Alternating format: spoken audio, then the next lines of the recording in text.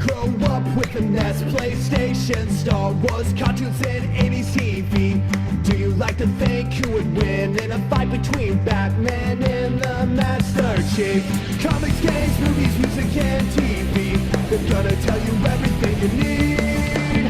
Superheroes or not, they got your back. They're gonna save the world of geeks.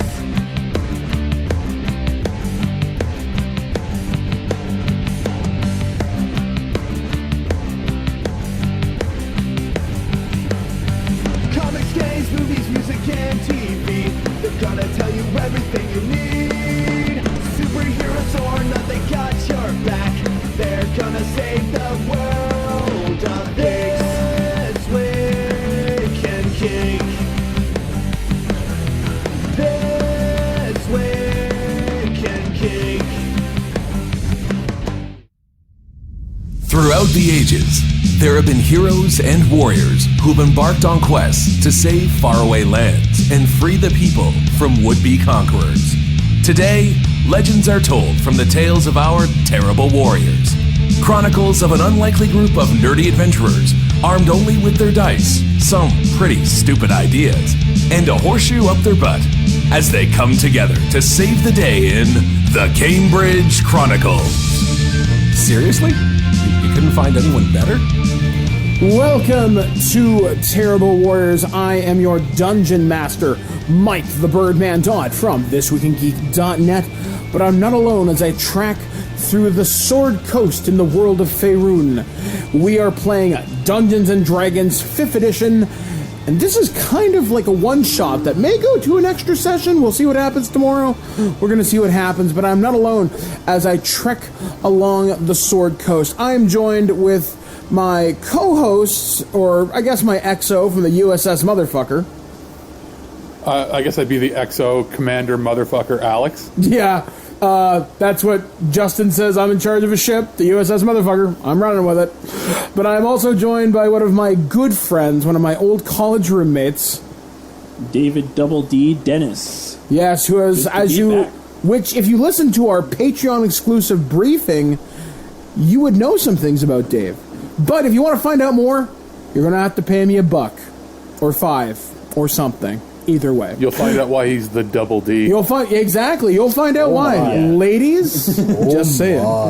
But I'm also joined by one of my good friends from college, another man I've not seen in a number of years, AJ the Saint Bernard. So yes, guys, we are playing Dungeons & Dragons 5th edition tonight. Well, what's going to happen? Well, we're going to set the stage for our 3 characters, and tell me if you've heard this joke before. A bard, a cleric, and a druid walk into a bar. I don't know the punchlines of this, but I'm sure we're going to find out, because, hey, it's Terrible Warriors. Something stupid always happens on this show. I'm sure one of them's going to get stabbed in the ball sack. Our stupid thing already is that... My character doesn't have a ball sack to stab. That's right. Unless I steal someone else's ball sack and you stab could that. do that. I think the stupid thing is we have no, melee fighter class, really. Yeah. Well, your druid is the strongest fighter. No, I am. Are you? Well, let's go around the table and introduce everybody's character. We're going to start with Dave, who this is your second time playing D&D. Yeah, so I'm trying to get reaccustomed to it. My character is named Ikuns. If you can figure out what that means, that's good for you. Again, another thing that was kind of explained earlier. I'm shaking my head if you can't see it, folks. But yeah, I'm playing a female character, is a tiefling bard. So I was reading a lot in the book, doing some research before the show. Tieflings have like a satanic heritage almost. Kind of like that infernal taint to them. Yeah. So almost like... Thanks, AJ. You're welcome. Maturity shines through. Almost like Hellboy, kind of. Like, they can be good people, but they're constantly... Everyone suspects the worst of them because is your nickname the Tainter? It could be. I gave my character a little bit of a backstory that her grandmother raised her to be super proficient in the harp, so she can, as a bard, she can not control people's minds, but maybe sway their opinions and kind of change their opinions of her with her beautiful music that she writes and performs and produces all by herself. She's going to be a YouTube star Yeah. someday. Yeah. All right, She's moving a on. taintress. Moving on to our next. We'll go with AJ next. All right, I ended up with a wood elf. What is it? Wood elf? Yeah, Yeah. wood elf cleric, which is an interesting. And this is something where we went into a lot of detail in our briefing, which, like I said, you can find exclusively on Patreon. This was the result of rolling 3d6 and saying, I'm taking your power gaming bullshit and throwing it out. Yeah, and then I'm like, well, if I'm gonna do this, I'm gonna randomly choose a class. So Which I rolled I a think is really cool. I rolled a d12. Well, I guess they have to find out the other way for Yeah. everything. But my character's name is Absalom, which is another random name generator thing. Yeah, I'm gonna be your healer / a little bit of smiting / a little bit of. Don't And look him right in the face. Don't People look 'em right in the- generally, we generally don't like your character. You have very Well, super low he's kind of charisma. religious. Oh yeah. Okay, so one of my rolls was a 5. One of my other rolls was a 4, and we only got to re-roll once, so I had to keep the 5. So I am an ugly duckling. See, and that's Who what farts a lot. You see, this is why I'm really proud of AJ, because he stuck with it. Most people are like, my character sucks. But nope, he's going to roll with the punches. That's why he is a terrible warrior now. Mucho respect. And finally, the Gravy Moose himself. Yeah, that's my Twitter. I am playing Dargo Stillhill, affectionately known in his region as the Bear Fucker. For reasons that everybody in town knows, I guess I may as well go into it. I am a rock gnome druid, and he got that moniker from years and years and years ago, helping save the township and village from a dire bear attack, where he slew the I guess alpha male, the largest dire bear, and he just got to be referred to as the bear fucker because he fucks up bears. And I have to sit beside this guy. Yeah. Although, because of the village that he's traveling to, the village of Cambridge, along the shores of the Sword Coast, something gets lost in translation, and when they hear the bear fucker, they assume, ugh. They assume the worst. But no, it's a northern thing. Yeah, some things are lost. He also, including his background, there's a couple prized possessions he has. He has a wooden shield that he's adorned with the skull of one of the bears he's killed, and his quarterstaff is made out of... You can't even say it. Now, what is the medical term for this? I'm looking that up again because I want to get it wrong. I believe it's baculum. That sounds right. Give me 1 second. I got to look up dick bone again. The maturity just shines through at this table. But hey, you wouldn't be playing Terrible Warriors. Yeah, it's baculum. Yeah, it's made out of the alpha male's baculum. And being a rock gnome, I'm fairly small, and a dire bear's penis would be very large. So I basically turned his dick bone into a quarterstaff. So you're basically whacking people with a giant dire bear Yes, penis. and it's affectionately referred to as Bone Crusher. I love it. I really do.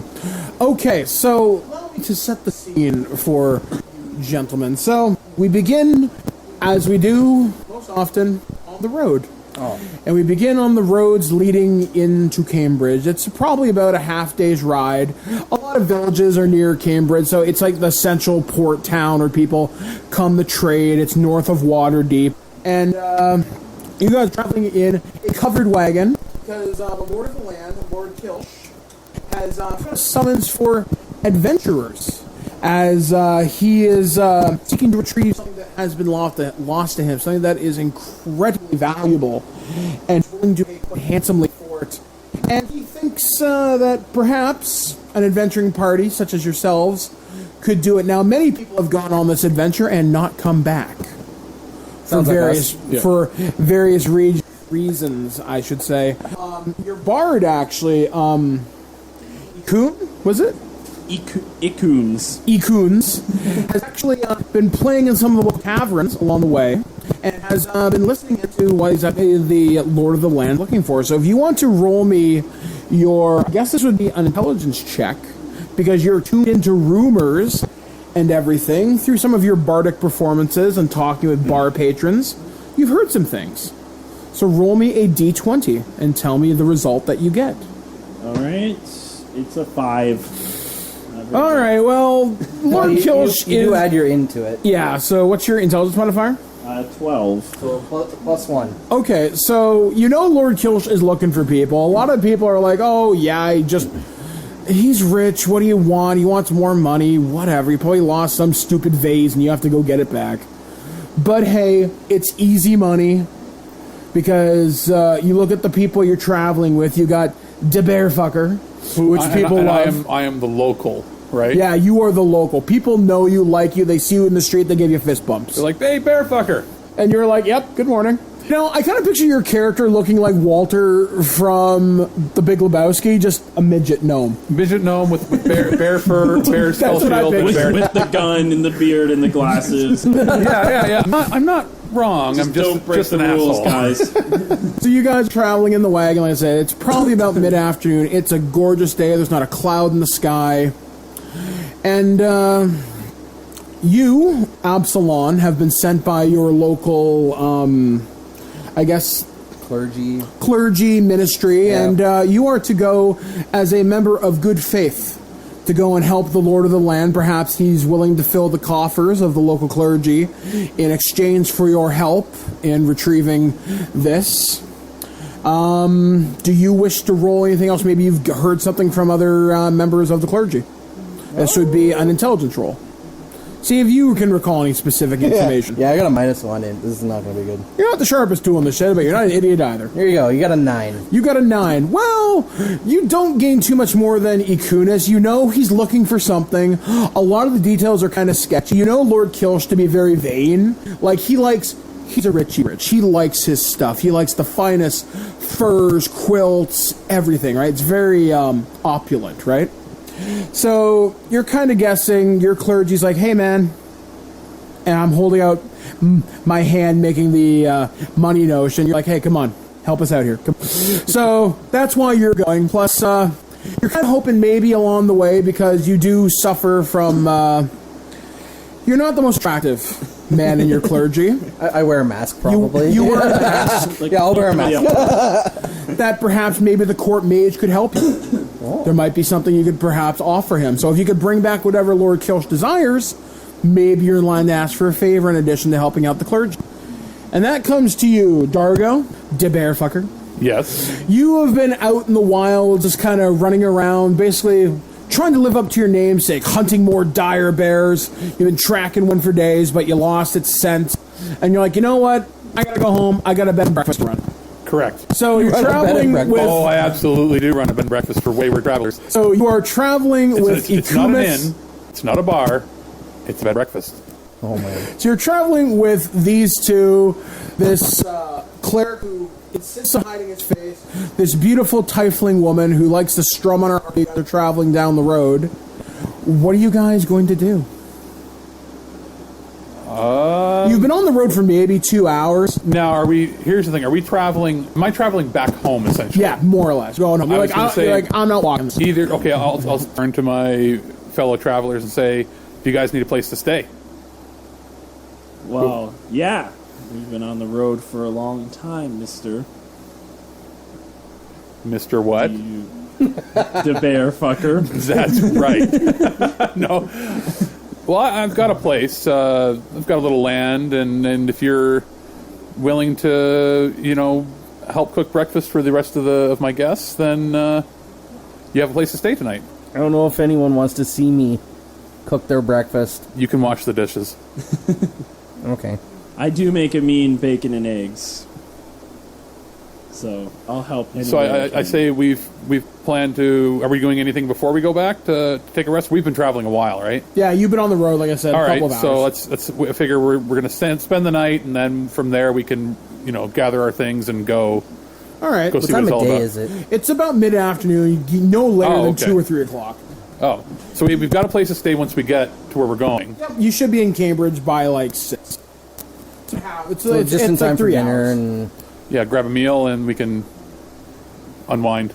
Okay, so a couple hours pass and you eventually come into the village of Cambridge. It's got these huge cobblestone streets, the typical medieval housing you would expect. Basically, think of not as quite as well off as, say, King's Landing from Game of Thrones. Like the Beauty and the Beast town? That's Yeah, what I'm exactly. thinking of. Think that. Think like the Beauty and the Beast town. So, very nice houses. You know which areas of the city to stay out of. You know, going down to the docks is asking for trouble. Stuff like that. You come into the city. Dusk is just starting to hit. The sun is just starting to crest over the horizon. Starting to set. Things seem quiet tonight. Like, unusual. I mean, right now, there's usually the festival of the sun, which means that's why you're out hunting. You're out hunting to basically bring back more meat. But tonight, the festivities seem unusually muted. Considering Lord Kilsh is like, this is my time, man. And so I'm assuming that being from town, I naturally notice this first. Give me a perception check. All right, So that would be here. intelligence plus perception. Intelligence plus perception. And that's your passive, so... Let's see, so he would roll over. He has to roll over a 12, right, AJ? Yeah. For his passive? Yeah. No, passive is just 12. Okay. But he has it. Okay, roll me your perception plus intelligence. It's not quite... And what? How many die is that? Or what is that? It's your D20. It's your D20. Okay. Yep. And you already have perception on here. On your page? On your skills page? Yeah, I I'm see a little it. rusty with D&D, guys, so... And perception is wisdom. Okay, wisdom, okay. Yeah. So go ahead and roll it. Okay. Okay. So- Are you rolling from your phone? Or Yeah, I'm going going to roll from my phone because it's easier right now. Okay, yep, that's fine. I'll allow And it. it's a D20, right? Right. Yep. And for the modifier, do I add anything to that? Or Just your wisdom Whatever your what your your perception is. I'll add the 12 to the modifier? No. It'll be up here. Oh, sorry. Perception plus 2, so I added 2 to that, right? Yeah. Plus 2. Okay, so... Dargo is rolling. 21. 21. Phenomenal success. That's really good. So you're looking around, and normally the streets are filled with music, musicians, bards, people having a really good time, street vendors. Nothing. Like, it's weird. Like, you can hear the normal din of other bars, taverns, and restaurants and other So establishments. I'm looking left and right, and I'm sniffing the air. Yeah, you're I'm going, like... something's fucky. Yeah, it's weird. It's quiet. It's too quiet. Something's real fucky, guys. That might be your quarterstaff. So what are you guys going to do? You can visit Lord Kilsh tomorrow morning, as you've just come into town. Or you can visit him tonight if you're so inclined. He will be up having parties, but whether the court lets you in to visit him... Well, I was going to say, guys, if you want to go check it out, I am a local. They know me. I'm well-liked. You want to go see if we can go in and see what the hell's going on? Well, I don't know if people will take too kindly to me being a tiefling in a new town. But perhaps I could try to play a song to win people over and then see if they'll open up a little bit. Maybe we go and I could introduce myself and say I've got entertainment with us. There you go. And AJ can be like a sideshow freak kind of thing. We can put him in the back. Is there a shrine to Mistra here? Yes, in town there is. a shrine to Mistra? Yep. I'd like to go to that shrine and pay my respects. All right, so are you going to join him, or are you guys going to split off? I don't want to go to a shrine. If it's along the way, we can stay outside while he goes in. Okay, all right, so you go along the way to the shrine to Mishra. I can kind of busk near the shrine. So you come to this really huge stone building. It has the 9 stars with the red mist around the 1 star. I think that's how it was described in the book.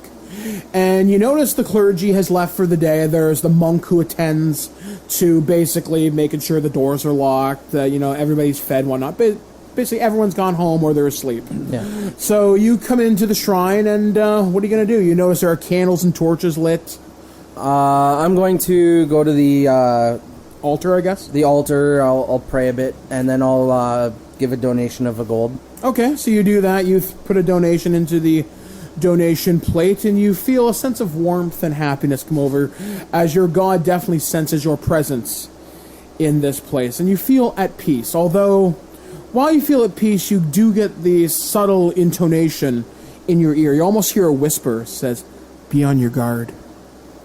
All right. So, and then the monk that's there, yep, the monk comes up to you. He calls himself Peter. Peter.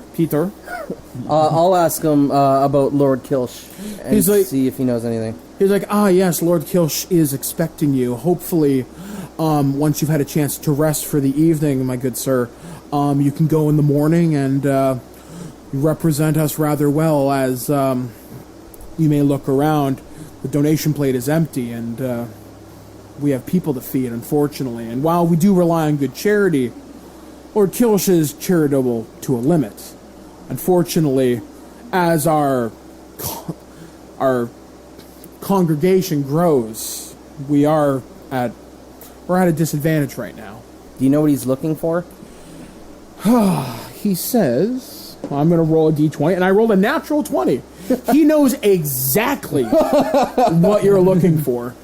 He goes, well, when I was delivering the wine delivery that we give him every week, I overheard some of the court talking to some of the adventuring parties that are going out. And it seems to me, from what I heard anyway, Lord Kilsh's youngest daughter has been kidnapped.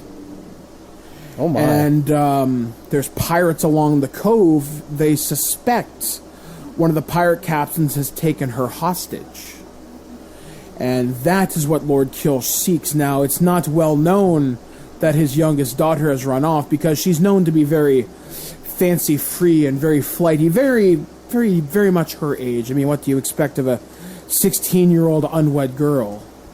But she has decided to leave and seek her fortune elsewhere. So, if she has indeed been kidnapped by these pirates that occasionally raid here in town, the Lord's Guard is only so effective. And Lord Kilsh is worried. That's why he's sought outside help to perhaps bolster the ranks of the city guard and perhaps give the people some new heroes so that they may celebrate them. That's why things are so commuted tonight. A lot of the court has gathered at Lord Kilsh's manor tonight, and to basically learn just how things are going. So a lot of the city's guard is on extra patrol tonight, so that's put a lot of folks at unease tonight. I thank you very much, and here's another gold for the offering plate. He nods his shaved head, puts a hooded robe back over, and walks back away into the darkness. And I'll go out to meet these guys. All right. Okay. You see Absalom come out of the shrine. I'll basically He has a explain bit what of a the monk holy said. glow about him. I'll explain what the monk told me. We're like, hey, what's up? What did you So, find anything out? Lord Kilsh's daughter's missing. I think pirates have her. I'll be like, which Really? one first? Is she hot? She's extremely beautiful. You would get this from Peter. She's more beautiful than I'll ever be able to see. Nice. Perhaps she shall be my prize. Nice. And I'm just standing there because I'm assuming right now that I know the family. Yeah, you know the family. I'm just giving the sort of a semi-evil eye over at Ikunas. Ikunas and just being like, yeah, okay, Not the type of place. not right now. Keep it in your pants, even though you're a woman. All right. I do have a tail. I'll try to keep Keep the it in your tail. pants. So yeah, you would know the family. Lord Kilsh has 5 daughters. A lot of them have married off to wealthy business And owners. they would have been the ones that gave me the land to have my bed and breakfast after I helped them out. Yeah, basically, When I saved the town back in the day. you're sort of like the exterminator from Arachnophobia. When stupid crap goes down, they know who to call. Basically, Yeah. you're de bear fucker and de vermin exterminator. It's weird that I'm a rock gnome, and they're just like, but he's also the town savior, or was one of them. Once again, you're John Goodman from Yeah. Arachnophobia. I don't know why you're just John Goodman in this That campaign. works. No matter what, you're always going to be a Good- John Goodman character of some kind. King Ralph. Mini John Goodman. So yeah, you know the family. like I said, you do find it on a very unusual display that there'd be such a military presence to keep the streets quiet, especially during the Festival of the Sun. Yeah, okay. So I'm keeping that sort of just in the back of my mind. Okay. Going, are there any animals about? You see a couple of stray cats. You always hear the town dog barking. It's this beagle that has kind of a lazy eye. And it just runs around barking at randomly. There's a town well, and it won't stop barking at the town well. But it always goes home at 5 o'clock, which is always kind of weird. Okay. So it's home now. Yeah. Because it's getting It's late. home now. It's home now, but you can hear it barking. I mumble under my breath. And that strikes you as kind of strange. I mumble under my breath. I'm going to have a talk with him. All right, so what are you guys going to do? You're standing outside the shrine. About an hour's passed since you went in and talked to Peter. It's dusk now, so the stars have come out. There's enough from the streets, like torches have come on, that you see well enough into the darkness, though for none of you it's a problem. Yeah, we all have dark vision. Yeah, you all have dark vision, so it might as well be noon. So at that, I turn to you guys and I say, "Well, would you like to do? Are we going to go sleep?" And was it the priest? Yeah. The priest said that they're expecting us tomorrow. Yeah. Yep. So do you guys want to just get some rest? And Everybody roll me perception, please. all right. Is it a roll, or are we passively like? Roll it, yeah, for Okay. sure. What? I have music ringing in my ears. You definitely What'd you roll? 6. I also rolled a 6. I rolled 12. You Brutal. kind of, out of the corner of your eye, you see a man dressed in very loose clothing, kind of like a hood, and he has a rope belt, and you can see the glint of a dagger, and he seems to be eyeing you guys up. He looks at you, meets your gaze specifically, Dargo, and just slips back right into the shadows. I go, the fuck's Do you going recognize on? this man? And as I say Dargo? shadows, because you have dark vision, Yeah. he literally melts into the shadows. And oh boy. Dun dun So- dun. Hey, What? anybody else see what I just saw? Did anybody else see anybody just melt I don't into know, nothing? we rolled a 6, so probably not. Exactly. I was just staring at the I beautiful look back and I stars. go, you guys might not believe this, but I just saw somebody disappear into thin air. What? What? Yeah, something is afoot. Sounds like it. Should we go after him, or I don't know about you guys, but I want to go have a drink. Okay, so nothing bad has happened yet, so Hey, you just saw a guy just watching you. yeah, we should keep that in mind that there may be people watching us.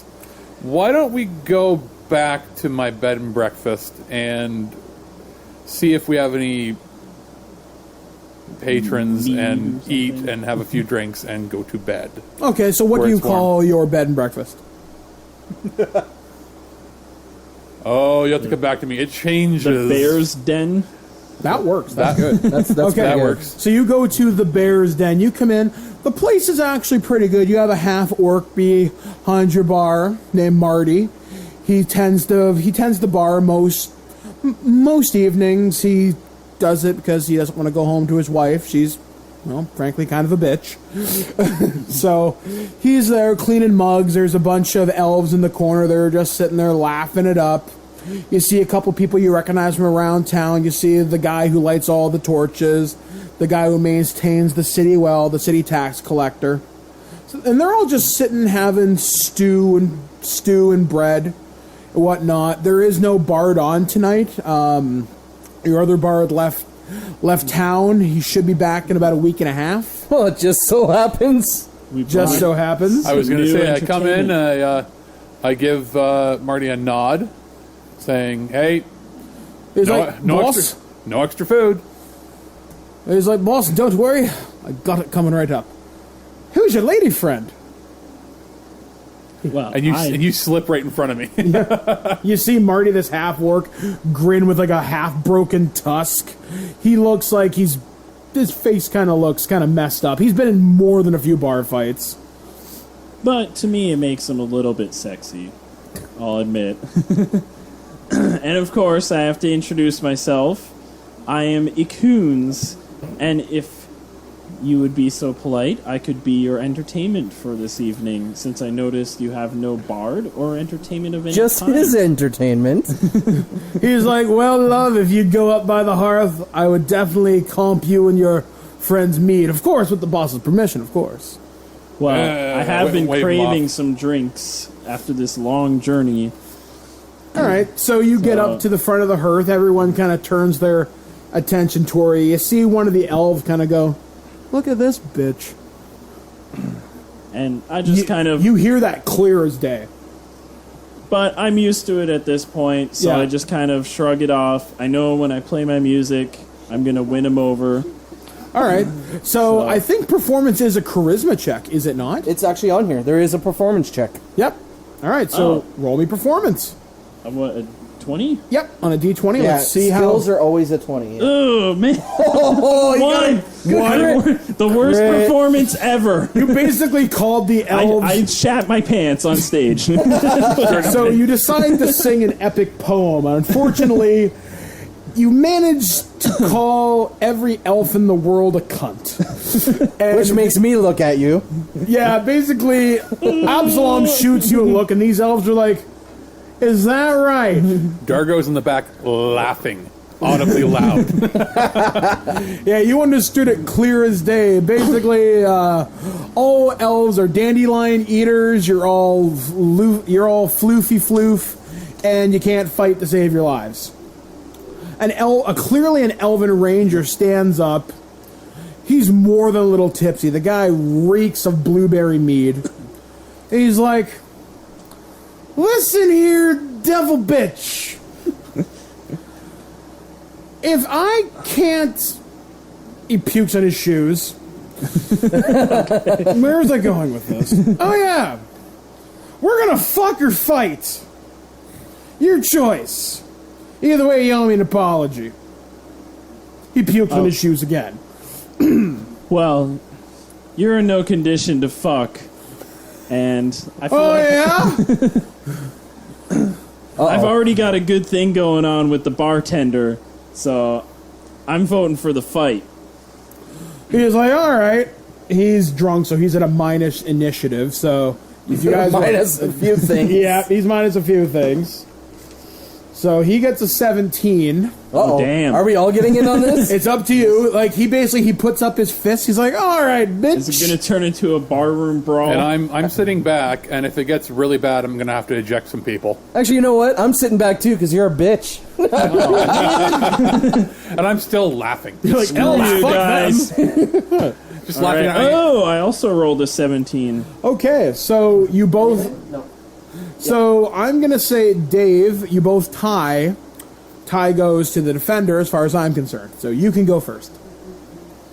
So he tries to throw a punch at you. You're able to just kind of sidestep it. What are you gonna do? A drunken punch, so he's off balance. So, let's see. What are my attributes? Well, you can do an unarmed. Which is Dang. 1d4 damage, I think, or 1d2. D2. Yeah, D2. I'm not going to use a weapon on a drunk guy and, like, murder him or Yeah. something. I'm just going to... Thank you for not being a murder hobo. I'm just going to punch him back. All right, so roll me Basically. d20, and let's see if your attack hits. Whoa, it's a 19. Okay. So it's plus your I strength. can fight so it's better than I can sing. minus 1, so 17. Yeah. Or 18 is still good. 17 hits him. His armor class is pants.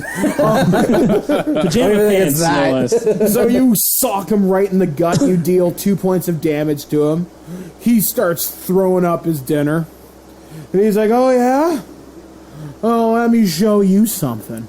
Uh-oh. He starts to wind up. He takes the big dramatic boxer punch and completely falls on his face. He has face planted right in front of you. I tell his friends, pick him up and take him out. He's done for the night. His friends look at him and is like, oh, don't you worry. We'll be back. when he's not puking. But we'll be back. Mostly because our stuff's here, but we'll take him out for the night. So the 3 elves pick up their elven ranger buddy, who's just cursing you up and down the whole way. And you drag, he's outside, and he's like, that tiefling bitch! I would have showed her something! Why is my penis so small? And you just hear them laugh. It's because you're drunk, you stupid fuck. And I walk up to Ikuns and go, oh, I'm going to sing a great song. Blah, blah, blah. Everybody sucks. You're hired, by the way. All right. The rest of the bar room says, good show, good show. I'm entertaining, if nothing else. So I'm sitting at the table. Are we sitting at the same table? Oh, yeah, we were sitting at the back. Okay. And are people looking at us right now?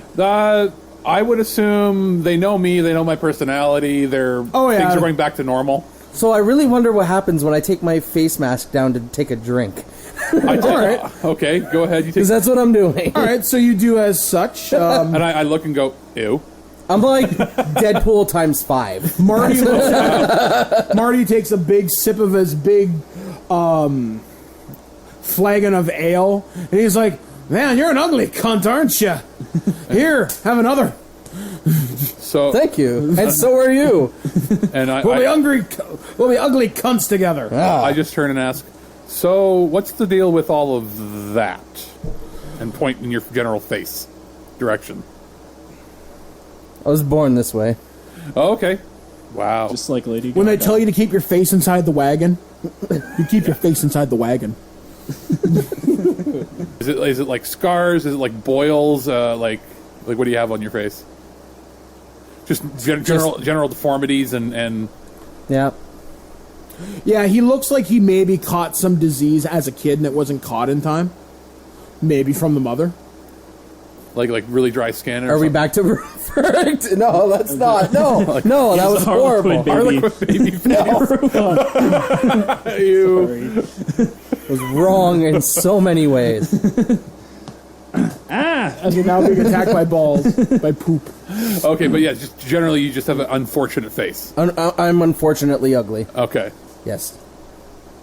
So the rest of the evening passes by without any more incident. People come and go. The mood in your establishment seems to be pretty lively, though seeing that group of adventurers, you've never seen them before, but you presume they're here for the same reason you guys are. Yeah, I was going to say they weren't locals. The locals knew to laugh and brush it off with us. Exactly. Yeah. So I just let out a huge fart in-game. All right. In-game. So you let it go. The city tax collector. You're clearing the room. This burly-looking human male just kind of looks at you and goes, Jesus, boy. And he's like, Dargo, I'm going now. I know. That's enough of that. I'll talk to you later, Frank. All right. So Frank leaves. All right. So what are you guys going to do? You guys going to go to bed for the evening? I was going to say, Yeah. I talked to Marty, dismiss him, give him his pay for the night. He's like, all right, boss, I'm going up to my room. I'll have breakfast for you boys nice and early. So, Sometime. I was hoping to stay and flirt with Marty a little bit longer, but I was going to say, I'm disappointed that the bar is well, closing. Marty's decided to stay at the bar tonight because he ain't going home to his wife. He's like, Yeah. man, fuck that noise. I was going to say, and I decide I'm going to lock up and for the night, because of the oddness that happened outside, I decide to close the windows and literally lock those too. All right, so you do as such. Boarding You lock up the the place place. up. Yeah, not like we're fortifying it, but we're locking up all the doors. We're not leaving anything to chance. In case it was raining, sort of. Yeah, that sort of Yeah. thing. You know, I'm not propping anything against the door. I'm just making sure everything's closed, normal. Secure. Yeah. Okay, so you do as such. The rest of the evening passes by relatively without incident. Although during the night, Ikunis, give me another perception check. Okay, let's see, the 18. You are woken up from your sleep. You hear a rattle at your window. You can just hear something just going click, click, click, click, click, click, click, click, click, click, click, click, click, click. All right, I try not to wake up Marty, who's Okay. sleeping next to me. Great. Yes. Marty's like, I get your wife out of can bed. never know. and go to the window to check out what's going on. What could be making that noise? You peek out the window and you see someone fiddling with like thieves' tools. They can't see you just from the angle you're on, but you can see them. And they're trying to pick the lock. On account of the dark vision. Exactly, basically. You can see them, but they can't see you. Okay. And they're fiddling with it. They don't look like they're having much luck. Am I on like the ground floor? You or- are on the second floor. It's only one floor up, so it's not a huge distance. But they're like on the ground and I can see them. Yeah. Okay. Well, I don't want to... I kind of want to catch them red-handed. So I think I'm going to sneak downstairs without telling anyone. Okay, roll me sneak. So that's Stealth. stealth plus dexterity. Should I have a number next to stealth? If you have. anything there. It's basically your stat, so it's dex. And if you're proficient, it adds a 2. If not, it's just your dex number. Okay, So it's so zero. just So do- it's just your roll. Okay. 8. Ooh. All right, so you don't sneak very sneakily down the stairs because the stairs in the bear's den are quite old. And your They tail hits creak. it. Actually, I wonder really if I hear loudly. it, being only in a trance. Roll it. With my passive being 14, but... All right, we'll see what you find. Oh yeah, I hear them. Oh yeah. Oh yeah. And I'm snoring. What did you away. roll? I got a 20. 20 Oh, yeah. total. This wakes you, like, snaps you right out of it. Huh. I'll follow him. All right, so you guys make your way downstairs, creaking on the stairs as you go. You hear the guy go, shit. Uh-oh. So now, I can unlock the door from the inside, Yes. right? To run after him? Yep. Yep. So clearly he's noticed us, so I'm gonna, like, run after the guy. Okay, so you fling the door open. You see this, Like, hey, you asshole! you see this kid, no more than 16, going, fuck. And he starts bolting down the street. Let's chase after him. So you guys just let me Okay. sleep, right? Yep. Okay. Yep. We don't want to know if there's a bear in there. Hey, kid, what are you doing? Yeah, chase after him. Okay, so he starts running. So everybody roll me a dexterity. We'll just call this a simple chase. It's how fast can he run? He's running about 30 feet. He's So really fast. run is double, so he's 60. Yeah, he's... I can catch booking. him. Okay. Because I'm 35, so I can. Are you going to try and tackle him, maybe? Yeah. Okay, roll me dexterity then. Try and grab him. I think that's acrobatics. So like, Oh, yeah, well, you can try and take his legs out if Yeah. you want to. All right, what'd you roll? I still got a 7, so it's not that great. All right, so you try and dive after him. His feet just fall out of your grasp. Although And he's I like, also have acrobatics. All right, Yeah, Do you I have should- a number next to that? Yes. I don't know if I did this earlier. It'll be your dex plus your proficiency if you're proficient in it. So it'd be 12? No, not plus 10. So your dex, right? Which is 10. Is 10, so it's 0. Okay. Plus 2. So you have a plus 2 acrobatics. Oh, okay. I smell burning. Yeah, So Blair's I roll- boiling water. So for I have tea. to roll for acrobatics, and I also can run 30 feet, so it'd be like the same as 60, him. yeah. And I rolled a 10. So you get 10 plus 2. But, oh yeah, So 12. You got All a right, 12. So you got a 12. So this kid is able to outpace you as well. You see him dart into an alleyway, and as you catch up to him, he's gone.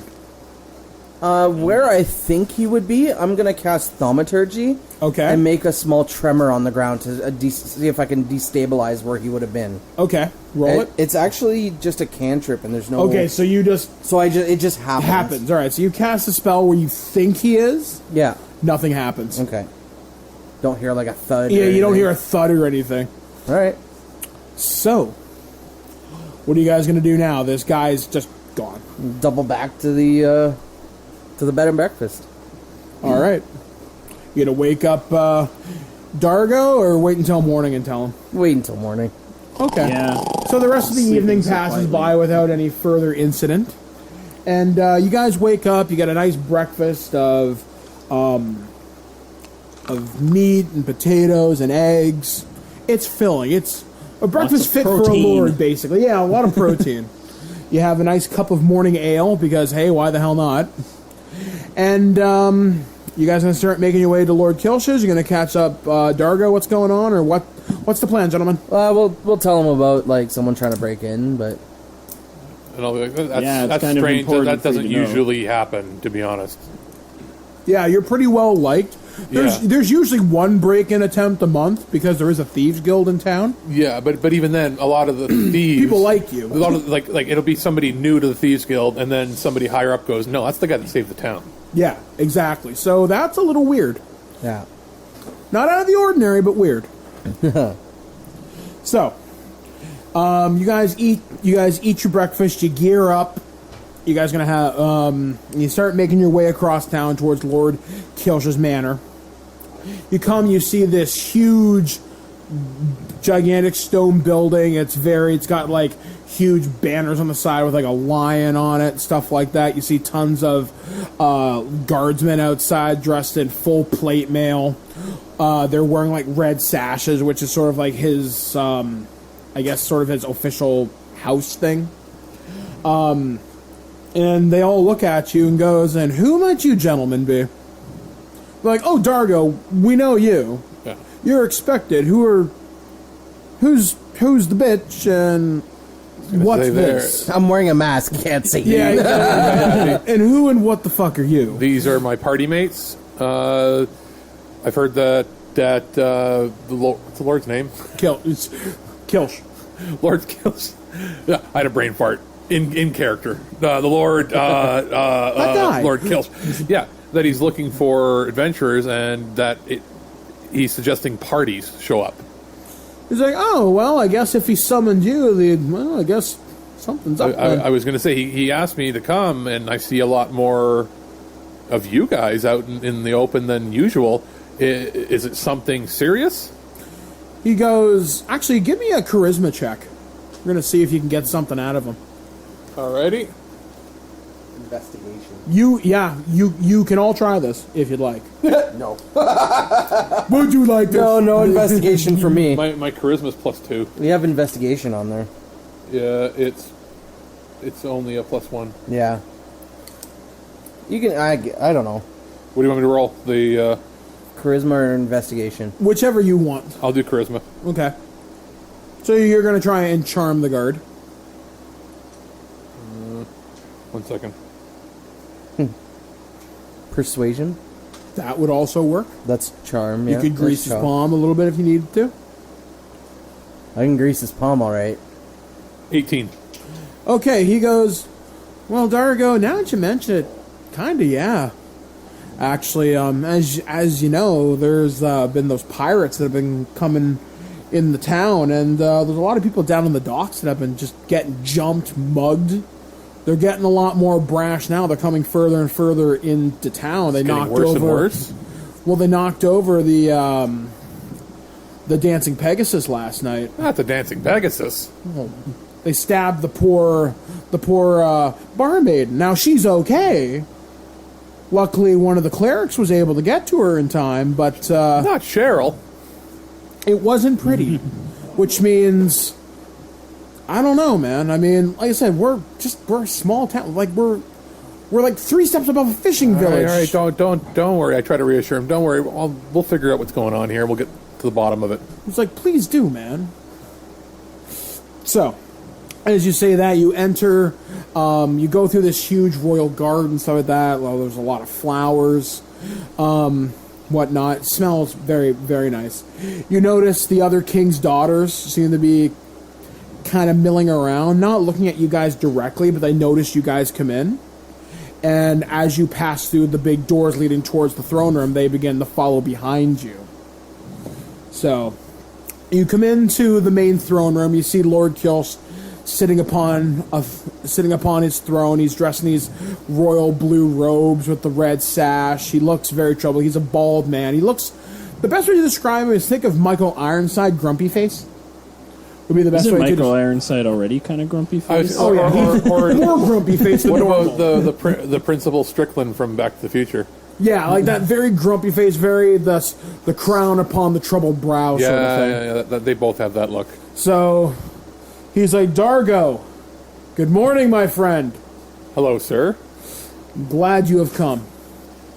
And I'm glad you brought some adventuring compatriots with you. Okay, so, and I basically skip the formalities, sort of, and just go down to brass tacks. What is going on? What do you need? Well, my youngest daughter, the lovely Mira, has been taken by pirates. We were taking one of our ships out to among the many islands along the coast. We were going to bring home some of the new mead that's being brewed by the local tribes. We're just basically out for, dare I say, a family outing, a family vacation. And these ruffians attacked us. My guards were able to take most of them, but we could not get to poor Mira, and I've had to hide it from the townsfolk because we're vulnerable. There's traitors in our ranks. They're able to get into town almost every night. And it's only a matter of time. I take this time to mention there seems to be more activity at nighttime regarding... So I mentioned somebody tried to break into the... What do we call it? The bear's den. The bear's den. Somebody tried to break into the bear's den last night while we slept. And I thought I saw somebody watching us as we walked into town. He kind of strokes his chin, and he's like, that doesn't surprise me at all, actually. Like I said, they're getting a lot more brash, and they're not afraid to send more and more powerful adventurers and cutthroats into the city limits now. Okay. When you said you saw a man watching you, what happened? As I glared at him in the dark, he disappeared into thin air. As if he was never there at all. He kind of drops the glass he's drinking from, and he's like, disappeared in the thin air how? As in, he turned into what appeared to be a vapor and disappeared. His eyes go wide. He looks at his four daughters. They all kind of look at him, and they're like, that's the guy. That's the guy? That's the guy. That's the one who took Mira. We didn't catch his name, but we shot arrow after him, and he would just sidestep them, or just worse yet, they would just go through him as if he wasn't even there. Okay. May I interject for a second? He goes, and introduce yourself, ma'am. My name is Ikoons. Pardon my appearance. As you can see, I am a tiefling, but no worry, I mean you and your daughters no harm. My only curiosity is, why would someone want to take your lovely youngest daughter? Well, what perhaps motivation? Perhaps to hold the land for ransom, perhaps money, perhaps wealth, perhaps influence. Maybe they want something from me. My, Cambridge, we're not a poor town, but we are not a town to be trifled with either. My city guard are very, very elite, and we could make a powerful small army should we want to invade one of the islands nearby. So, perhaps they wish to hold something over my head. And I'm not alone. I've made enemies over the years. There have been others that have come before me, and there will be others that will come after me. I'm most certain of it. Business associates, perhaps even fellow lords. And so far, has anyone come forward to make demands or ask for a ransom? He kind of sighs for a second, goes, no one directly, other than the fact that the pirates do not seem to fear my city guard as they once did. Like I was explaining to Dargo, we believe there's a traitor in the mist, but we're not sure who it could be, because whenever our guard patrols get to where the pirates are, they're gone. Whenever we suspect there's a den of them hiding, the smuggler's den has been cleaned out. They're always one step ahead of us.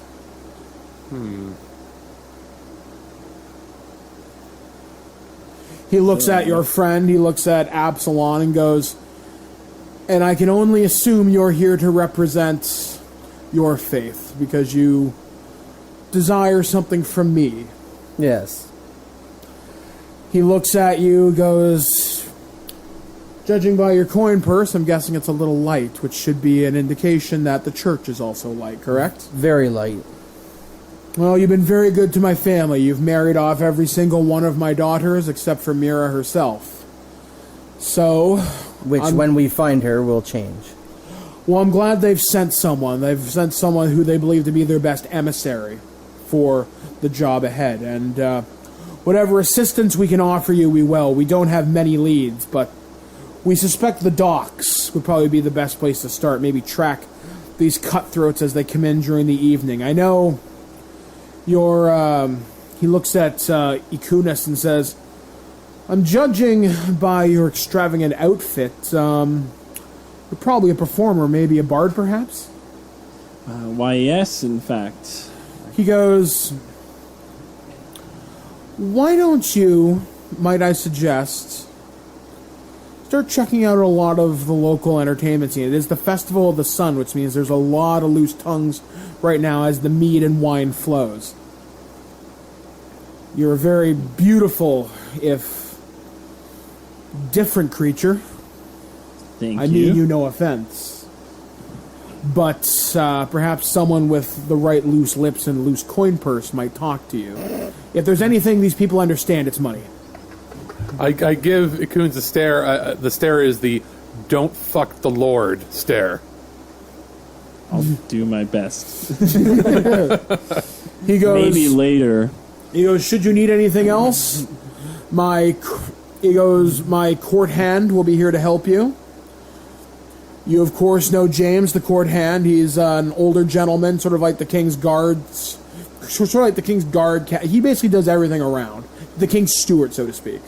And he's one of the town's defenders I worked with years ago defending the town. So Yep, he's a good guy. Always drops by every Thursday night for a drink. shake his hand, say hello.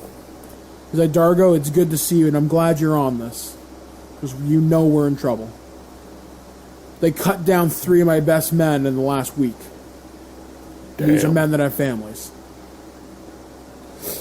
With that, Lord Kill says, I must bid you all adieu, because I grow weary of this. And he just kind of gets up from his throne and just kind of walks out. You can tell this is bothering him. Yeah. So, we sort of huddle up outside, right? yep. And I go, in the back of my head, it's been bothering me about the dog and how it barks every day at the well. Mm-hmm. I go, when nighttime comes, we can go check out the entertainment and see people, but I kind of want to see what's going on with that dog. So I say, do you mind if we take a stroll to the center of the city? No, it's fine. All right. But as you do that, we come to the end of our first hour. Whoa-ho! For Terrible Warriors, I have been Mike the Birdman Dodd, joined with... The bear fucker, Alex. Absalon the St. Bernard. And Ikuns. All right. Dennis. All right, we'll catch you guys next time right here on TerribleWarriors.com. The Cambridge Chronicles is a Terrible Warrior ongoing adventure. The Chronicles are entirely funded by supporters from Patreon at patreon.com/terriblewarriors. If you like what you've heard and you want to hear more, the Terrible Warriors continue to release new episodes in their rotating catalog of one-shot campaigns every Tuesday and Thursday. You can find out more at terriblewarriors.com. Follow us on Twitter at Dice Warriors. Technical production by Alex Ricci. Music written and recorded by Ori Falconer. Artwork by Hess Bell. For now, the books are closed. The dice are packed away, and the chips are stuck to the floor. Join us next time, brave adventurer, for the next chapter in the Cambridge Chronicles.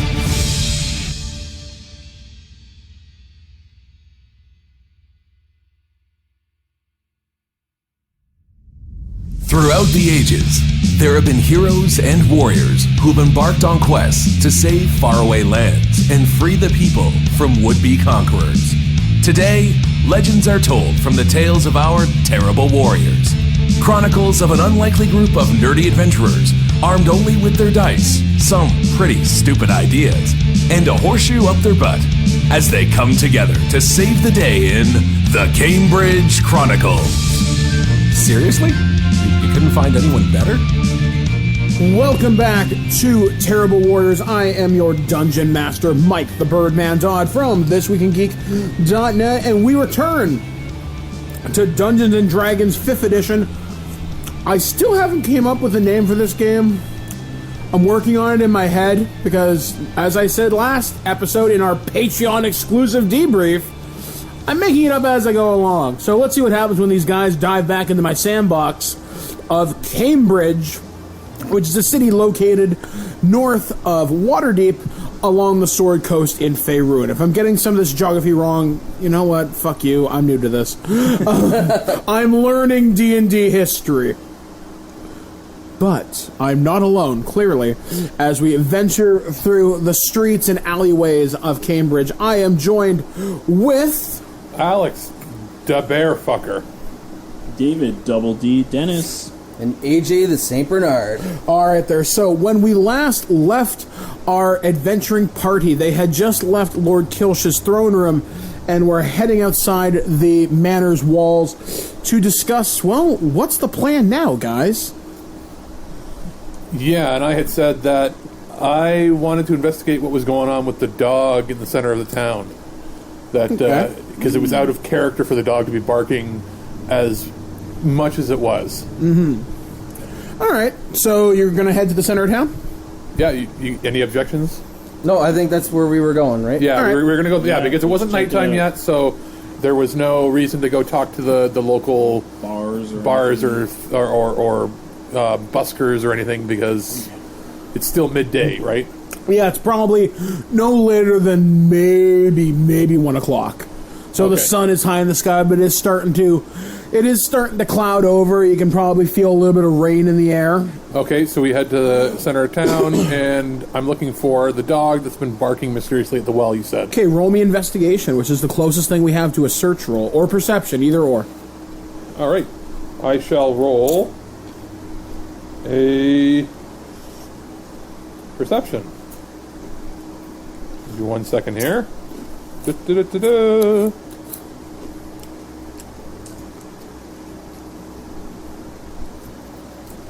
$11. All right, so you start looking for the dog. You don't see it just yet. Okay. Normally, like I said, it's around by the well, always barking at it. But for today, for some reason, you don't see it, and that strikes you as just a little bit queer. No, don't see it. Do I hear it? You don't hear it either. And are there people around at all? Yeah, you see people, like you see the flower girl selling flowers, the guy selling stuff from his fish cart, stuff like that. So usual hustle and bustle. I turn to them and say, has anybody seen the dog? He's like, oh, that yappy thing? Not yet today. Why? You looking for something to kick? I know I am. It ate half my fish last week. Stupid animal. And in my head, I'm thinking, that's mean. I like puppies. So, Angor the fishmonger. He's Angor the fishmonger? Yeah, well, that's what you call people who sell fish. Fishmongers. But it sounds like he's some sort of like half show man, half fish. No, he's a shogun, and he controls all of the fish markets. He's one of the more gruff half orc fishermen that happen to populate Cambridge. What? Why? Okay, I gotta ask a question. Why is everyone a half orc in Cambridge? Are they all that ugly? A lot of the working class people. Exactly, a lot of the working class are half orcs. If you've been to Cambridge, yeah. Okay. Are half orcs. Oh, because I'm from Welland, they're all orcs, full orcs, so I'm used to it. But I guess it would be the merchant class are mostly half orcs. Yeah, you see a lot of laborers are half orcs, and most of them are good people. Okay, and I'm going. Strange things are happening. To me, well, check out the well. All right, roll me search or investigation or perception, either or. Okay. Yeah, Everybody can do it. I can perception this. Sure. Whee! 12. Okay. Again? What do I have? Perception. It's in alphabetical order. So that would just be my wisdom. 10. 10, okay. All right, I'll roll mine. All right. Mighty fine looking well. 16. All right, you hear noises coming from down inside the well. Do they Now, sound... normally you hear like water swishing around because, you know, the sewers are down there. But, no, you hear noise. Would it be... Because I'm a friend of many animals, does it sound like a normal animal that I would know? Nothing you would know. It don't sound like no rat you've ever heard Does of. it sound like... Is there any like metallic sounds, clinging, clanging, that sort of thing? You hear rhythmic sounds. Rhythmic sounds. Like- I turn to our Kind of resident metallic. I turn to our resident musical expert. What, am I? So I'm listening Yeah. for the rhythm. Yeah. Yeah, you listen to the I rhythm. guess. Ever so faintly, you hear music. Ever so faint. And I mean, you really got to strain your ear to hear it. You just hear... But you can hear something floating up from the well. Living la vida loca. Yes, you hear Ricky Martin. The evil Elvis version of Ricky Funny Martin. part of that is if you watch the music video, it looks like he's underwater in it, too. That's what I was thinking. Oh, you actually know? Okay, yeah. My God, did we dig deep for that one. Oh man. So yeah, you hear stuff from down the well, and as far as you know, the city's sewers they're just that. They're sewers, and they're the aqueducts. You know, there's a thieves guild in town. You've never seen it. You're not that cool. I'm not that cool, but I know people that are connected to it, right? Or I know from people that are connected to it that's why they've left me alone, is because You don't bother them. They don't bother you. I don't bother them, they don't bother them, and all the whole hero of the village thing. All right. So if you wanted to go searching for the scumbag of town, where would you go? Your place? No. It's true.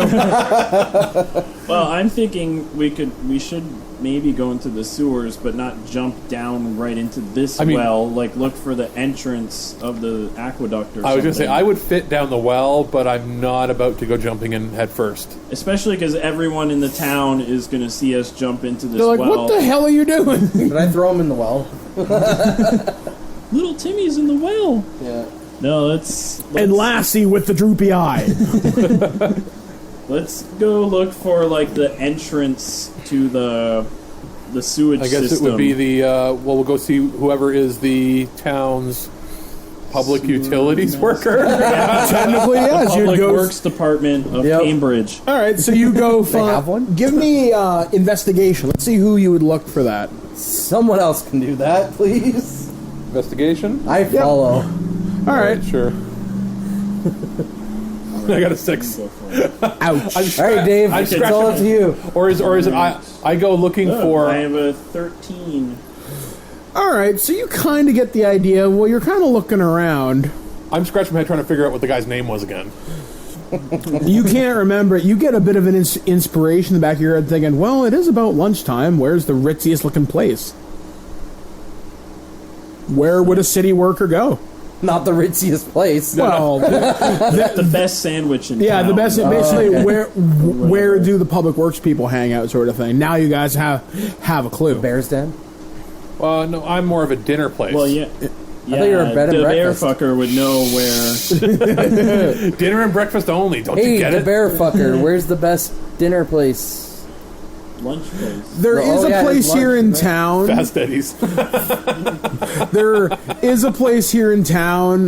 The name is unpronounceable to you because it's Elvish. It translates literally to the glittering leaf, but it's one of the more high-end establishments. It's basically Kilsh takes care of people that he considers special there.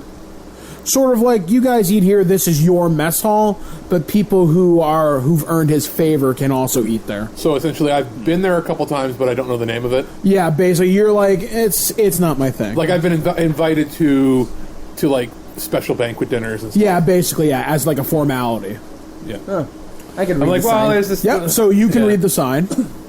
So you walk across town to the Glittering Leaf, which is right near sort of the outskirts, getting near the dock area, but it's protected by like a perimeter wall. It's very, like I said, it's very, very nice. So it's got statues outside of it of these elves sort of holding hands and whatnot. You can hear a din coming from the kitchen. You hear someone shouting orders and whatnot. And as you guys approach, an elven guard decides to step out from just inside, or from just behind one of the walls. He's like, "Can I help you guys?" I'll kind of duck back a little. Dargo's like, "You're a little bit out of your district. Lord Kilsh invite you?" What'd you say? I didn't hear. He looks at you. He speaks, sorry, I was speaking Elvish. He looks at you in the common tongue. He has to over-pronunciate everything. He's like, "Did Lord Kilsh call you here? Why are you here?" I am here, big. I answer with, we were sent at the behest of Lord Kilsh to investigate a matter of great importance, and to do so we have to speak with the public works official. He's like, "I think Dungern's in. Come on in." That's what it was. Dungern. I forgot. All right. So He you, sounds like dung. all right. So you walk into the Glittering Leaf, and it's, like I say, you see, it's nothing but elves. High elves, wood elves. It's a very much a race-based bar. You guys They're gonna walk in, hate me. They everybody don't take just kind to looks. any of us. We're They all all just- just like, "What?" Like, conversations are going, there's laughing, there's a bard in the corner, there's a band. They all They're just kind not of gonna stop. like you, but they're really gonna hate me because of how I look. And they're probably wondering, some of them would know who I am. They're like, what's he doing here with them? Yeah, like, they all just kind of stop, everything but he stops talking for a second, and then they go back to their conversations. The front of the house host comes out, and he's like, "What can I do for you, dinner?" He's a small wood elf. He's got on very, very, very fine clothes, but he looks very flustered because he's like, "What are you doing here? But what Okay. can I do for The you?" guy from Ferris Bueller. Yeah, And sort then of like that big pretending kind to of be the snooty sausage look. king. I tell him, don't worry, we're going to get out of your hair. We'll be out of here very quickly. But we just have to speak with Dungern. Dungern, the public works official. So Dungern, you see him sitting over the table. He's a bigger elf. And when I mean big, I'm not talking built like a bodybuilder. No, he's fat. Fat, he's overweight. You can tell he's taking every advantage Lord Kilsh has given him. He's sitting there, he's got his pants kind of undone. He's like having like the biggest like piece of meat you can imagine. Probably the last dire bear steak in the city. Okay. And he's like, "Oh, Dargo, tell me you brought more." He just looks at you, and he's just And I kind of out of it. I tell him that I didn't bring any with me right now, but I've got him down for a stake on the house if he can help me out with something. He's like, "You know, for you, Dargo, you make my job so much easier. 9 times out of 10. He's like, "Tell you what, let me pull up my pants. We'll get out of here. Whatever you need." So he waves like the bar wench to come over and clear off the table. And he's like, "All right." So he does up his pants, does up his official-looking shirt. It's about 2 sizes too small. I would be looking at him in disgust. Yeah, you're not impressed with this guy. No. You kind of wonder if he has a lower charisma than you. One, because he's a fat elf. Oh, he's which a doesn't slob. happen. And 2, elves don't eat meat, which is very odd for him. So But I turn and go, remember, he works with poo all day. He also could be a half-elf. You're not entirely sure, too. it's true.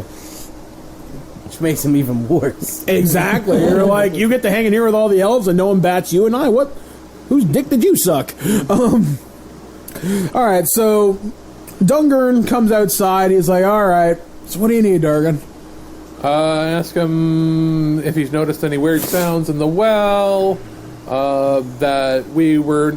I sort of bring up to speed with what we're looking The for. situation? We're looking for situation because he would be probably on the need to know basis as well, because they would have asked him. I'm assuming I'm not trying to speak for you, but I'm assuming they would have. He would have been informed to check the sewer system for for the daughter, right? Yeah, Initially? he looks at you and goes, I'll be honest with you, boyos. I don't send my work crews down into the deep wells anymore. Too many dire rats, man. Too many giant spiders. Too much. He looks at you, goes, there's some freaky stuff down there. I don't know about you. I saw a centipede the size, and he points at that statue, and it's about 6 feet tall. I've seen centipedes that big down there. And I'm not talking carrion crawlers. No, I'm talking centipedes. Can you imagine how big the carrion crawlers are? I don't send my crews down there. Yeah. But you're right, though. Something is weird going on down there. We've had more than a few crews refuse to go down there. And I also ask him if he's seen the scruffy dog that's been around here. That's always around. He kind of looks kind of cockeyed. He goes, now that you think of that, no, actually. I haven't seen it for a couple of days. Couple of days.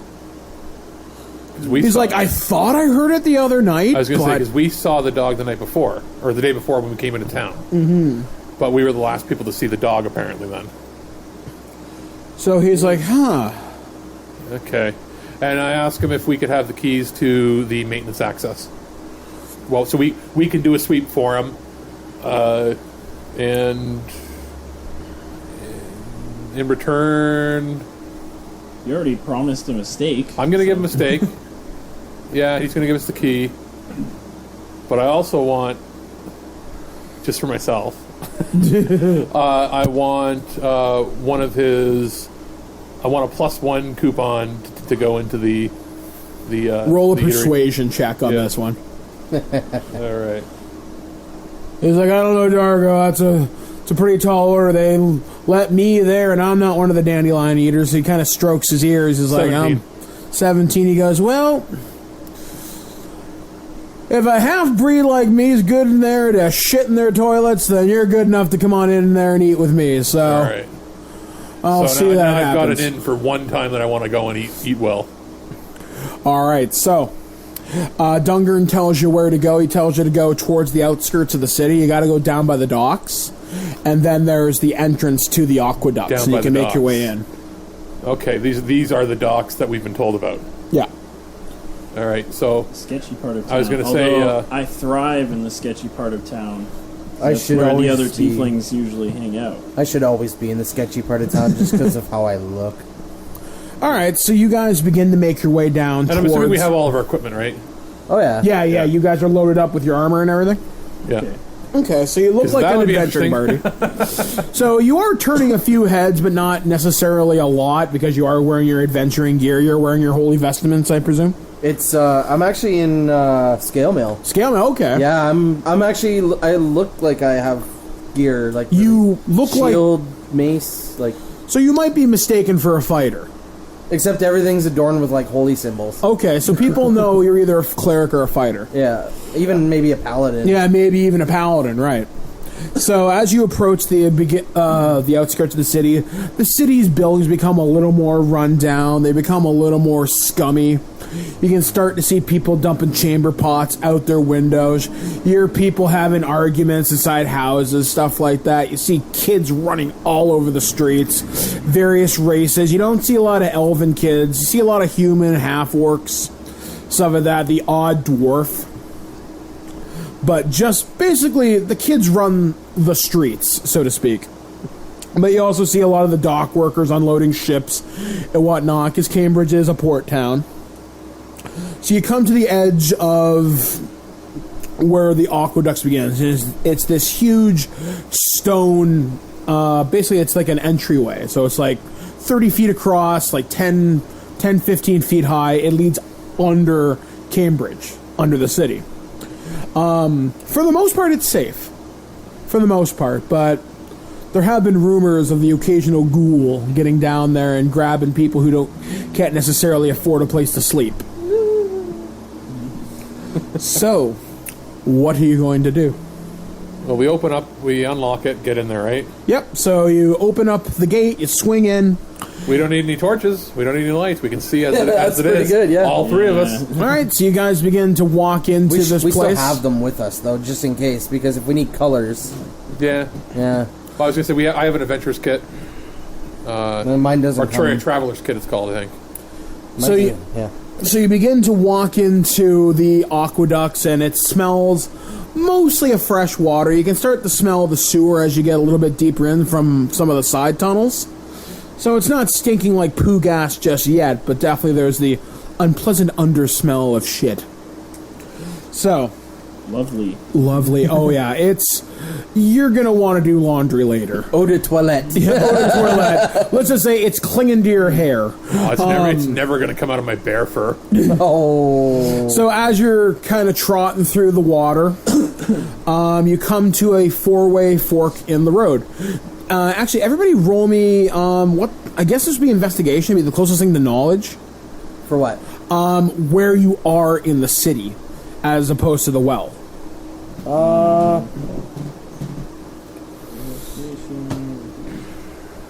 Yeah. Intelligence, so 11 plus 2... 13? Yep. Right. Do like a perception, sort of. Yep. If you can figure that out. Yeah. Guesstimating where you are. 19. Oh. Well, Dargo has 21 or 22. 21. So you two are able to figure out pretty much exactly where you are. You're working your way under the city. After about 10 minutes or so, you pass through a few more tunnels. You have to pass through a few of the sewer side tunnels. Actually, hold on a moment. I need to check something. Are Lila's parents down here? I wonder. Alright, give me a second. They're under New Cambridge. New. Stupid thing. If someone ever makes a New Cambridge, I'm sorry. I'm looking up something. Cambridge has Fast Eddie's, and that's all I care about. Everything else What the heck is a Fast Eddie's? Oh, boy. It's good, AJ. Yeah, Canadian fast food.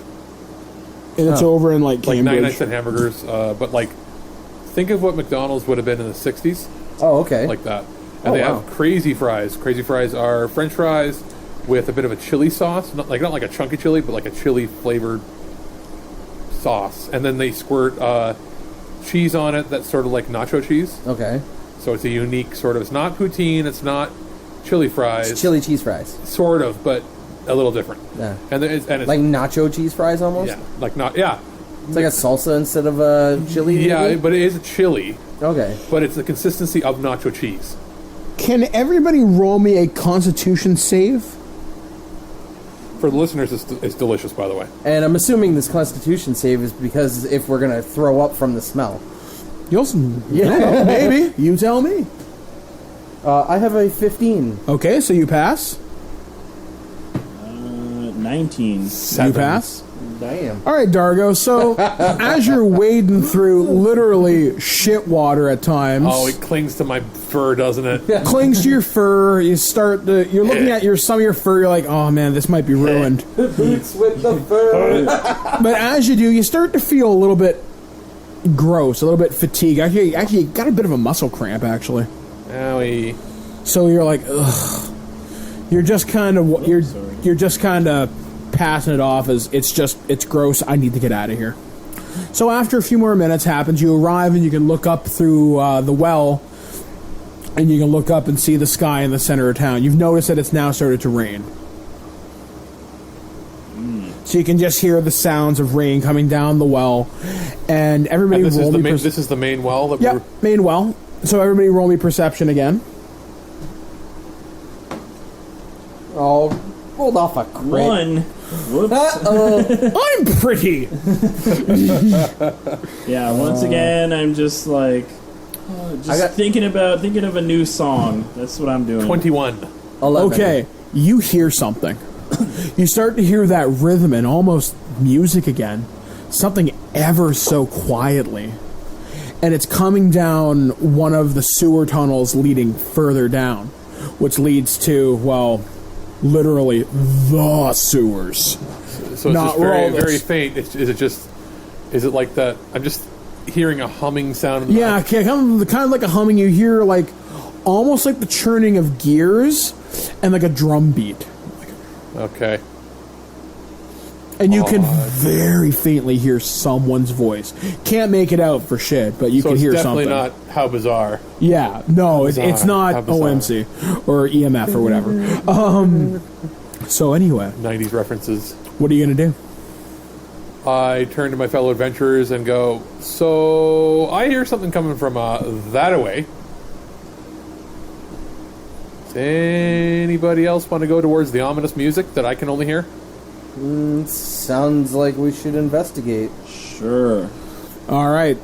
So you guys begin to make your way further and further down. There's less and less light coming from... There's kind of a glowing fungus on the walls. It's not harmful to you, but it's like forget the name of that bioluminescent. There's actually a name to it, and I can't. Yeah, remember I what can't it is. think It of was it mostly either. in the Underdark, but So you're starting to make your way down. There's less and less light available, and you start to hear skittering sounds in the dark. Yeah, like that. You hear something on cobblestone.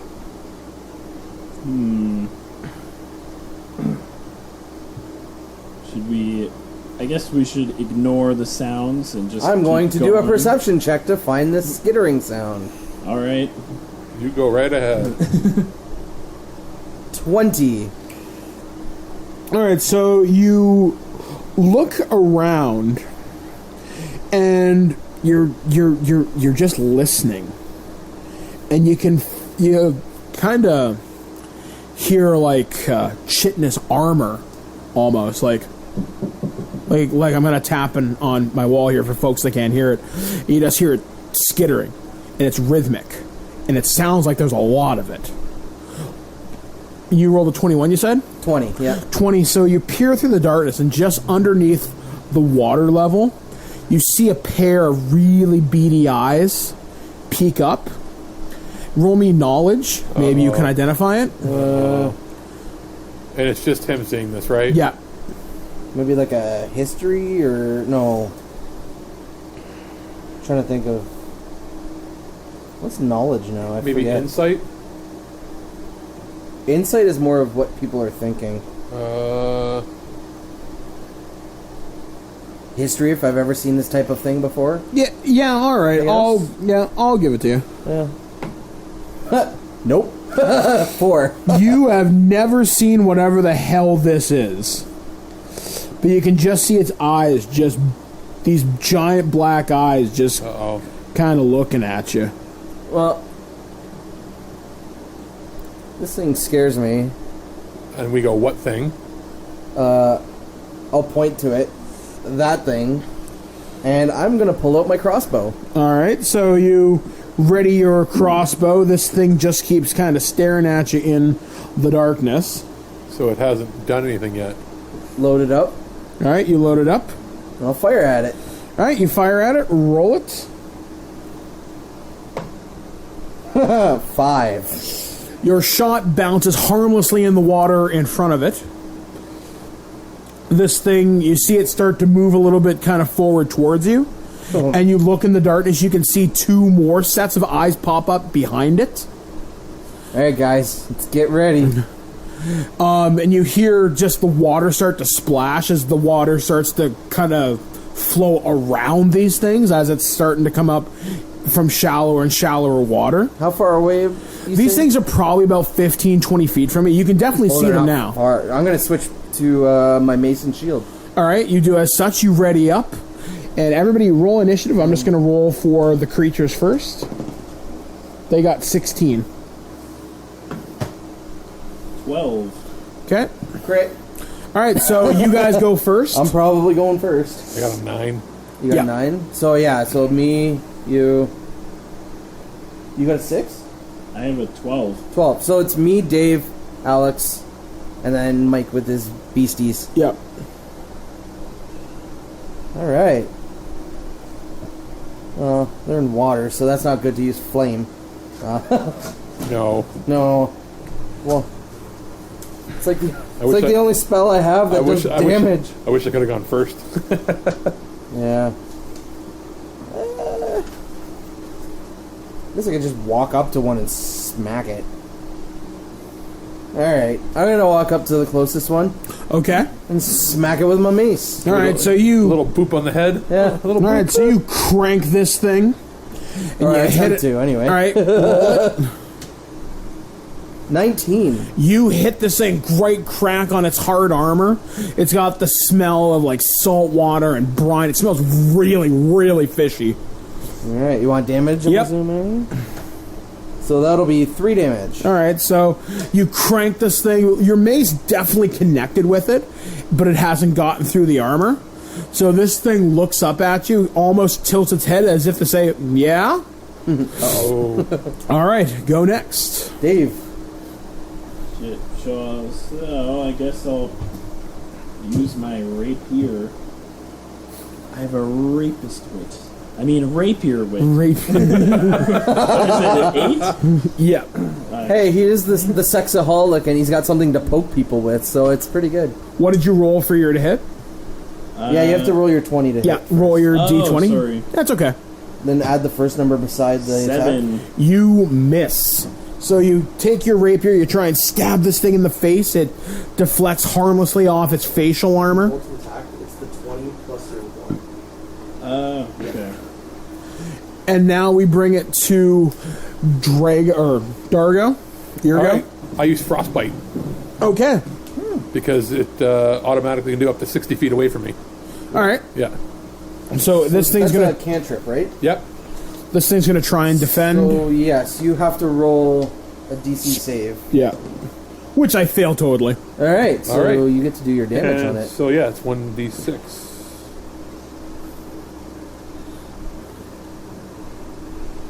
6. So, all right. So you do 6 points of damage. You did 3. Cold. Yeah, it's cold damage from him. All right. if So it has, you manage to do double damage to it. Oh, wow. What happens is your frost hits it, and you start to notice the armor on its face starts to crystallize, and part of it shatters away, exposing this soft, kind of meaty underbelly. Does it do any? Like I was just. It screeches like, Is it freezing the water around it? no. No, just dead. Yeah, it just hit the creature right in the face. You nailed It's him. starting to It's like- skitter back. It's like now freeze. Rah. Simon says freeze. Yeah, Sorry, I'd bringing up that movie. I'm and really that's just sorry. now. That's just my. That's an action. I don't even have to. So the first creature is going to attack Wait, it's still an Absalom. It's still an action. It's still an action. It's Oh, it just means I can use it whenever I you want. can use it every turn. So I'm Oh, rolling a okay. giant D20 I got from DungeonCrate.com. Thank you guys. Love you guys. It totally misses as these giant pincers just swipe past your face. You can feel the wind on them, and once again, you get this disgusting seafood smell. It's going to take a shot. The second one's going to take a shot at Ikim, or Coons. Ikooms. It totally whiffs. And the last one is not close enough to take a shot at Dargo. Top of the initiative round. All right, here we go. I'm going. So the one that's all soft and squishy now is still alive. and Yeah, everything, it's still alive, but it's hurt bad. All right, let's soft and squishy his face even more, All right. or not. What did you roll? 7. You miss. Yep. So you take a swing at this thing. It takes its pincers knock away your mace at the last second, and you do fail to do any damage whatsoever. Alrighty. Ikunis, here go. Alright. 15 plus 1, 16. You hit. Roll damage.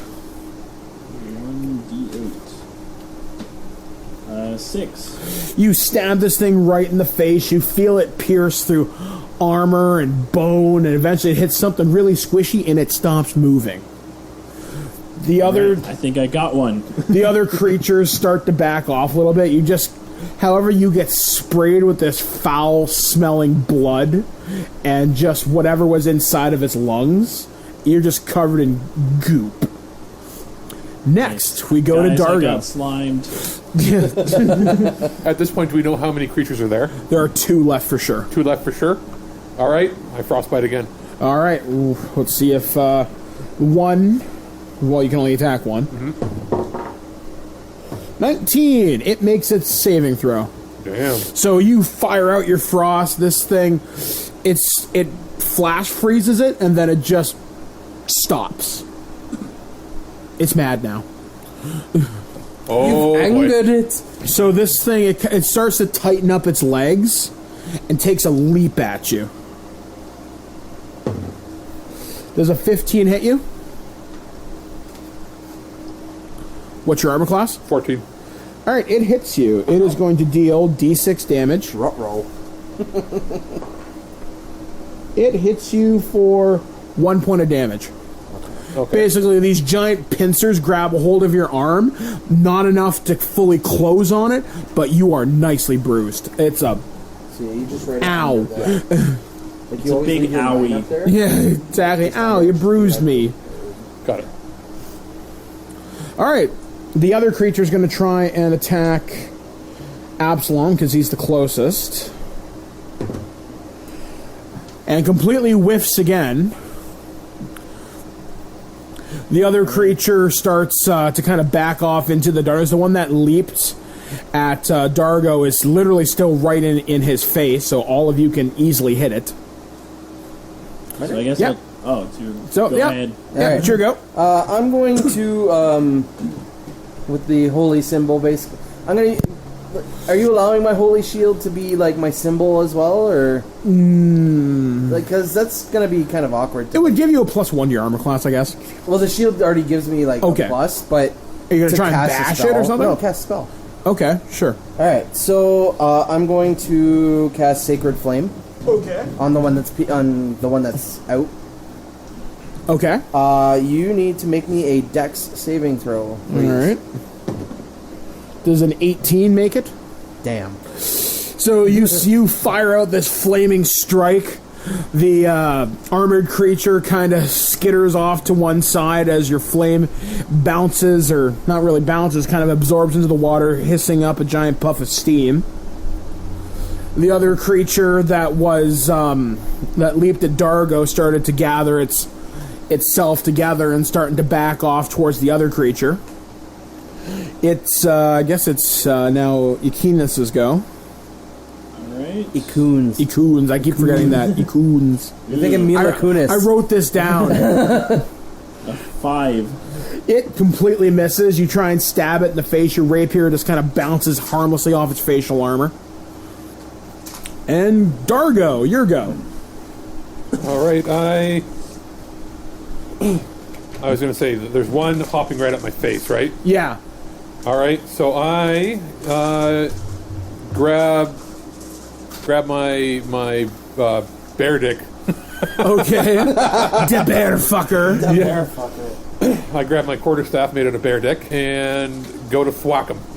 All right, roll it. Alrighty, 20-sided dice. 20-sided dice. I'm switching my D20 because 18. my How much? 18, It hits it. and then it's a D8. stupid D20's not working. 3. All right, you crack this thing in the face. It starts oozing like this thickish, blackish fluid coming out of its face. You've definitely wounded it. You've definitely pissed it off. It's going to try attacking you because you just whacked it with your bear cock. Hi, honey. How are you? I'm guessing a 10 misses. I have to hit 14. So. Yeah. Using a bear cock as a quarterstaff. The other one is going to try and attack. It's actually going to try and make a dash towards Absalom. Hasn't made a move towards you because you're far back. And it rolled a 2. It's going nowhere. In fact, it actually skitters in front of you and loses balance. You right. now have advantage on that particular one. Let me get that die back. Sweet.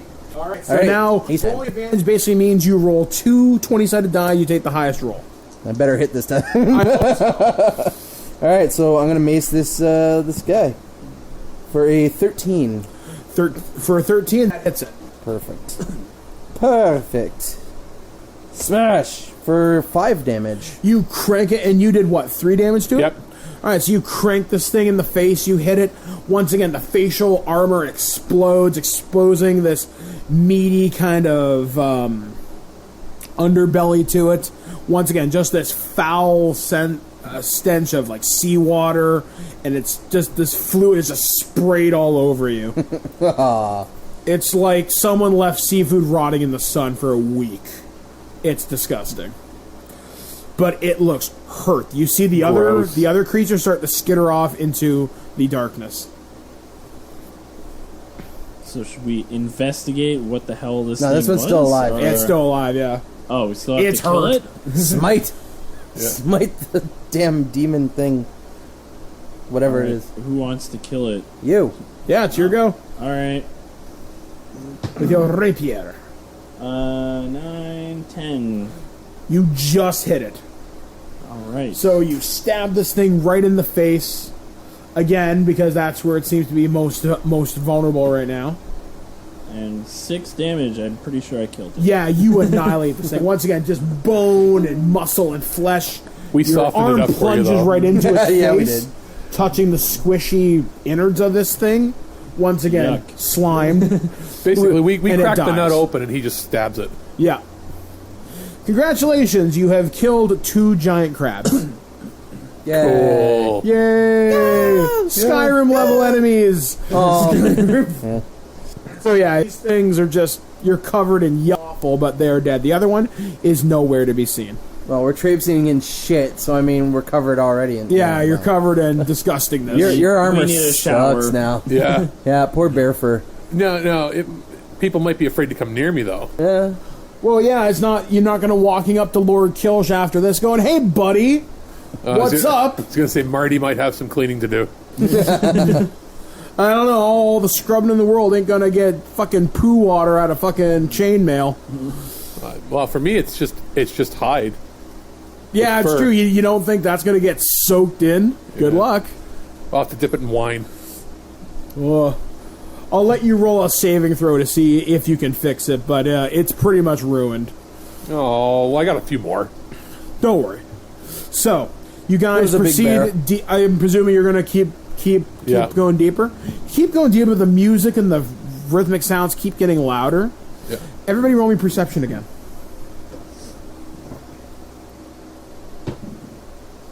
2. I'm very 17. imperceptive right now. You're like, man, that's a lot of shit. 22. 22. 17. All right, you two in the darkness see a couple of humans just kind of hanging out by what looks like to be some kind of an ornate golden door in the bottom Is there a of the torch or something there? So it's Yeah, lit? you can see the torches above the door. And these guys are just sitting there shooting the shit. We're going to see if they notice you. They do not. Actually, I'll roll for the other guy. Durr. Yeah, they're basically telling each other basically all sorts of jokes and whatnot. So they have paid you no mind. So you can see these guys in the darkness. If you rolled 22, you said? Yeah. You can kind of hear what... And how are they clothed? Sorry, what are they wearing? You see them, they're dressed in like leather armor. They're basically, they look like your typical hired goons.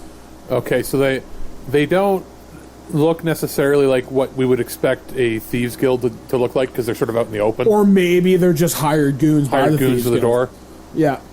So you see these 2 humans, like I said, they're just kind of joking and screwing around.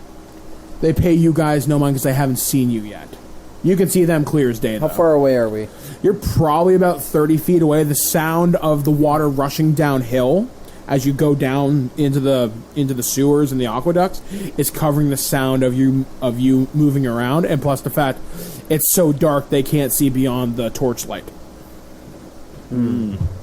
Well, I didn't bring my Skies kit or my harp with me into the sewer, obviously. I want to check something. Why don't you just take your top off and walk towards them? I'm not still- that slutty. Come on. He's also still I could a definitely tiefling. walk towards them, but they would kind of think I was weird at first, but then and especially they would think it's weird, like, why the hell are you in a sewer to begin with? I was just But- trying to help. But yeah, I mean, I could definitely walk towards them and try to, like, charm them, get some... Or I could scare them. You could try. You I can do- Wait. Does anybody Intimidation is one of my skills if I need to. does anybody have a skill that would allow us to like snuff out a torch? Yes. I think. You could shoot at it. And Actually, I could- can make them change color. Like something that would distract Why them? don't you... I can flicker, brighten, dim, or change color of flames for a minute. Wait, I have an idea. You do that, and then I will use my intimidation to make like a horrifying noise coming from somewhere. Thaumaturgy. Didn't you take it? I don't know. I didn't. I think you did. Yeah, we both have it, and that's what we can do. Spells. I thought it's a cantrip. I thought you took thaumaturgy as a cantrip. I forgot to do that part before the show. Anyway. Next time on Dragon Ball Z. They're still charging up. Alright. So, I believe you took it. So, it's, you can create an instantaneous sound that originates from a point of your choice within 30 feet. There you go. So, you can make the flames flicker a weird color or put them out entirely. I can make like a weird noise. I can make the flames a horrifying, brighten. intimidating noise coming from somewhere. And then they'll get freaked out and hopefully leave. Make them... what color should I change that? Like red? Bright purple. Oh, and It's flames, Dave. I know the infernal tongue. I Maybe can make it sound like the sound of Satan's voice. With like a bright purple. Coming. Something odd that would be not normal lighting. Alright. Alright, go ahead. You ready, Dave? So what am I rolling for? Nothing. Well, Nothing. not yet. Oh, so I'm just... Mike will tell you when doing it? he's ready for you to roll, if you even need Alright, it. so roll me your spell. It's auto. It just happens? Yeah, this one's an auto. Okay, so what color are you going to change the flames? Bright purple. Okay, so the flame above the door turns bright purple. You cast Thermagy, and what are you going to say and do? I'm using my intimidation and my infernal tongue to make like...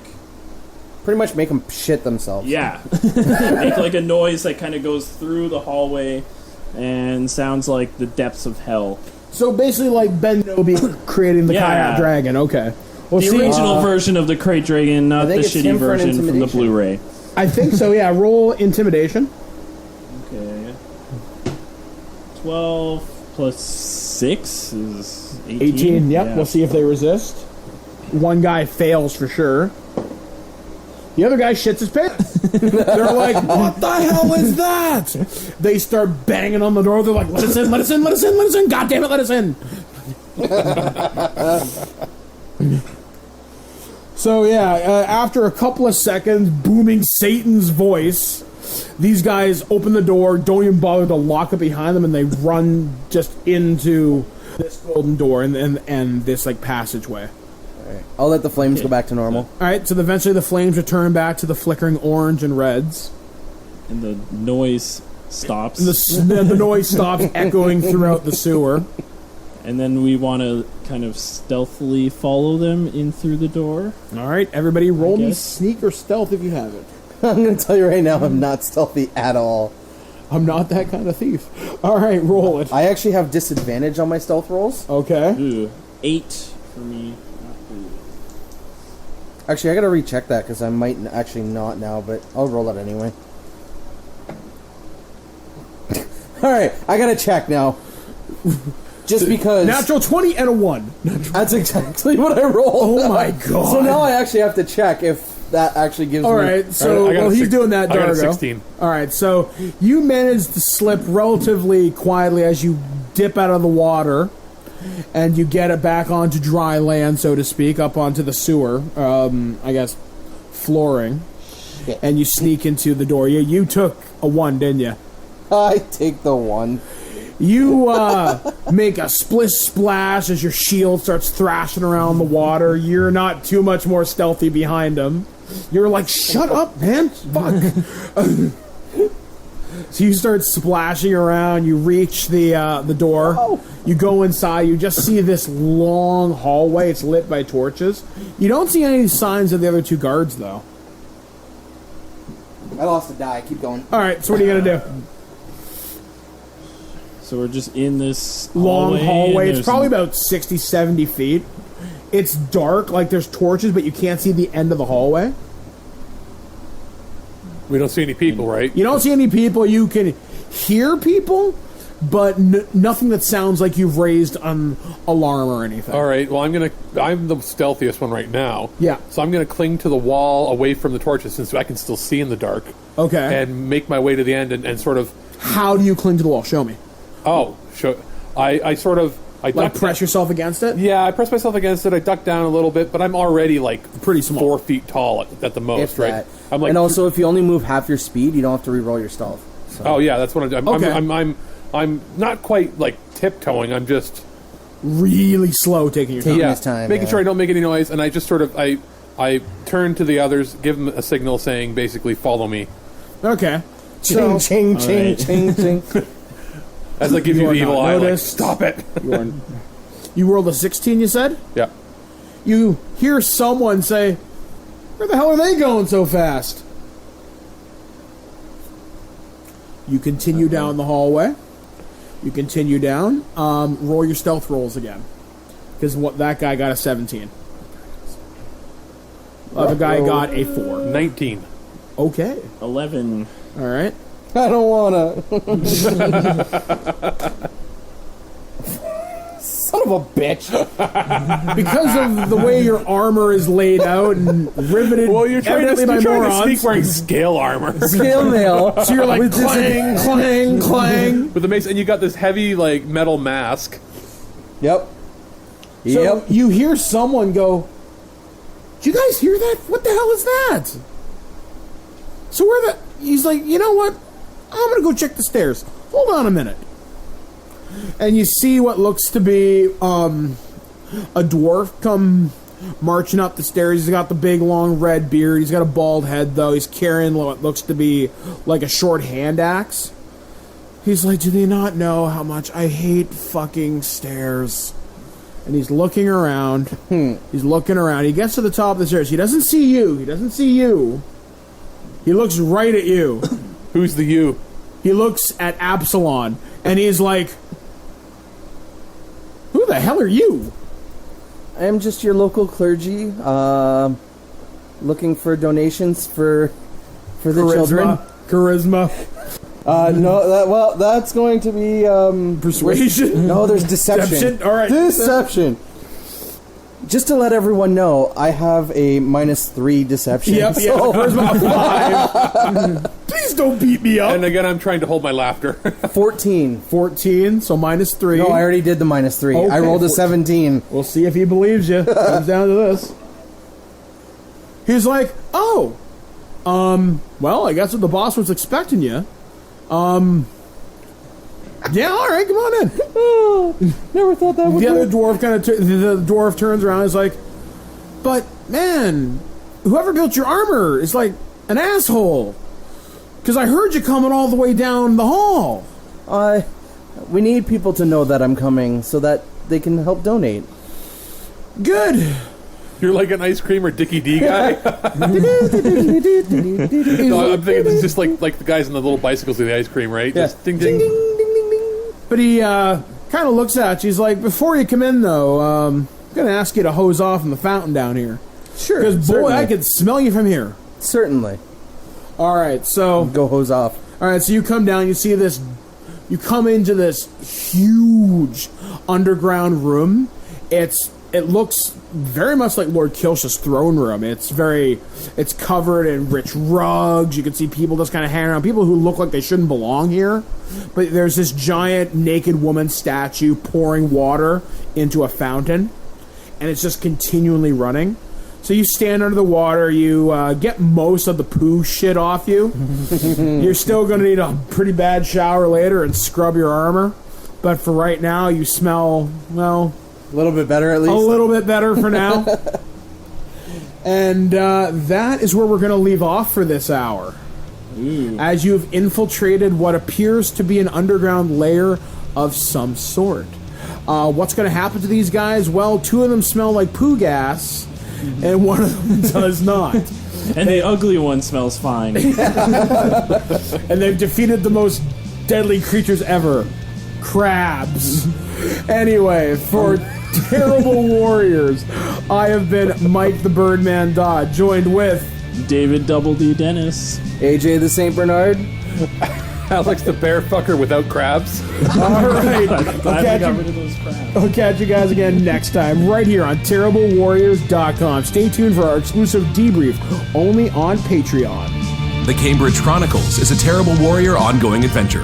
The Chronicles are entirely funded by supporters from Patreon at patreon.com/terriblewarriors. If you like what you've heard and you want to hear more, the Terrible Warriors continue to release new episodes in their rotating catalog of one-shot campaigns every Tuesday and Thursday. You can find out more at terriblewarriors.com. Follow us on Twitter at Dice Warriors. Technical production by Alex Ricci. Music written and recorded by Ori Falconer. Artwork by Hess Bell. For now, the books are closed. The dice are packed away, and the chips are stuck to the floor. Join us next time, brave adventurer, for the next chapter in the Cambridge Chronicles.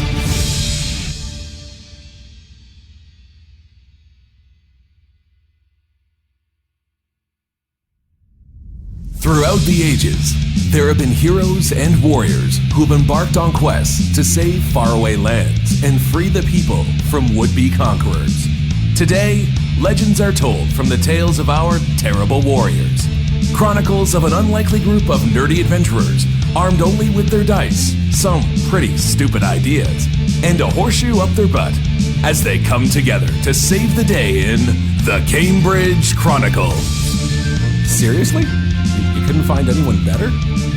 Welcome back to Terrible Warriors. I am your Dungeon Master, Mike the Birdman Dodd from ThisWeekInGeek.net, and we are playing once again Dungeons and Dragons 5th edition with, well, 2 noobs and a vets, though everybody's playing something new and exciting. From a guy who attacks people with a giant bear wang, to the ugliest man on earth, to the sexiest devil you've ever seen. Well, we're wading through poo gas. Though not so much anymore. We've come across to the Thieves Guild underneath the city of Cambridge. What wonders does it hold? Riches, danger, who's to say, who knows? Because I don't even know. When we last joined these people, we were joining Absalom as he was enjoying a refreshing cold shower to get all the crap and other ugly out of his armor so he no longer smells like seafood and a porta potty. Pretty much. Pretty much. So you have rinsed off your armor, you've come out, it's cold, you're like, oh my god, and just people are just kind of looking at you because you are wearing your holy vestments, and you said you're here for the clergy. Hope you've got a plan. Where are we at this point? Just You're hanging still back up in the hallway. They haven't seen you, yeah. I find it funny So that we're I just snuck hoping by that them, he doesn't fuck covered up. in filth, and they still haven't noticed me.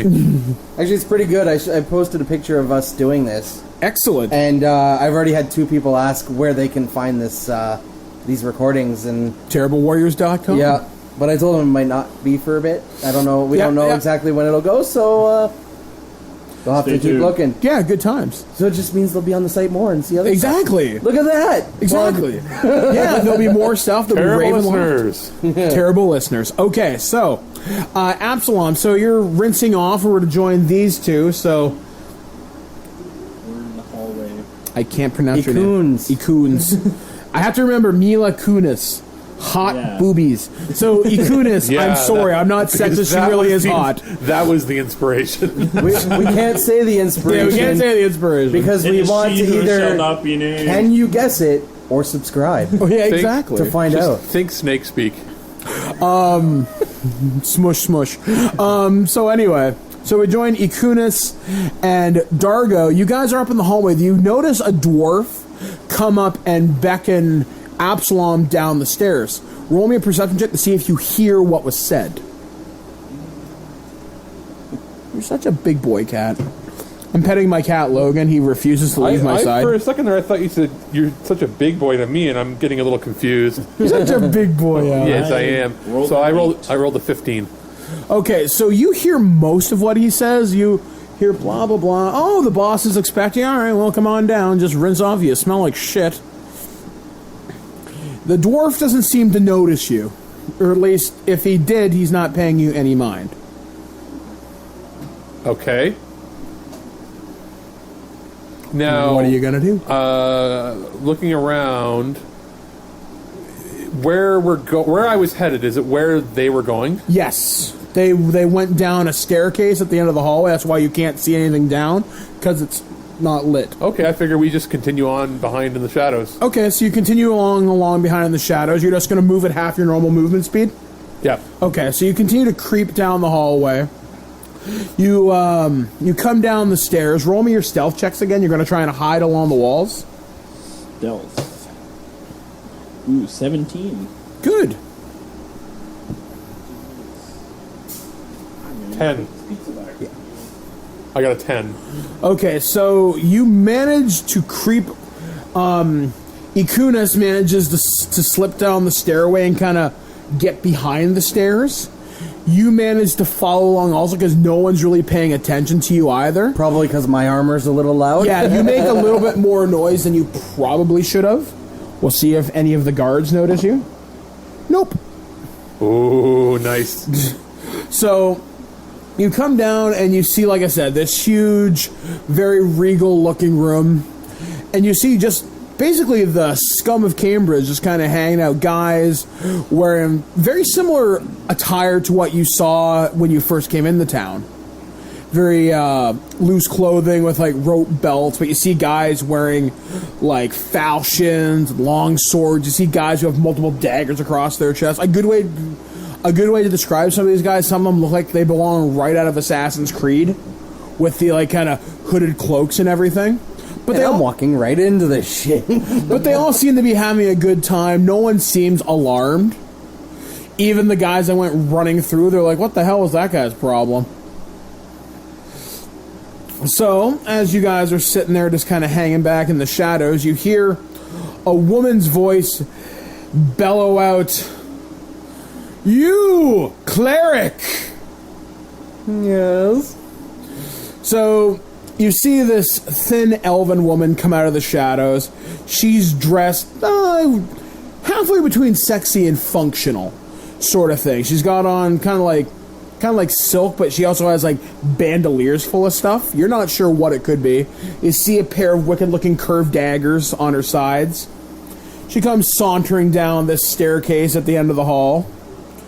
And she goes, what do we owe the honor?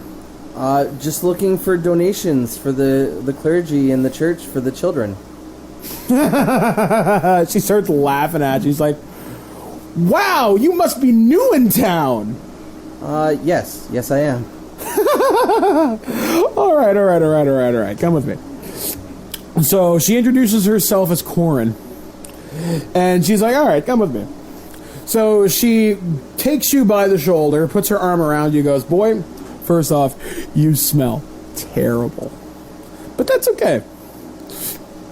She goes, look, let me see your face. I like to know who I'm dealing with if we're going to be giving it. She kind of gives you a nudge in the ribs, going, the children. Right. I got the children right down here. Come on. So she starts leading you down this hallway. Are you going to show her your face? Well, it's covered, but It's covered. I don't see like why I would show her my face just yet. All right. She's like, all right, you're a little shy. I understand. You said you're new in town when you say the children. I got what you're looking for. Don't worry. The children are safe. So she leads you down this staircase. She passes by what looks like a couple of jail cells, but passes by what looks like a barracks, stuff like that. And you come to this laboratory. And you see, like, there's an alchemist sitting in there. There's a guy in the corner. He's like an older-looking human guy. He's got wild white hair. Think of Doc Brown if he was methed out. Oh, man. And he's like, oh, he's here for the children, right? Right? Yeah, the children? Right here. Holds up this little green vial. The children are ready. Almost.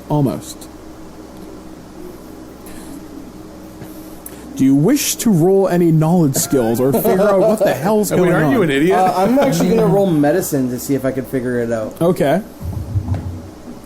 12. You're looking at it, it's probably some kind of narcotic. Looking around the lab, you look like you walked right into more or less what would be the D&D equivalent of a meth Breaking lab. Bad? Yeah, more or Breaking less. Bad. So you walk into this lab, and she's like, we have a deal going on with your people. Your parishioners buy and help the children, And, we keep you guys safe as best we can, because evidently Lord Kilsh is screwing you right over. She goes, so how many children do you need to bring back to the clergy? I wasn't told about any of this, so I don't know. She goes, then how did you find your way down here? She goes, show me your face. What's his name? Roll me a knowledge check if you remember. Something like that. Dungern. Haha. Dungern told us how to told me how to get down here. The fat shit pipe cleaner. Really? Dungern tells you, huh? Alright. So what do I call you, friendo? You can call me Absalom. Absalom the cleric. Well, buddy, pal, friend o' mine. And trust me, you do not want to see my face. I do, because if you don't, I'll slit your throat right here and right now. Show me your face.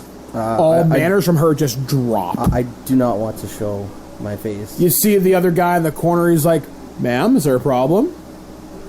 She's like, grab the red vial over there. Bring it to me right now. I'm going to start slowly backing away. All right, roll it. Roll me dexterity to see if you can do it relatively unnoticed. 11. We'll see if she notices you starting to back up. She does not. She takes the red vial. She pops the stopper in it. You can hear it violently hissing as it connects with the oxygen in the air. Yeah. You know what they do to some people in your order? You ever heard of, you know what a eunuch is? Because I do. Now, I'm going to ask you one last time, and then I'm taking your manhood. You pour acid on your dick? You're going to tell me who sent you, why, because if that idiot bitch Fiona sent you, I'm going to send you back in pieces to that pirate cunt. I'm sorry, I don't know who Fiona is. Roll me a reaction. Well, the problem is I'm not being deceptive. Okay, you're being truthful? I don't know who Fiona is. She doesn't care. Oh. So roll a reaction to dodge it. She would see that I'm not lying. All right, well, let's see. We'll see if she gives a fuck. Yeah. Does she give a fuck? 19. So she knows I'm not lying. She knows. She's like, okay. She holds the vial above your junk. She's like, all right. Let's say I believe you. But thanks for the name. You're telling me a monk of... What was your order called again? I forget. Mistra. Mistra. Just happens to walk into one of the most well-protected thieves guild in all of the Sword Coast, undetected, relatively unarmed. Well, let's just say the two guys at the front gate kind of were scared for some reason. They just ran away. I didn't even do anything. Oh, they'll be dealt with later. I assure you, you've sealed their fate. So you weren't sent by the pirate bitch Fiona. That is some interesting stuff. So, let me start again. Let's be friends. Tell me everything you know, and maybe you'll walk out of here. Maybe you won't. But regardless, we're going to be friends. For how long is up to you. All I heard is the coffers are low because Lord Kish is not really supplying. So I've been trying to collect for that. Well, I do find it distasteful your order decides to sell drugs to its congregation, but hey, I do find that distasteful too. Hey, it keeps me in diamonds, riches, and all the men that I can fuck. So you know what? I'm okay with it. But you're a church. You know what? On some level, you're all scumbags. So you're telling me. I bite my tongue. Okay, so she starts walking. It's like, all right, well, walk ahead of me. She looks at the alchemist. It's like, keep a few keep a few of those red things ready, just in case I decide I don't like our friend's answers here. But I'll be back. So she walks you down, and she leads you into what looks like be her personal office. You see 2 orc guards. She walks past them, kind of slinks past them. They shoot you just this guttural stare. And she's like, all right, sit down. They can see, like, from here, like, from my eyes and up, like, Yeah. there's something wrong. They're like, like, I don't switching look- back to these guys. Yeah. It's been about 20 minutes, and Absalom has not come back. You see people walking back and forth. People, like I said, are still laughing, having a good time. You can definitely smell mead and wine on the air. The atmosphere is relatively joyful. So you want to just go? No. Just leave this asshole. No. Absa who? What?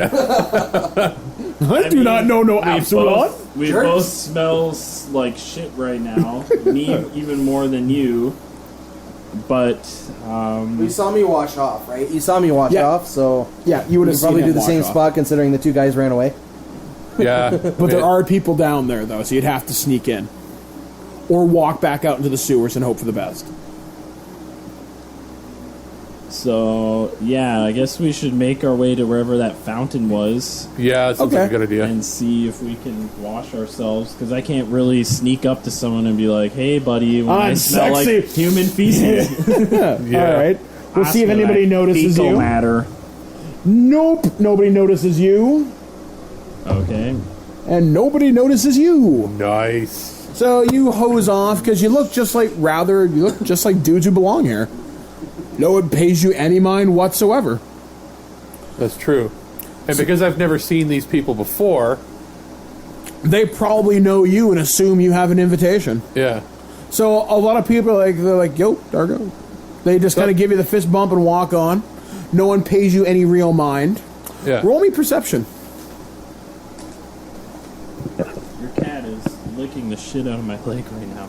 Oh, Ayla, I love you, kitty. I love you too, Logan. Good boy. He's my big boy cat. 6. Okay, you kind of get a weird tingle. I'm here too. Wait. You're here too. Let's see. I rolled a 9. You don't notice anything out of the ordinary either. Do you have a plus to your perception at all? Perception? No. Okay. All right, so after a couple of minutes, you notice more and more people come out to the main hall there, and they start to gather in a circle, and they let 2 men come in the middle of it. You see one guy dressed in, like I said, sort of the Assassin's Creed type robes, and another guy who's dressed like a stereotypical pirate. He's got the cut-off shorts, the bandana, the ripped shirt, like a bandolier across his chest. And he's like, "Oi! I'll take you down, mate." And this guy comes out of the shadows. Oi! Fuck boy! This guy comes out of the shadows. I'm thinking, work it out on the floor. Work it out. We're gonna break dance. So this guy comes out of the shadows as if made of shadows. It's the shadow dude. He kind of comes out, kind of flicks his wrist like the Assassin's Creed hidden blades. And he's like, "Oh, I got time to play." So you see these guys and everyone starts chanting, "Fight, fight, fight, fight." It's a pirate thief fight. So the pirate pulls out this huge scimitar and he starts going back and forth. He's got these nasty, gnarly teeth. He's like flicking his tongue at him. He's like, come on, I'll cut you, boy. And the Assassin's Creed type looking guy is just circling him. Actually, roll me perception checks again. 14. 16. You notice he has a weird paleness about him. The The Vapor guy? Yeah, the guy in the cloakish outfit. You notice he has like a weird paleness to him. He's definitely human. Like albino? Kind of. Like Steve? Not like I didn't want to Steve. say it. You also notice he has Like he's the- not ghastly white? He's not ghastly white, but you do notice his eyes, sometimes when the cloak comes down in front of his eyes, there's an ever so slight yellow glow to them. Damn. So he's Data. That would be a Can good way I- to describe his eyes, actually. Data? They Yeah. look like Data. Can I kind of sneak up to one of the people watching the fight? Yep, and you can be absolutely like, do Hey, like, who are these people? that. All right, go ahead. You know what's going on here? Should I roll something for that? Roll me a persuasion check to see if you can get some information, because people are really into this. You're just watching them just dance blades around each other. What's the difference between 7 plus 6, so history 13? and Arcana? 15? Arcana is magic. What is it? Anything to deal 7? with No, 7 plus 6. History is 13. 13. Right? Yeah. One of the guys, one of the human guys turns around, another guy who looks like a pirate. He turns around and goes, yeah, What kind of magic something that's is. Lyric, the assassin. Okay. New guy in town. He's definitely been cleaning up down here. He's like, why? You kind of fancy him, lass? Maybe. He's like, I don't know. You both look like you're spawned from the same hell pit. He kind of winks at you as he says that. He says, watch how he moves. And as you watch him, he kind of starts like circling the other guy. And he takes the hidden blades in his wrist and just starts kind of stabbing, never reaching the other pirate's face, but just enough so he's freaked out. Like, I can touch you anytime I want. He's toying with him. And the way he moves is unnatural. Like, it's almost like gravity doesn't affect him. And what was his name again? Lyric. Lyric? Ah. And what about the pirate guy? He was like, oh, that's Dan. Dan's an idiot. He's probably going to die tonight. All Dan the pirate. So just as he says Pirate that, Dan. so just as he says that's Dan, you see Lyric. He kind of lunges at him. You see the pirate kind of wind up with his scimitar, try to cut right through him. Lyric turns into vapor for just half a second, sidesteps the blade, drives both of his assassin's blade into the guy's gut, and literally spills his intestines out onto the floor. Nice. And he kind of takes a bow. Would anybody else like to dance? My dance card's empty. And of course, I'm just like... And he just kind of saunters back. He's like, I thought not. But it's been fun, boys. And he kind of looks at you. A tiefling. Yeah, And he so- kind of looks at you. God. He goes, you look kind of familiar. I think I saw you when I came in the town the other night. What I brings a don't know about tiefling in the Cambridge? Of all the places in all the world you could be. And the crowd starts to disperse, and he looks around and he's like, all of you, just fuck off. And Lyric kind of floats over, like the feet don't even touch the ground. Like, Lyric just floats over towards you. And he starts to kind of get up and close, that really greasy douchebag seductive sort of thing, you know what I'm talking about? Like the over-the-top Casanova, sort of like, you. He starts touching your face. He's like, really? What brings you to Cambridge? You're way too pretty for here. So, my guess is, either Lord Kill summoned you, you're looking for a wonderful night, or you're here because Fiona sent you.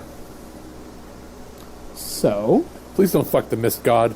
I'm going to ask you once, what are you doing here, and where are your friends?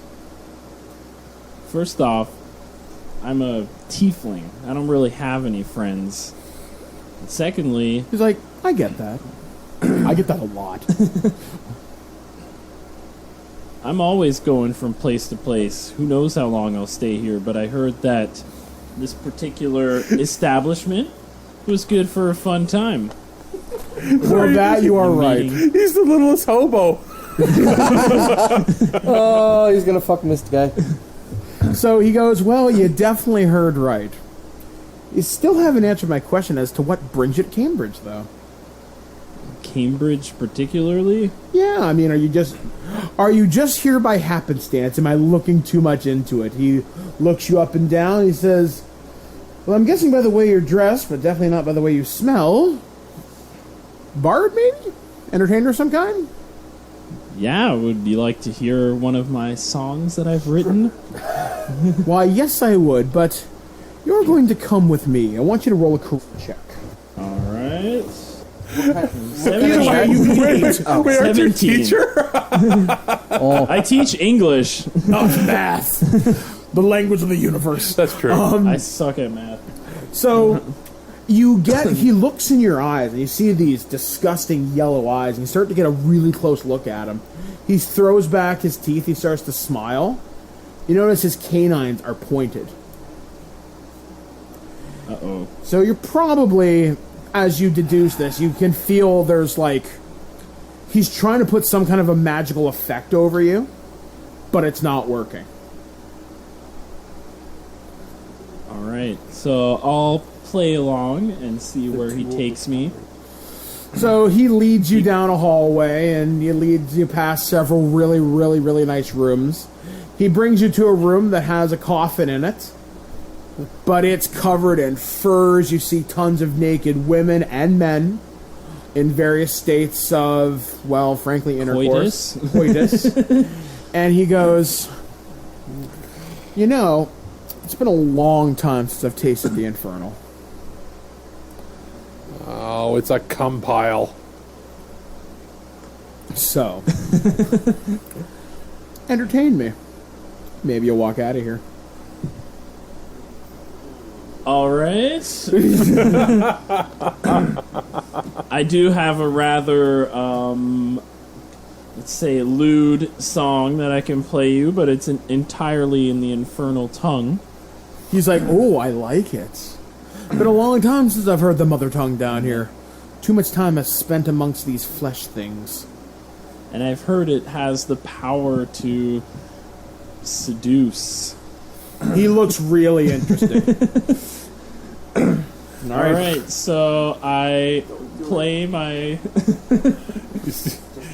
I'm sorry. I'm sorry. All I can think of is the bad touch by I'm gonna play nothing but you mammals. and me, baby, nothing but mammals. So you and Lyric decide to have a moment, we'll say. Yeah, I'll play him my sexy song. All right, so you've definitely gotten distracted. Moving back on to Dargo, so you see the man that you saw melt into shadows the other night go off with Ikunis. And you see, you haven't seen Absalon yet, though. So you see the remains of Dan the Pirate. You see a guy come out. He's dressed in loose robes. He looks at the floor. He's like... He waves his hand and Dan the Pirate gets up. Dan the Pirate's guts are still spilling out on the floor. He's like, go guard the front door. So Dan the Pirate begins to just drag himself down the hallway. And his What have we intestines walked are into? dragging behind him. That's a necromancer. So he's like, you know, he does this every other day. We're getting, it's getting to the point where we can't have a decent dungeon anymore. They're just full of dead guys. Who has to maintain the dead guys? This guy. Okay. But Dargo, I haven't seen you in forever. Stopped by for breakfast the other morning. Sorry, this is my other job. Probably should have told you. I'm a necromancer. Hey, buddy. You recognize this guy as Ikim. Ikim? Ikim. He is a human. He's probably about 40 years old. He's missing like half his teeth. He's the nicest guy you've ever met, though. Oh, he's the guy that tips well. Yeah, he tips extremely well. And he's not above leaving the odd jewel behind. Oh, okay. So he's one of my regulars. Yeah. Oh, He knows to pay for the good service. So that's right. He did tell me he works the night shift. Yeah. So he kind of looks at you, goes, you know, I wondered when I'd see you guys down here. I really did. So he goes, look, I take it you want to go meet Corn, right? I mean, I guess that's why you're here, right? You got, like, the official invite. Yeah, sure. You got the spooky guy coming to your door or whatever. Right, anyway. So he's like, tell you what. So we have got a problem. Problems, and I do mean problems. So, as you know, I just resurrected a fucking pirate. We've got a pirate problem. And Fiona, my boss, wants these people dead. Corin, wants this pirate captain Fiona dead. But we can't really get in there. So tell you what, how would you like to make some coin? Or maybe have the Thieves Guild, I mean, I don't hold a lot of power, but I can definitely talk to the boss, maybe get her to leave your business alone. I mean, and you know what? Look, we're sorry about the kid the other night. You were an easy mark. Oh, he was. So this was you guys. He was a new kid. Initiation. All right, and you've talked to him, and it's not going to happen again. Well, yeah, like we picked you because, well, you're a heavy sleeper. Plus, he wanted to take a look at, the devil chick's tits. So we said fine. Okay. I mean, kids can be forgiven. Exactly. I mean, he's new. He picks a lock like an owl bear. It's, you know what, it's not going to work out for him. But maybe I'll just say to him, you know what, maybe you're not that kind of thief. Okay, I'm just thinking to myself what to do next. So he goes, tell you what, why don't we go meet Corn? Let's see if we can get you a job anyway. Or at least, come meet the boss anyhow. All right, and with that, we're walking, right? Yep, so you're walking. And I'm just asking, so, what's with the guy that floats? Oh, that's Lyric. When we finally get the deal with Fiona, that's our ticket to cutting her heart out. If we can ever get near her. That's the idea. Okay. Problem is, Lyric can't exactly get around during the daytime. So it's a problem, not the problem, but it's a problem. Okay, I'm processing everything he's saying. And so... And as we approach, I have one more question. Do you know what's happened to the dog that's been... I've still got that in the back of my head being the animal guy. Like, do anybody know what's happened to the dog, the street dog that's always hanging out upstairs? He goes, yeah, you can thank the pirates for that one. Wait, he's gone or gone? We're kind of assuming the pirates ate him. Ah, but we're not sure. We don't it. know. Like I said, we're looking for droopy-eyed Lassie, so... Because that has been boiling, seething in the back of my mind. Where's the dog? Well, that's the thing. I mean, the pirates kind of did us a favor. That dog kept barking at the well. It's only a matter of time, though, someone came snooping down here. That's true. But then again, hey, man, we got all sorts of weird shit. Actually, I'm really surprised you didn't run into any of the ghouls coming down here. Any of the ghouls? Oh, no, yeah. Which means I'm probably going to go have to catch them later. Whatever. The ghouls cut out. So he leads you into a room where you see Absalon sitting at a chair with this very beautiful elven woman, like I said, dressed very sexily. She's kind of darker skinned for an elf. And she eyes you and goes, well, wonders never cease. Dargo! Hi. I don't recall inviting you here, but how the hell are you? I'm doing quite well. Just discovered an entire labyrinth underneath the city I've never seen before, but nice to meet you. I'm actually surprised we've actually never met before. Well, at least, wearing. She kind of does this. She does this kind of hand wave motion over her face. You haven't seen this face, anyway. But trust me, I've been to your place. I've had many dire bear steak. Must restock soon. Just saying. But she goes, I want you to sit down because I am about to propose something to my new cleric friend here. I think his name was... Actually, I don't believe I got your name. Did I? Yeah, Absalom. Oh, that's Absalom, Abby. right. That's Abby. So anyway, we were just discussing how he was going to help me help the children. But I also have another potential bit of work that I need done. As you no doubt are aware, Lord Kilsh and the rest of this city has a pirate problem, and you probably just saw someone get sliced and diced in the living room, so to speak. So, there's a pirate captain causing me some trouble. Pirate captain's name's Fiona. She's out on one of the islands, but I know she's got a cargo ship that goes to a smuggler's hold every so often, just a couple of miles up the coast there. Problem is, none of my guys can get fucking near it. They all know what we look like. And, you know, sometimes you don't send a thief to do, I don't know, a druid's job, a cleric's job, I don't know. I need something with a little bit different touch. I'd like this to go a little bit, maybe a little bit more diplomatic. So what you're saying is you're looking for a face they don't know. Exactly. As you no doubt maybe have met, I'm sure you met my associate Lyric, or maybe saw his handiwork in the living room. Briefly. I just need to get that coffin on that ship, and the rest will take care of itself. I see. And I'm thinking in the back of my head, coffin out of here means no vampire here.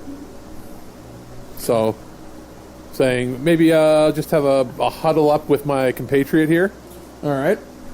You know. So she's like, "Yeah, go right ahead." Whisper, whisper, whisper, whisper, whisper, whisper. Let's just do it and get the hell out of here. You see her take a few shots of a green vial. Her eyes kind of bug out for just half a second, and it almost looks like she has kind of like an in her seat orgasm, and she's like, Yes, I do not like this place. "It's like, so what do you say, Dargo? What about you, church boy?" I say anything to help the city. A wise answer, a great answer, and I'm sure we'll look forward to working with you real soon. And as for you, Absalom, you're lucky I like pious men. I like honest men.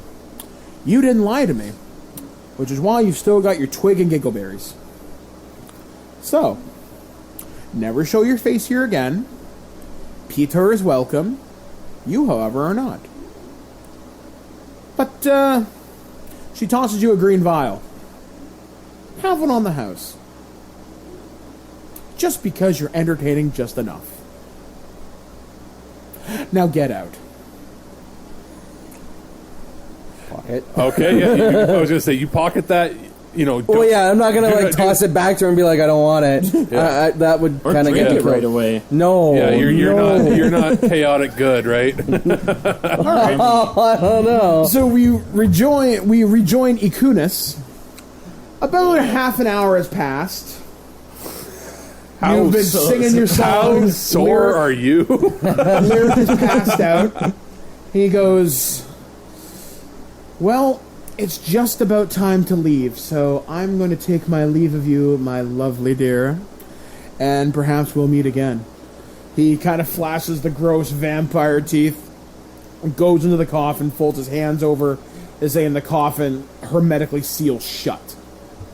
Everybody in the room decides to finish up what they're doing, quietly leaves. They all finish at the same time. Pretty much, actually. I'm kind of Amazing. looking at everybody and thinking, Perfect timing. maybe we could just kill the vampire, but we probably shouldn't try to do that right now. No, I just want to look, because we know he probably took the king's daughter, so I kind of want to look around for any clues of where she might be, or if she's hiding here somewhere. Because the other thing was, they thought, the Lord thought that it was pirates that took her, the Lord saw him take her, or he said he saw him take her. Yeah. That's right. So I'm gonna, now that he's asleep, I'm gonna do like a perception check, I guess. Okay. And see what's going on in this room that people are all vacating. It's an 11. All right, so you look around the room. You see a blue robe. A blue robe that actually has Lord Kilsh's insignia on it. Ooh, okay. So I go over and inspect it more closely, I guess. You inspect it more closely. It looks like it's been here a while. Like, it looks like dirty laundry, like it's been left here a while. Interesting.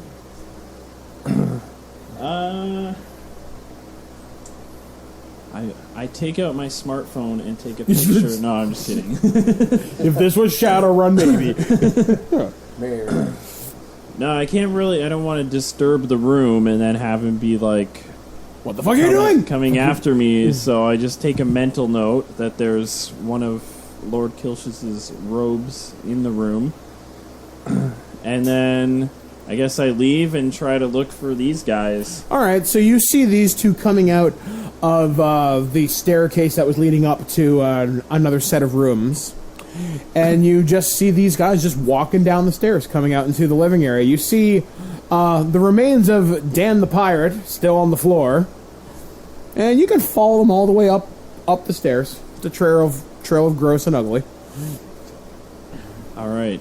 So we catch you up on what's going on mission-wise. I'm assuming, don't really want the details of what nastiness happened in there. Akeem goes, so to transport Lyric, we'll have him up in a covered wagon in just a few hours. You want to go wait up on the surface. And then, just make sure this thing is on Fiona's ship. Sure. All right. Yay. We walk up, I'm clean but still smell a little bit weird. You're terrified that you were going to lose your junk. No, I was terrified of just dying. Yeah, in general. Ikan's is sore. I've got the afterglow. You're also just sore all over. So you guys eventually make your ways back to the bear's den. You see a covered wagon there, and you see a detailed set of instructions in a sealed wax envelope. It's like, you see a map that's drawn up the coast, and you see, it says, and it's directed directly to you. It's like, Dargo, deliver this cargo however you need to the pirate captain Fiona. Say whatever story you need to. Say you're trying to pay for passage, or whatever you gotta do. But make sure this coffin gets on that boat. Do so, there's $500 in it for you. Okay. Do not, and I'll make sure Lyric comes for you. Yeah. Thank you, Corin. Okay. So it's probably about 4 or 5 in the afternoon now. You were down in the sewers for quite some time. Yeah. And, It's 4 or 5 in the afternoon. Yep. There is one horse attached to the wagon. Sun's out though, right? Yep, sun's out. It don't get dark till like 8 or 9. Okay. I say we head towards the boat, but I want to do a quick huddle with my 2 compatriots, and I'm saying, why don't we just open the coffin and kill this motherfucker right now, and then go do that as well? We kill the vampire, and then we go meet with the pirate and see what's going on. Maybe we can play both sides. Oh, I don't know if that's going to work out too well. Plus, I just want to see a vampire burn. Sorry, I'm going to stop metagaming now. just open him in the daylight and just let the daylight burn him. Yeah.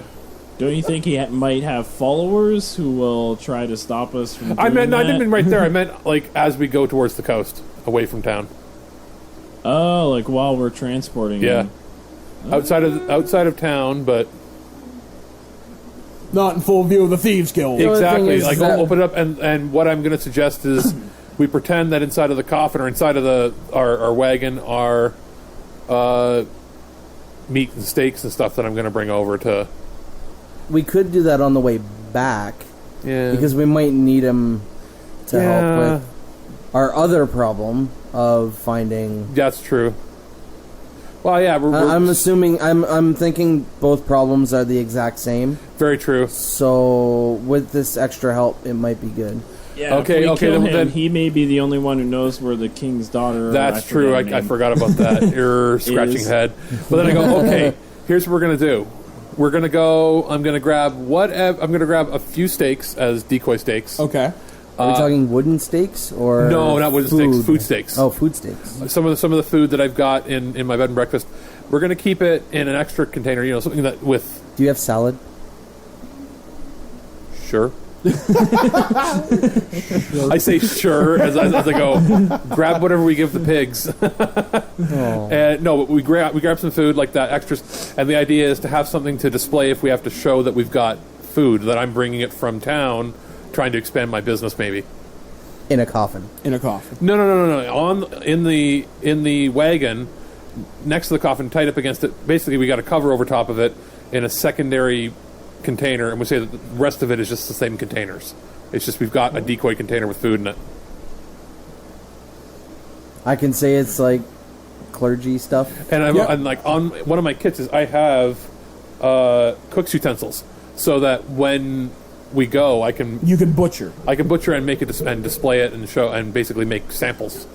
We're basically traveling salesmen. Okay. Well, we could also make it like we're feeding people, Yeah, the hungry. yeah, feeding the hungry, and I'm doing. Because I some don't charity. see, like. Do you see me as a traveling salesman? No, Maybe a missionary, and you've got bodyguards. you're a missionary. I'm Bodyguards.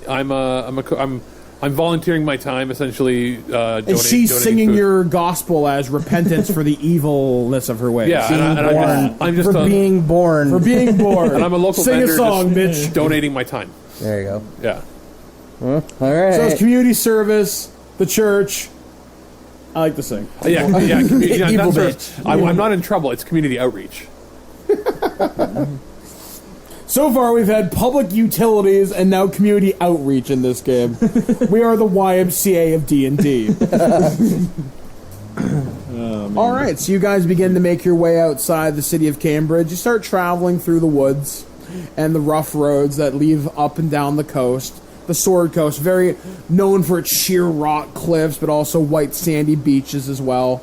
You start making your way up the coast, and after about 3 or 4 hours, the sun's starting to go down, and you can hear a knock from inside the coffin. He's like, wants and you just hear out. the most bored voice you can imagine. Are we there yet? We ignore him first, Yeah. and if he keeps repeating, "I'll turn this right around, son." You hear a hearty laugh from inside. It's like, oh, I like you. And you see the coffin door basically vanish. And he sits up just as the sun dips below the horizon. He sits up, he stretches.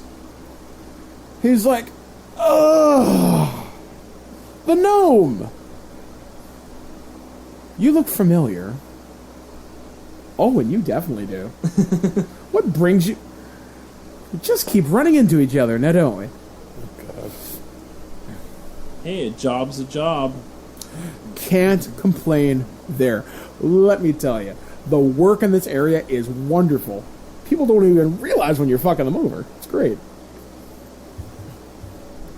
So Lyric's like, so, how long until we're there? How long until I get the kills from more people? Soon. Let's check the GPS. So Lyric What does it just... say? I don't, So I'm just saying, Larry- I don't think any That's of the us have start. none of us have navigation or You know enough to follow a map. Survival. survival. Yeah. Yeah. Yeah, I got +4. So Lyric's just kind of sitting in the back of the wagon. He's kind of got his legs crossed. He's basically, you know what I'm talking about. I've got my arms crossed behind my head. He's like, so, here's the plan, as I see it, which is the only way that you should see it. You're going to pretend that you're carrying your dear departed, oh, just make up a name, I don't care. Get me in their cargo hold and make sure we get out to sea. when we're out to sea, middle of the night, I'm pretty much going to tear every single one of these people apart, and we're going to steal the ship. There's only one slight problem What's that? with that. How will... I know we're supposed to bring you onto the boat, Yeah. but how are you actually going to get on without being invited? Well, that's why Because that's their home. Wait, say that to me again.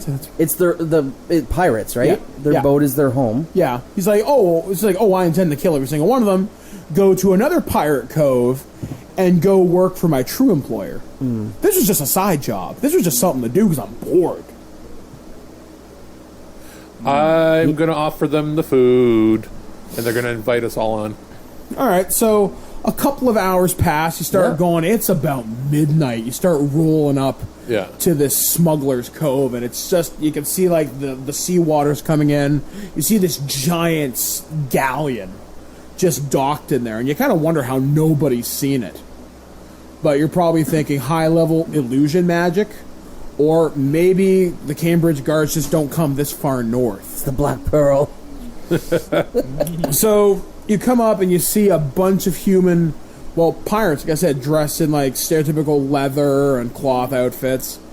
And they see you approaching with the wagon. They cross their swords in front of you to kind of stop the wagon. It's like, oi, what are you doing out here so late? I explain that we've got my brother that died, and we're trying to bring him back to his home to rest. And by chance, I also happen to be a cook, and I have extra food. Does anybody want some? Really? Persuasion. Deception. Or deception, one or the other. Okay. It's a clear lie. Clear lie. They're looking you up and down. They look at Lyric. 17. 17. Woo-hoo. It's going to be good. One of them believes you for damn sure. Yep. Come right on in. Fuck my sister. All right. Steaks for everybody, and I got to fuck your sister. So, yeah, I rolled a 4 and a 2. She's the one-armed these pirate. people are dumb.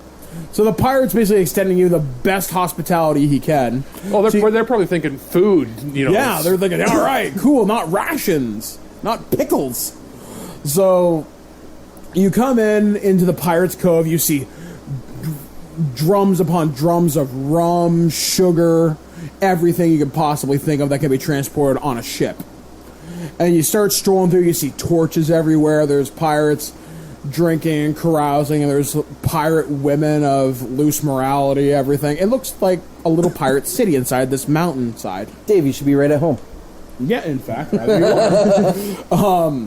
So you start strolling in. Lyric has kind of pulled down his hood a little bit. His eyes still glow ever so subtly yellow. He goes, man, this is going to be easier than I thought. I mean, you guys may not even need to put the coffin on the ship. It does. Actually, it's more fun that way.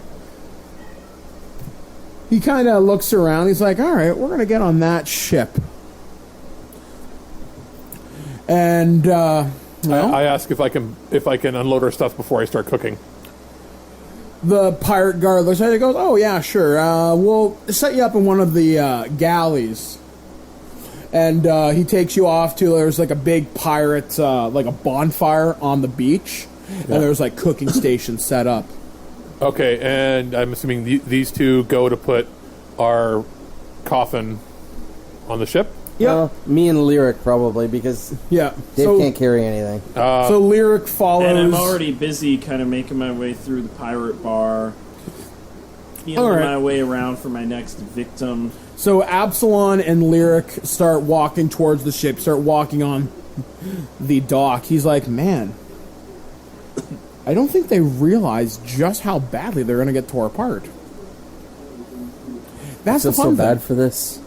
You know, you really should, because when we go out to sea, I'm going to drain every single one of them. I turn one into a ghoul or a revenant. I don't know. I need friends. I'm lonely. Then we're going to put me back below deck, You guys are going to sail the ship because I got your gold right here. Holds up a pouch that contains $500.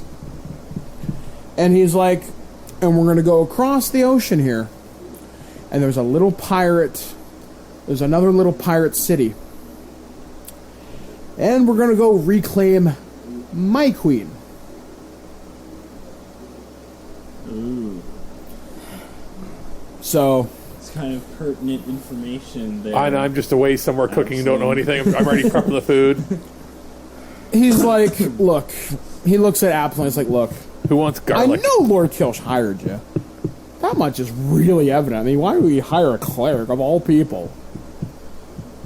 I mean, look. Times are tough all over. I get that. Do you know why he hired us? Oh, to get back Mira. But you're not. Because she's mine. I just gave her to that stupid pirate bitch. And then she in turn sold her to another pirate captain. I don't even know. But you know what? She's pretty, she's young, and she's going to be young forever, and she's going to be mine. And then, hey, we're going to have a nice kingdom of the undead here in Cambridge. Because you know what? The Thieves Guild, they'll do what I say. And Lord Kilsh, I am looking forward to drinking his daughter's blood right in front of him and turning her into one of my mistresses of the night. Let me tell you, the look on his face is going to be so priceless. It's going to be good. So you approach the deck of the ship. Lyric steps onto it. He's just smiling. You see the pirate captain Fiona come up. She comes up. She's got a huge feather in her hat. She's probably looks to be about maybe 30, 35. She's a pretty beautiful human woman. She's got a huge scimitar at her side. White, flowing, kind of like a blouse type thing. She's like, welcome aboard. We'll get underway, presumably pretty soon. I'm presuming you're Mr. Aaron, and you are Mr. Absalom, correct? Yes. Excellent. Your port fees have already been paid. And as soon as we get your cargo loaded on board, we'll get underway. It should take us about 2 days' travel. We hope you enjoy the hospitality on board the Moana. And providing that you don't, well, go fuck yourself. But either way, you're going to have a great time. Moana. The fishing is good. These seas, wonderful. So, if you want to put your creepy dead guy under my deck, we will look after it. And she takes aside Lyric, and she kind of whispers something in his ear. And she's like, you and I have to talk. Just, if you... Cleric, do not let us keep you. I assure you have funeral rites to perform or something. Yeah, yes, I do. And with that, you see Lyric and Absalom get on the boat. You're carousing in the pirate bar. I'm cooking up a storm. You're cooking up a storm. And with that brings us to the end of hour 3 of our Dungeons and Dragons adventure, where we are now aboard the ship, the Moana, which being helmed by Captain Fiona. That's Disney's Moana, Mike. That is Disney's Moana. I couldn't think of another ship. Fiona? Say the whole name. I'm just grabbing names out of thin air. It works. It works. So yeah, what's going to happen? Wow. Why is Lyric double-crossing everybody? Why does he want Cambridge to be a vampireopolis? Questions! You've got questions. Maybe I have answers. Who the fuck knows? We'll find out what happens next right here on Terrible Warriors. I have been your Dungeon Master, Mike the Birdman Dodd, joined with David Double D Dennis. Alex the Bear fucking Cook. AJ the St. Bernard. And we'll catch you guys again next time right here on the exclusive debrief, only for Patreon supporters, right here on TerribleWarriors.com. The Cambridge Chronicles is a Terrible Warrior ongoing adventure. The Chronicles are entirely funded by supporters from Patreon at patreon.com/terriblewarriors. If you like what you've heard and you want to hear more, the Terrible Warriors continue to release new episodes in their rotating catalog of one-shot campaigns every Tuesday and Thursday. You can find out more at terriblewarriors.com. Follow us on Twitter at Dice Warriors. Technical production by Alex Ricci. Music written and recorded by Ori Falconer. Artwork by Hess Bell. For now, the books are closed, the dice are packed away, and the chips are stuck to the floor. Join us next time, brave adventurer, for the next chapter in the Cambridge Chronicles.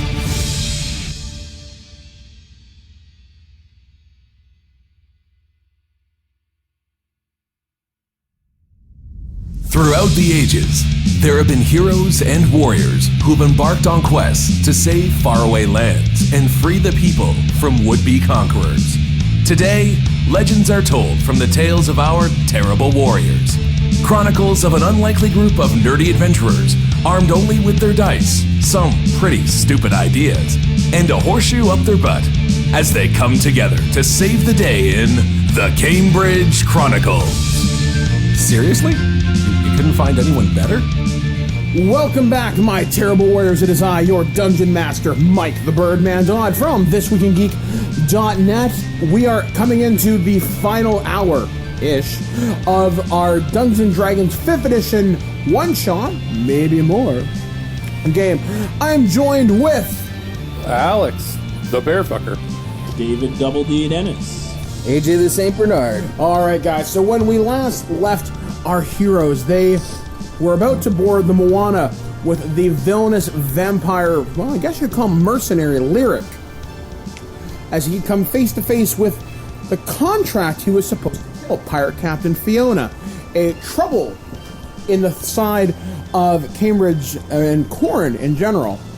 Basically, this would clear up a lot of Corrin's problems, but Lyric has his own interests in stealing this galleon for him to return to Kilsh's daughter, Mira. Evidently, he kidnapped her for another pirate captain, and, well, wants to take her for his own. So, what's going to happen as everybody's double-crossing everybody? But, as Alex might say, he's an evil fucker. What's going to happen next? Let's find out. All right, so you were on the beach cooking for a bunch of pirate people. They roll me intelligence, I'm going to say.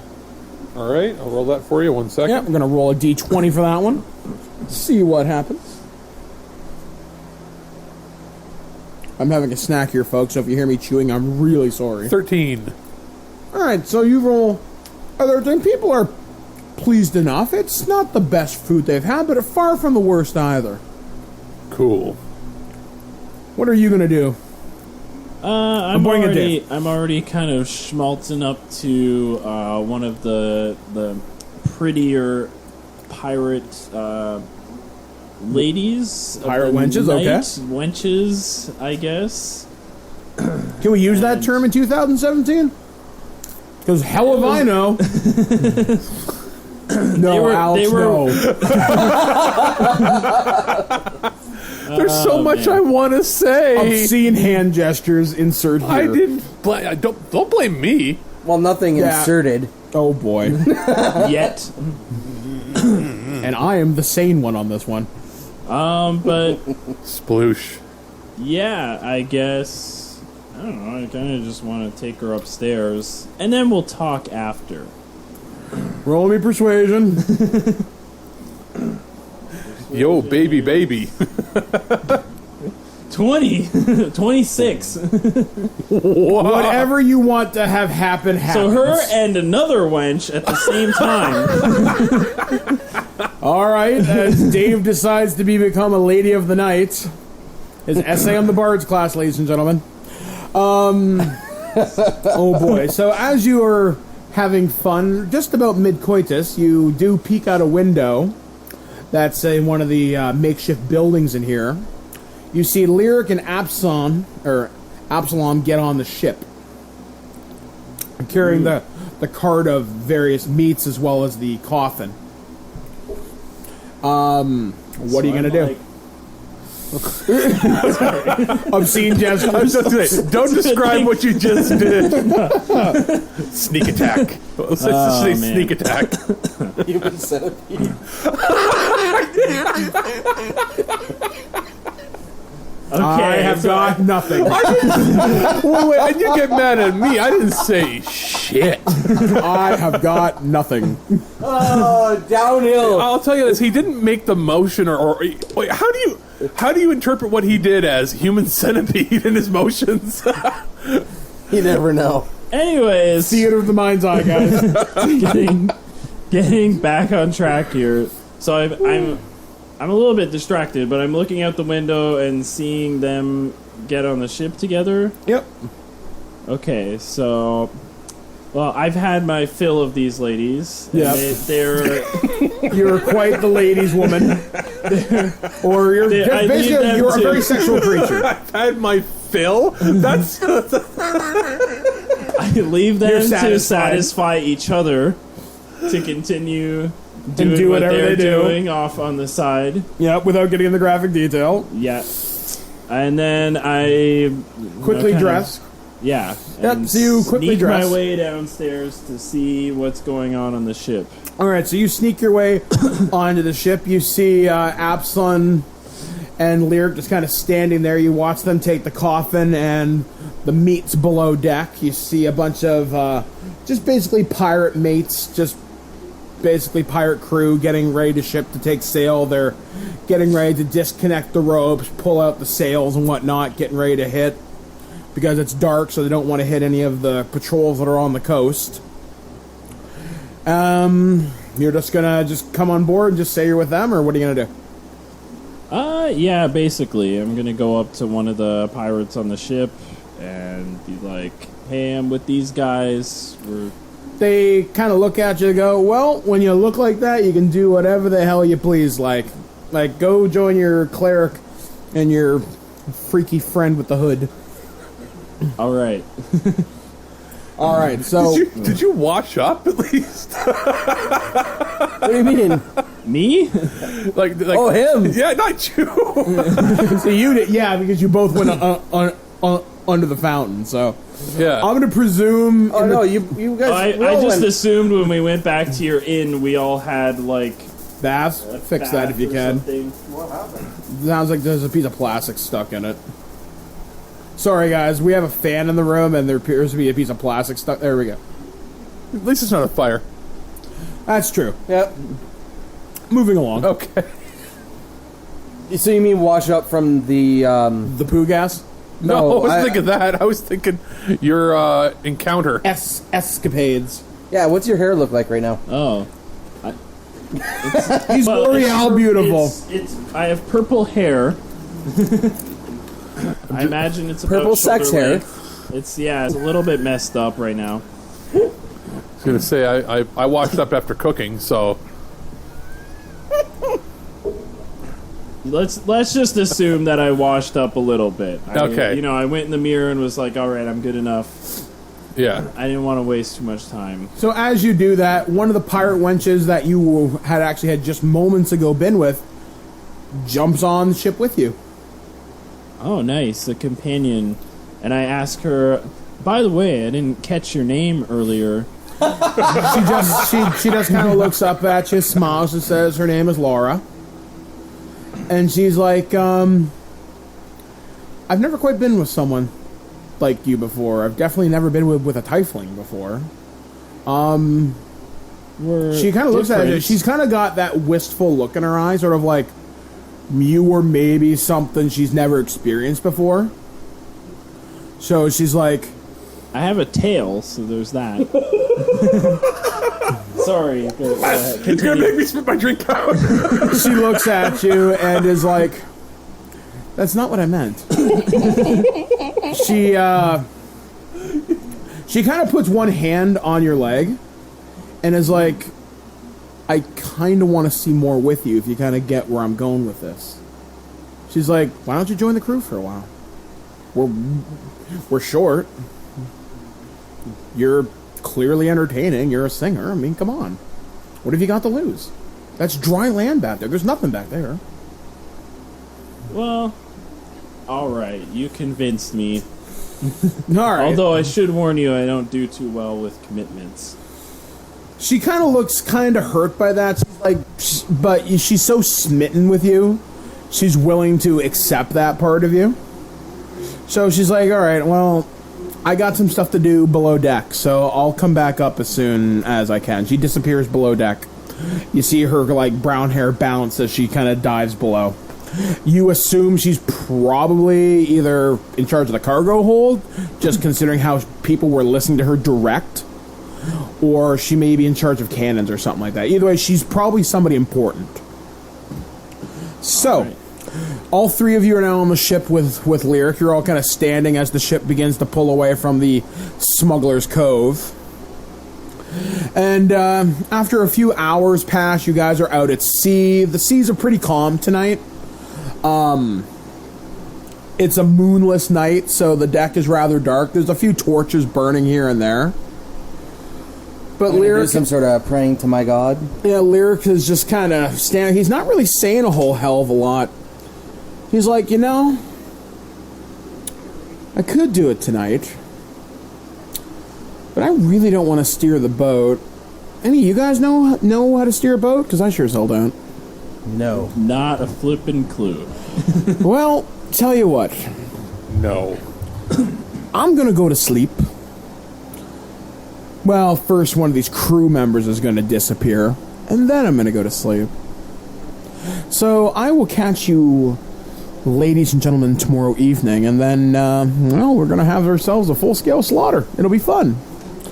You see Lyric kind of walk behind Des. He kind of...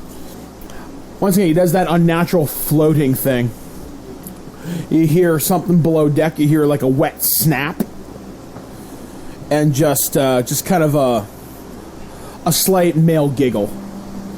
And then you presume he's Like in a his coffin. Pillsbury Doughboy giggle? Yeah, he's like... he's like... Bye, Laura.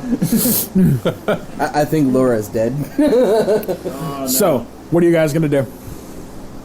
We have to warn the crew and get everyone on the ship to band Do we? together to try and kill Well, no, this we're guy. supposed to be leaving, right?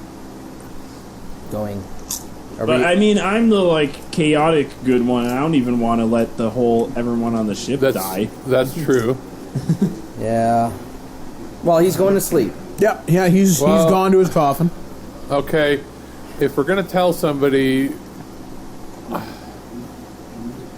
Well, I have an in with I was one going to of say, the... you've got an in. You, what's your character's name again? Absalom. Absalom.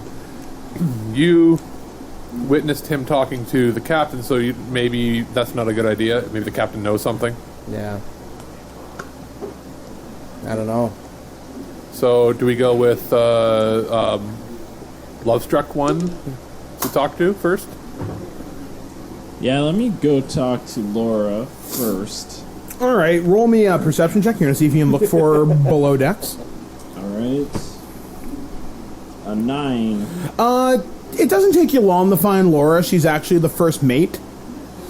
So she's just kind of going over cargo. She's double-checking everything. So she's pretty busy. But she's like, hey, again, what's up? What do you need? Well, my name's Ikunin. Ikunin. She's like, sorry. I couldn't even remember my own name for a second. Ikuns. Ikuns, I'm sorry. But I think we might have a problem on this ship. And She's like, what are you talking about? I wanted to warn you about it.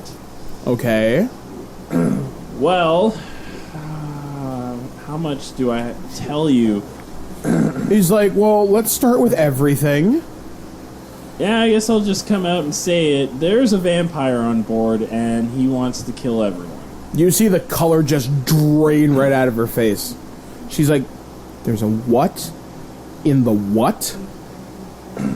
Yeah, this is awkward, but, I mean, I kind of brought him here. She looks But- betrayed and crushed. We're on your side, believe me. Oh yeah, looks like it. She's like, you brought a vampire on board my ship, on board the captain's ship, and you're the good guys.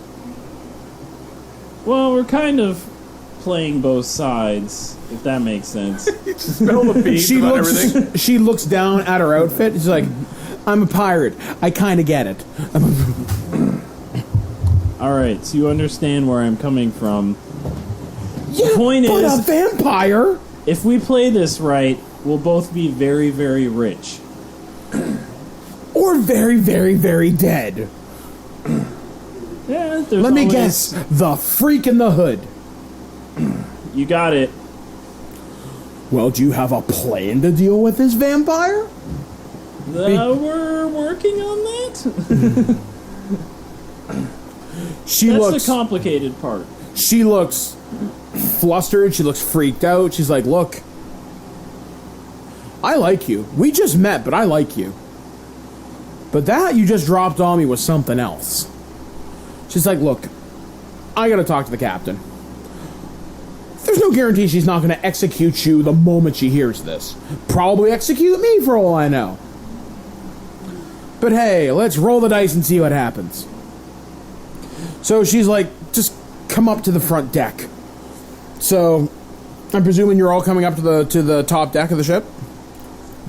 Well, we aren't. We weren't all with him though. Were you? No, you guys No. were like outside the room, but now I leave the room Yeah. with Lara, and I'm like, let's.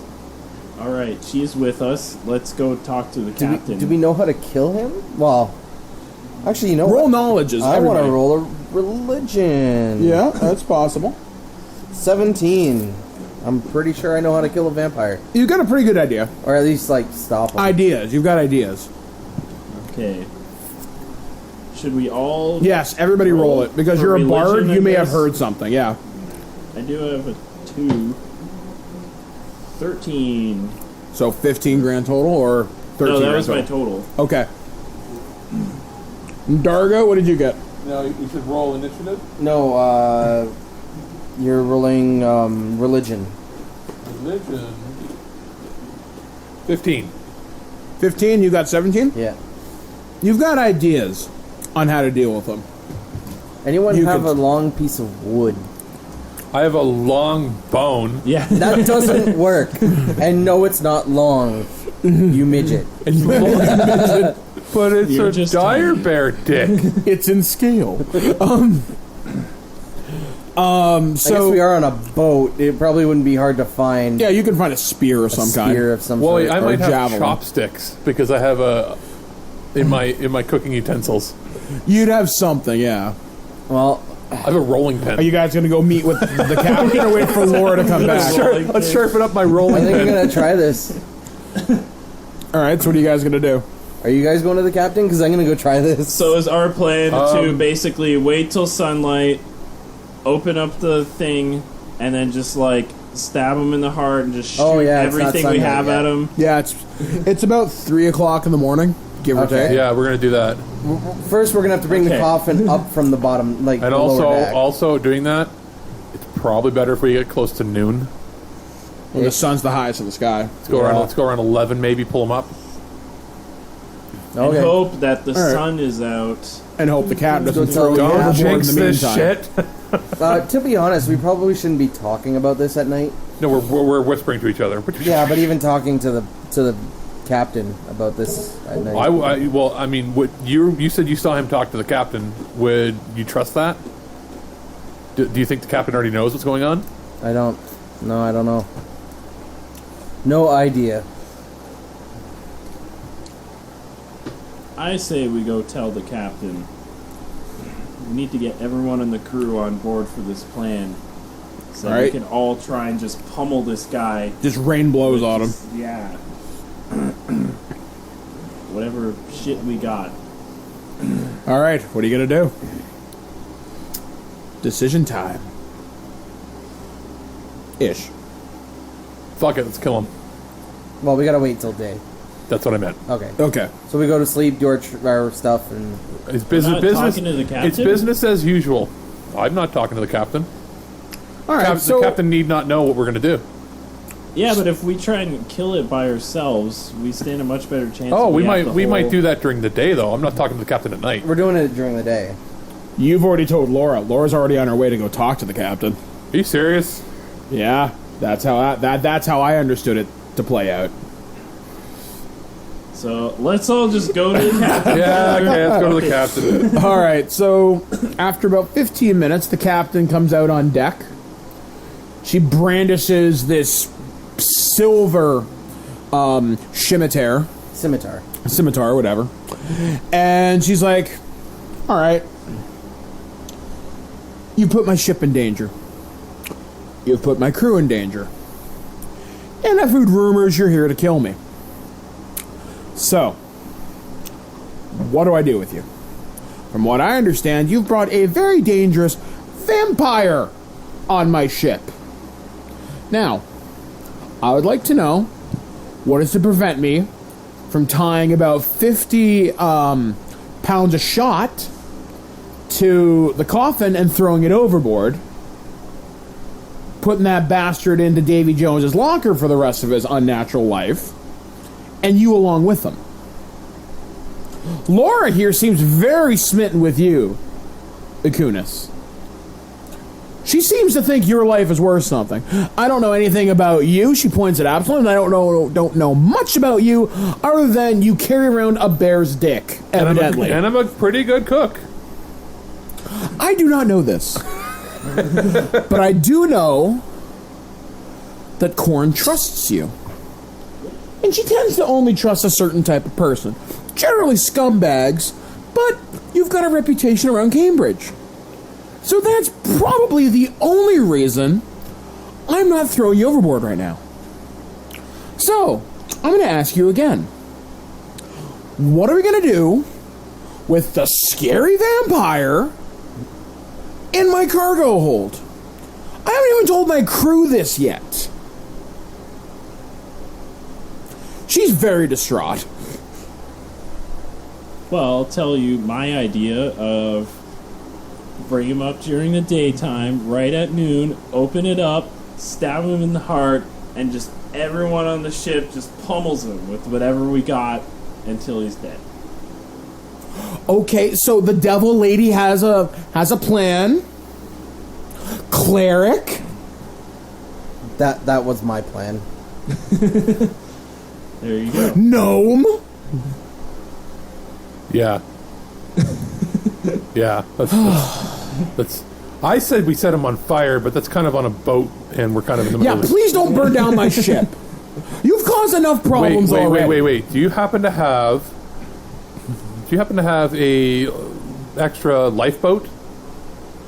Well, of course. How many do you have? Do you have one you 4? could spare? Yeah, probably.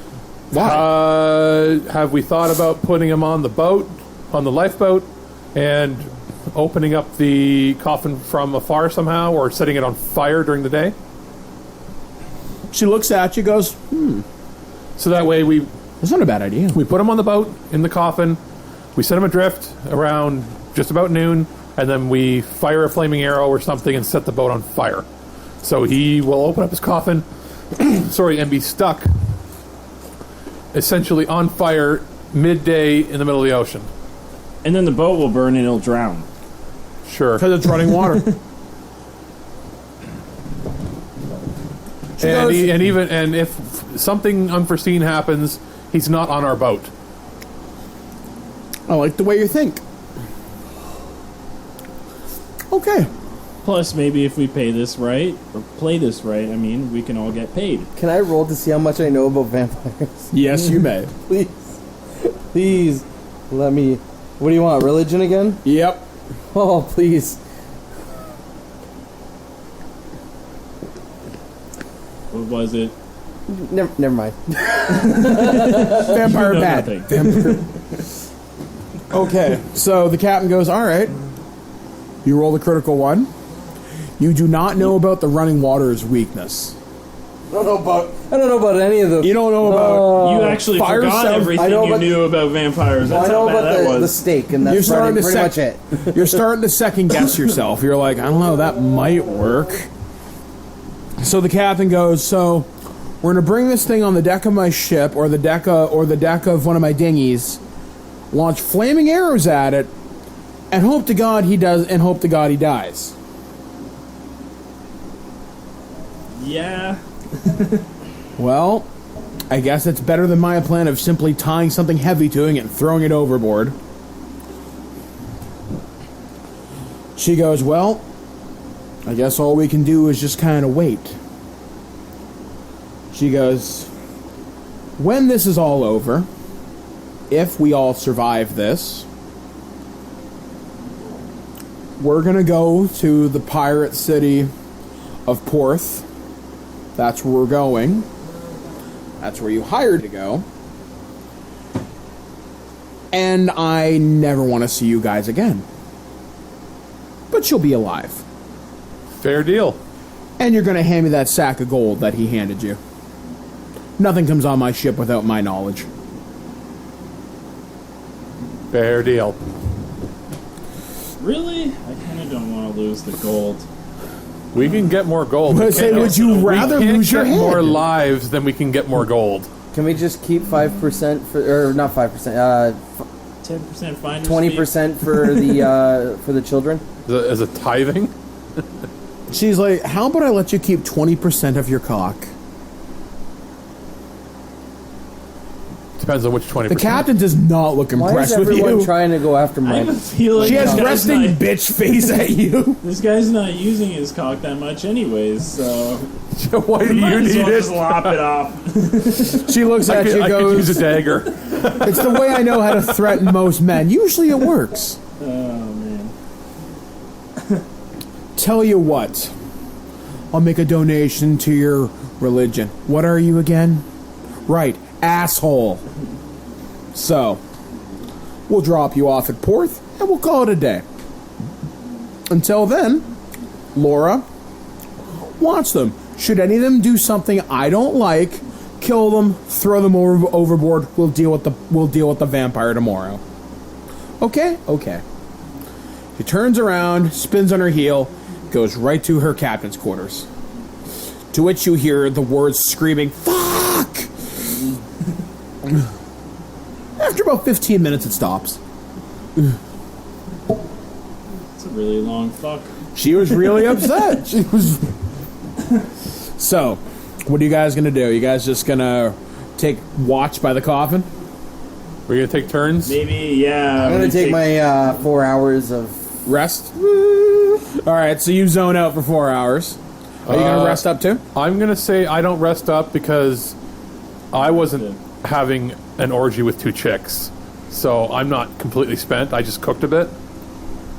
That's true, yeah, so... Roll me a constitution save. I actually want to see if you suffer from exhaustion. My 20? Yeah, d20s. 8. What's your con? Constitution. Ooh, it's -1, so 7. You are 1 level exhausted. With just detrimental. trying to think. I just want to see what it does. So give me a second to look at my DM screen. Oh, that's... What if I go to sleep? Does that... Yes, you could do that to restore. Like I said, I'll take first watch because I can cuddle with Laura. You're presuming she wants to be near you right now. You basically sold her and the crew out. I was going to say I'll take first watch because my first watch doesn't have to be a full 8 hours. It only has to be 4 hours. Yeah. Because he's meditating. Yeah, And when and he you- gets out of his meditation, he's fully restored, and I can just go to bed then. Yeah, and then you'll get your 1 hit point back. Yeah. So, okay. So, the night goes by surprisingly without incident. You do hear some shuffling inside the coffin occasionally, but as soon as dawn breaks, the coffin's as still as stone. So, around 11 o'clock rolls around, and some of the crew begin to haul the coffin onto one of the dinghies on the side. I'm going to roll to see if they drop it. Okay. So this is a strength check. Natural 20. Fuck no! They're both built like Channing Tatum. Pretty much. They are built like G.I. Joe himself and load the dinghy up with the thing. They also managed to chain it with several pounds of cannonballs so it does sink after it's set on fire. Nice. And they're like, alright, since this is your problem, you clean it up. So So- we have to fire... Who can fire an arrow at a boat. Or have some way of lighting it. She goes, don't worry, I got that covered. She pulls out alchemist fire. We're going to dip your arrows in this. Well, I guess we don't need arrows. Yeah, you could just light it right beside the boat. I do have Sacred Flame. Okay, you can try it. Roll it. Roll against the DC. What are you saving, though? It's the boat. Against the material. Which is like a... Wood. Almost so nothing. It's really low. I don't even think it has a save. I'm going to give it one because of... I'll say there's from the magic emanating from the vampire. Yeah. Give him really a chance. Nice shellac. Yeah. On wood. And it is rocking Beat on a water. 5, AJ. Oh, no. Beat a 5. All right, so it is burning. So you launch flame gouts launch from your hands and engulfs the coffin.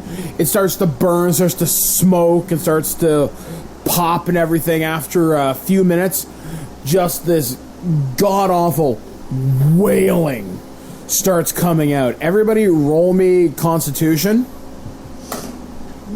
That's actually not bad. 18. You pass. 14.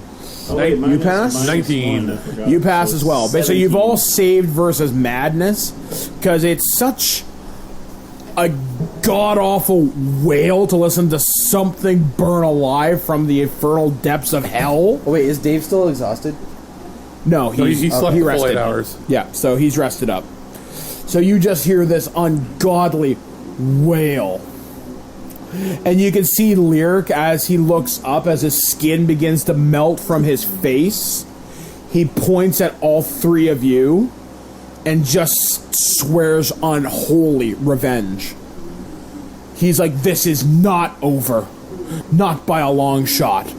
As he says the word shot, the boat collapses in the middle, and the rest of the shot pulls the rest of the coffin and his burning corpse into the depths of the ocean. Bye-bye. The captain comes out and goes, well, that went a lot easier than I expected.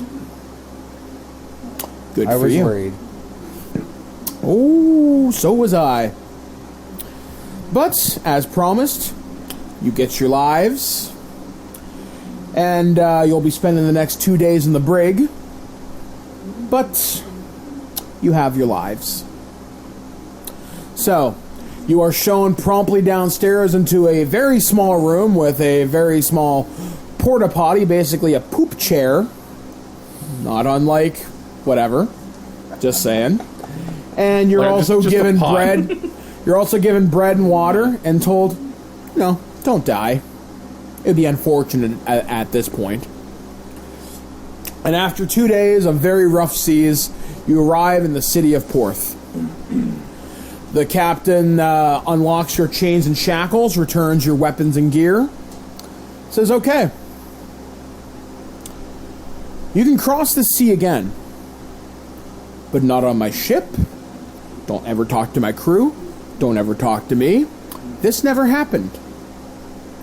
Should I even ever hear a whisper of this in a bard's song, in any bar across the entirety of Faerun and the Forgotten Realms, I promise you, your ends will be nothing compared to the horrible horrors I will visit upon you, okay? But until then, lady, gentlemen, have a nice day. She gives you two swift kicks in the ass. She flicks your forehead. Don't fuck my first mate. Too late for that one. And she leaves. Too late for that one. So you guys are now in the city of Porth. You come out, it's Great. very much like, once again, the best way to describe it would be like Game of Thrones, like Myr, sorry. So very Egyptian looking, very big stone buildings and whatnot. And as you arrive, a guy's waiting for you on the dock. Okay. Man walks up to you. He's in his mid-30s. He goes, Drago, right? Drago, whatever. Dargo? Dargo. Got something here for you. Hands you a scroll. See you later. All right. I turn to the others and go, okay. Do you know anyone here? No, this is not a city that I remember ever visiting. We'll open up that scroll. Right. And when we get the chance, we should check out what's in that weird vial that this guy got. Before you open up that scroll, I'm going to do an Arcana check to make sure it's not a arcane bomb of some sort. Okay. 22. There is the only magic you detect coming off of it is it's only being checked if it's read by the intended recipient. So it's got like a Facebook Messenger receipt. Basically, yeah, it's got like the Facebook scene equivalent. Okay, so I open it up. It's safe. All right, so you open up the scroll. It is from Lord Kilsh, Okay. asking for an update on your mission to recover his daughter Mira. And I immediately go, how did he know we'd be here? The He never sent us here. He sent us to the boat. Are you saying this out loud? Yes. You say it out loud. The scroll wipes itself, and a simple reply says it's called scrying. I've been watching you. Oh. Good job with the vampire. Now we know where my daughter is, ish. Just wanted to see how things were going so far. You still have intentions to return my daughter, correct? Of course. That's our whole mission. The scroll wipes itself again. Yeah. It's like Etch a sketch. good, yeah. Basically, it wipes itself like an etch-a-sketch. It's like good. I have more information for you and provisions for you. It gives you an address. It shows you a building in really fine detail. It's a bar called Fourth, just Fourth, like the word. And it says you'll meet a man there. He will help you from here on out. I look at our tiefling. No. You've actually been here before. You've traveled across the sea a number of times. Actually, roll me your knowledge. And we'll see, or bard knowledge. Area. Yep, knowledge of the area. I'll see what you know. Wait, what am I rolling exactly? Knowledge of the area. History? History, yes, history. Sure. Okay. I get 9. You know this is the city of Porth. It's known as like a pirate town. A lot of pirate ships come through here to drop off cargo and sell it. So it's very much a commerce port. Law enforcement here is remarkably lax. Any kingdoms don't claim specific sovereignty over this. It's a pirate thing. You don't bother me. We won't bother you. But make sure the trains are on time. Don't steal anything that's going to fuck up too many people. So they look the other way. The place you're going, called Fourth, is actually a known entertainers hangout. That's where basically typical bards meet up, exchange stories. You get the idea. Basically, it's like your meeting hole, so to speak. So, what are you guys gonna do? I almost want to leave a message for the Lord to say, can you check on my bed and breakfast and make sure nothing's been destroyed by the Thieves Guild? That he obviously knows happens now because he's been following us or watching us. You scry back. He's like, your bar is fine. Your bartender Marty's rather upset. Oh, that's just Marty. Other than that, things are fine. Okay, that's just Marty. Thieves Guild seems to be happy with you. Not sure why. Interesting. And like I said, don't forget about that weird vial that we found. So there's got to be someone in this city that can tell us what it is and what it does. Oh yeah, that green Thieves vial. Guild happy with us. Yeah, it's weird. We didn't get rid of the pirates. We got rid of the vampire. And if we can use it. So maybe we should go to that bar and find out if we can find someone. I'm gonna hand you the green vial, Dave. Okay. There you go. I probably shouldn't be holding on to this. Is it anymore. like absinthe mixed with Molly? Maybe I can open it up and do like a quick sniff check. All right. And roll for, I don't know, Nature? history or... Yeah, maybe I'll nature let you roll history. to see if Anybody it's else can something roll medicine or herbalism. like a weird medicine, drug yeah. I I'm have familiar 4 on with. both of those, so 15 medicine. 15 medicine. 21 on. You know it's some kind of a narcotic. Okay. Oh, I already knew it was a Yeah, you knew it was some kind of a narcotic. It would basically be equivalent to like meth and cocaine put into liquid form. So it's an amphetamine. It makes you faster, think quicker, move longer. yeah, basically it gives you an adrenaline boost. So it's a performance-enhancing drug. yeah. Okay. And it's obviously cooked up in a lab. It does have several magical components. You're not sure what that grants you specifically if you take it, but you know it's not just stuff you can cook up by walking down to your local herbalist. You have to harvest some of this stuff in nature. Yeah. Well, I'm not opposed to taking drugs occasionally, since my character is chaotic good, so... It's all right. You take a pinky of it. But yeah, I'll take... Just before we go into the bar, I'll take a little... A little hit. Rub your teeth with it. All right, so you take a hit off this green drug. You can feel sound. buzzed. You feel incredibly buzzed. Temporarily, you gain +2 to initiative. Temporarily, because your senses are so heightened. Mind you, on combat rolls, you now gain disadvantage. But you are quick. So you're like, man, this feels awesome. Oh my god, it's too much. Okay, so I put the rest of the vial away. Alright, so you put the rest of the vial away. You walk into fourth. I'll write down vial of green shit. You see a guy there. You see him. He's got like an eye patch over one eye. He looks. He's got like really dirty brown hair. He's got like a bandana. He goes, "You would be the people sent by Lord Kilsh, correct?" That would be correct. Yes, correct. My name is Psych. Please come with me. He takes you back to a back room. He goes, okay. So, my lord has been busy. Because, well, he was expecting a little quicker results. You know, he's Lord Kilsh. He's a busy man, and he expects money fixes everything. So, here's what I know. Mira is here in the city. She's being held by another pirate captain. Captain Johns. Captain Johns and her... Well, I haven't told this to me lord yet, and I'm not sure how much I want to.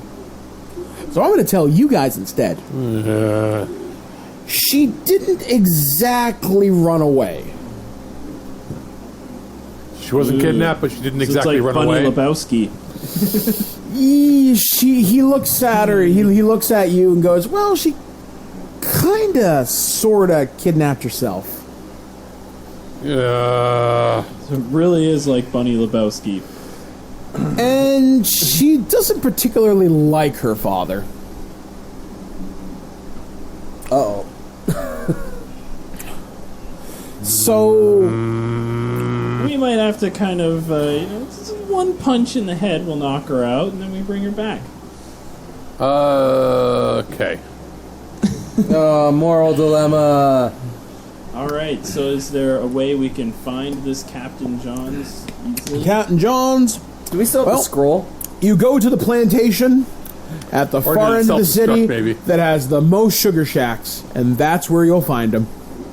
The one patrolled by about 100,000 guards, or so it seems. Do we still have the scroll? We still have the scroll, right? Yeah, you still got it. Open the scroll up. All right, I opened the scroll. No, I've had it open the whole time. Oh. Because I never closed it. I just had it open while we were talking. So, does the scroll say anything? Because he's been scrying on us, and now he knows his daughter...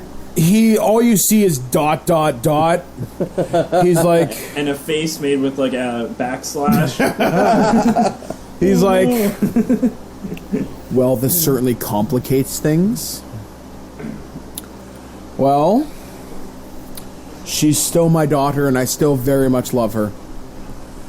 Bring her home any way you have to. just alive. Even if it Can requires you write bringing to the him that I pirate won't captain. actually punch her? See, It seems that they are, in love. the scroll pauses for a moment. It writes back and goes, I will send another scroll with a writ, and I shall request an audience with this Captain Johns. Perhaps we can solve our pirate problem in the city once and for all. With another pirate. Well, if my daughter does indeed love him, I'd rather have an army at my side than at my back. So what should we do in the meantime while we're waiting for this? Convince my daughter to come home. By any means necessary. Okay. Alright, guys. The scroll just kind of cuts off. It rolls itself back up. Okie dokie. It snaps onto your wrist. Oh, Uh-oh. It's like ICQ. Oh my god. so now I'm assuming it's still daytime. What do you guys want to do? Go find his daughter? Well, we know where she is, right? Yep. She's at Let's the go. biggest garden wait. compound in We were town. told we were going to be getting new provisions. What are we getting? What? Psych looks at you, goes, "What do you need? Rations, weapons, armor, clean change of clothes because you all smell like shit." I need soap. He's like, "That I can do." And a fur comb. He I looks think at. we just need to wash up. Yeah, All right. soap and a warm Yeah. bath. All right, so each of you take a nice, warm, long bath. You are given brand new furs. And perhaps some, I would say, a bottle of wine and an empty bottle. Okay, you Why the get empty both. bottle? Don't question me. Just trust me. Okay. You can always All use right. an empty bottle, and I need an elastic band, chewing gum. I'm gonna MacGyver this shit. All right, Psych provides you with all the needed supplies That can actually be produced in this era. that can be produced. in Okay, the... needle and thread, string, that sort of stuff. Yep. All right, he gives you everything. That's in his disguiser's kit. Oh, it is, isn't it? Yeah. So Psych is like, "Well, Captain Johns might see you. I don't know. You can try. If you say who you're from, he might not kill you straight out. I don't know." I am pretty good with disguises and illusions. Have you thought about perhaps performing a nice dance and song and announcing me as the bear fucker from? Because the word about me might have spread. Or just dressing as a pirate. That works too. Yeah. I just like to be more famous than I am. Yeah, I Oh, could you only have just... 2 disguises. We could do reconnaissance on the guy, see, like, I don't know, how his pirates act, and then I can dress as one of his pirates, try and get in there, and then see if I can sneak my way to the daughter, and then I might be able to convince her that maybe she's not in love with this guy after all. Or maybe she should just come home. All right. So what's your course of action, ladies and gentlemen? Yeah, I mean, I say we go to the pirate bar, wherever the pirates hang out. I don't know. Well, do you Like want to? every bar? Well, do you want to walk right up to the mansion? Yeah, Yep. All right. So you literally walk right up to Captain John's Well, let's mansion. let him get his disguise on. Okay. Roll me a disguise check. You have proficiency, so you get to add 2. It would be deception. Yeah, deception. And what are you dressing up as? Deception is like a +6. So you get a +8. So, or no, it's +6 with the proficiency. Okay. So No, but you get because you're using a disguise kit. You're adding. You're Yeah, so you still get an additional +2. really, Yep, so +8. All right, 15 plus 8. Again, More than enough. What are you dressing up as? Sexy pirate. Sexy pirate. Okay, so sexy pirate Halloween bard. pirate. All right, so you do as such. You walk up to the gate. You see an elf and a half-orc guarding the door. As you walk up to the gate, they're dressed in kind of like a bluish blouse. They've got like a white sash across their chest. It looks military-ish. Like these guys are very well regimented. He goes, and who would you be, lass? I be Koinos. Koinos, and what would your business be with Pirate the lass. master of the land?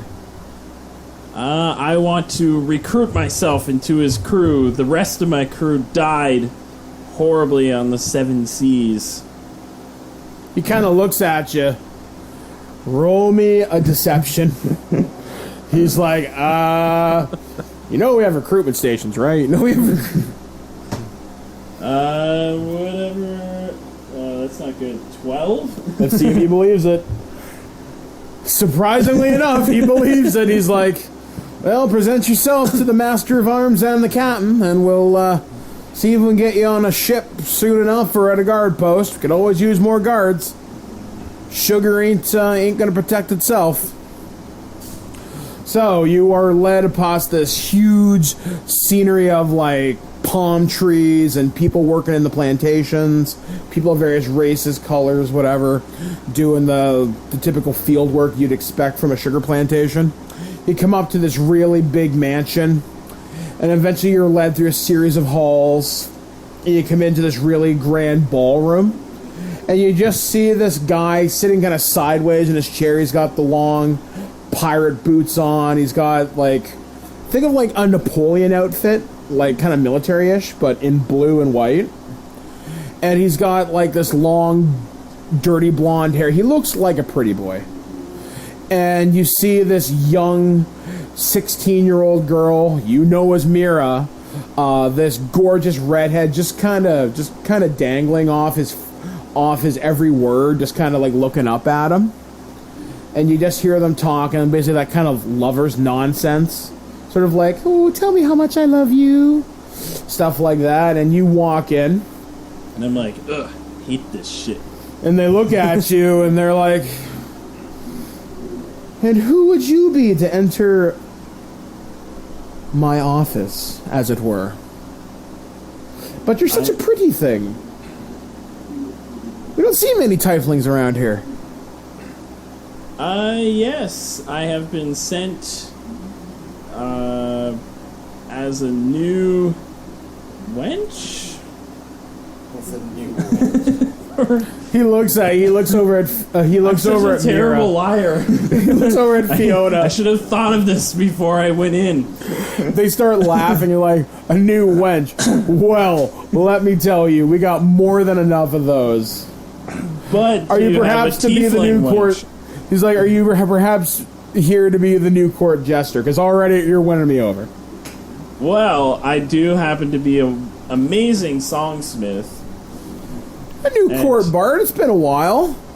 The last one was terrible. We hung her. That was terrible. Let me tell you, that was some nasty business. Mostly Mira's idea, but Mira goes, "Oh, but she was such a bitch." Well, I mean, I can be a bit of a bitch too, but I'm a funny bitch, so... Mira laughs at this. She's like, "Okay, tell me a joke, songsmith. Oh my God. Entertain me." I don't even... My character knows a joke and tells it. Roll it. Because I forget like, every joke. Friggin' derping. The entire campaign hinges on him now. I was gonna say if it was me, I would walk in the club like, "What up? I got a big cock bone." What am I even Performance. rolling? Performing, with? yeah, Performance? Oh, okay. We'll see how easily Like entertained they are. 18. And don't you have the power to do the thing? And surprisingly, they rolled a 9. You entertain them. You tell them a funny joke about how the elves and the orcs and the birds and the bees, they laugh uproariously. You swear a little bit of pee comes out. But they have a good time. It's like, you know what? We like you. Tell you what, take a seat over there. We'll tell you when to perform. Just, oh man, you gotta have more knee slappers like that. Because that is wonderful. All right. I'm Captain This John. is like in a movie where you just hear the punchline of the joke without the actual joke. Yep. And then the dad says, who knows what happened? How do you plan a space party? You plan it. Oh God. Dad joke alert. I'm sure I said that joke wrong too. I think. Oh, man. So he tells you to take a seat at the other side of the hall with a couple of the other servants there.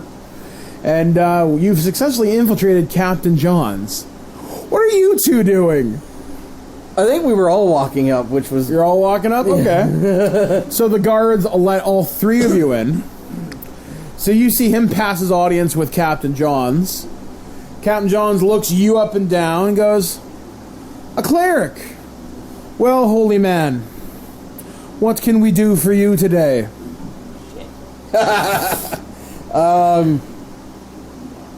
I have been sent here. I really don't Sell the drugs. No. Don't get us killed. I have been sent here for you, Mira, to bring you back to your father. Oh, fuck. She perks up at this. She kind of looks up all petulant. She's like, "My father is an evil man. Stupid man, I don't want to see him anymore." He's willing to listen and to, even with your friend here, the captain, he's willing to listen and he wants you back anyway. He's like, "I don't believe you. Why?" He We told me don't I have couldn't to scroll see in him. He's told us anyway, and he's actually sending us a writ saying he wants you back anyway. She kind of pauses for a second. Roll me a persuasion. I was going to say, she knows me. I don't have to introduce myself. Yeah, she knows who you are. Oh, this is gonna suck. She knows I'm not here to mess with her, really. She rolled on 11. I got a total of 1. Oh. But not a natural. Not a natural 1. Okay. So she's like... She can barely look at me, probably. Yeah, she's like... "I don't know, holy man. He's lied to me so many times. Do you know how many pirates he's killed? These are the only free men left. The sea is at their back. The deck under their feet. That is their kingdom. He did. Father offers me nothing but servitude to produce heirs for him. Why should I go back?" He did tell us that, like outside of character, he did tell us that. Was it that he would rather have the pirates with him instead of against him, right? Yeah. Okay. So I'll tell her that. He did tell us he'd rather have your pirate friends with him than against him, if it means bringing you back. Captain John looks over at Mira, kind of that half kind of cockeyed look, like, "I don't know. Kind of sounds like bullshit to me." I am. But then again, to not lie. So he is a cleric. He is bound. And he does have an awful lot of money, Mira, and you know how much I like shiny things. Mira goes, "Yeah, but he'll never let you he'll never let you own any land." And he throws his head back and laughs. He's like, "I have my own land here. The sea is where I command. Tell you what, I'll agree to this meeting. And if I should happen to die," and Mira goes, "No, I'll simply burn the city to the ground. What have I got to lose?" fair enough. And he looks over at you. Sure. He looks over at Dargo. And he goes, "Now you, my small friend, I knew from the second you walked in. You've got a reputation. Okay. Is what they say true? Have you really been with a bear?" You'll have to stay with me to find out. He throws his head back, starts laughing. Once again, hilariously. Yeah, He's like, even I can't contain that and just start laughing as well. he's like, well, I like you. For a gnome, you're honest. I like you. You, the holy man. And I presume she was here just to get you in my front door. Yes. He I'd looks like at to say, Again, I slap you at the back of the head. For fuck's sake! during this entire exchange, I'm like making funny side comments to Mira to try and kind of win her over. right. Roll persuasion. Persuasion. She rolled a 5. Ugh, I rolled, well, it's a 1 plus 7. So an 8. Or So 1 plus either 6, way, sorry, you it's a you 7. make enough sense where she's like, I guess. She's like, I got out She before. I can doesn't just do think it my again. quips are super hilarious, So she's like, but she doesn't fine. hate me either. I guess we can set sail for Cambridge tomorrow. Sounds good.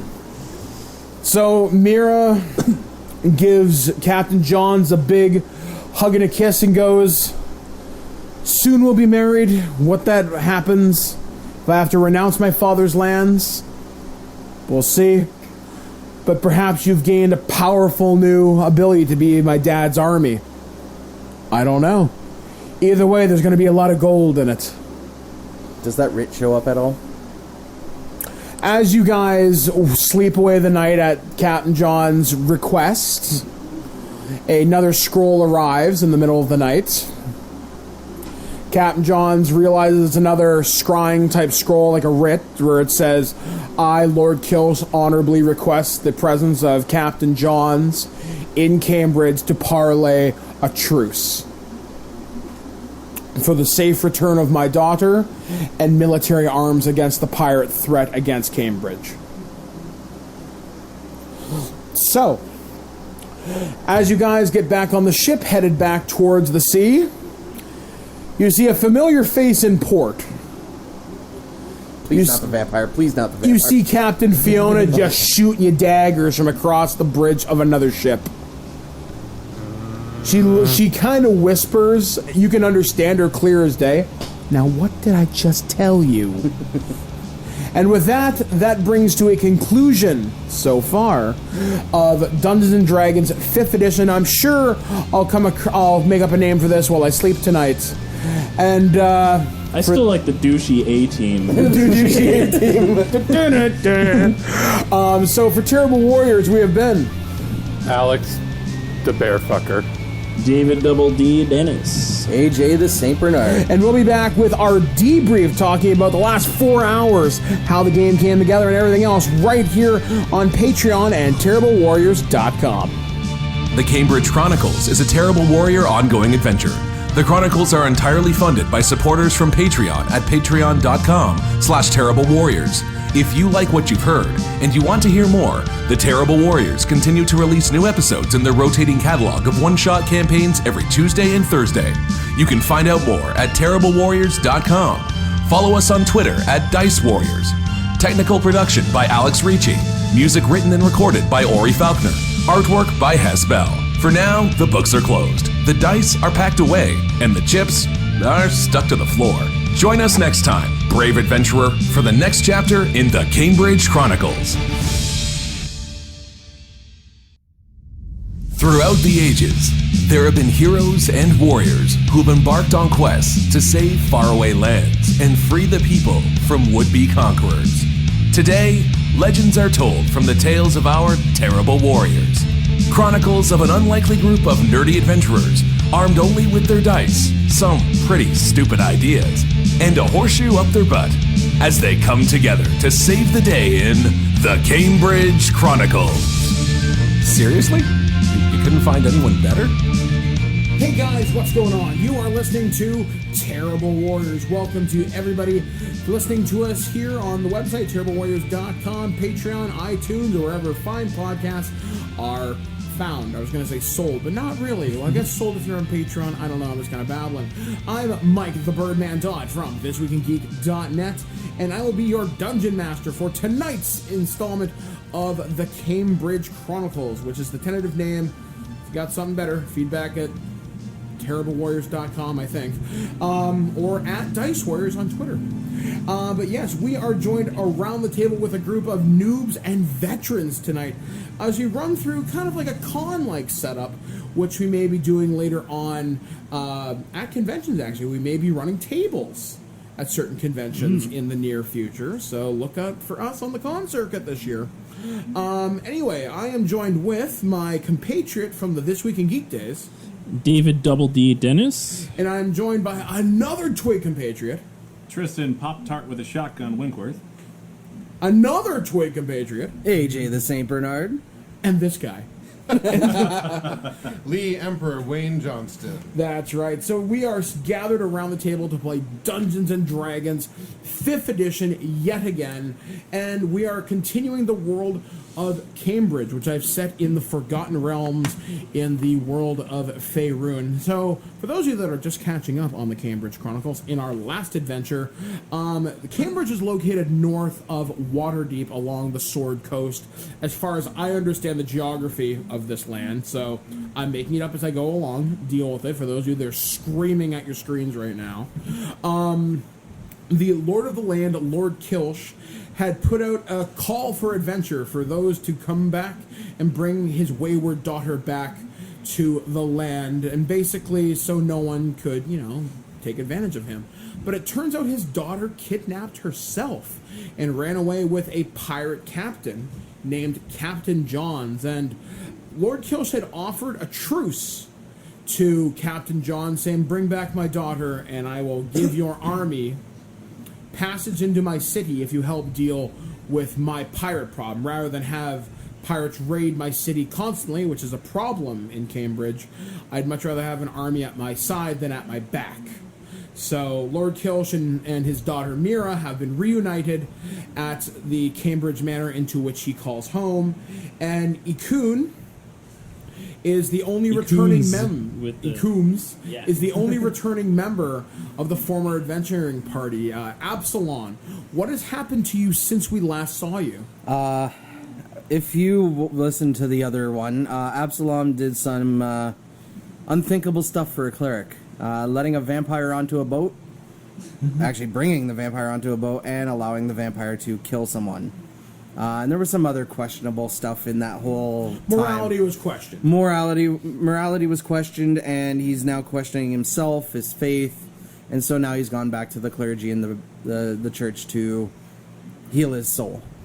Excellent. So you will be playing a new character tonight, yes, as I understand. I will be playing Torin Borin. Yeah, that's right. The Gold Dragonborn fighter. Excellent stuff. As we continue around the table, let's go to Tristan. Now, if you want a full write-up, or I guess brief 2-minute essay on his character, you'll have to go to Patreon to find out. But tell us a little bit about your character. Today I will be playing Farron Oakcrest, a hill dwarf druid. Brand new to the scene, he's just a circle of the land. And as far as I'm concerned, you and our last compatriot, Alex, who is known as Dargo, de Bearfucker, are known to each other. Yes, he's an acquaintance of mine. We know each other. You guys have gone out on hunting parties, so you're druids, so you can leave messages for each other on the. Basically, nature's graffiti would be the way I would describe it, as you rearrange moss to say obscure and obscene things. And we finally move along to Lee. Who are you going to be playing tonight? Tonight I'm going to be playing Koro, the halfling smuggler. Looking forward to that for sure. Excellent stuff. Okay, so we rejoin the city of Cambridge, and about a week has passed since the events in the last game. And the Festival of the Sun is still going on for this entire month, so there's people in the streets, joy is in the air. The militia seems to have pushed back the pirates for the time being, surprisingly, and there hasn't been any violent incidents on the street other than the odd drunken brawl. The best way to describe the Festival of the Sun, it's like Oktoberfest, but with dwarves. And we actually we join Koro, actually, who's beneath the city streets in the Thieves Guild. We're going to start with you. You find yourself in this basically a lot of rogues, thieves, and since your character is known to be a smuggler, you found your way aboard a pirate ship, most notably Captain Fiona's ship. You've been finding yourself in Cambridge for the past couple of weeks, smuggling out various types of sugar. That was a ship in the background, by the way. It was a spelljammer vessel. And you've been smuggling, most notably, a new drug known as the Children, which happens to be a methamphetamine derivative that has magical properties to it as well. So Corin has been paying you rather well to keep it moving through the streets and whatnot, and it's a good job to you. Recently, though, she's learned that something has been interfering with her plans in the city above, and she wants things to go a little bit more smoothly. So she puts a ring on your finger and goes, when the time is right, you'll know what to do. She hands you a pouch of 1,000 gold pieces. Woo-hoo! And says, make sure the job... You have 15 here? Make sure the job gets done. Make sure they don't suspect a thing. And as far as the surface world is concerned, Lord Kilsh will welcome you with open arms. She points at she's an elven woman she's got darker skin, the long ears. She dresses very sexily, but she carries these two wicked-looking daggers at her side. And you've seen her slit someone from neck to nuts before, so you know she's not to be trifled with. She says, just make sure you know where you come home, and if you come home with what I want you to, then there'll be 1,000 more in it for you. Just don't betray me. It would be unwise. And with that, you find yourself in the middle of the city. Just... Oh. Nobody notices you appear. How you doing, everyone? Switching gears. Ikoons. Okay. Oh my God, I hope I got it right. I have a question first. Yes. My character, do I get any money from Lord bringing Kilsh? the daughter back? Yeah. Yes. I still only had 15 gold from last time. You were given 500 gold pieces, and you were also given a room at the at Lord Kilsh's many estates. Wow. In the town of Cambridge, where basically you're allowed to come and go as you please for the next month or so. Okay. After that, he's like GTFO. Right, that I'm renting a room for 1 month. Yeah. So you've been making your way around the city, having a good time. The Festival of the Sun's been a good time. You make almost as much money as you spend. So it's been up and down, up and down. But things in the city do not seem to be as they once were. You notice the merriment seems to die down with each passing day. If you could roll me a perception check. As you look out the window, it's probably about noon hour, give or take. Oh, that's a 9, 10, 11 total. Okay, so you look out into the city streets from where you're staying. You're on the ground floor of this inn. You look out in the city streets, and normally you see people, having their shopping, like the flower girls, the fishmonger, the meatmonger, the butcher, whatever. And just things seem more subdued. It just seems like there's almost like a thickness to the air almost. And being in a seaside town, humidity is not unheard of, obviously. But it just something seems very off. In fact, the inn that you're staying in, normally the nights in the tavern are very, very lively. A lot of people are having a really good time. Last night, a lot of people were very dour, very subdued. Not mad at any particular one thing, but you know how someone gets when they're feeling sick? Just that attitude about them. They don't feel good. A lot of people complaining about stomach cramps and just something very, very off about things. Like everyone has that cold that's going around, so to speak. That's something you're noticing. A lot of people seem really sick recently. I thought we beat the crabs. Well, did Absalom? Some people haven't beaten the crabs. Actually, roll me a d20. Roll me a Constitution save. Do you know if it's crabs? It's a 15. You take a drink of water as you're looking out the window. Something about the water tastes off to you. Like it's not quite stale, but something seems wrong with it.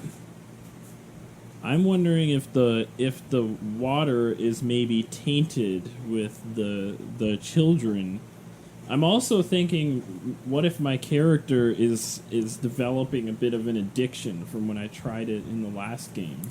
Well, some of the money that you make from entertaining those people at night has been going to the children, which you've been buying from Peter down at, I forget the name of your god. He's been buying children. Yeah, he's buying the children. I'm addicted to the children. Oh my Dave. There's no way to say that and have it not sound creepy.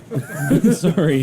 Yeah, it's basically code for lining the church's coffers. But anyway, you've, if you want to roll me another Constitution save versus addiction. All right, let's see if I'm addicted to children. Sorry. What did you get? It's an 8.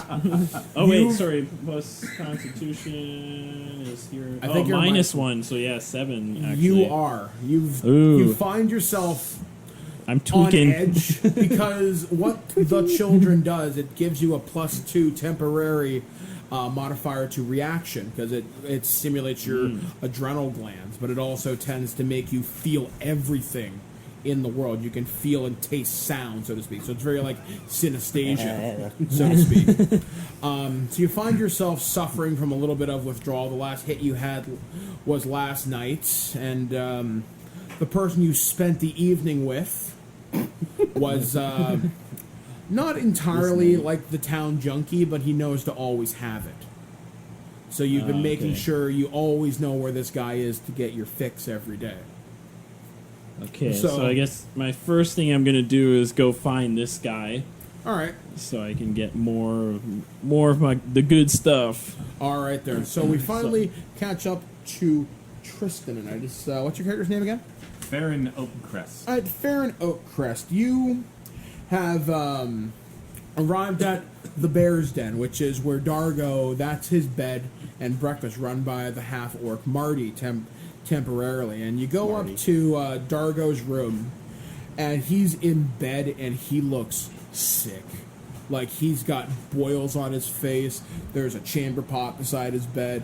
He looks like he's one step away from death's door. He has asked you to help look after the Bear's Den for the next couple of weeks while he recovers. He suspects he should, but should the worst come to pass, he wouldn't mind if you were to carry on the Bear's Den and take his de bear fucker, the dick bone of a giant dire bear. I can't say it with a straight face. And use it to avenge his death. So, as you leave his room and shut the door behind you. I think he had something he wanted to do. Okay. All right, what do you want to do? Before I leave the chamber, attempt this. I want to attempt to heal what's making him unwell. Okay. I want to cast Lesser Restoration. Okay. So, let me just read it. Okay, I touch a creature. It can end either one disease or one condition afflicting it. The condition can be blinded, deafened, paralyzed, or poisoned. Okay. So let's see. We'll see if he makes a save. There's no real save on this. It's just. I know. Weird, right? Oh. You touch him. He roll a natural 20. Huh. Some of the boils begin to recede from his face, and he looks a little less sickly. But he goes right to sleep, as you do. Basically, it's a very exhausting process to be healed. It takes a lot out of the caster as much as it does the healer. So he goes to sleep as you see some of the boils from his face begin to go away. But he does pass into unconsciousness. Okay. So you find yourself in Dargo, just outside the hallway of the Bear's Den. Marty's down at the bar. There's the average lunch crowd in there. You know, you see a lot of the working class of Cambridge is a lot of half-orcs. So you see a lot of them and humans having lunch. They're having meat and ale and porridge and whatnot. You know, average lunchtime stuff. So you walk downstairs and you see a guy wearing the Lord's symbol. It's a guy dressed in kind of bluish armor with a white sash. And he's just kind of waiting by the door. He notices you come down the stairs. He points at you and he motions for you to come closer. Are you going to go? Yeah, I hesitantly move closer. All right. He goes, he looks you up and down. He goes, let me guess, Farron, right? That's me. He hands you a scroll that has the king's seal, or the Lord's seal on it. He goes, Lord Kilsh wishes to have a word with you at your earliest convenience. I unravel the scroll to All right, read the contents. All right, you break the wax seal on the scroll and you start to read it. It reads, I hereby, Lord Kilsh, would like a audience with you, Farron, as a friend of the city and the realm, to discuss a matter of importance since Dargo finds himself currently ill. It would be of great importance to me, but also the city, if you could come as soon as possible. Very well. All right, so you're going to head to the manor? I will. All right, so you head north of the city towards Lord Kilsh's manor. All right, we come up to Torin. You are already at Lord Kilsh's manor. You find yourself in the barracks. You're a member of the city's honor guard.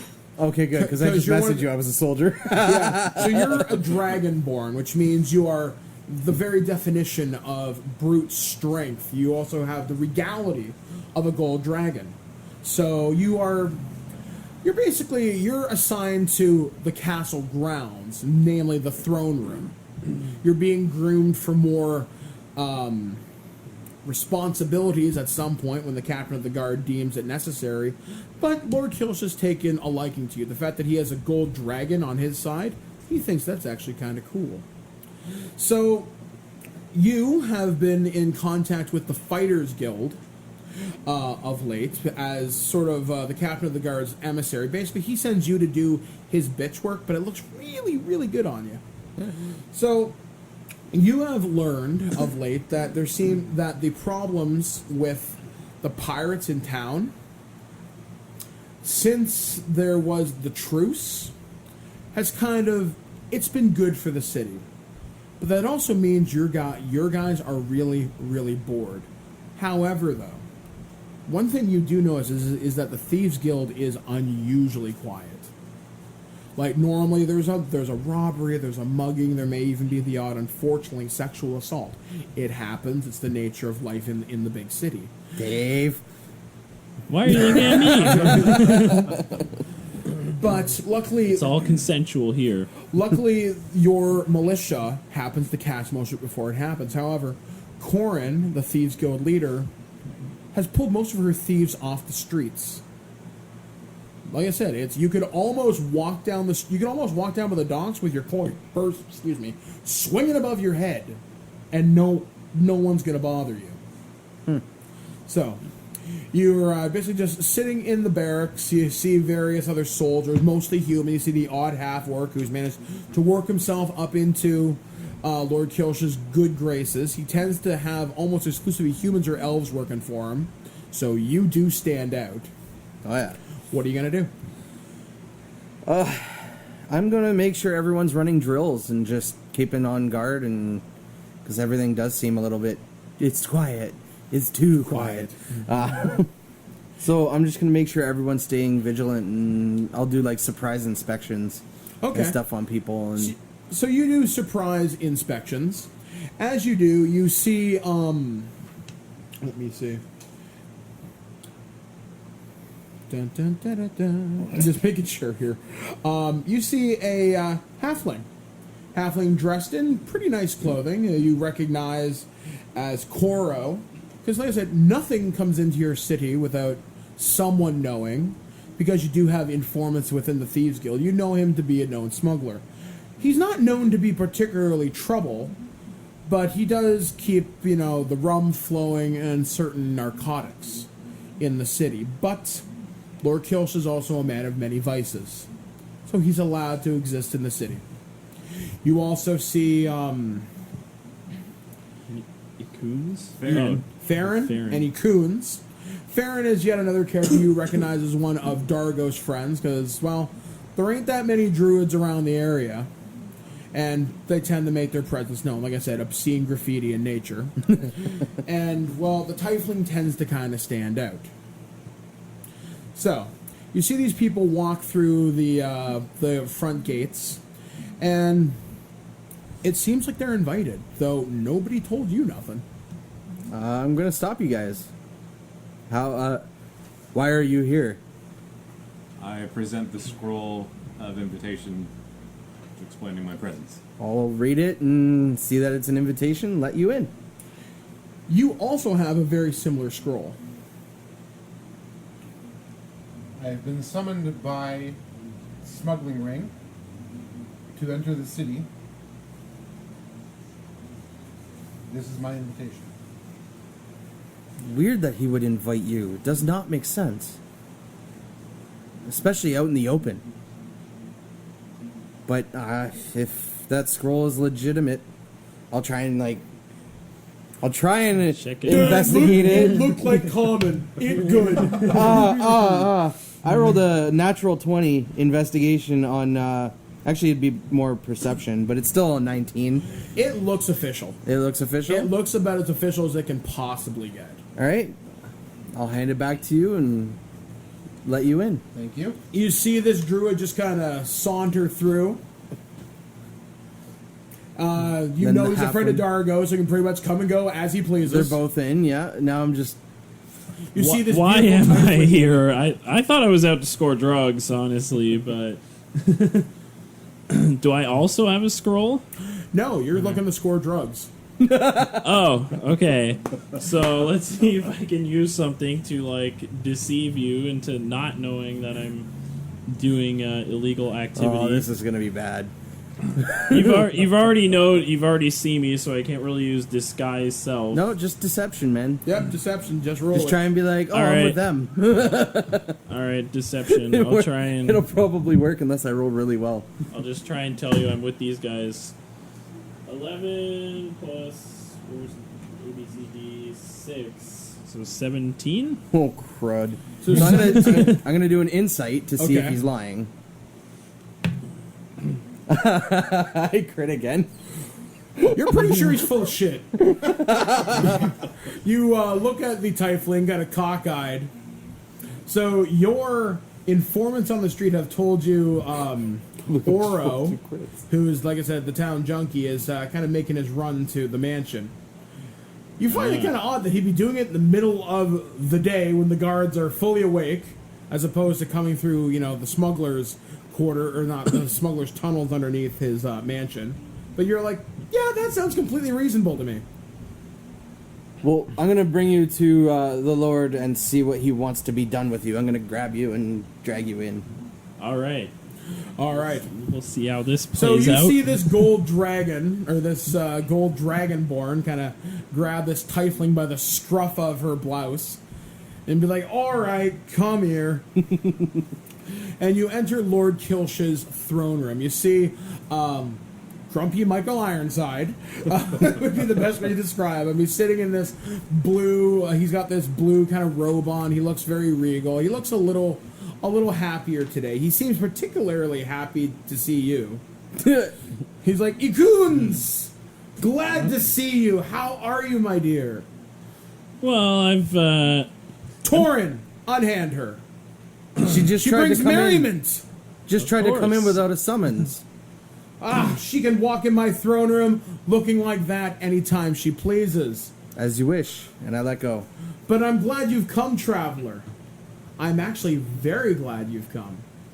really gladder than usual. Gladder than usual because you were so successful to bring back my daughter Mira. And that is why I summon actually all of you here today. Not just because each of you has been friends to the realm. He looks over at Koro, says, you have done great deeds for me personally, and to which I appreciate. Looks at Torin, the guard. Yeah. I'll get it. And says, your strength is well known, as well as your martial ability. Looks at Farron. Good friend of Dargo, I have no reason to not doubt your ability. But as you may have guessed, something is very wrong in the city, and I need some adventurers of different abilities, particularly those who know how to stay off the radar. Sir, No, I sir, don't not think I radar. stay off the radar. Yeah, Those who stay off me. the map, so to speak. He says, I need those who can get this done stealthily and quietly. As you may have guessed, there is a sickness spreading throughout my city. You may have noticed people coming down with unusual boils on their faces, just general malaise, but unfortunately it is getting worse. Even one of my daughters has fallen ill to this, and I know exactly who's responsible for it. He goes, the Thieves Guild leader, Corin, has decided she doesn't like having a new pirate army in her city, and has decided to strike revenge against her since her other rival, Captain Fiona, also still lives. So it seems I have managed to piss off an incredibly powerful woman. However, my court sorcerer tells me there may be a way that I can get around this and still look like the quote-unquote good guy, savior of Cambridge, if you will, and that is where you all come in.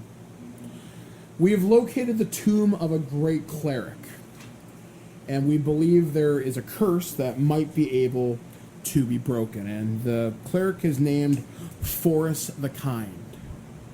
And if you can find his tomb, there may be scrolls, rings, or other powerful magic items that would be of great interest to us.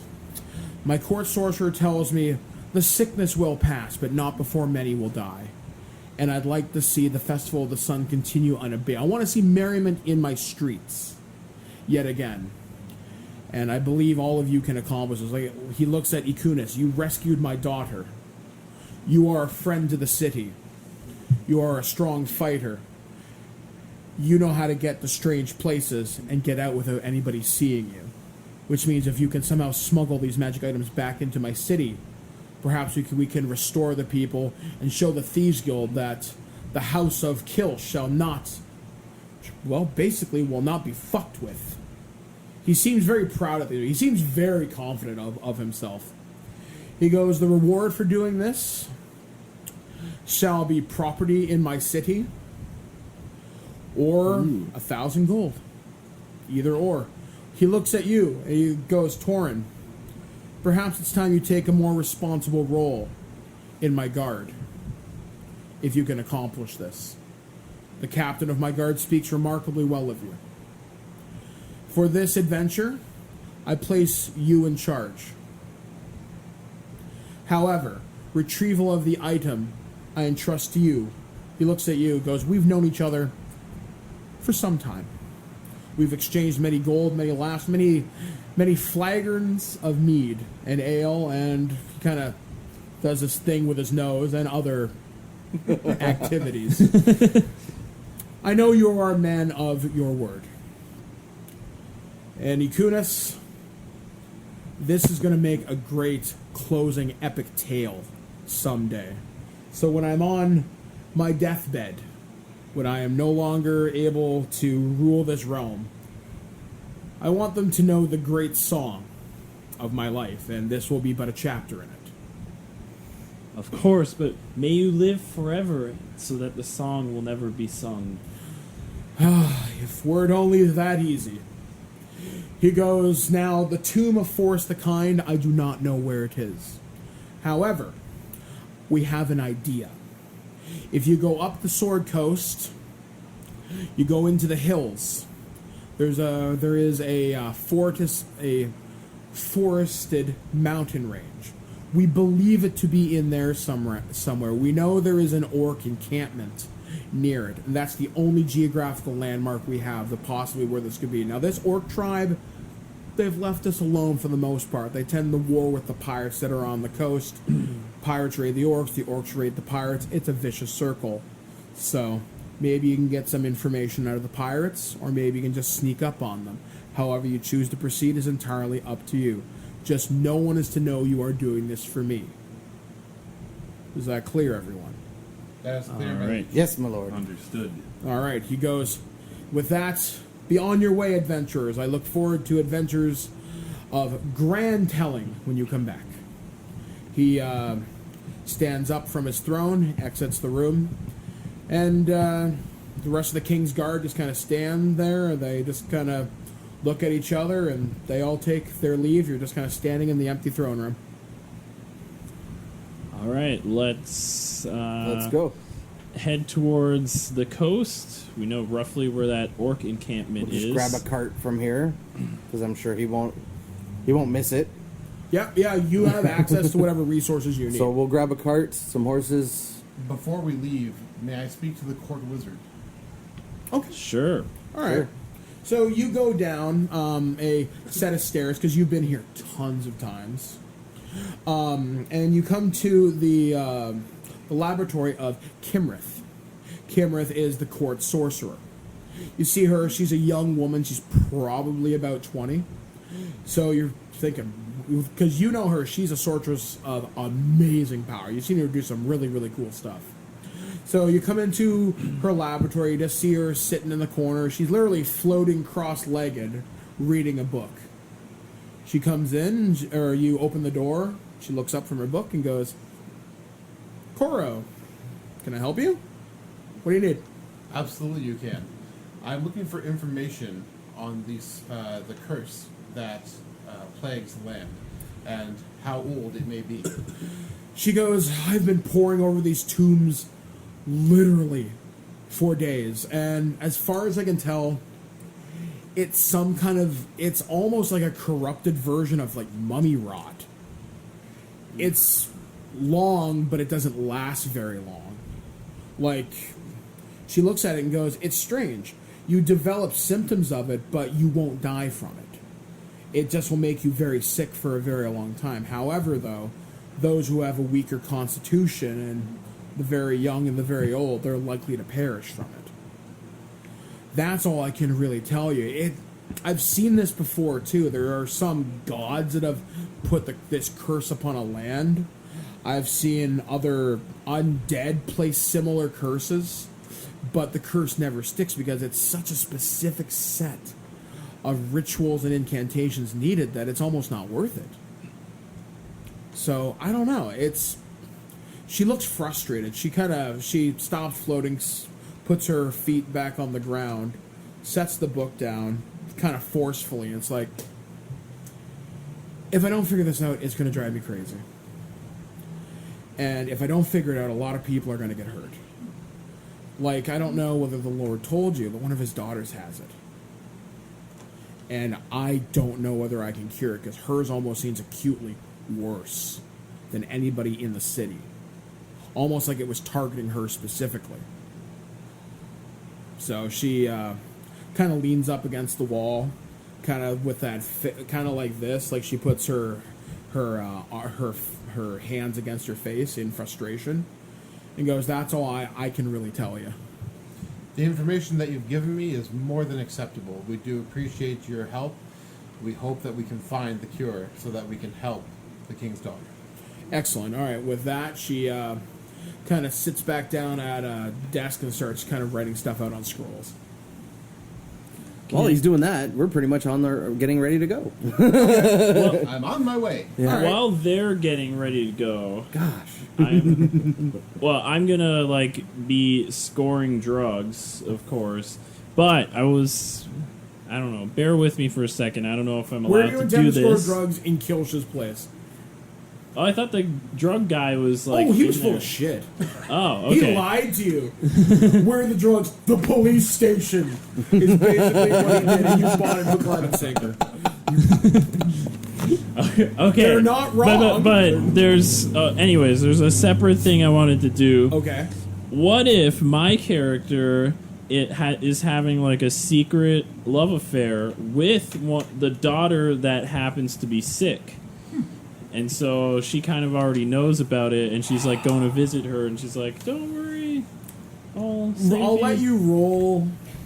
Roll me just a d20, and you better roll above an 18. If you can roll above an 18, I'll let this happen. Come on, okay, let's see. No, 2. Not today, Junior. Not today. You may be hot, but not today. Not to her. Not to her. Okay, so then I say fuck it, and I bugger off to go score drugs while these guys are loading up the. Okay, roll me thing. investigation before you go. You might be able to talk to one of the guards. Ooh, What'd you get? 19 total. All right, so you talk to one of the guards. We'll see if he'll help you out. Guy goes, "Well, I could, but I also don't want the Lord to behead me. So I suggest you look in Cambridge, sir, because I can't give you any of the Lord's private stores." Because they all know he has drugs okay. everywhere. Because I gave them to him. I'm gonna use. I don't know. I'm gonna just try and persuade the guy. Be like, I'll give you something real special All right. if you. Okay, how do you... Tell me how you persuade him. I'm basically blunt with the guy. I'm like, everyone wants from me one of two things: either my money or my body. Which Okay. one do you want more? All right. Oh, Okay, roll it. man. Plus persuasion is like 14. Okay, he looks at you. He is remarkably flattered. He's like, "You know, lass, I wish I could." But he points down at his gauntlet. He's like, "You can't see it, but I'm married. And I'm very loyal to my wife. So, Womp, womp, I cannot help womp. you. I'm sure if you look with the Thieves Guild or some other undesirables in the city, you can find what you seek. But you're too fine a lass to be messing around with that sort of stuff. It'll only end you." Dude, just take the money. Yeah, I was offering to pay you. All right, well, fuck you. He looks taken aback at that. So I'm too far gone at this point. So I'm gonna make my way down to like the docks, to the seedy part of town where I know I can score. Okay. Maybe some bad stuff happens down there. I don't know. All right, so as you come down to the docks, you do notice your adventuring party getting a little frustrated with you as you keep delaying, but you do manage to find one score of children. It does manage to cost you, however, about $200. Oh, It's the middle of the day. but I'm addicted at this point. So I didn't know I'm gonna- children were so expensive. So I'm going down to 315 gold to buy this score. So yes, you're able to buy it from a rather seedy member of the Thieves Guild, and because you basically just happen to ask him on the street, he's like, $200, don't fucking ask me again. It's basically like asking for drugs right in the middle of the police station. Sure, you can do it, but it's probably a really stupid idea. Which he did. Which he did. All right, so eventually Those children. you're able to rejoin your adventuring compatriots, and I presume you guys get on the road. Yep. All right, so you guys start heading north of Cambridge, once again going up the Sword Coast. Where are you guys going to go? There's the Pirates Cove, which you're familiar with, but you don't know whether Captain Fiona's ship would be docked in there. She's known to have it there. She also told you to never show your face again. So, but that could be a source of information for you. Because you don't know where this orc encampment is, and you don't know where precisely this tomb is either. But I know where the bar or whatever bar or pub or whatever where she frequents is, right? Yeah, you know where So they I'm are. like, yeah, let's go to this bar. I know Fiona.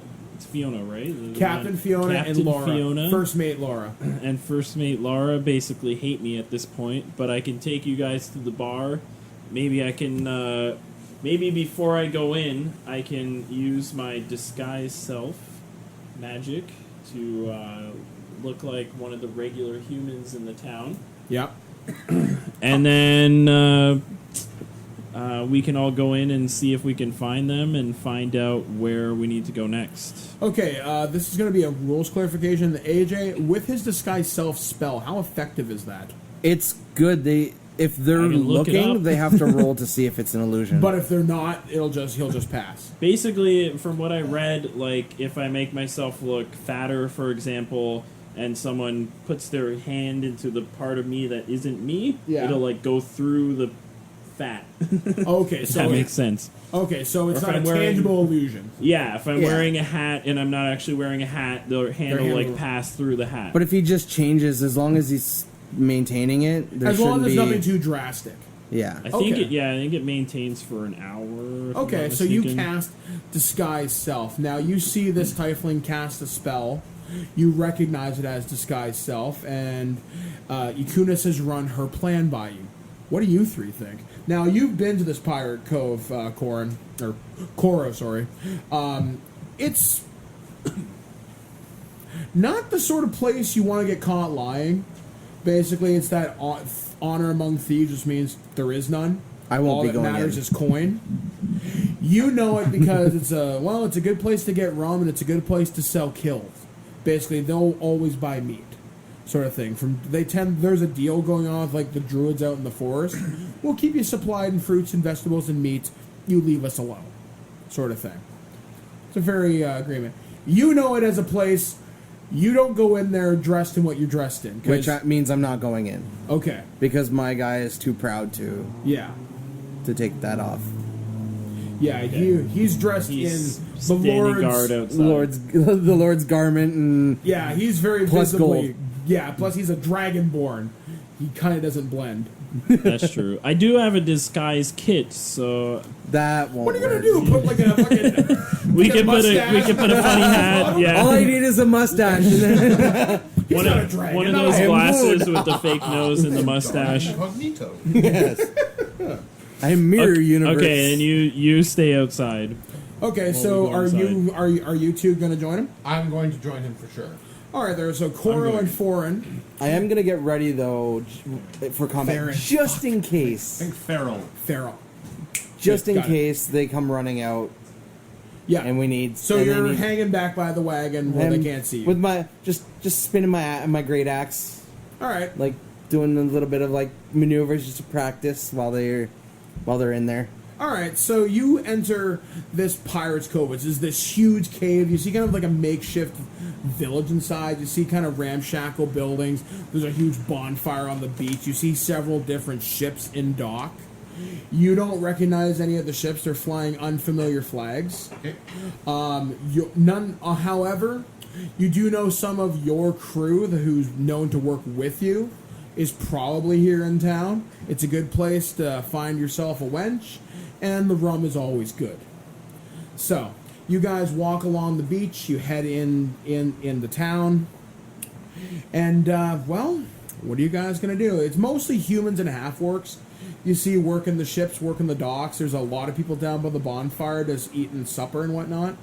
It's probably about 4 or 5 in the afternoon, so a lot of the ships are probably in for the day, or at least a lot of the fishing vessels. What are you guys gonna do?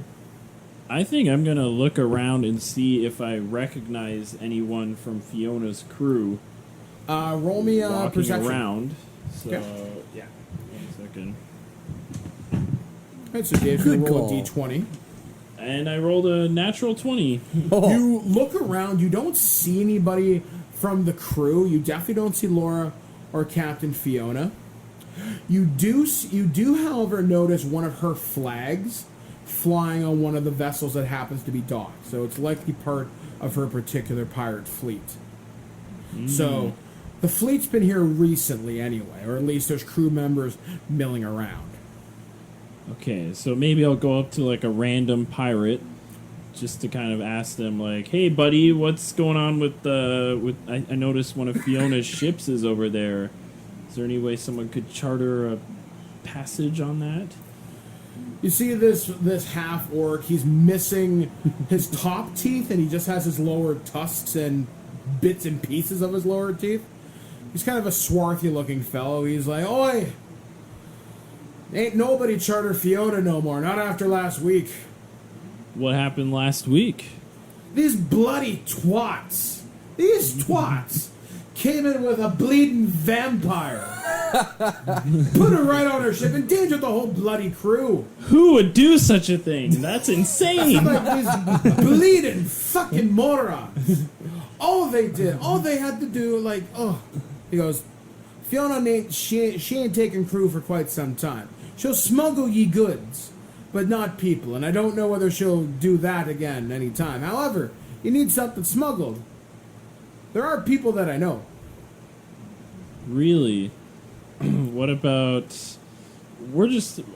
hold on. Yeah. We're just trying to get to the Find out where the orc encampment Where the place orc encampment is, right? yeah. Yeah. Okay, so we don't actually have to smuggle anything.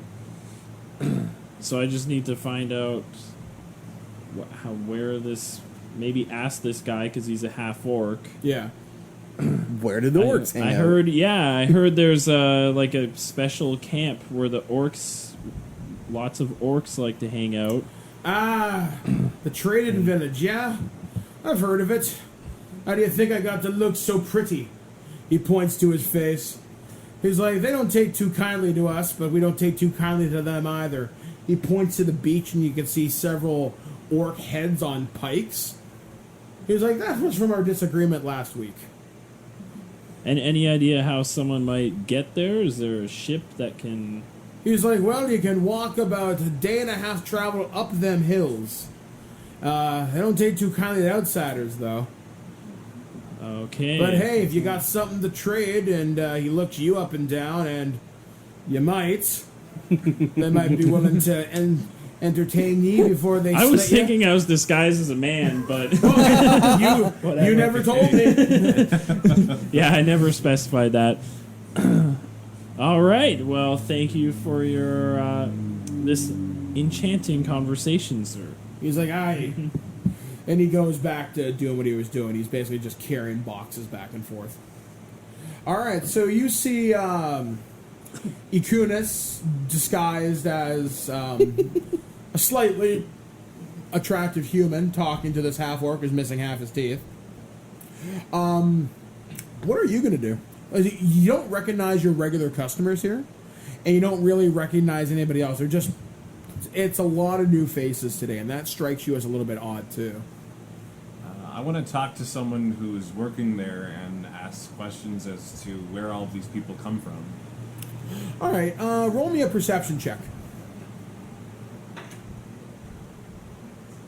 Make sure you're speaking into your mic. So that's a 7. All right, so you have rolled a 7 on a 20-sided die. All right, so you ask one of the random pirates, and you're like, "Hey, what's with all the new faces?" And you're like, "Oh, you haven't heard? We're going to war. Just making sure we're all kind of stocked up first. We not taking too kindly to the landlubbers down there in Cambridge. Think they're all high and mighty now that they got some fancy pirates. They don't know the sea is where these people belong, not on the land. So we intend to give them a bloody nose, hopefully soon." So glad I'm not in there. So he kind of sucks a big snot bubble back in his nose because he's very uncouth. He's like, "Yeah, them streets are gonna run red with blood. It's gonna be a fun time." He kind of looks at you. He goes, "I'm sure there'll be lots of things for you guys to steal because hell, what?" And he looks at you. Goes, "What do you care? You're outside the city. You got trees and stuff. What do you care?" Life is all part of nature, so I worry for the peace of the realm. You picked the wrong week to care about that, lad. And he walks off. All right, Koro. So you start walking through the pieces of town or this pirate village where you know people tend to hang, and you come to basically, I guess you would call, sort of like the authority in town, sort of like the guy in charge of the village. And it's a man called Nier. And he's older. He's an older gentleman. He's got the eye patch. He's got the typical pirate hat on. His clothes are very, very, very fine, though. He's also missing one leg, so he has a peg leg. But he sees you come in. He's like, Coro, good friend, buddy o' pal, friend o' mine. How are you doing? I've been well. I've come on some important business. I am looking for information, if you have it. Oh, information I got. It depends how much coin you have, though. I'll tell you what. Instead of giving you the coin, why don't you play me for the information? Do you have your set of die? He looks at you and goes, it's been so bloody long since I've played. I don't know, do you take me for a fool? But he kind of rubs his hands together. He's like, I don't know, this could be so much bleeding fun. He's like, all right, I'll play you for it. What do you want to know? I want to know the weak points in the orc encampment to the north. And I also want to know how many orcs are inside. He looks at you and goes, yeah, that information I got. Got that and a lot more for you. Might be able to get you inside if that's what you're aiming to do. If you can get me inside, and you'll play me for it, I'll take you up on that offer. He goes, all right, AJ, how do we resolve this? Do you want to cheat? I do have sleight of hand. That's Go exactly for it. why I was wondering. Let's do it. Because you're proficient with dice as well, add an extra 2 to your sleight of hand. Nice. All right. Can I use guidance too? If you were there, you would have been able to be like, do it, man, you can, and that would be your guidance. That would be Do great. it. Or bardic inspiration from Dave, he could have done it too. You would have had a huge bonus, but you still have Yeah, what, I a think I'm 9, I nine. think? I Yeah. don't think Yeah, I'm you're down close by enough. the beach. Yeah, so you have a 9. Now, it'll be against, if you're going to cheat as well, Yeah. I don't know your numbers, but you will also use sleight of hand, and if you're proficient with dice, it'll be whatever proficiency. Us, we all have a 2. Yeah. So it's not usually too high, especially around our levels. I don't Yeah. know what you are, but if you want to roll 20 each, yeah, go ahead. Oh, What? well, He looks it's at you. an 11. Okay. He looks at you. He throws his head back. He's like, ha ha ha ha ha. Lad, I taught you that move myself. All right. Tell you what. Let's do it again like honest men.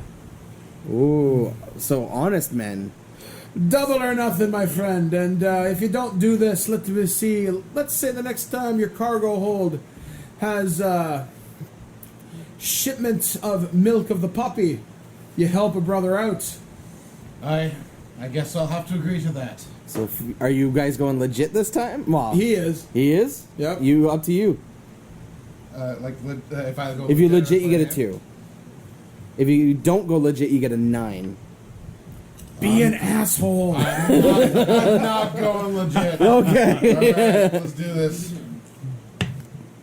Oh, okay. Add 9 to that. Yeah, that's 27. I rolled a 2. You learned some new moves. So yeah, you amaze him. He's like, I haven't had a game of dice like that in years. Good play on you, lad.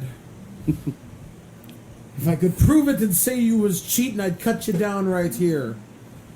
But you beat me fair and square.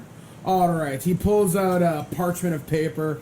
He draws you a map to the mountain area where the village is. It's basically it's kind of a forested area built into the mountain sort of thing. It's like kind of like an outcropping, but it's got a village built around it, surrounded by like tall trees, sort of like, basically think of the Skyrim orc villages sort of thing, very much like that.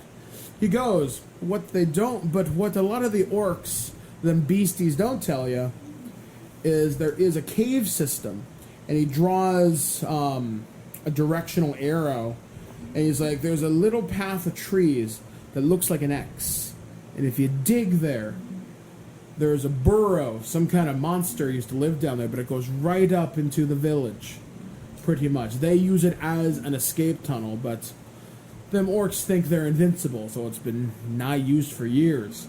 I use it when I want to get out of there in a bleeding hurry. So, that's what I can give you, lad. Near, it has been a pleasure. Thank you for the information.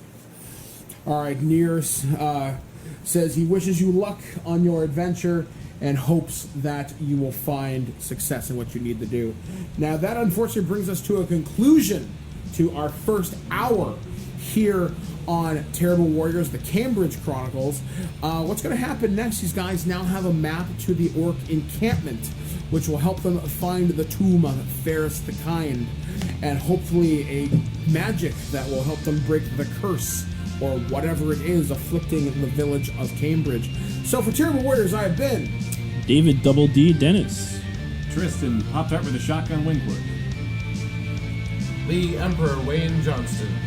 AJ the St. Bernard. and we'll catch you guys again right here on the Hour 1 debrief. We'll catch you guys again real soon, right here on TerribleWarriors.com. The Cambridge Chronicles is a Terrible Warrior ongoing adventure.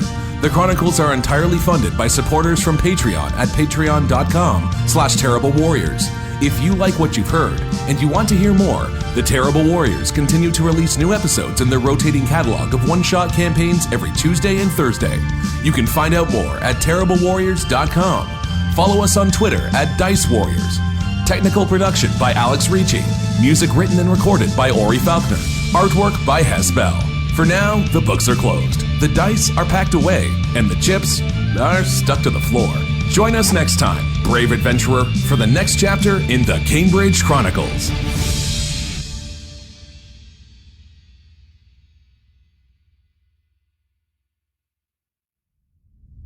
Throughout the ages, there have been heroes and warriors who've embarked on quests to save faraway lands and free the people from would-be conquerors. Today, legends are told from the tales of our Terrible Warriors. Chronicles of an unlikely group of nerdy adventurers armed only with their dice, some pretty stupid ideas, and a horseshoe up their butt as they come together to save the day in the Cambridge Chronicles. Seriously? You couldn't find anyone better?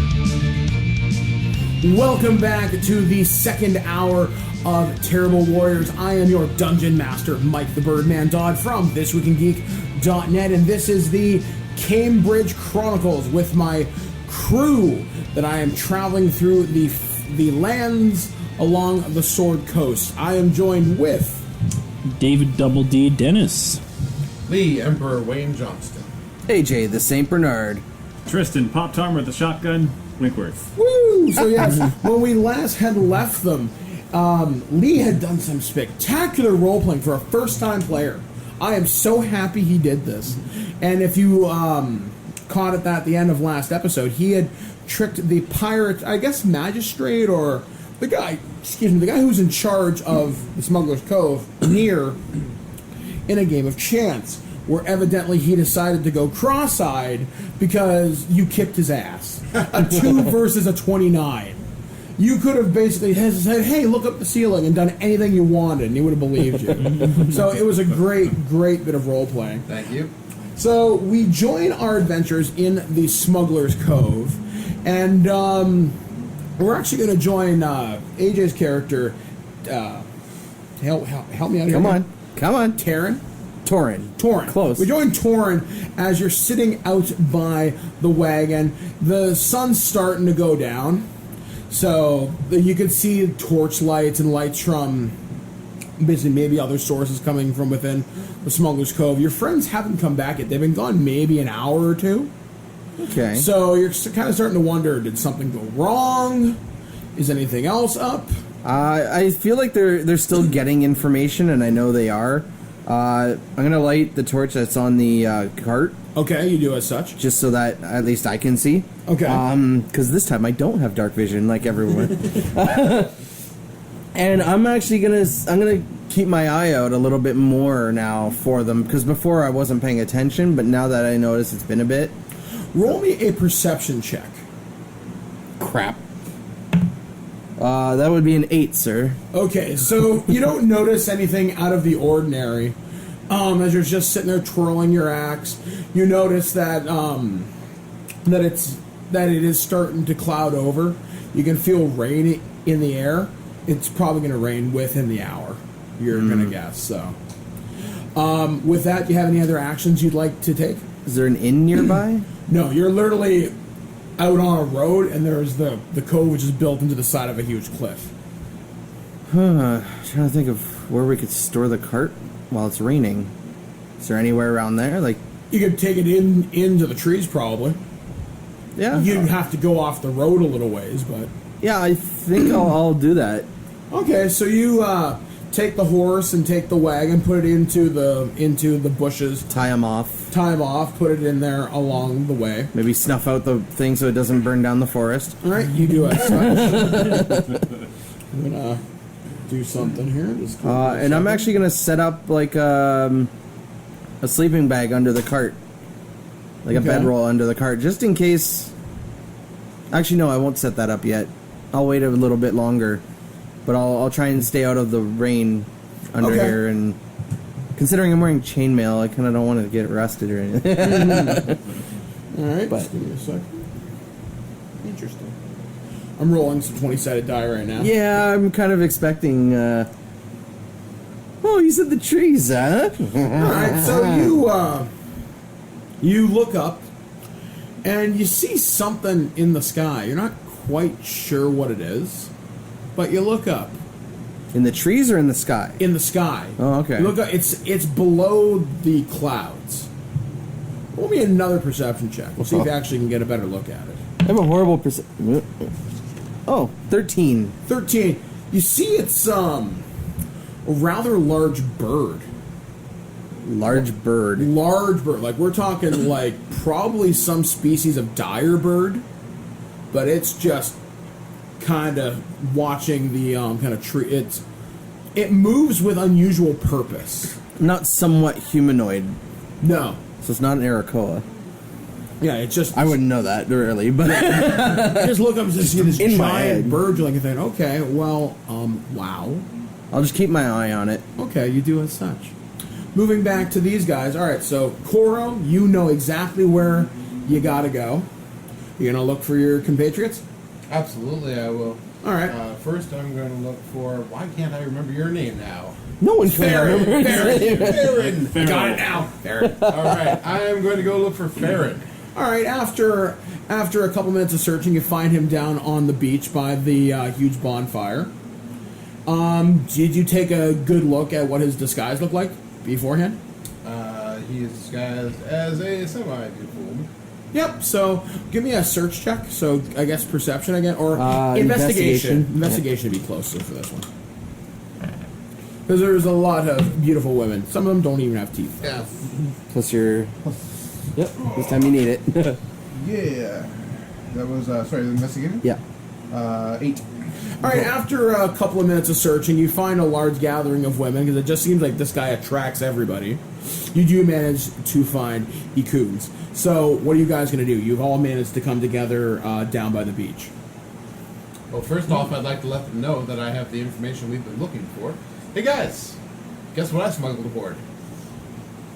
I've got the information that we need. I've got the map to the orcs' locations. I have how many there are, and I weigh in. I've learned that there's a war coming. The people here are amassing themselves. They're not happy with the way things are in the city, and they're planning a war. They said the blood will run through the streets. And I didn't soon. hear that. And me, I didn't learn much of anything that you didn't already know, honestly, regarding where the grave was. I guess just regarding the pirates, that Fiona is not taking anyone on her ship right now. Not that we really need to, because it seems like we can just walk there. So, yeah.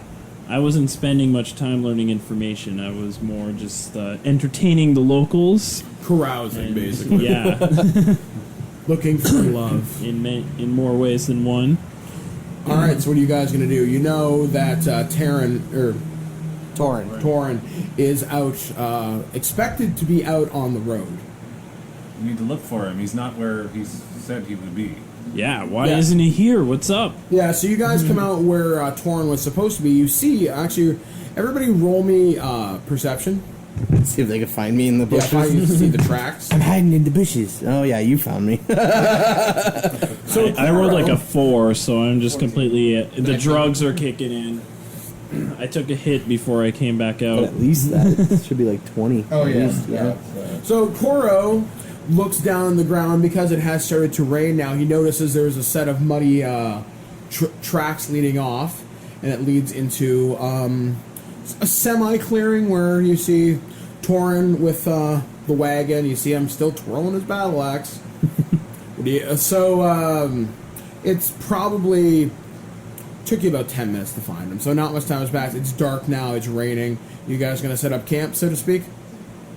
All right, so you guys set up camp. Setting up camp. All right. Think, like. All right, so you guys go to sleep. The night passes relatively without incident. Damn. At about at about 6 o'clock in the morning, you're awoken by the sound of seagulls and just all sorts of birds, just basically going ape shit. Because you're on the coast, so it's to be expected. There's tons of seagulls and whatnot. Though, who got the highest roll for perception last time?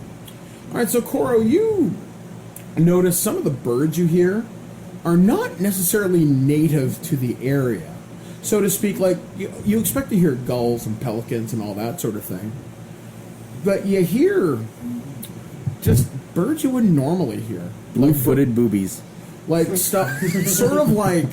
Where do those come from? Arctic turd? Just something seems out of place. There's a toucan around. Tookie, motherfucker. All right. So you're gonna wake up So your we- compatriots, or you're just gonna let it sleep? No, I am definitely waking you guys up. Hey guys, you should check out these birds. They're definitely not from here. Can anyone tell me where they're from? But Mr. Nature Dude. I have politely knowledge. inform you that I'm not a morning person. Thanks a lot, prick. Yeah. I was hoping to sleep in one last time. I'd like to take a closer look at these birds, see if I can figure out where they're from. Okay, roll me. I think you Nature. have a skill called Nature. Yeah. Yeah. Yeah. Which you probably have the highest. Yeah, you probably should have the highest in the group. It'd be in- Nature 3. Okay. All right, So that's a 6. that's a 6. You don't recognize them immediately, but you know they're not from around here. Basically, because you're familiar, like I said, seagulls, pelicans, all sorts of other seabirds. But these ones, unusually chatty, and there just seems to be a lot of them. What are you guys going to do? You hear, actually, everybody roll me perception again. 17. 5. All right. 15. All right, AJ, or Torin, rather. You hear, normally you'd hear, like, the ocean. Like, normally you could hear the ocean, the seagulls, and everything else. And you could always hear some kind of activity coming down from the cove. Yeah. All you hear is the ocean. Even at 6 o'clock in the morning with the birds and everything, you'd expect you'd hear something. Like, people getting ready to set sail for the day. People shouting orders to, get underway. I'm going to get all my gear on. Okay, so you armor up. Armor up. That takes about 5 minutes. Yep. And then I'll go walk to the coast a bit. Okay, so you take a walk See if down. are you guys coming with me or? I'm going to come with you, definitely. Yeah. All right. Yeah, So I we're all wanna going to the stay in coast to see woods what's by going myself. on. Okay, so you take a march down towards the cove so you can kind of peek in and see what's going on. You notice that all the ships are gone, which at this time of day, not totally unusual. Maybe they got set sail right at first light. But you notice the bonfire on the beach is out, and you see bodies on the beach. Now, these people could be asleep, you don't know. You can't tell from where you are unless you get a lot closer. We should go check. Let's go. All right. So all of you get armored up, I presume, Bless you. with all your I was gear, trying not to. Yeah. and you start heading down towards the cove. You start marching down the beach, trying to keep as much coast between you and the cove as possible to maintain cover. As you get closer, you start to notice, rather than the fresh smell of sea air and fresh grass that you'd expect from the hills, you can smell death in the air. You can smell the sound. You can smell the sound. Well, if we were on the children, you smell battle. You can smell fire, or basically like smoke. You could smell. Well, when people die, they shit themselves. You could smell that. You could smell blood on the air. how did we not hear this? I was just thinking that we must have slept really well last night.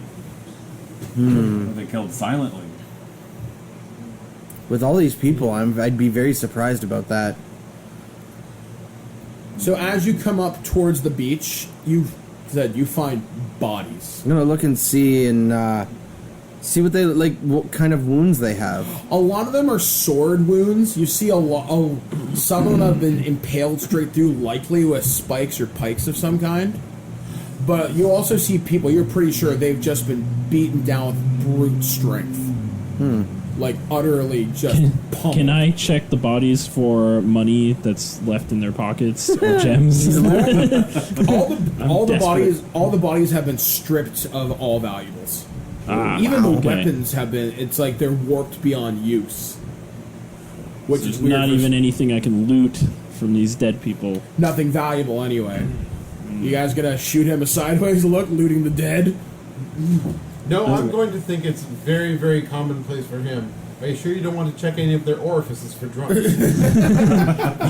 You might just think it's a tiefling thing as well.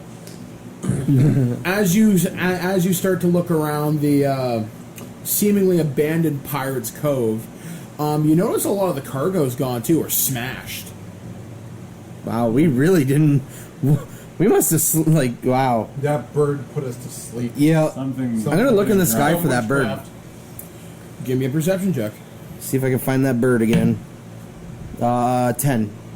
You look up, you actually do see a rather unusually large bird.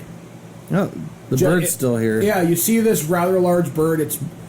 It looks, like I said, just dire something. Huge. How far away is it, roughly?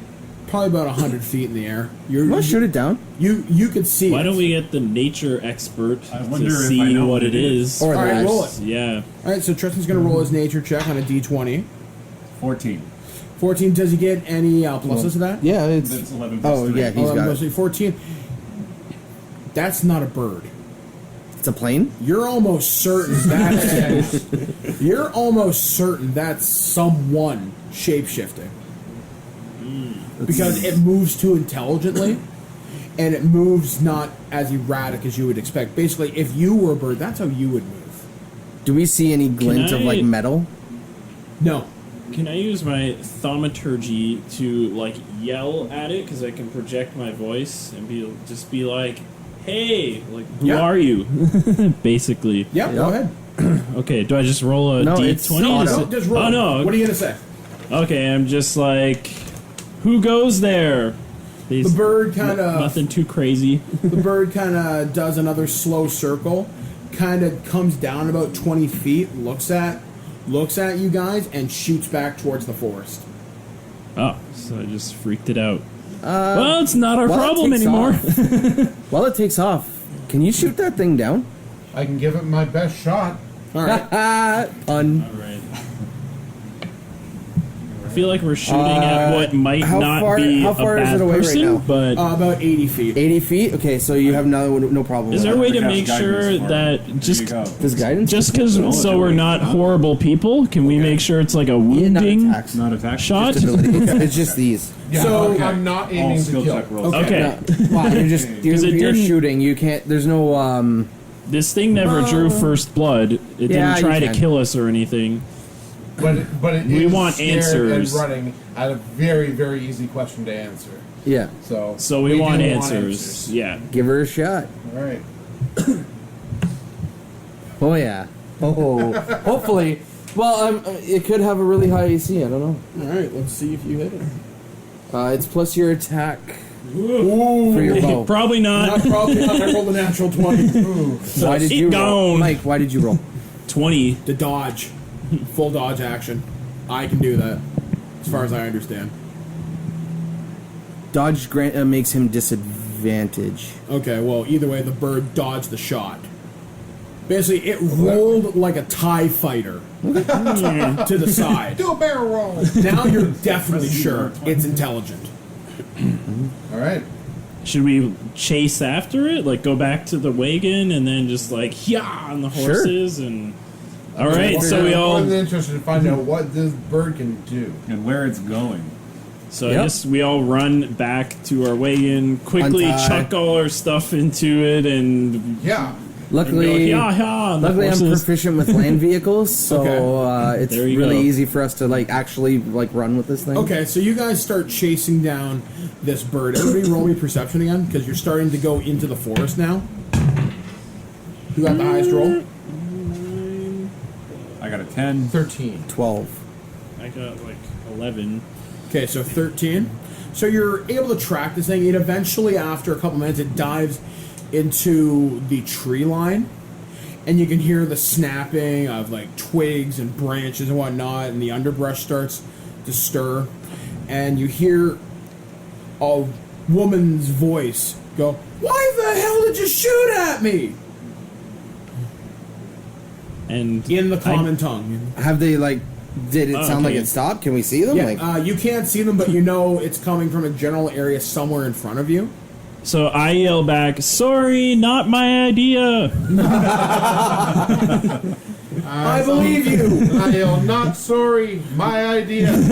And, I mean, we asked you a very easy question. Who are you? What are you doing here? What are you? You hear her yell back, "How do I know you're not pirates?"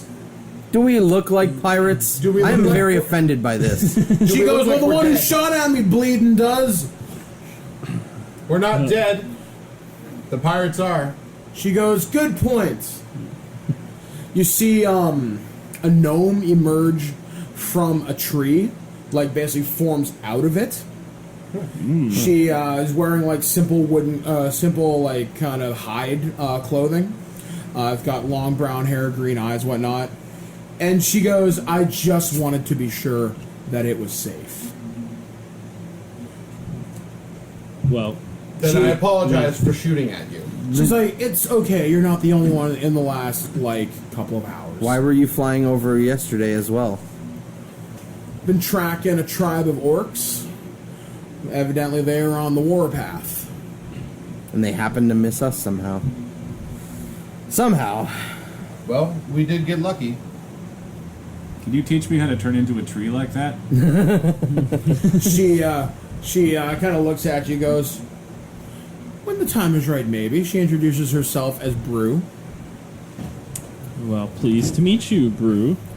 She goes on to say, "I've been tracking these orcs for the last couple of days. They come from the orc encampment north of here at Vice, and I'm wondering when they'd take a shot at the pirates. The pirates made it quite clear they didn't want them in their backyard anymore. That's why they hung and spiked a bunch of them on the beach. But I've been living out here for a little while, and just wanted to make sure that my ass was safe. So decided to take flight this morning, and came across what you guys saw, a very ugly and brutal battle scene. Wanted to see if I could help anybody, but I wanted to be sure. When I saw your tiefling there scavenging, I didn't quite know what to make of it. So that's why I didn't exactly introduce myself." Well, we might not be the, let's say, cleanest bunch, but none of us are bad people. "Well, I see you're flying Lord Kilsh's colors, I'm part of his guard. so you can't be that bad." And she goes, "I've heard of you, Farron. I know you're friends with Dargo, so..." Any friend of the druids is a friend of mine. Exactly, so... Though I don't recognize you, sir, like I said, you look like a pirate, though evidently you're not a very proficient shot with your bow there. So good for me, I guess. I aim to please. So what brings you Aim. to my forest? I guess that'd be the next question. What are you doing here? We are heading up to the orc encampment. Because we're crazy. Well, that much is clear because there's a orc war party that way, and you're marching right into their encampment. Might I ask why you have such a death wish? Because if so, I'll take your valuables now. Well, Because they'll just melt them down and turn them into trinkets. anyone else want to take this one? I don't know how much we want to tell this gnome. We seek a way to cure the people who are afflicted by what seems to be a curse, making everyone very deathly ill. Oh, what's going on down in Cambridge? Ugly business, that. She says, well, I don't know how much I can help you with that. I know enough. Don't drink the goddamn water. I know that much. But if you are the adventurers there sent to help, presumably remove the curse from the water supply, I'll do what I can. Wouldn't say I'm a friend of the Lord, but I'm certainly no friend of watching people die either. What can I do to help? Well, it's possible. Do you have a place we could rest or any supplies we might need? She goes, well, there's a couple of us, druids kind of living out here. We have a small little encampment ourselves, not too far away from the orc village, but we are remarkably well hidden. We're in a burrow. If you want to come perhaps visit, we can perhaps arrange something for you guys to rest and maybe avoid the orc war party before they come down on your heads. Okay, maybe if you show us where this burrow is, we might be able to share some of the prize money, as it were, if we were to find the cure. She laughs and says, I'm not interested in your money, outsider. Don't worry. I do this out of the kindness of my heart. Anybody want to roll insight or anything? I was just about to say. I'm going to ask a question. Yeah. Okay, what do you want to ask her? You say you've been tracking these orcs for some time. Mm-hmm. I learned recently that the occupants of the cove were planning to strike against the city. Were these orcs spurred on by anything? Did they choose to strike now for any reason? She kind of looks puzzled. She goes, I don't know. Actually, I thought, the pirates sent a pretty clear message, don't mess with us, and normally the orcs just gotta back off for a few months. But this was within a week. So they seem pretty emboldened by something. So that's a damn good question. I don't know. I'd like to. I was gonna say, I think I am gonna roll. Okay. For Insight? Insight, yeah. Just You because both- I'm well, you know, intrigued more than by likely I'll roll this young woman, and I want to know, see if I can get to know her, maybe get some details on her backstory or whatever. Oh, and that's 18, 19. Okay. What do you want to know, or what are you going to ask? I guess just where do you fit in, and what's her community again? Like Druids. Druids? Yeah. Okay. So where do you fit in the druid community? Are you important to them at all? Not really. I just basically I hunt, I gather, but mostly I gather information. I take the form of a great bird and I fly high above and make sure that nothing is coming towards our burrow, lest we, like I said, encounter an orc war party. Okay. And do you, I guess for fighting the orcs, do you have any, like, battle tips or strategies? She laughs. Have you ever fought one before? No. Look at the size of me. Are you kidding? These things eat us. They tear us apart. We're basically a dessert snack to them. I'm not stupid, friend. All right. And what about, like, what's the best place in town to, not only to get a good drink, but for me to play some songs and maybe make some decent money?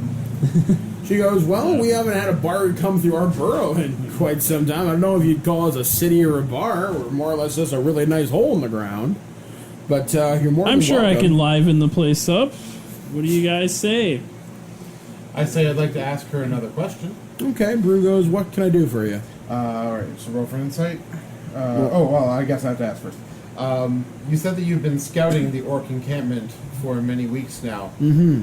Have you noticed any changes in their ranks? Any movements that would be considered? You said they were emboldened. Have you noticed anything strange? Well, there was a new chief who'd come up through the ranks rather quickly. Aggressively so. His name is, Garage Hall Scream. She kind of pauses for a sec. She's like, what was it? She goes, Ulrich. And what I remember about Ulrich specifically is he wore a bone helmet.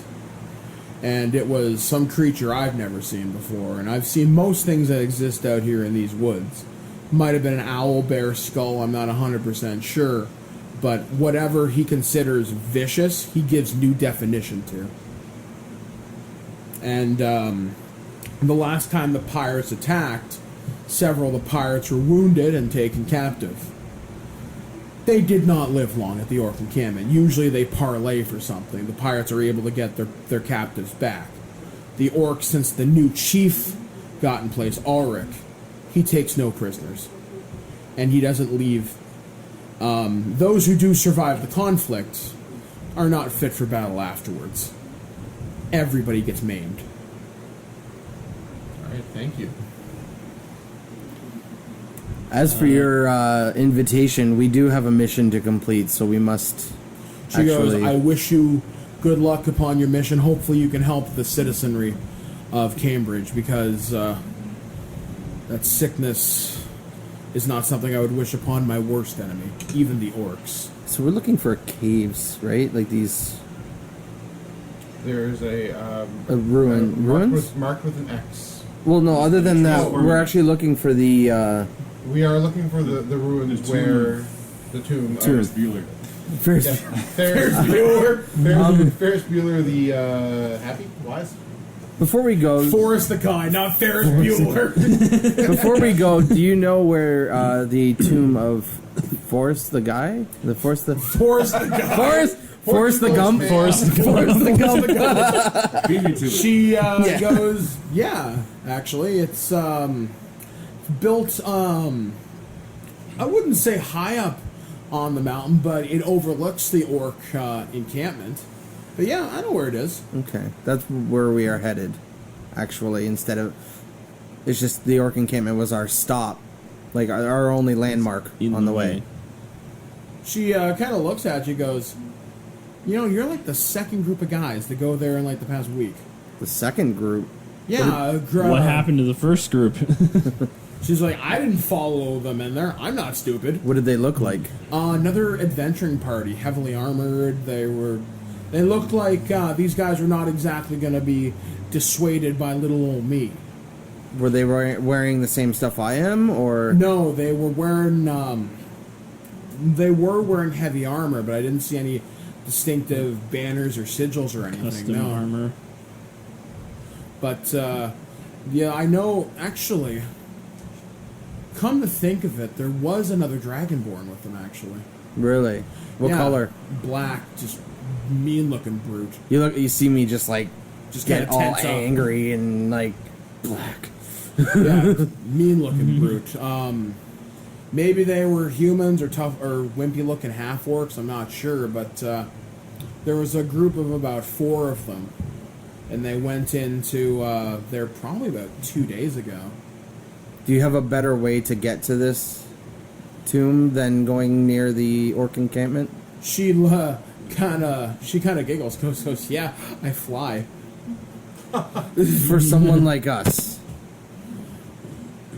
She looks at Farron and goes, well, do you have the ability to change your shape as I do? Not to a bird. Troublesome. She goes, well, you could try scaling the rock face. I mean, it faces away from the village close, or the encampment close enough. You shouldn't be seen by them. I mean, there are always guards on the orc encampment towers, but If you're climbing the mountain, they don't see you, they shouldn't bother you.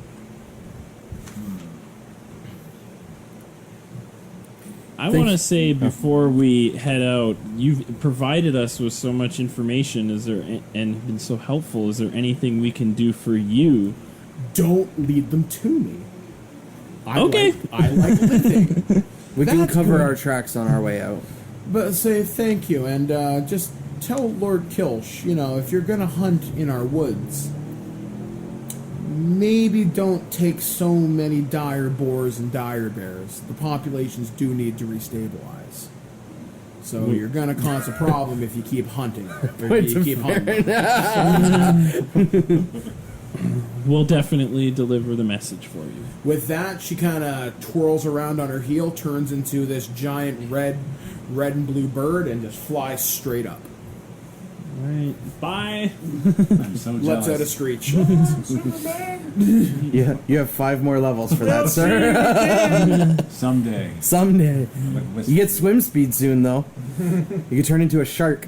that should help me scale the cliff. Yeah. Sharknado!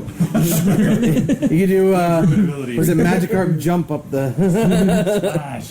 In theory, if someone casted fly on you and you were a shark, I'm just You saying. can make a Sharknado. Okay. I twirl violently. I think you can do, there's a spell with storm. I Like, think you can there's make a one called storm. Whirlwind action. I'm pretty Yeah. sure there is. So yeah, what are you guys going to do? Brew has left. We should start heading... I don't know. Do we feel comfortable scaling the cliff face? What's my dexterity is still like 10. I wrote it into my character's backstory that she doesn't have the best dexterity, despite being a bard, because she was caught doing uncouth things with the mayor's daughter in a previous town, and they chopped half of her tail off. Well, that and you focus most of your manual dexterity into your fingers for your instruments. Exactly. So you're not an athlete, you're a musician. Yeah. I feel that I'm more than capable of scaling this cliff. I could carry someone. Me? I'm the How about you? tiniest one. Did you make it? Except you, I guess. Alright, so you guys want to try scaling the cliff? Sure. Alright, so you guys make your way through the woods. This is Everybody bad. roll me a stealth check. This is... At this point, I can cast a spell. Is guidance a cantrip? Alright, make sure you're speaking up. I Tristan. forget. Is guidance a cantrip? Because I might need it. Yes, guidance is a cantrip. May I have that, please? But I have an ability I can cast. Oh, yeah, you do Pass have. without trace. Ugh. Yeah, let's check that out. For you. I rolled a critical miss for my stealth. Well, you You might rolled not, a 1. you might not Yeah. need it, Might be Dave. okay. Oh, Okay. okay. Hold on. Okay, here you go. Okay, pass without trace. A veil of shadows and silence radiates from you, masking you and your companions from detection. For the duration, which is concentration up to 1 hour, each creature I choose within 30 feet of me, including myself, has a plus 10 bonus to dexterity, stealth checks, and cannot be tracked except by magical means. A creature that receives this bonus leaves behind no tracks other than traces or other traces of its passage. So you're casting that? Yes. It's a level 2 spell? Yes. All right. Mike, we all have plus 10 to our stealth throws right now. Okay. So even though I rolled a 1, it counts as a 11, I guess? Well, plus whatever Or stealth 12, you have. yeah. So 12 total. I still have to roll twice. So I have a 12, 13, 14, 24 for me. 25 for me. 25 as well. You sure got with what? that? Hold on, what is that? 12. Oh, that's a 12. Okay. That's a 12. Okay, my bad. Plus 7, so 27. Okay, so Oh, your sorry, lowest stealth. roll I is a apologize. 12. Stealth. I was looking at something different. Alright, so you Okay. guys managed to start sneaking through the woods. However, you start making just snapping twigs and just you start complaining. You're like, Jesus. Start brushing away stuff, and you hear... I'd rather go through the orc camp and just charm my way through than scale these walls. So you notice 2 orcs walking towards you.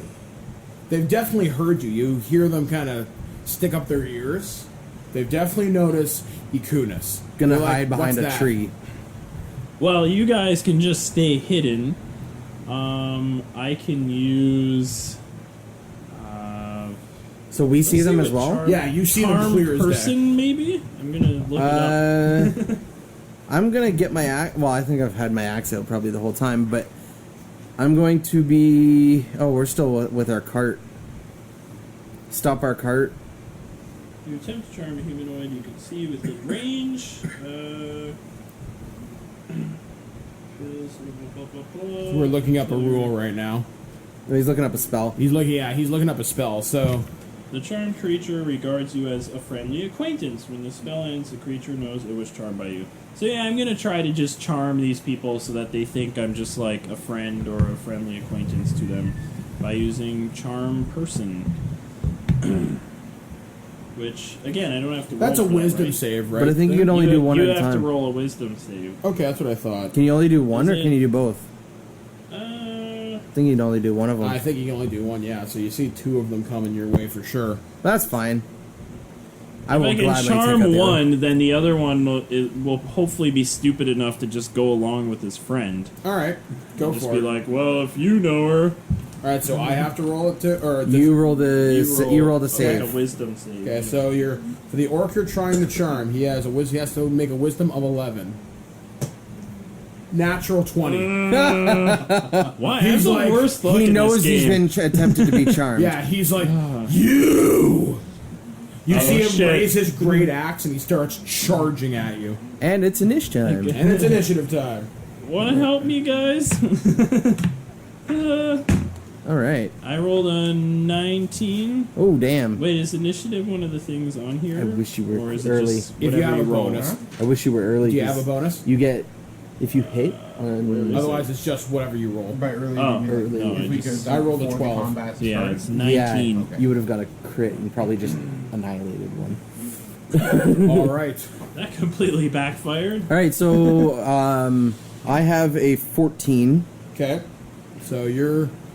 All right. Who got I think the I'm highest? second. On I think your Dave's side? highest. The, Yeah, 'cause I I- got Okay, And I so got 19, we'll start so- with Dave. I'll go last. We'll just go counterclockwise. Make it easy. modifier. All right. Okay, So probably- Tunis, you try and charm him. You see all the color just drain from the orc's face and turn into anger as he charges you with this double-headed great axe. What are you gonna do? hey, I got one of those. Yep. Fun times. I think I'm gonna cast maybe. Kind of want you guys to just beat the shit out of them, so I'm gonna cast Tasha's hideous laughter. Okay. Yes. All right. So he'll just be on the ground laughing, and then you guys can just pummel him. All right. I like crits. I'm gonna look it up again to make sure I'm doing it correctly. I like crits. He likes crits. Because I think you have to roll. I'm not sure. In the meantime, what does the spell do? Basically, a creature within range, and you're charging at me. Yeah. So I'm I'll be assuming- within you in like a combat round, easy. So it says you find everything hilariously funny and fall into fits of laughter. If the spell can affect you, Okay. which I'm assuming. What do it I have to does. roll to resist? Probably another whiz. The target must succeed on a Wisdom saving throw or fall prone. So it's the Okay. same thing as my other spell, Okay. So and you become incapacitated. all right. So you're trying to affect the orc that is charging you. Unless you have an intelligence of less than. It works. The orc just starts cracking up. He drops his axe, drops to his knees, and just starts hilariously laughing. The other orc looks at him like he's lost his mind. So you get to the end of each turn, you get to do another Wisdom saving throw to end the laughing fits. Okay. But for now, we can just pummel the shit out of you. Okay. All right, Farron, your go. Which I'm going to like very much. Oh, he's gonna do it. It's a perfect opportunity. I got an initiative of 3, so. Oh, so he's not next. No, I'll just go around. You just go. All right, that's yeah, fine. it's easier. Go ahead. So I'm going to cast Wild Shape and turn into a panther. Okay, so you feel your body twist and contort, and you feel your muscles taut and tighten into Nothing like that a of good a Black stretch. Panther. You're like a really big version of my cat, Dr. Wiley. It's so cute. Aww. As Blair hits the wall. Pee pee. So you can basically run up to him. You can pounce him. Are you going to pounce the orc that's on his knees?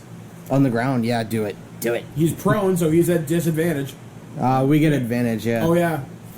Okay, so I'm going to pounce on the laughing orc. All right, you do as such. Roll D20. We'll see if you hit him. So roll this twice and take the highest number. 15. Yep. 19. You absolutely hit him. So you get to make a bite attack. So, bite attack. So he stays prone. Like, he's prone, but he's now, like, being pinned, pretty much. Yep. Now we're rolling damage from a bite attack. So that's 3 plus 2, 5 piercing damage. Alright, so you managed to bite into his shoulder, piercing his hide armor. There's blood gushing out. He roars out in pain. But now you get a laughter. wisdom saving throw to see if you find the bite hilarious or not. Alright. You might be laughing at your own pain. He does not find the bite hilarious. In fact, he'll come out of it Okay. next round. Alright. Actually, he comes out of it now. So. Alright, so yeah, you see him stop But he's still laughing. kind of pinned by a Alright, pinned by a Torin, your panther. go. I'm going to go up to the other one, Yep, the other orc that's standing behind. the other orc that's standing there, and I'm basically going to try and cleave his head off. Okay, with so- my two-handed great axe. Are you going to run and charge at him? He's about 30 feet away. I just walk up to him. Okay, and sorry. So you take a brisk pace. brisk pace. A light jog. Yeah. All right, two-handed great axe for 20. Natural 20? No, just a 20 Yep, total. it hits. All right.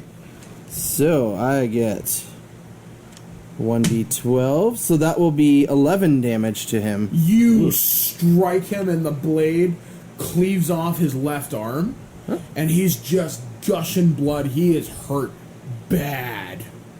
He's not dead, though, but he just looks obviously very much in pain. You cut off his arm.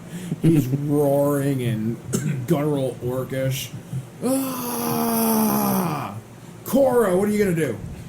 I am going to try to put an arrow through his head. Okay, so you're going to attack the wounded orc. Yep. Okay, so what do we do here? Roll your 20. Short bow to him. 8 Plus your attack. 5. So 13. 13 just hits. So you manage to hit the arrow straight into his chest, dealing. Roll damage, please. That one, sir. One more time. Oh yeah, because I. Yeah, because I'm right there. Damn. Oh, one more time. All right. So 4, 5, 6 plus 3, so 9 damage. You manage to strike him right in the heart. It pierces it. His face freezes in horror as he realizes he's dead now, and he drops to the ground dead. The other orc, however, is still roaring, very angry, because he's no longer laughing anymore, Okay. and he so- staggers to his feet. He has to make a save for that, sir. The bite attack. He has to make a save to get up. He passed it. He's being Okay. pinned. Oh, okay. Well, let's see what happens. Mulligan. 19. Oh, yeah. Yeah. He's So up. he throws you off and you knock yourself into a tree. Take 1d4 damage from that. Yes. Yeah, it hurt. Kitty don't have armor. So 1? That's a 1. So yeah, it hurts. Ow. So you are flying into a tree about 20 feet back. The orc is mad. He is going to attack Ikunis. Or Ikun. I'm going to get it right. Coons. Ikuns! God damn it! It's plural. Oh, shit. Wait, before, am I allowed to do reaction? Yeah, you can do that one thing if you want. Yep, to dodge, right? No, Yeah. he has something else. Okay. What does that do? I'm trying to understand. It's 'cause cutting it's words. So you're basically like telling him like Calling him a cunt. Your mama. you suck, you can't do it, blah blah blah sort of thing, and you roll a. I wrote down how you have to do it. the vicious mockery. Or vicious mockery. Sorry, yes. So I basically You're yeah. mocking. Ooh, You're what are mocking. you gonna him. do, pussy? Let's see. Bring It's it under on, Bard. pussy face. It's in Bard area. Page 285. Oh, you're doing that one. I thought you were doing So cutting. speak into your mic, dude. Yeah, because it's technically a cantrip, right? So I can do that. No. You have to do the other one.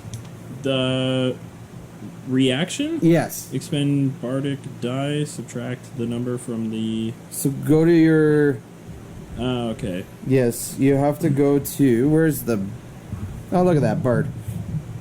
So you're doing cutting words. Oh. Let's see...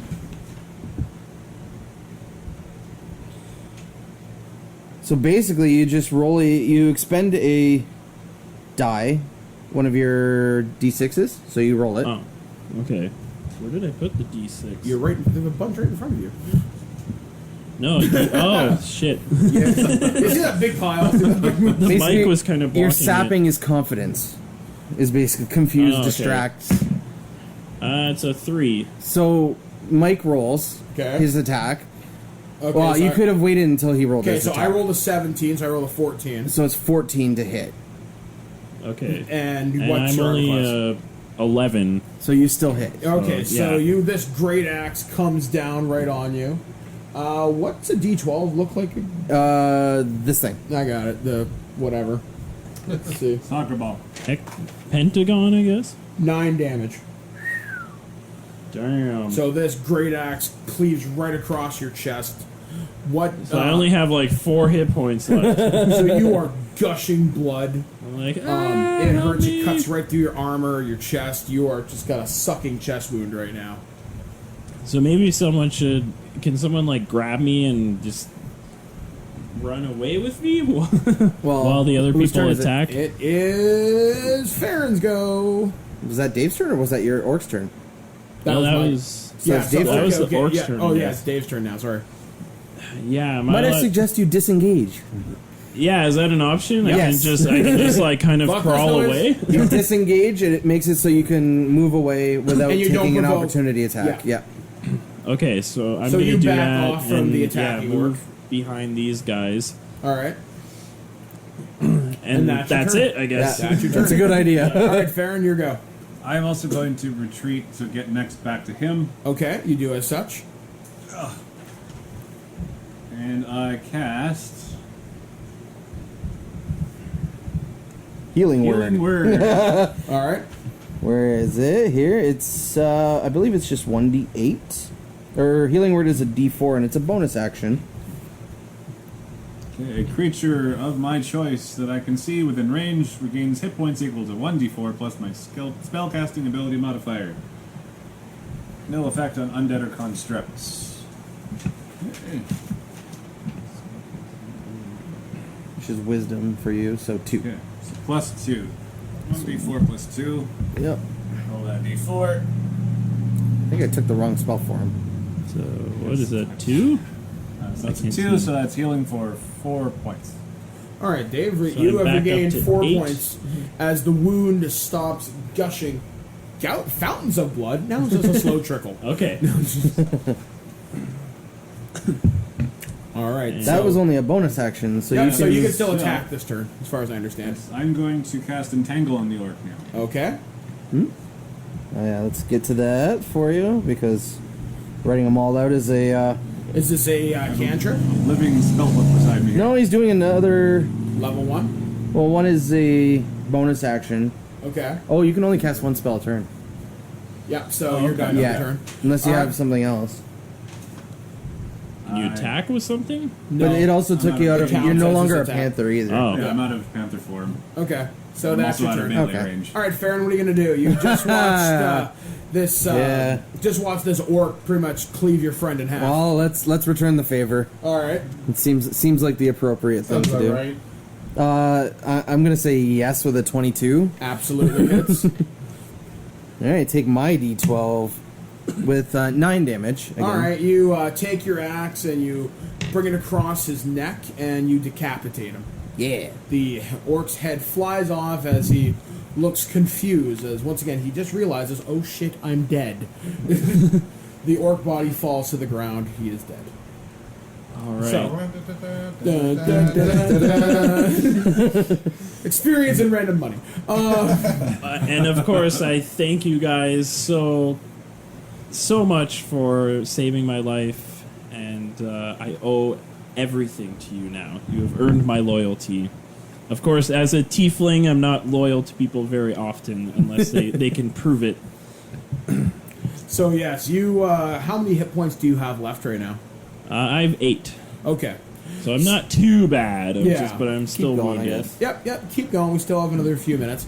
So you finally reach the bottom of the rock face. It definitely looks scalable. Does anybody here have a climber's kit? Good question. One of these actually comes with pittons, and I can't I remember don't think which we one. can tie together all the clothes in my disguise kit and use that. I think it's, Herbalism kit, we can get a whole bunch of flowers and rub those together. I can make potpourri. Vines climb up. If you guys want, you can make a straight strength or dexterity check to climb. anyone have a Dungeoneer's pack? No. Nope. This Crap, would have been. someone- This would have Oh, been things- Alex had the Dungeoneer's This pack. was why I wanted to go to the village hole or the hole in the ground burrow. or whatever and see if we could find useful stuff for that, but you guys were just too Explorer's eager. pack. Does that help? Explorer's pack. No, I've been looking at that one. Nope. We have rope, so what we can do is have someone go up first and tie off a rope. Okay, who's got your highest dexterity? All right, Koro. You grab the rope, you prepare it on your on the side of your belt, and roll me a dexterity check. This to will climb. be. Is it strength Dex- Well, you can use Either sort or. of. Yeah, for him, I'd say acrobatics. or? Okay, So go when ahead. do I guidance? Because he's going to, like, acrobatics himself up. Is this If you get a want to give him hardcore guidance, that would parkour. probably. Give him guidance. Yeah. That would be a. Podcast guidance. So you give him a. I believe it's a 1d4 bonus. Oh, we're. Am I allowed to give him bardic inspiration for his climbing? Absolutely. You are. You're the best climber in the world. You got this. Pat on the back. You're the best around. No one's ever gonna bring So- you down. So not too loud because there's more orcs. He He plays can a use gentle it ballad. after the roll if he doesn't roll well. So he gets a D4. So you're like, you can do it, buddy. Is that the We got same this. with my bardic inspiration? I just roll. You roll it, and if after- he needs it, he uses it. Yeah. Okay. Oh, Don't so fuck up. I We're all can just counting. roll it Roll your now. acrobatics. Okay. So Because I that's your rolled higher a one. out of the 2 two, if out you of need it. acrobatics and athletics, right? Yeah, athletics I have actually a -1. Yeah. So acrobatics. All right. It is. Well, that's actually not bad. All right. What do you roll? 21. No, 20. Okay, so you managed to clamber up the thing. You're basically almost jumping between handholds, and you look remarkably graceful as you get up towards the top of the hill face, and you see this huge stone and iron door, and you see, Before he goes up, how tall was the climb? oh, about 50, 60 feet. Okay, I'll give you my extra rope Okay. before he goes because he Yeah, only it has makes- 50 feet on Okay. him. So just in case. So you get up, you see, like I said, the stone and iron door, and you see the door is open, and it's very, very inortly carved with like holy symbols you don't recognize. But you see a couple of what you assume are clerics or monks at the door, dead. Their insides very much exposed, so sort of like someone cut them open via the middle. What are you gonna do? First off, what I am going to do is tether the rope so that they can climb up. Okay. And then I would like to proceed slowly alone inside. Okay. So you my. proceed. So we have to wait. Do we have to roll to see if we can all Yes, we can climb climb. successfully? But we have a little bit of a bonus because we have the rope Yeah. to steady ourselves. Okay, so you want to go up first? I Am I on my I way guess in? so because Yes. I'm Okay, I'm on. injured. All right. All right. So while this happens, just before, actually, we'll do that. Actually, you know what? We'll do him first. Oh, okay. Actually, you know what? Make your roll. I was gonna say maybe I should go up because I could just pull you guys up from the Oh like yeah. hold onto the rope and I'll just like come on, boys. All right, I'm going Taryn. last. All right, Taryn, go for it. No, this is your dad, sir. Or Torn. So I'm going to athletics out all right, to use my full out strength just to pull myself up. all right. What kind of bonus would you like to give for using the rope as well? Advantage. Advantage. Yep. Thank you. May I use this? That? Yep. Yeah, go ahead. Thank you. That makes sense to me. And if you don't like it, I'm the GM. Did you derpy hooves? No, well, one of them did, but luckily that doesn't matter. It's a 7. I'm not getting up. Yeah, that's. It takes you a while. You get up there, you're not very graceful because you're in heavy armor and your ass is fat. Makes sense. And then I'm going to try and pull these two up. Okay, I'll just say it happens. Hold on to the rope and... Okay, yeah. All right. So while that happens, Koro, just as you can see your Dragonborn compatriot pulling up your friends, you kind of peek your head in the door. You can see torches dimly lighting a stone hallway. You see statues with, like, once again, holy symbols you don't recognize. You can smell flowers in there. It's supposed to be a holy place, but all you could smell is blood. You look along the walls, you see scorch marks. You can see more bodies inside. As far as you can tell, this is the place you're supposed to be. But why are there monks here? Why are there clerics here? So that strikes you as rather odd. Why it's odd? Well, I guess you're going to have to find out in hour 3 of this episode of Terrible Warriors. So I've been your Dungeon Master, Mike the Birdman Dodd, joined with Lee Emperor Wayne Johnston, Tristan, the Pop-Tart Winkworth, AJ, the St. Bernard, and David Double D Dennis. All right, guys, we'll catch you in our Patreon exclusive debrief. And that was our first combat in this game. So why are you talking like this? I don't know. Gilbert Gottfried, Clitoris. Sorry. Anyway, spot on. Oh boy, I should Dungeon Masters Gilbert Gottfried. You roll a strength check. Anyway, that's enough of that. All right, we'll catch you in the debrief, folks. We'll see you real soon, right here on TerribleWarriors.com and on Patreon. The Cambridge Chronicles is a Terrible Warrior ongoing adventure. The Chronicles are entirely funded by supporters from Patreon at patreon.com/terriblewarriors. If you like what you've heard and you want to hear more, the Terrible Warriors continue to release new episodes in their rotating catalog of one-shot campaigns every Tuesday and Thursday. You can find out more at terriblewarriors.com. Follow us on Twitter at Dice Warriors. Technical production by Alex Ricci. Music written and recorded by Ori Faulkner. Artwork by Hess Bell. Your Terrible Warriors of the Cambridge Chronicles are Alex Ricci, Lee Johnston, Tristan Winkworth, and Dungeon Master Mike Dodd. For now, the books are closed, the dice are packed away, and the chips are stuck to the floor. Join us next time, brave adventurer, for the next chapter in the Cambridge Chronicles.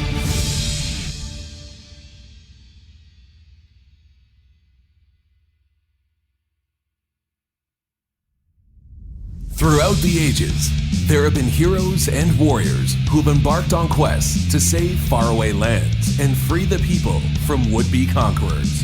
Today, legends are told from the tales of our terrible warriors. Chronicles of an unlikely group of nerdy adventurers armed only with their dice, some pretty stupid ideas, and a horseshoe up their butt as they come together to save the day in the Cambridge Chronicles. Seriously? You couldn't find anyone better? Greetings, my terrible warriors. It is I, your Dungeon Master, Pickle Rick. I don't know. I'm Mike the Birdman Dodd, not a pickle. Anyway, Szechuan sauce. So we are here once again playing the Cambridge Chronicles of Dungeons & Dragons 5th edition. I am legitimately Michael Dodd, as you may have gathered from ThisWeekInGeek.net. But I'm not alone as we trek into the tomb of Ferris fucking Bueller. God, I hate you guys. I told you, it's his day off. He wants to do it. It's sticking. It's sticking, but we are joined with AJ, the St. Bernard, David Double D Dennis, Lee Emperor Wayne Johnston, and Tristan, Shotgun Pop-Tart Winkworth. So yes, guys, we are back as these guys begin their adventure into the tomb of Forrest the Kind, a cleric from a long-forgotten religion. And evidently, they are not alone as they discover bodies of monks and other clerics before them. What's going to happen next? Michael Jackson. You are not alone. Sorry, Mike. Keep going. Anyway. Thank you very much. So anyway, at the tomb of MJ. So, as you open the doors, you notice torches, like I said, lit. You notice, like I said, very ornate statues of men, women holding various holy symbols and like bowls and whatnot. But like I said, there's the signs of bodies everywhere. There's scorch marks. and it looks like these bodies have been here at least a couple of days. I think this is horrible, but I'm gonna loot the bodies again. but at the same time, investigate them for anything that seems weird or out of the ordinary. They're clerics and priests. You find various holy vestments. You find one of them has a mace that does 1d8 damage. For the most part, you don't find any valuables because, as he said, they're monks and priests.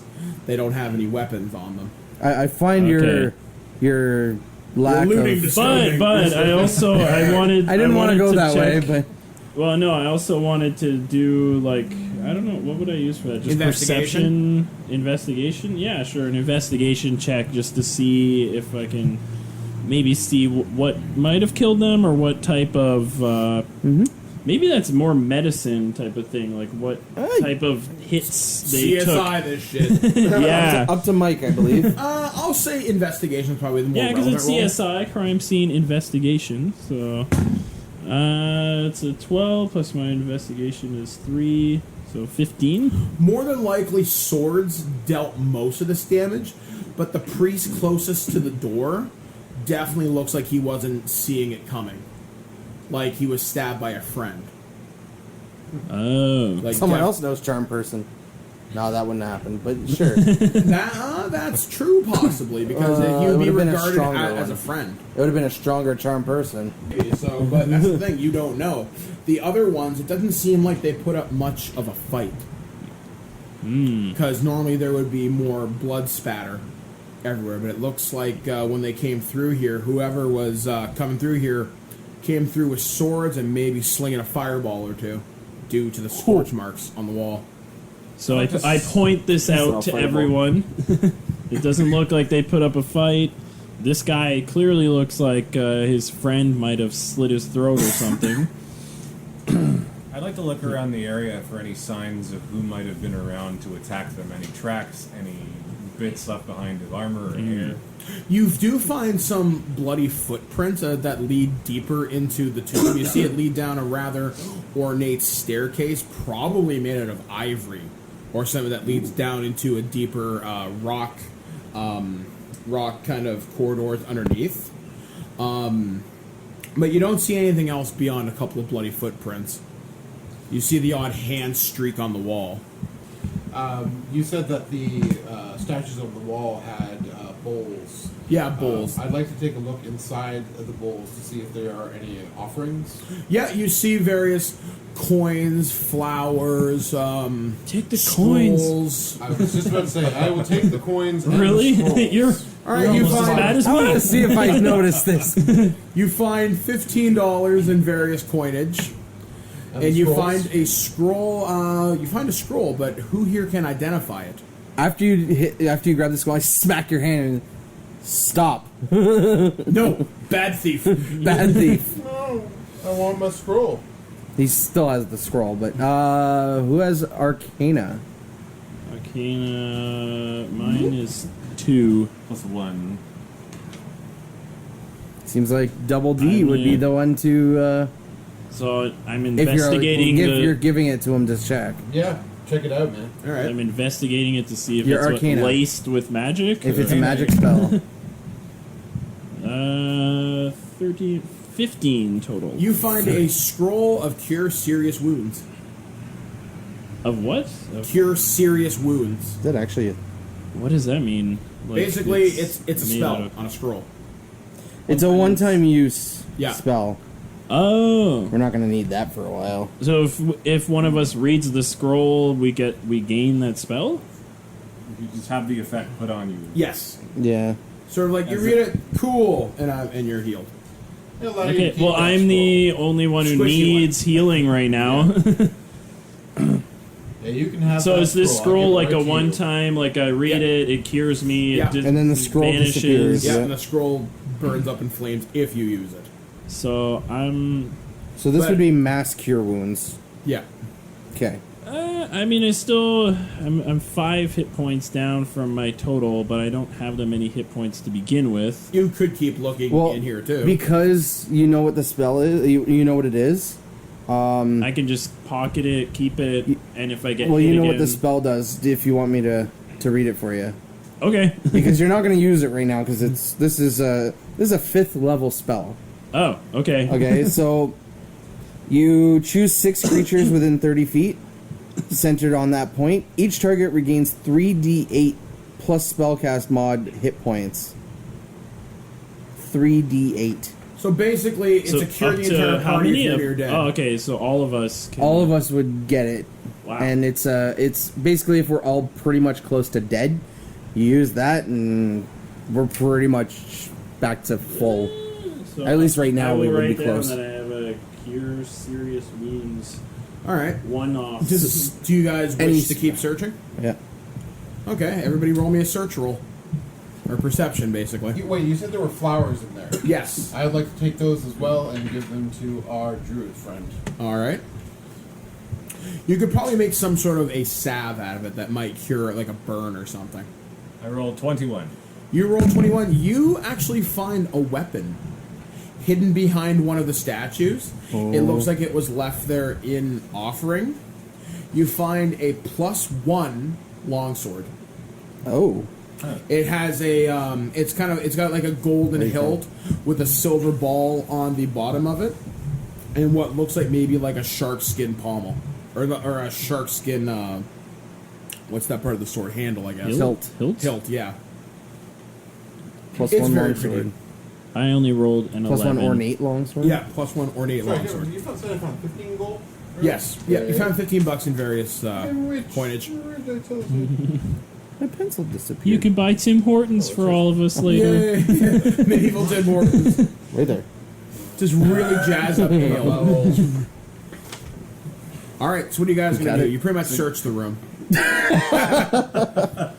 So you gave me some of those flowers. You Okay, said. so it doesn't Yes. seem like there's anything more Doesn't in this seem like room. there's anything Is there else in any here. doors or Yeah, there is one passages? There is one door leading downstairs, which leads into a much larger area. Okay, so I'm gonna go in the back of you guys. Who wants to go first down the stairs? I'll lead. Okay, I so will lead. Torin, you walk down the stairs, your armor making a little bit of noise as you clink down the stairs, these ornate ivory stairs. You come down, you see various burial crypts. Like you see like statues of people who've long passed. They're standing very stoically with their, once again, it's a holy symbol you don't recognize. You see the bones in the, think of Skyrim, where you see those crypts sort of thing, and people kind of laying down and whatnot. You see probably about 15 of these things, and it's just a long hallway lit by torches. You also see several of you see several piles of bones shattered on the floor. Anyone know what this religion is? Is there a way we can check that? Just You have knowledge of religion or Does someone history? have religion? history? I have Yeah. one Yeah. religion. One religion. What do I have for? I have 2 religion and 3 history. It's the religion. Just want to see if we can figure out what this place is. Let's see if I can. 17, 19 for a religion check. You have heard of it, actually. It's a religion that hasn't been practiced in at least 300-400 years. It is the religion of you're trying to figure out how to pronounce it in the common tongue. The closest pronunciation you can come with is Torth, and you have to really drag on the F. And you don't know too much more about the religion, except that it was centered around death and disease, sort of almost like a mad god. But looking around this place, you see anything but that. Sort of like these holy men, or the bodies, like the statues don't look angry. They don't look like this is a temple to some dark god. It looks sort of like it was dedicated to nurses and doctors, so to speak. So Creepy. yeah. What else? Who rolled the next highest religion roll or history? I don't think any of us rolled it. All right. No, it was just Dim. Yep. So you guys gonna search or Did just you keep tell kinda us like walking? all this or? Yeah, I reconvey this information to you. I'm like, I think I know a little bit about this from my studying in Bard University. Are any of the crypts searchable? Yes, absolutely. They're all open. You Then can I see would all the bones. Definitely like to search through the crypts to see if there is anything that we can use. Okay. Everybody roll me perceptions checks. This will be your search. And I'm looking for high numbers. I refuse to search. 17. 17. 5. Okay. I refuse. All right. So Dave. You will not Or- touch the unclean Or dead. Coons. I want you to roll that d20 again. Oh man, Big money. you guys are looting 8. crypts. I do not like this. You find a bow. Oh. Actually, it's an ornate bow. Looks like it's carved out of some kind of bone you've never seen before. Okay. But you pick it up and you can feel magic energy just radiating off this thing. Arcana check. Yeah, okay, I'll do an arcana check on it to see what kind of magic this might be. Is it a dark magic? technically Or, we should have only a 7. Spell for this. All you know is that it's magic of some kind. Okay. Well, this guy seems like he wants to... Are you proficient with bows? I am very proficient with bows. Okay, so I'll give the bow to you. Maybe you know something about it and can check it out and see if it's better than the one you have. Do I have stats on the bow? Yes. Yeah. Well, actually, trying to figure out how the hell would I phrase this. Do you have Arcana or anything? Does anybody else have Arcana? One Arcana. All right, check it. Roll it. Me? Yes. Okay. 16. You recognize the bow. You definitely there's certain magical symbols that are engraved on it, and it's what is more or less known as a bow of true strike, and it grants you a +2 bonus to hit. Not damage, but to hit. Oh. As you pick up the bow, you can, like I said, you know anything that gets in sign of your in line of the bow's sight is probably gonna die. All You right. feel powerful. You also keep searching. You unfortunately desecrate most of the crypt. You find various trinkets that are not worth very much, various burial shrouds and whatnot. Ikun is not above breaking shrouds open and looking. So you scatter some bones and whatnot. But you don't find anything else of value so far. And this guy's just shaking his head at all of us. Yeah. Don't like you guys desecrating. The dead have already returned to nature. What's left of them is no longer of any importance. Still desecrating crypts. It's not. Nature has taken back It's not okay. what it was. Crypts, burial grounds, whatever I can get my hands on is fine by me. Alright, so you notice at the end of the hallway there's another rather large stone and iron door that has been left ajar. All right. Let's continue on. Let's... Through the door. Alright, so you guys continue moving through the crypt. You walk through the door. You come into a huge room. It's got like lots of stone tables and whatnot. It looks like something. It almost looks like this is where funeral services might be held for these clerics, or it was some kind of a holy room. You're judging. There's tons of dust on the floor. It smells like only fresh air's got in here recently. The air's very stale. Without even checking, you can see tracks through the floor. You see a very clear set of tracks. You see 3 sets of them. Can we identify the tracks? Roll me nature. Survival. You would be the Survival. best one to Yeah, check probably. for that. I only have a 1. It's a 4. Okay, so Tristan is rolling a d20. 14.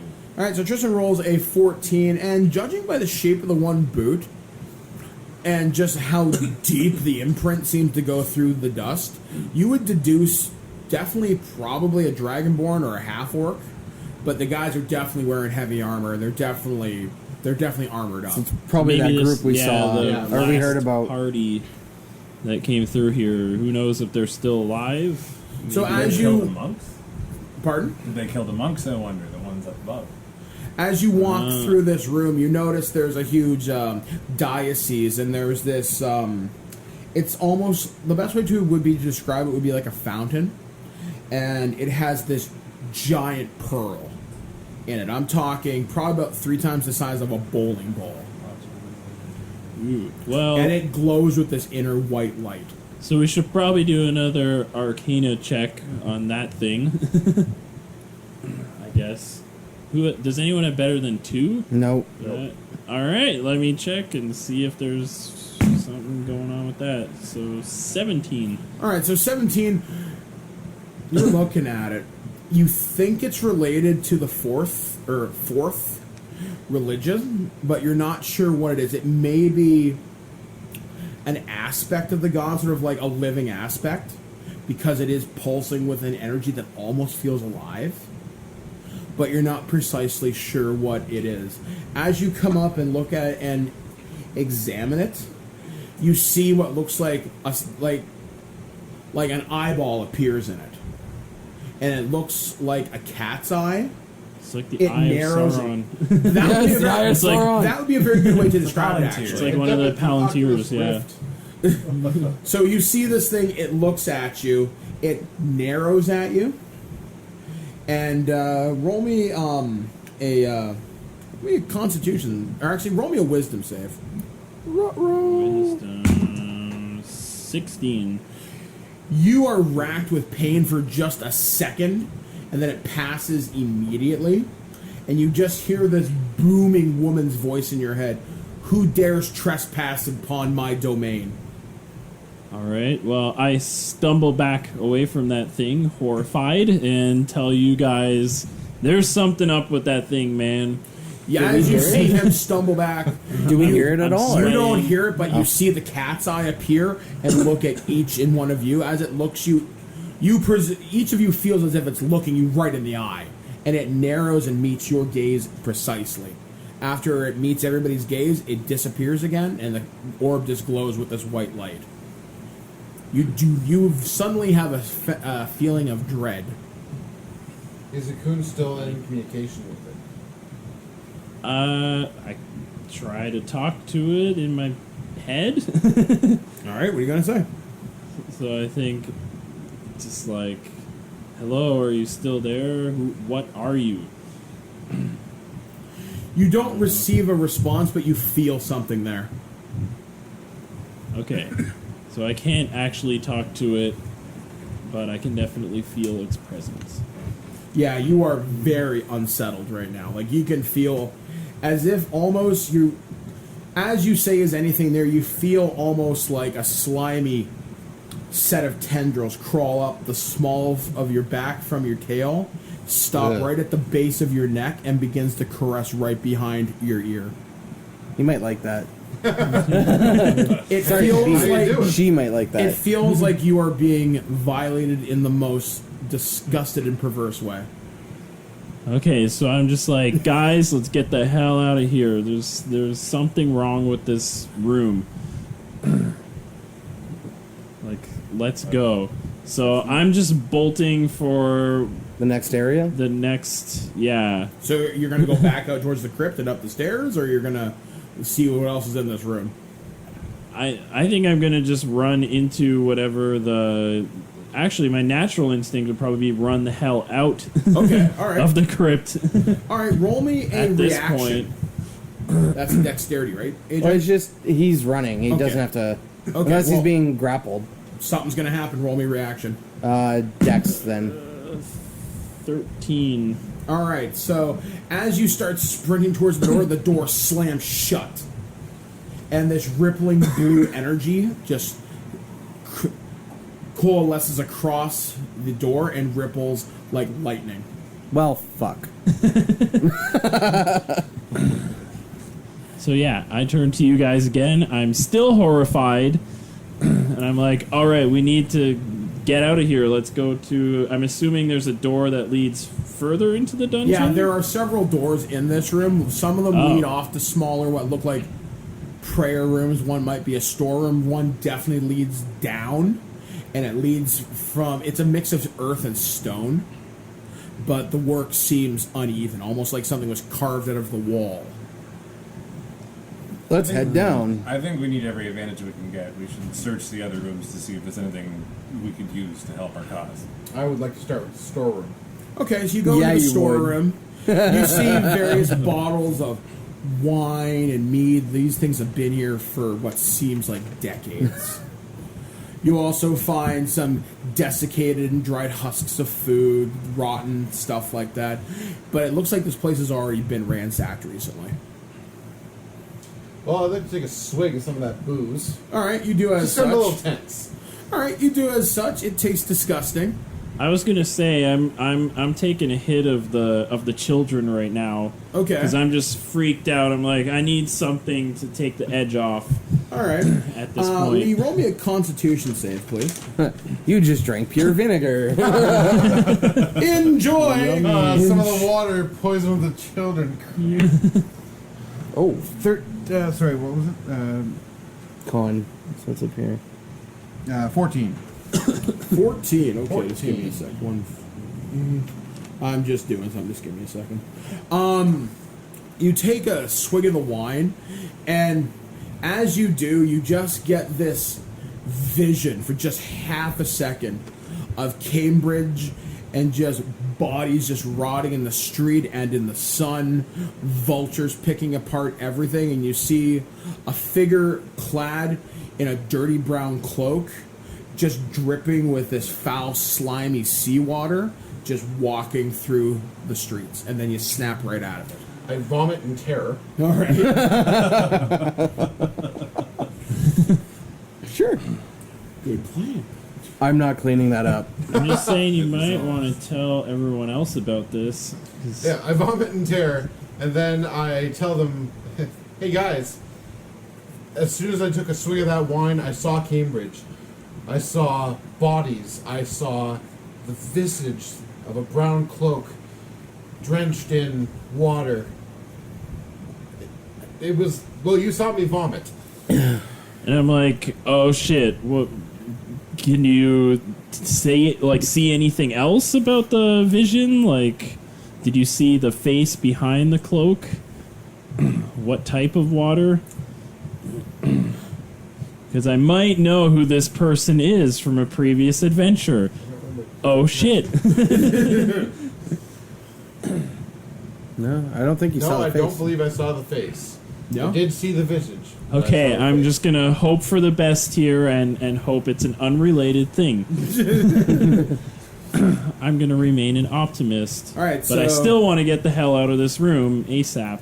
All right, so you guys continue to search the room. You don't find anything else. You do find some dusty old books. You're not sure what language they're actually. What languages do you speak, Cora? Halfling, common, and is that Thieves' Canter? Thieves can't. Thieves Thieves can't. can't. All right, It's so you don't like a- recognize they do. anything. I know I speak the infernal tongue. You recognize some of the words actually. Ooh, maybe it's the Necronomicon. You recognize certain words. You see traitor, betrayal, the madness who walks, and you see other common words referring to the defiler of men, and other words that you're not entirely sure. They already have a book for Dave? Yes, The Defiler of Men. Yeah, this book is about me. Yay! Actually, roll me. Hold on a second. A truck. Truck, I yes. would like you to roll me on intelligence save. Actually, Me? yes. Because I'm the What? I'm the only one who can read it. Yeah, you're the one who can read it. Natural 20. Natural 20. My You start reading the book a little bit more just because it calms you down for a second, but for a moment you freeze in utter terror as you start leafing through the book. You see your face clear as day, the faces of your adventuring compatriots, and you just see the phrase repeated again and again: the chosen, the chosen, the chosen. Okay, well, I'm like, guys, you might want to come and see this. Hey, It's about us. I can't read a This thing. is- It What am I says looking at? it says the chosen, and it's a picture of us over and over and over again with the word the chosen. That looks nothing like me. They didn't get my nose right. That's not gold. So yeah, you see this book. He identifies it as written in abyssal or the infernal tongue, and the book. Actually, roll me survival. Who? Farron. Really? 12. The book is likely bound in maybe dwarvish flesh, Oh. and the book has likely been tanned probably within the last 100 years. Is it hairy? Actually, yes. Okay. There are tufts of hair attached to the book. You just be assumed it dwarf was mold or pubes. something. It's dwarf pubes. Scalp the wrong head. What kind of flesh So- is this? So as you guys are kind of having this conversation, you just hear this unearthly wail echo throughout the room. I get battle ready. All right, you get Yeah. battle ready. You raise your battle axe. You are ready for action. All you just hear is this unearthly moan. It goes from pain to terror to what almost sounds like orgasmic joy, and then stops just as suddenly as it appeared. Stops dead, and it just echoes not in the room, but in your minds. And then, But is there a direction? Sort no, of? you can't tell. It just fills the room, and then, like I said, it just suddenly stops. I'm looking around like. All where our the pants hell- are brown at this point. Even if they were white. He wore the brown pants today. He's the smart one.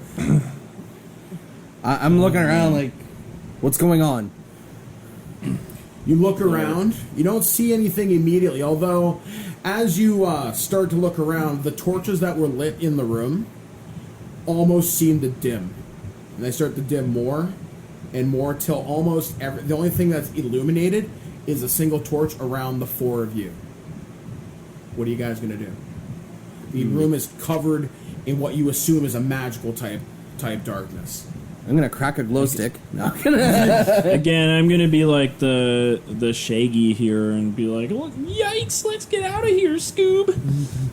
I'm freaked out. I'm gonna take a torch out of my explorer's pack and light it on the torch that remains, and so we can have something to carry with us, a little bit of light. All right, you do as such. You ignite the torch. The darkness retreats away a little bit, and you can just hear coming out of one corner of the room, probably where that hole in the wall is. You just hear almost like a distorted, not quite human, chuckle. It's almost like if someone was under. It's like if someone was drowning and managed to laugh at the same time. Just that very kind of sound. It's almost sounds like someone's vomiting as well at the same time. Chuck your torch that way.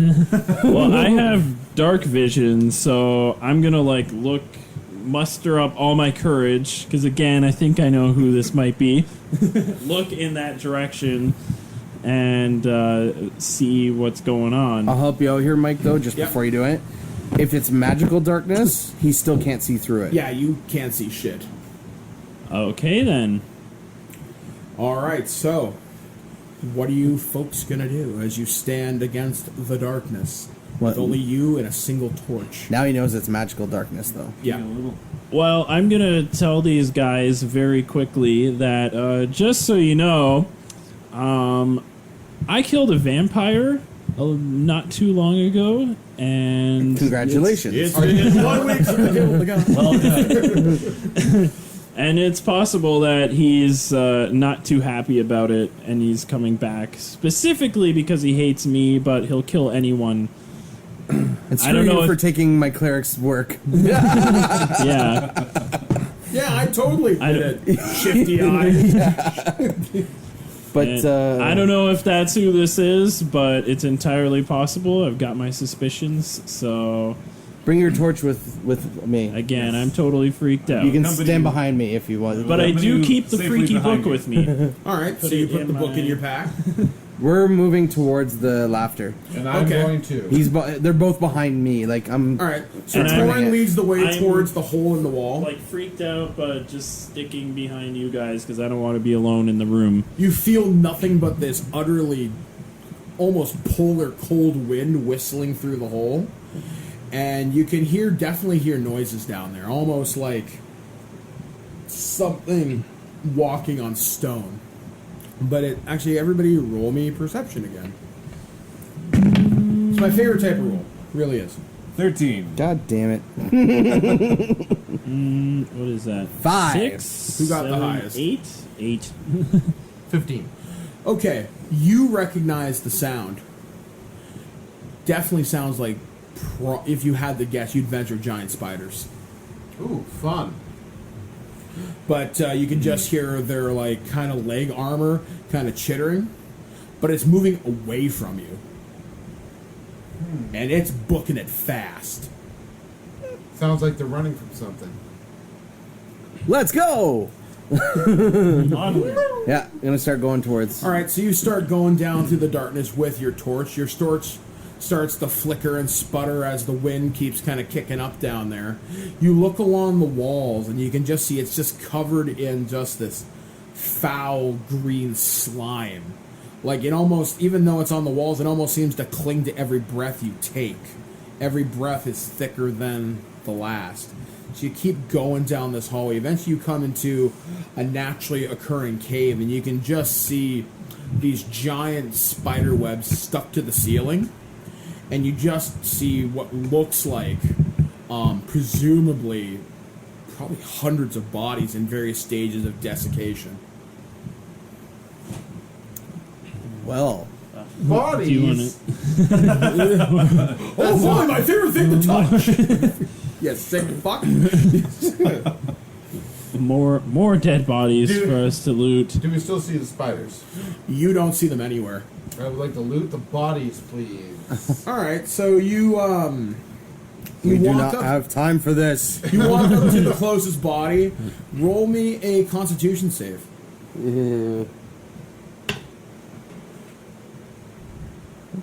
11. You take 1d4 points of damage. You just feel this incredible sharp shooting pain go through your body as you touch your unarmored hand to the spider web as this venom just courses right through your veins. 2 damage.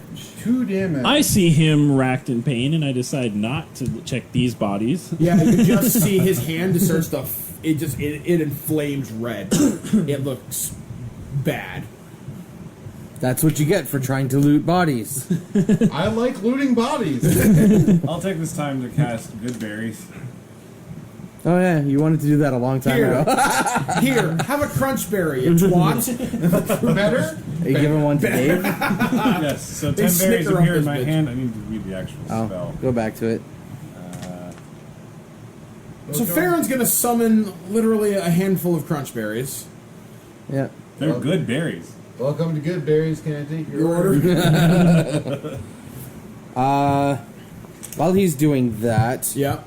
I'm gonna see if there was anything that actually bit him but was quick. You didn't see anything. No. Like I said, mostly you just see like spider webs, like I said, just covering the walls and everything. Although the floor here, you look down, it's unusually smooth. Like it was finished. I'm gonna cut the spider webs. Okay, you cut the spider webs, a body falls out. It's completely mummified, its face twisted in agony and horror, as if it never saw whatever happened coming. Yeah, loot that. No. Sounds something like it's lootable. Alright, you're good berries. Alright, good berries. Up to 10 berries appear in my hand that are infused with magic for the duration. A creature can use its action to eat 1 berry. Eating 1 berry restores 1 hit point, and the berry provides enough nourishment to sustain a creature for 1 day. They lose their potency if they've not been consumed within 24 hours of casting this spell. So So how many berries do you get? can only really actually eat one per day, though. I conjure 10, but you can each take 1 and restore 1 point of health. I will put it in a pocket. I'm gonna take mine, so I now have 9 hit points instead of 8.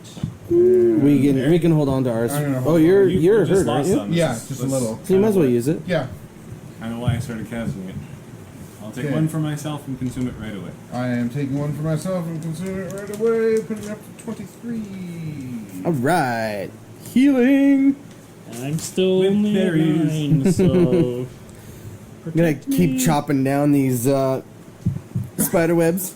Alright, so you keep chopping down spider webs, bodies keep falling out onto the floor. As you do that, you guys start to hear voices come Where? towards you. Coming. You're not sure because you're in such a huge room. It's echoing and I'm gonna bouncing. try and figure this out. All right. I plug my ears and go la la la la la la la la la. I like hunting bodies. You can't tell where it's coming from. The sounds bounce around. Plus, with the odd acoustics of the spider webs, you can't really tell. So as you guys are literally just kind of standing there, cutting bodies out of the wall, like I said, in various stages of mummification, you can see a torchlight coming down from a previously undiscovered hallway just off to your left. I'm going to stand at the door, but kind of like up against the wall, ready to just cleave whatever comes out of there. All right. I'm going to stand on the opposite side of the door with my bow of true shot drawn. All right. I'm just gonna help with the stand flanking. behind this guy. Flanking So I is no don't longer get a hurt. thing. Flanking is no longer a thing. It's just advantage now. Alright. It's not even really. Yeah, He doesn't even need it. Yeah. But All right. So. I'm yeah, gonna point my bow. I'm also with him. All right. So as you guys take sides on opposite side of the door, you see what looks to be a rather simple-minded man dressed in like pretty much in commoner's clothes, just hauling a huge sack of stuff, and he's just walking through the door. He pays no mind. He's like, do do do do do. Doesn't say anything, he's just kind of singing a little bit of a song to himself. stop. Not so Violated fast, the y'all. law. If y'all gonna run away, you crazy. He stops and looks at you, kind of doughy-eyed, like his eyes don't quite focus on you. Who are you? He doesn't answer. His jaw just kind of opens, to like a little bit of drool comes out. He's like, "You're not the ones I'm supposed to give this to. Who are you supposed to give this to? The master. Who's the master? The master. What is it you carry? Shiny things." Can I do another is it Arcana or Arcana? Or does it not matter? Doesn't matter. Arcana. Potato. Arcana, yeah. Arcane. I'll do another Arcana check to see if the guy is maybe enchanted All right, go ahead. or under a spell of some kind. 15. You're pretty sure he's not. You're pretty sure he's just a really simple idiot. Okay. He's just really, really dumb. He I'd just- like to roll sleight of hand Okay. to see if I can take the sack from him and give him something different. Okay. What are you gonna give him I'm gonna give. dead body in a spider I'm web? gonna take that suggestion. I'm gonna give him one of the smaller bodies. Oh God. So you're gonna try and pull an Indiana Jones on this guy. And just, Just switch out. You can't see me, but I'm stroking my chin. Thinking, I'm gonna give this guy a body for his sack. You were on the opposite end of me. Is he simple? If he's simple, does he have a detriment to this? Oh God, yeah. Oh, you. Yeah, you. perfect. Do I have to roll? Well, let's roll. Let's see. Well, he's gonna roll his sleight of hand. Okay, so I got 9 sleight of hand already. So It's that one. let's. Oh, you're right. He might still beat you. What do you roll? Don't know. Might not beat you. So my simpleton rolled a natural 20. he's like, He's like, nice try. I don't want that. I want me sack. I am your master, and I'm gonna intimidate him All right. with my giant dragonbornness. For a 20. All right. He's gonna try and resist, intimidate. You scare him. He kind of cowers. He actually pees himself. He's like, "Please don't hurt me, Mr. Lizard Man. I am no lizard. Don't hurt me." See a bit of fire start like brewing in my mouth there. He Like, starts crying, like uncontrollably sobbing. You basically just picked on a special kid. Good job. Well, you molest the dead. He picks on the kids who ride the short bus. Clearly, we're all going to hell now. We're facilitating chaotic. I was just good. trying to get him to tell me more because it make him like. Yeah, he's an uncontrollable, sobbing, peeing, pooping mess. Just tell me what's in the bag. Well, and ask him who his master is. No, I just said I'm his master, so. I am your master. Give me the bag. He hands you the bag and just begs you not to hurt him. I won't hurt you, but take me to where you were going. He stands up, basically just this trail of fluids following behind him, and he leads you down a long corridor that has been carved out of stone, and you enter what it looks like there's another underground area. You see a very ornate carving out of stone and another iron door. Further down, you see yet another one of those giant bowling ball-sized pearls. Oh, man. You also look along the walls. Koro, you notice along the walls there are unnaturally lit torches, so to speak, and you see statues. Each of these statues is what looks like the creature or the humanoid shape you saw in the brown cloak. And hey, that's the guy. That's the guy I saw. So are you shitting yourself now? Vomiting. Or vomiting? I take a look at him and I sort of and then swallow it back down. Like Jim Carrey in Dumb and Dumber. Where are we going? Master's down there. Master's right here. I'm not going back. I guess I point to the statue. I'm like, is that your master?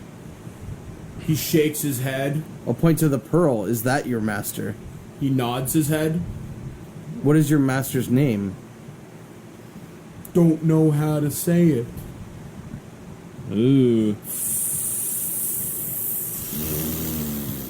And he tries to stumble it out, but he just makes gurgling sounds. Okay. Maybe he worships Cthulhu. I'm gonna check the bag. Alright, you open up the bag. You see various vials, like potions. You see what looks like basically really fancy, ornate, like sacrificial knives, maybe. Daggers. Sort of things, like daggers sort of thing. You see things that might be used to mummify people.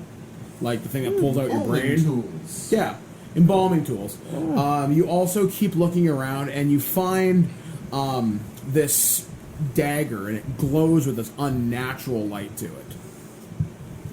Oh my. Another Arcana check on the...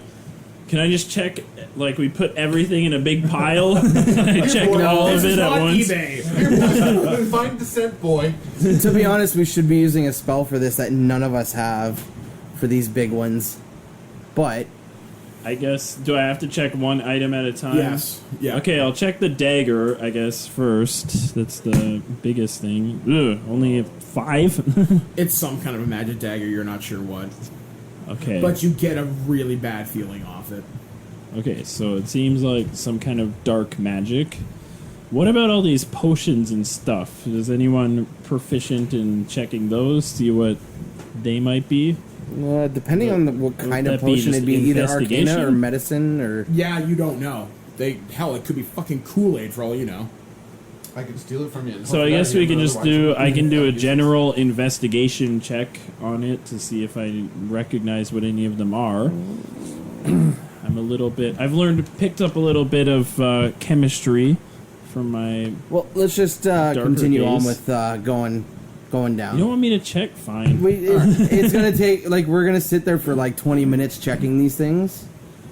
Whereas we're on a little bit of a tight schedule. Also, don't forget, you just had giant spiders book it from something.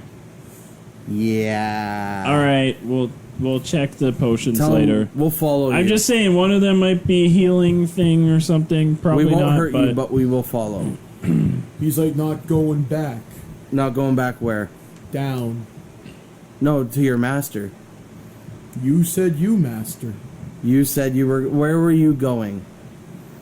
Up to the surface. To wait for the flying thing.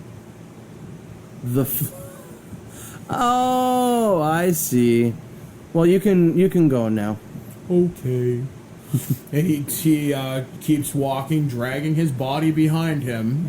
I thought I failed that. Well, you tried to offer him the bag. He's like, I'm not leaving empty-handed. I might as well sell this. So he returns and goes up through... well, as far as you know, he's locked in. Oh, He's yeah, going to sure. get to that one room. He's going to be like, can't heave. Ow, ow. As he touches the door. No, so, walking into it. So the gnome sent this simpleton to go fetch magical items out of a tomb. That's what I'm What thinking. a pussy. Hey, why do the hard work if you don't have to? We're looking for magical items from the same tomb. Well, we're looking for something specific, which actually could be one of these potions, but... How many potions are in here, Mike? There are 3. Alright, let's check these. There's Alright. 3 potions. All right, so 3 separate rolls. Yep. Yeah, arcane. Of Arcana. Yep. Okay. Ooh, and 20. You identify all 3 as potions of Cure Light Wounds. Oh, So Okay. that's the spell you have, Cure Wounds. we can use these. Level 1 spell. They're good. So as you're sitting there identifying, you hear the door at the bottom of this, at the bottom, open up, and you can finally see, as the door opens, you see a staircase form out of the rock, like it just shoots out, like boom, boom, boom, boom, boom, boom, as each individual stair forms. You see heavy-set black dragonborn hauling what looks like a really big sack of something, and 2 other half-orcs are hauling what looks to be 2 other dead bodies. You're not sure what race they are. All you can see is that they're cloaked figures. This must be the other guys. Black Dragon. You kind of hear the black dragon say something in Draconic, because he has clearly no indication that you're here. He's like, boys, this was almost too easy. With that, Well, I think it's Dragon Breath time. the Cure Light Wounds, how many... Cure Wounds. It's called Cure Wounds. Well, the Cure Wounds, how much... Level- Should I use that to go from 9 back to 13? No, because it's a D8. Okay. You can use them in battle. All right, well, I've got all this curing shit. Hide behind me. You're supposed Give to me be a hiding moment while I behind me take some anyway. GM notes. Yeah, you're supposed to be hiding behind me anyway. Like, you're not supposed to be up front. Yeah. So All you right. stay behind me, you stay behind me. You can probably come up with me as a panther. Yes. At least for a bit. Yes. But, Get behind me! Get behind me! And So these black... You see the black dragonborn, like I said, just hauling this huge sack behind them. Fire! And them guys dragging the you bodies. see Black Dragonborn. Please don't blow up my sack. No, I'm shooting him. Alright, so you guys are... How far away are they from me? They're probably about 100 feet because Oh, they're they're down that far still. They're from this like staircase. You'd have to go down. Okay, I'm waiting for them to come up then. I'm doing the whole beside the wall thing again. I'm casting Wild Shape turn into a panther now. All right, so you do as such. You turn into a panther. What are you gonna do? Hide in the back. I think I'm gonna hide in the back. You but can ready a spell. Should I use like minor illusion or something to What else? Do you have like some sort of thing you can distract attack with at all? them? Just get something ready for. We can all get ready and attack. Oh, yours is Yeah, gonna. my- I have My like bow's a drawn. shitty rapier, and Phew. I can use dissonant whisper, which does like 3d6. of damage. I think it's a surprise, which it will crit if you hit. Yeah. but that I'll probably save that. So Because then, yeah, the only thing I could really do is like use thaumaturgy or a minor illusion or something like that to throw them off as they enter the if you room. hit, 66 damage. Holy shit. What, Mike? Yeah, what did I know, tell him? All conversations on mic, please. Oh, are we all supposed to have him on mic? Okay. It helps. It Okay. adds immersion. Sorry, I'm just telling Lee here about his, if we do get a surprise round off, basically, being a assassin rogue, Yeah. which is just the path you take. Right. If the creature hasn't acted, which they haven't, he gets advantage. If it's a surprise to the enemy, he crits on the hit. Okay. If he crits, because he has advantage, he has a sneak attack dice.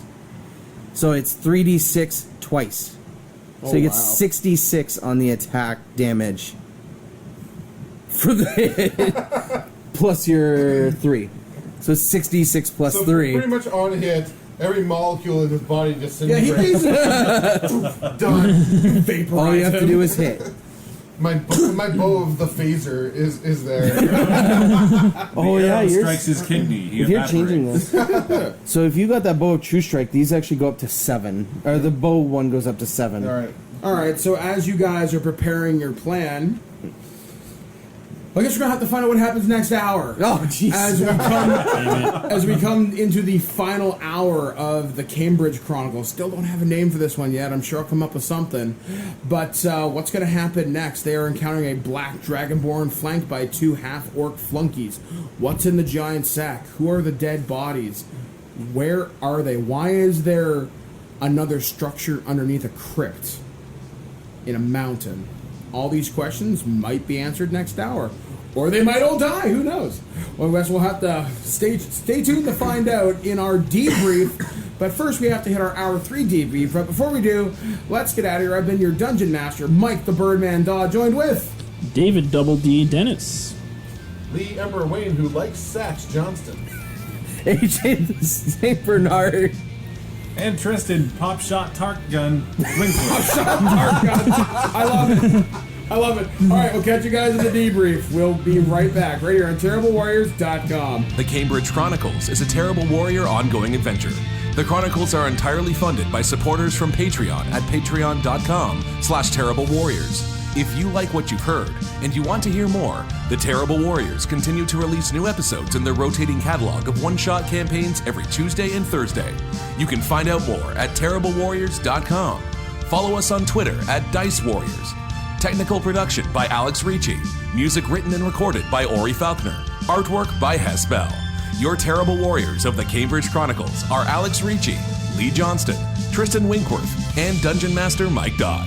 For now, the books are closed, the dice are packed away, and the chips are stuck to the floor. Join us next time, brave adventurer, for the next chapter in the Cambridge Chronicles.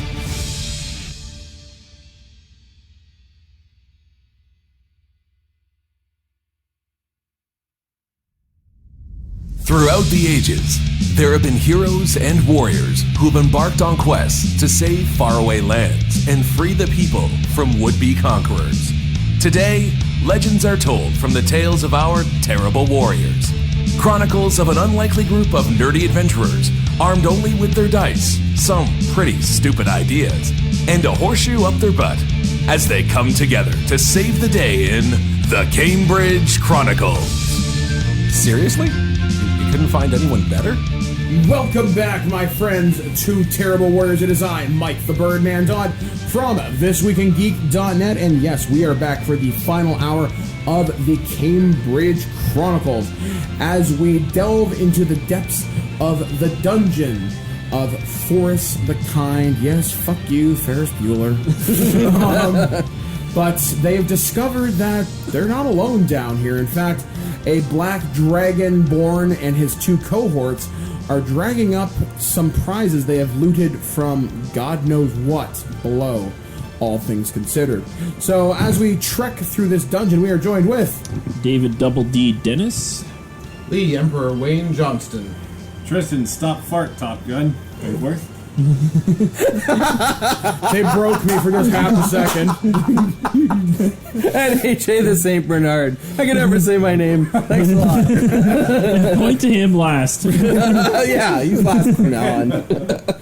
Alright, so when we last left, we are just about to get into martial combat, as these guys have decided to ambush the Black Dragonborn and his two cohorts, and they've sent a poor simpleton man to the surface to where he can't get because there's a magical door blocking his way. Alright then, so what are you guys gonna do? You're gonna start getting ready, we're gonna roll initiative here? I guess I don't think there's much I can do. Technically, yes. yes, but we're gonna get a surprise round unless you think they're gonna know we're there. I'm going to give them one roll, just the Black Dragonborn, as he's very cautious. Okay. We'll see if he suspects anything. Hell no! So we get a surprise I round. rolled a 3 on a 27 So die. we can roll our initial, and we just get an extra round. all of us attack. get a full round, a round, and then we start from the top. Okay. Okay. Yep. So we'll see what they get. Oop, that was a 9. Yeah. 6. They're going last. Don't worry. I don't know. Are you guys going last? I Because rolled a 4. So He's got a 2. Okay. Unless you don't care, you want all of us to go at I'd once. rather you guys all go at once. Okay. It's just so much easier for bookkeeping. So I only got a 7. What'd you get, Dave? A 6. 6. It'll make me a 12. So let's go this way then. Let's go clockwise. Okay. It's about right. It's just you guys are switched. Is that Okay. good? Sweet. Sure. Okay. Makes it easier. I do have one Mike. bardic inspiration I can still use if anyone needs a boost. Maybe save that. Maybe save that for cutting words on the Black Dragonborn. Yeah, that was another thing. If I'm surprised at attacking, do I really want to hit the Dragonborn yeah, with that much maybe. force? Yup. Yeah, Yeah, you do. Okay. All right. You want to? If he has the same amount of health as I do, you can like one shot him. Yeah, but do I want to kill him or do I want answers? Get answers from his minions. Okay. We want to survive. Okay. Are you ready, Sir Mike? I am ready. All right. All right. I'm going to Release. I'm going to fire my bow of true shot straight at the black dragon. And what's All your right. plus on this? On the bow, Yeah. +7. So he has a +7 to his attack, Mike, All right. and you have advantage. Okay. So here's a. roll 2d20. Take the So highest roll. take that as well. Okay. So your highest roll out of the 2 is the one you use. So 19 +7. Holy 26. shit! Yeah, that's enough to hit. So it is because you're an assassin. Yeah. That's a crit. All right. Roll. Do you have a D6 If there, you please? confirm. Here you go. Roll all those. My lord. You get 6d6, sir. Holy shit! Hey man, one shot, my big bad. They all land on the table there. There's a lot Yeah. to let the. Alright, there we go, guys. Wow, a that's lot of horrible. Shitty fucking numbers. Yeah, that's Ew. 15 Yep. 15. plus 3. Plus 3. 15 plus 3. Just give me 18. a sec. I'm just gonna take his hit points down here while I do this on my phone. Go. So There you just go. give me a sec. Still nice. Yes. Still 18 in one shot is really good. All right, so you fire from your bow. The arrow strikes through the air, hits him right dead in the chest. It pierces through his heavy armor. He's like, oh! He takes it and he stumbles back down the stairs, falling, taking additional damage. Basically, that's why it dealt so much damage. And his two compatriots drop the bodies, and they're like, what the hell was that? Next. I'm too far from them, right? Like, it's still, like, They're probably about 60, 70 feet now? 60, 70 feet as they're coming up the stairs. Throw your axe. I'm not a thrower. Yeah, I just thought of that. I'm not a thrower. I'm going to dash. Okay. So I basically move double my speed, and I will go move 60 feet down the line. Okay, so you run down the stairs pretty much, right? Yeah. All right. That's actually all I can do. Okay, so you are pretty much right there. Hello! I am Lindsay Lohan. No. Next would be. I am in panther Baron. form. All right. So what are you gonna do? Gonna run down the stairs at him? I'm going to move 50 feet. All right. So you run down the stairs. Is that all he can do, AJ? Let's see. For this, I have to move 20 feet. You move 50, But I have but to move directly at them to hit them. you can ask Mike if you can do an athletics check to let you Fair jump enough. the All right. last. Yeah. Roll it. Let's see what happens. Because it's something I would let him do. It's fun. Let's be adventurous. Or your dex one. It's acrobatics. So Okay, so 15. 15. Yes, that is enough to hit the one of the half orcs. so you're pouncing. All right. So, So, you leap Mike. up. DC 12 strength All right. check, please. All right. Let's see what happens. He is not able to make it.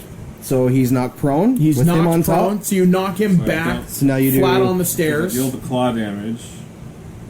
Because it's if Panther moves Right before- at least 20 feet straight towards, right before hitting with a claw attack. Yeah. On target, etc. Then they get knocked prone, and then I get to bite them. Yep. Claw bite. All right, bite. so go for it. Okay, so So basically, he's like, rah, shaka. the claw You actually have to deals- hit with them still. Oh, okay. Yes, you do have to roll to hit.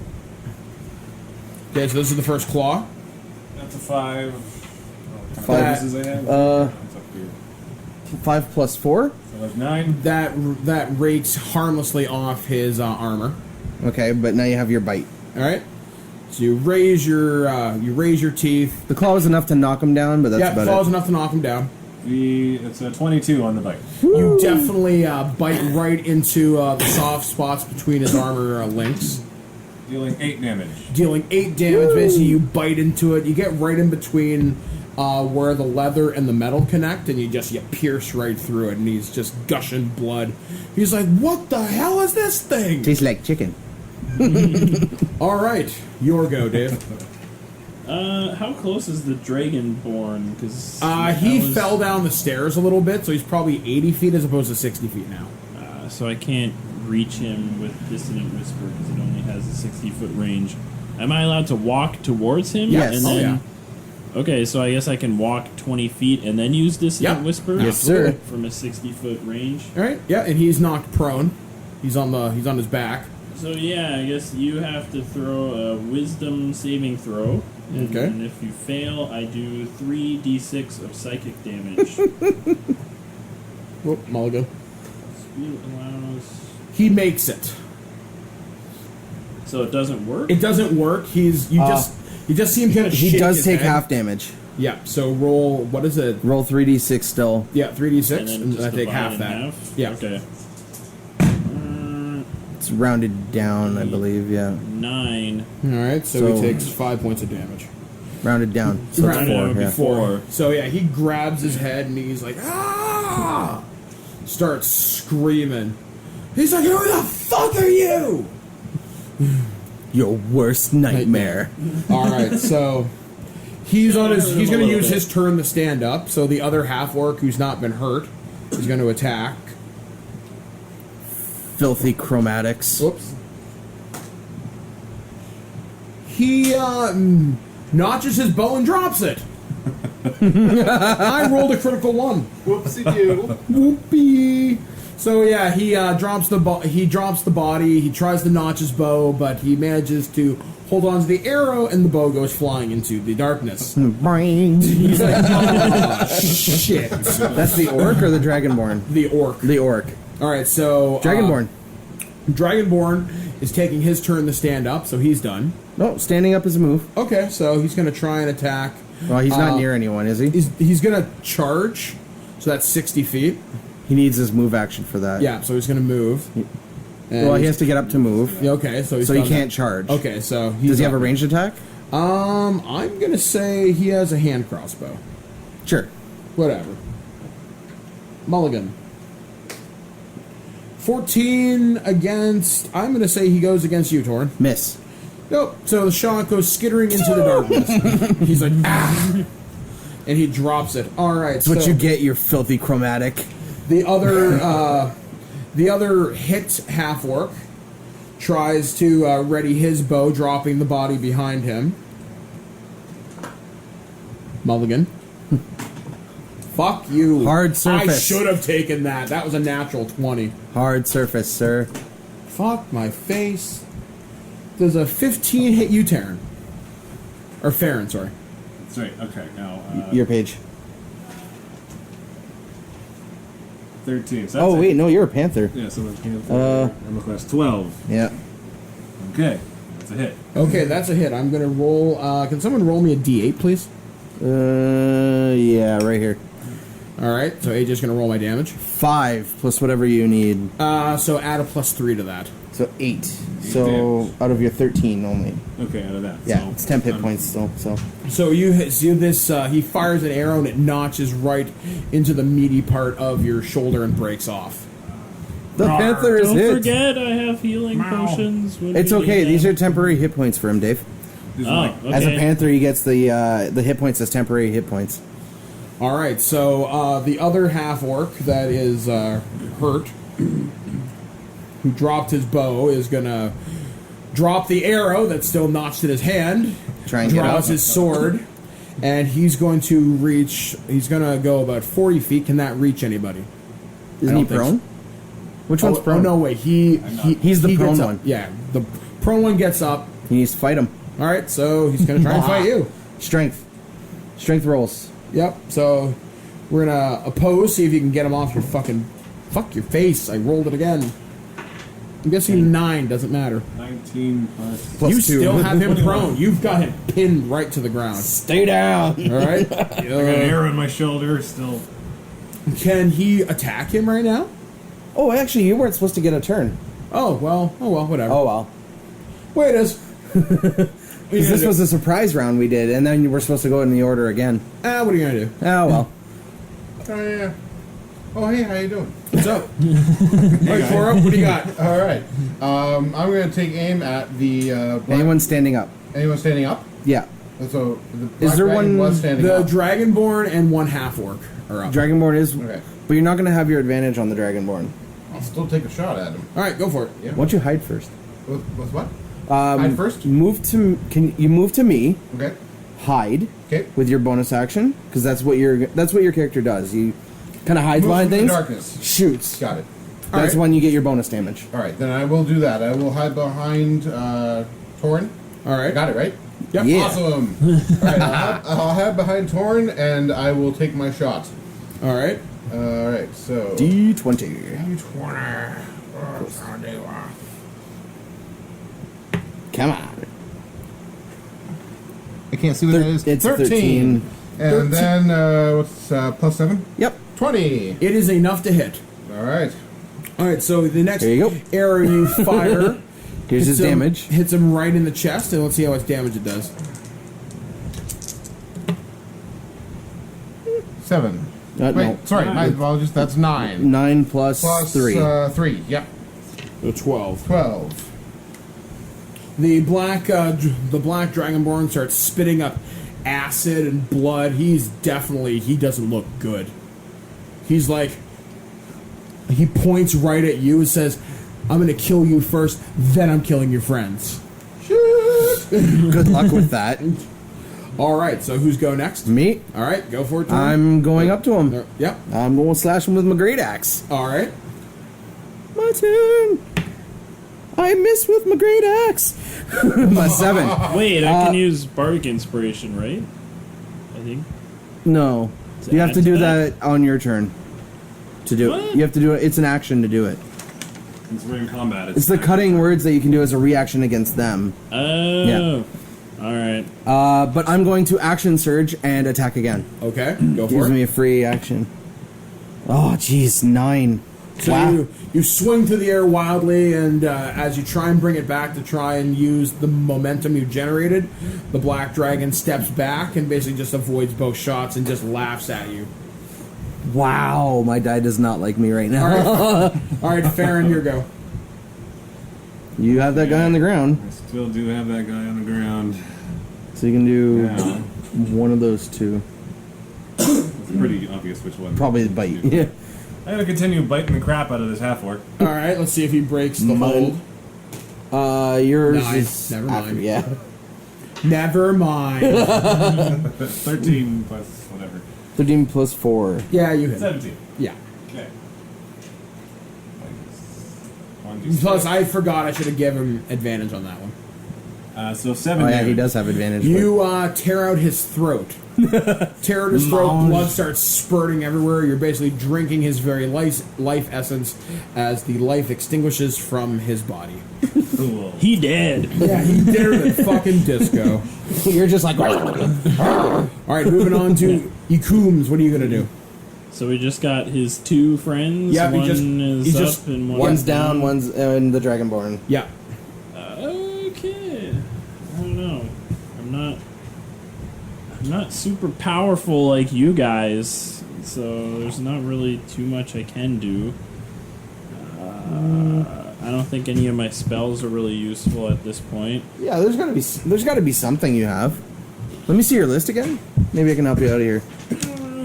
The ones down below are like you can only use them once, right?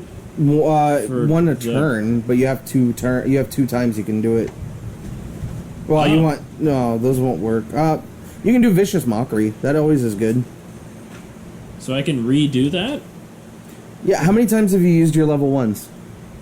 Just only once. once. You But can he hasn't do. taken a short rest, though.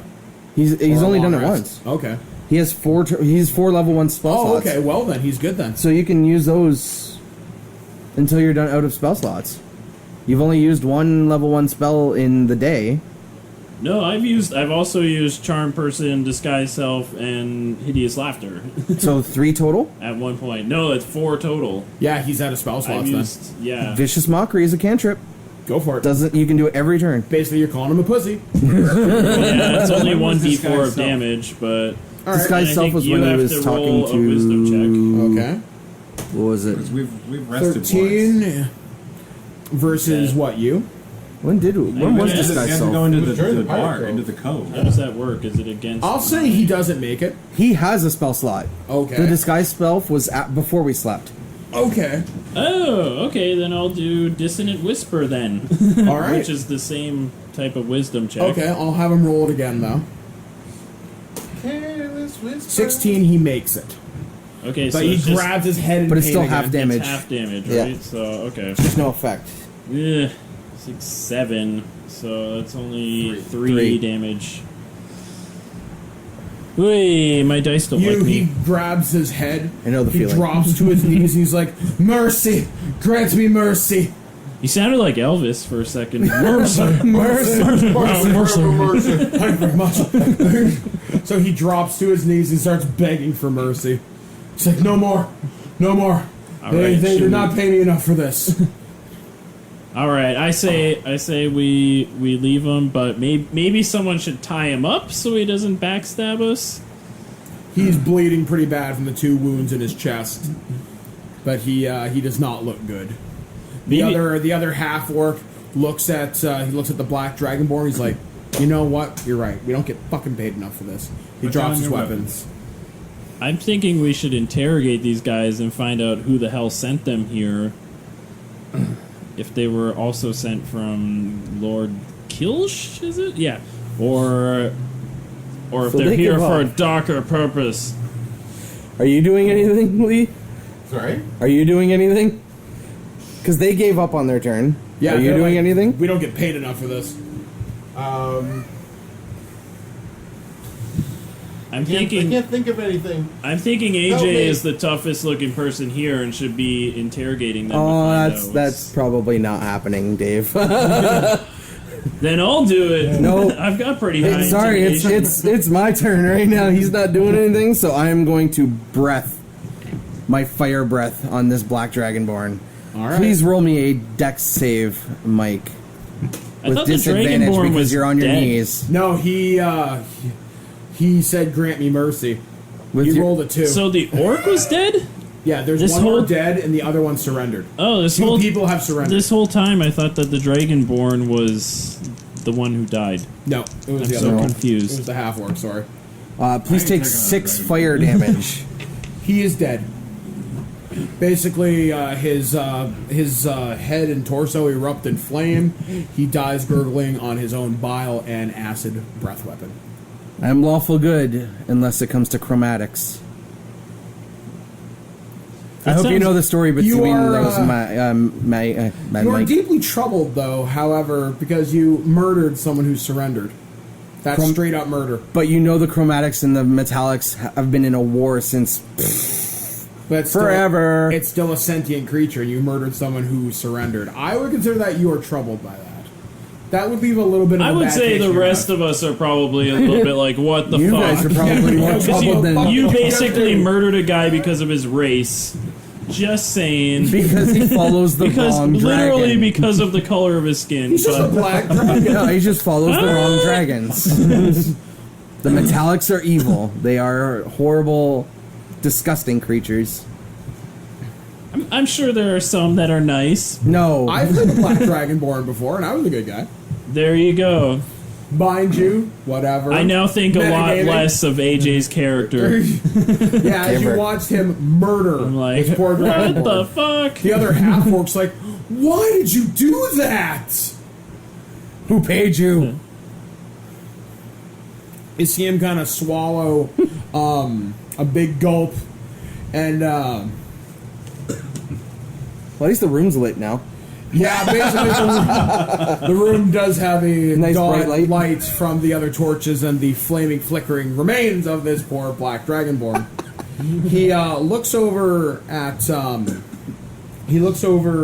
at Koro for just half a second. You see his eyes kind of shift over to him, and he goes, "Who do you think hired me?" He holds up his hands. He's like, "Look, man, I don't want no trouble. Just take me into the city guard. I surrender into your custody. Though evidently that's not the safest thing to do. Maybe What's you the won't name? murder me. Tell me a name. I'll take Lord Kilsh's judgment, as per your I honor am code. Lord Kilsh's judgment. I'm still a man. I'm still determined to a free trial. Innocent until proven guilty, but I surrender myself to your custody, sir. Because if I give up the name of who hired me, I guarantee you I will die by inches. And I've got a family to worry about. I'm gonna try and intimidate him like hard. Okay. Here. Like full out. Ah. Like Batman. No, I'm a weenie. What'd you roll? 5. Growl gently. Yeah, he just Clear your kind of throat. looks at you. Although I technically So would you're have like advantage, George but I'm Clooney not- Batman. Yeah, George Clooney Not Batman. very intimidating with your nipple Who's that suit. you? He looks at you. Goes, I'm not talking to you. I'm just gonna knock him out then. All right, so you Just straight clock up him. You clock him on the back of the coconut, and he is out. Tie him Okay, up. so should we bring him back to the king then at this point, or finish exploring this dungeon just with you dragging this guy? Yeah, I'll drag him. Those bags they were carrying. Yeah, we'll check the bags. All right, you look through the bags. You see tons of valuable stones. You see various more like ceremonial stuff. A lot of scrolls. Jeez. You see what looks to be a bowling ball size pearl. Not as big as the other ones, but about bowling ball size. As you pick it up, it glows this sickly green for just half a second. Now, who's going to grab it? Not me. I'm already freaked out of all this shit at this point, so What the hell? Maybe the guy was probably one of rifling you, through you things. guys don't seem All to right. care as much. So, Farron, you pick it up. So, Grab it, though. you get this vision of the forest just absolutely on fire, torched right to the ground. You see Dargo dead. You see your friends and family utterly torn to pieces, literally painting the landscape. And you see like what looks like to be an army of zombies off in the distance towards where Cambridge would be. And you see a hooded, brown cloaked figure once again, and you get a very vivid sense of like this disgusting slime feeling. And you just hear a single whisper in your ear, and you just hear the words, This is what happens for those who betray me.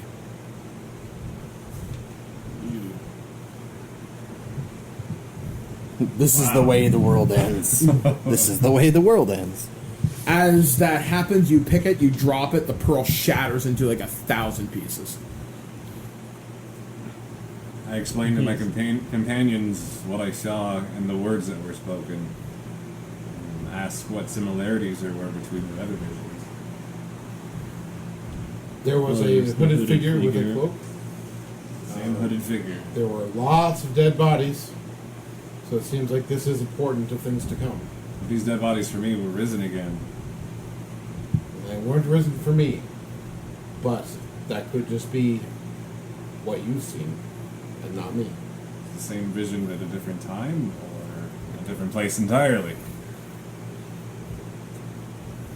I still think Mr. Vampire Guy is out to get me. I'm So getting as you more guys are worried. sitting, kind of talking near the bodies, one toasted dragonborn and one dead half-orc, the other one very much unconscious, you can hear the wind whistling through the open door that these guys came through. You can look down the hallway as all of you just kind of almost just turn your attention at the same time, feeling the wind come from the door. You see a line of torches just ignite. And there's a long hallway. Well, I don't want to be carrying this guy around all day. Let's tie him up real good. Like, hog tie him. Make sure he has no knives on him, and just leave him here with the bags. So then we don't have to go through, and we can just... Follow that light. No more burden, we can pick him up on the way out. Sounds like a plan. Okay, so we're expending one of your ropes. Well, ours... To tie him up? No, we have ours again, because We would've you pick taken him up, on yeah. yeah. So I'll use mine. That's okay, I'll hog tie him. Okay, you do as such, and he is securely fashioned. There is no chance of his escape, providing he's not like a magician or something. Perfect. All right, so you guys going to proceed down the long hallway? Yeah. Yes. All right, so you start to proceed down the long hallway. The walls seem to be carved out of pearl. Jeez. Like, it's very slick, it's very pretty, it's also cold, like ice cold. You can almost see your breath in there. Eventually you come to a door that seems to be made of pure black obsidian, and it seems to radiate a weird kind of heat from it. Black. Racist. It's not... Well... Colorist. Colorist. Chromaticist. Well, let's go. All right, what do you guys want to do? Like, how do you want to open this door? Just try it? Just give it a tug? I'm an idiot. Yeah, I'm going to try and give it a tug. All right. Strength, I'm assuming? Yep. That would be a 17. All right, the door flies open. Give me a reflex save. Ooh, shit. What do I got here? Dexterity. That sucks for me. Guess what, Mike? What'd you get? Enjoy my critical failure. The floor below you opens up, Oh, and the door, like, it just literally just evaporates below you, and you can feel just this acidic burning all over your entire body as you fall right nice. into a gelatinous cube. oh, lovely. So it's just like I'm you're starting to drowning sizzle. on stuff. Yeah, you're burning in this living acid creature. Before I fall, I want to do one of those funny Wile E. Coyotes, hold up a sign and go, uh-oh. Yikes. Now, let me read the rules on this really Gelatinous quick. cube is not going to be easy to get out of. It's Not at all. engulfed. I'm still a little bit angry at you for murdering that guy, so I'm like, I'll let him deal with this. Okay, AJ, roll 3d6 and you take that much acid damage. You also can't breathe. Yeah. Oh no, sorry, take 6d6 acid damage or 21. Oh, Pick. jeez. So he gets to roll first and then choose. No, the no, lower, or I he have has to to choose. pick in advance. Actually, you choose either one. You can choose 21 or 66.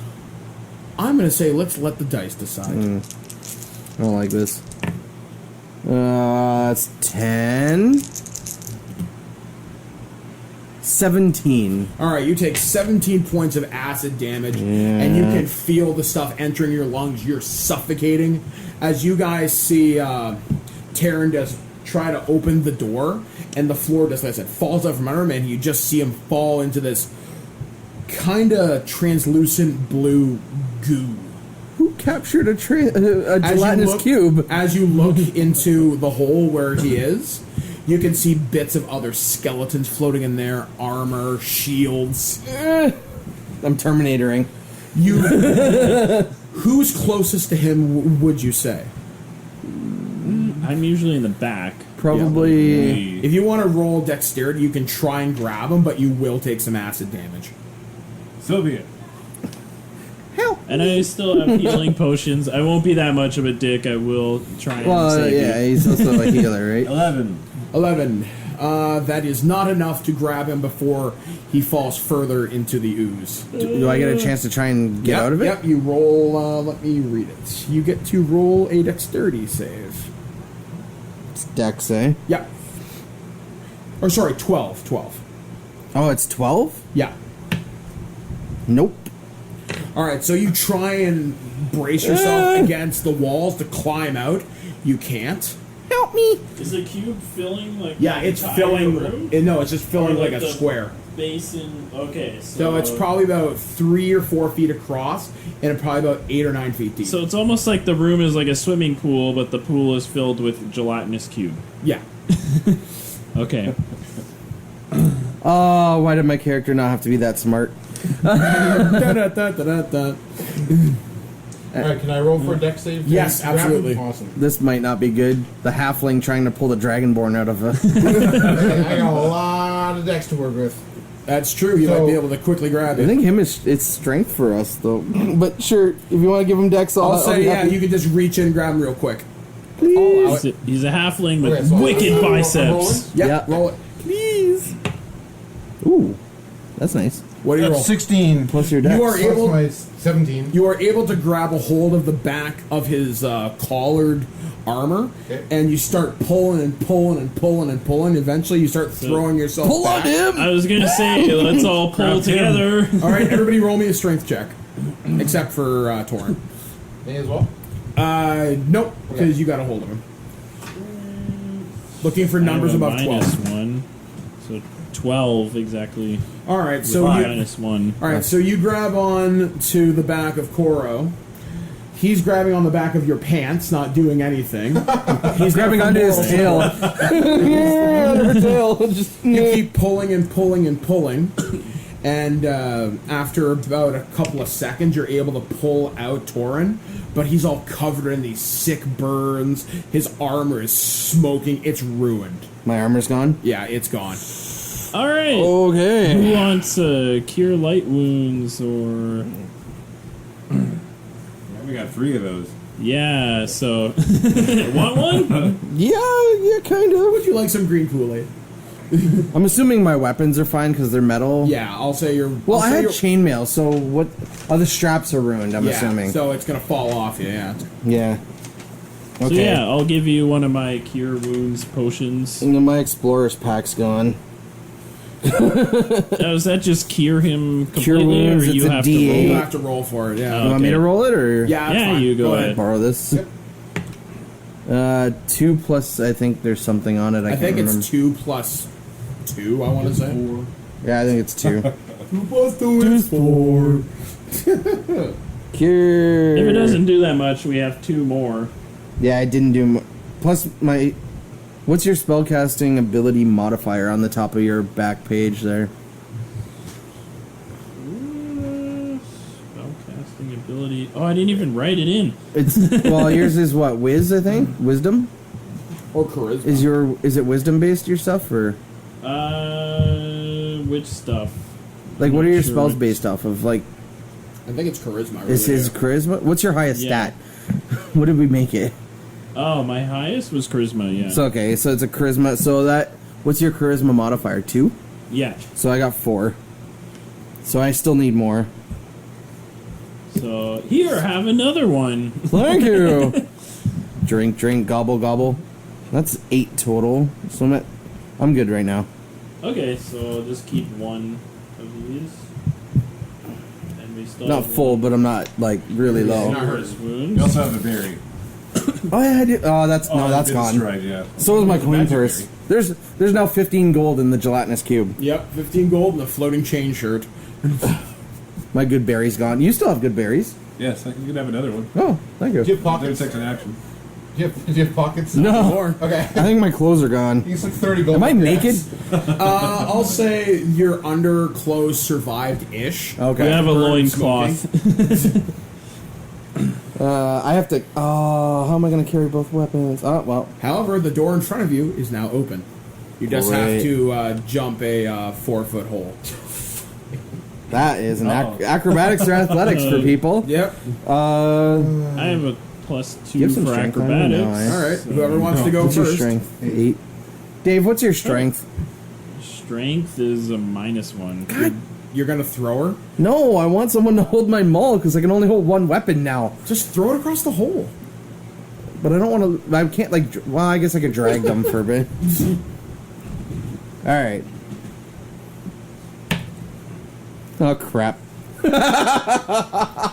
What did you roll? Oh, that's a. Hey, back in the hole. That's an 8. You fail your jump and fall back in. I'm like teetering on the edge. Roll me a dexterity save. Oh no! Crit. Critical success. Yeah. You managed to catch yourself from falling back in at the last possible second. A gelatinous cube pseudopod swishes right by your head, and as it does, the hole reseals itself. Oh, so I think I'm Sigh. still gonna jump over it. Yeah. I'm gonna jump anyways, even though I don't have to. Can I borrow your rope, please? I was thinking of seeing if there's anything above to swing over it, frankly. The ceiling is probably no higher than 10 feet. You don't see anything. It's all smooth pearl. Rats. Can I borrow your rope? Sure. Sweet. I'm gonna tie it so that my weapons are able to be tied onto my back properly with their. Okay. Yeah. All right, you do as such.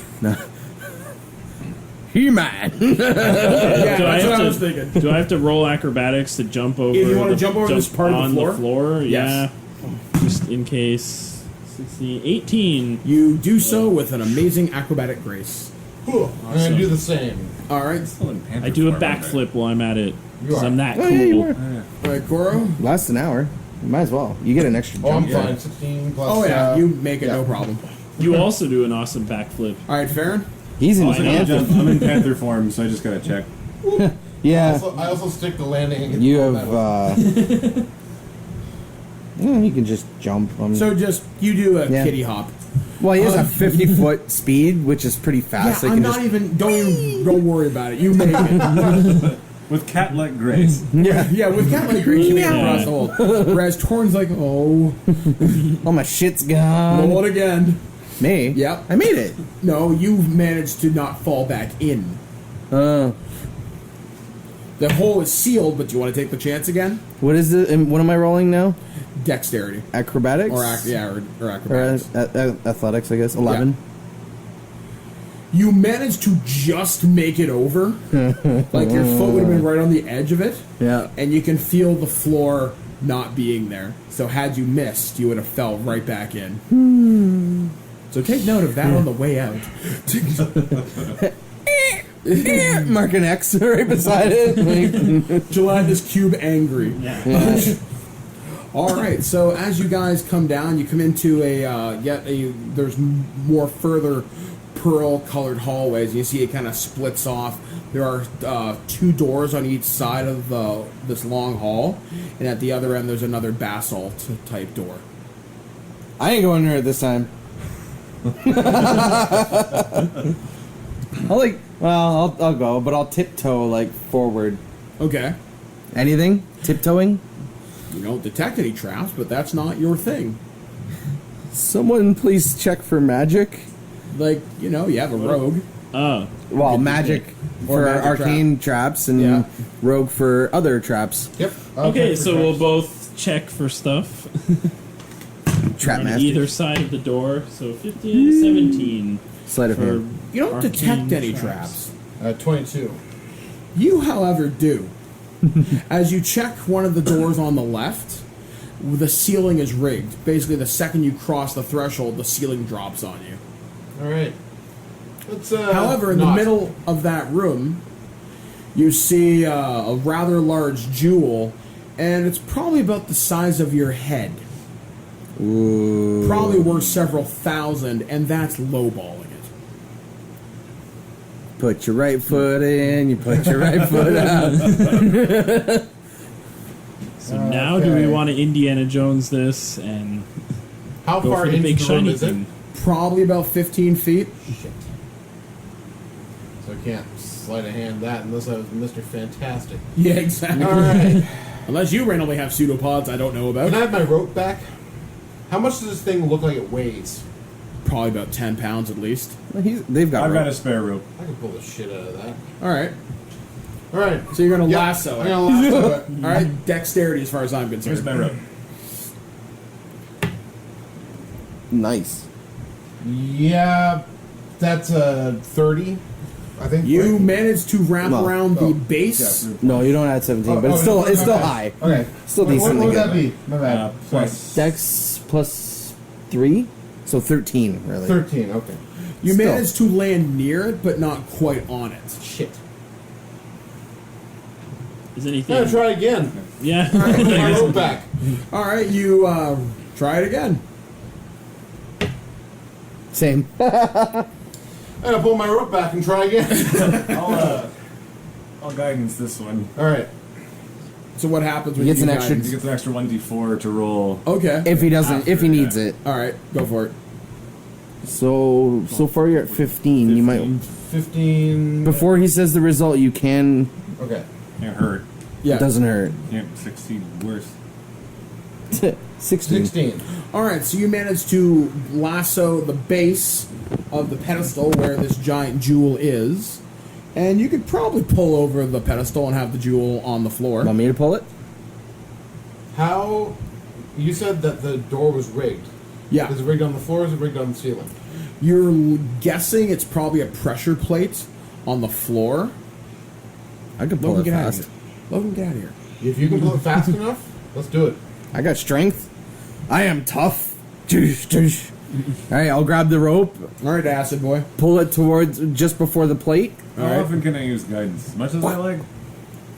I think it's a cantrip. Yeah. It's cantrip. Cantrip. Okay, I'll guide this too. All right, I'm gonna seal this because I'm probably gonna need it. The way I've been rolling today, Mike. Yeah. All Sometimes right. the dice are against you. Yeah, they're kind of. Oh, that's 13, 14, 16. Alright, you manage to lasso around the length of the jewel, you tighten it, and you wish it, you basically pull it back, whisk it across the floor. Just as it crosses the threshold, the ceiling drops, crushing everything inside the room. The gem, however, left unscathed. Yeah. Well, I'll hold on to that, please. Thank you. Here's the rope. Now let's continue to find this. We still need to find this thing that's making the curse. Alright, so, Add this to my inventory. Yeah. One ball. Can we get through the room, or is the drop ceiling? Just oh no, like it was blocking? just one of the side rooms. Oh, okay. Yeah, so there's a long there's hallway, two another- doors on each side. Check every room for traps. So there's another room. So Yep. we'll So the do first an door on the arcane left. check Alright, do as such. again. Trap, sir. 18. Trap check. You don't sense any specific traps, but you do sense powerful 6. magic, though. Ooh. 6 plus There'll your be sleight of hand. magic in this room.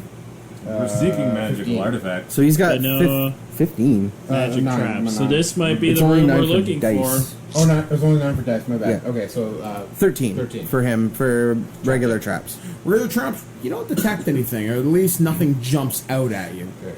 But you've seen this place is clever. Clever So you're not entirely sure.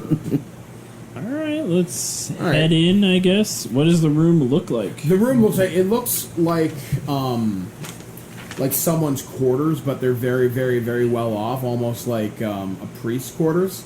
So it's got there's like a clothes closet there, but it's all made out of that same white pearl material. You see a bed, you see a desk, a study, you see a chest in the middle of the room. not the room, at the foot of the bed, and you see some weapons and armor that are encased in what looks like some kind of wall of force. So I like me some armor, please. yeah, is it possible to get to the weapons and armor? You're not sure. It's magic you've never seen before. Oh, okay. Magic you've heard it of. looks like they're protected somehow. I don't know. I guess we could just search the room, see if there's anything that we can take. Just do like a regular, I don't know, perception check. Are there corpses or sex? I'll take both. Corpses with sex. Sex Okay. with corpses? Probably look and see if there's anything on As a long as curse. it's not sex with corpses. Yeah, I'm just gonna search the room in general, I guess. Oh, that's terrible. Okay. I have I a guess- 5 for I think my we're perception. all searching this room, right? Well, Who else wants to search? You don't see anything immediately crit, anyway. crit 20. Crit 20? I find everything. I don't. Looking around the room, you immediately notice there's something off about the treasure chest. All right. As you approach the treasure chest, it actually growls at you ever so No. slightly. Get away. Don't touch that. I backflipped out of the entire dungeon through the freaking walls. That's a lot of no Phasing. Okay, who wants to shoot something at the treasure chest? That'll be me. I will shoot it right in its snarling mouth with a bow. True shot. All right. All right. This reminds me of Super Mario RPG. What is that? 9 plus plus 7. 7. 15. 16. 16. Can't do math. You hit it. It's chest. All right. I hit it in its chest. What happens to the chest The when chest it's hit? turns into this. It's a I'm mimic. showing the picture of a mimic. You see this snarling mass of There you go. tongue and teeth and eyes. All right. Suddenly in Well, Dark let's see Souls what again. damage Well, I we did hit to it. so- 3, 6, 11 plus plus 7. 11 plus 3. Is it 3? Damage. Yeah, damage part. Oh, Right there, Yeah, yeah. plus 3. My bad. Yep. So 14. Yep, it hits it. It shoots it right in one of its eyes. It starts gushing this vile yellow ooze. It takes a charge at the door. As it approaches the threshold, it hits what appears to be a wall of force. So it And can't it just get out. starts banging against the wall of force as if it's trying to get at you, and it can't. So my arrow went through the wall of force, but it can't come out. No. Interesting. Well, in that case, shit. Two-handed axe, right? I guess an axe against. Is it wood? Well, It looks like wood? It looks like wood, yeah. Well, let's chop this bad boy. Can the axe go through the wall? Oh, it rolled off a 17. It's still a 15. Yeah, it hits. Woohoo! I'd like to axe it a few questions. 6 damage. You, See, once you're again, a it starts damage dealer. spewing yellow bile, but otherwise relatively unharmed.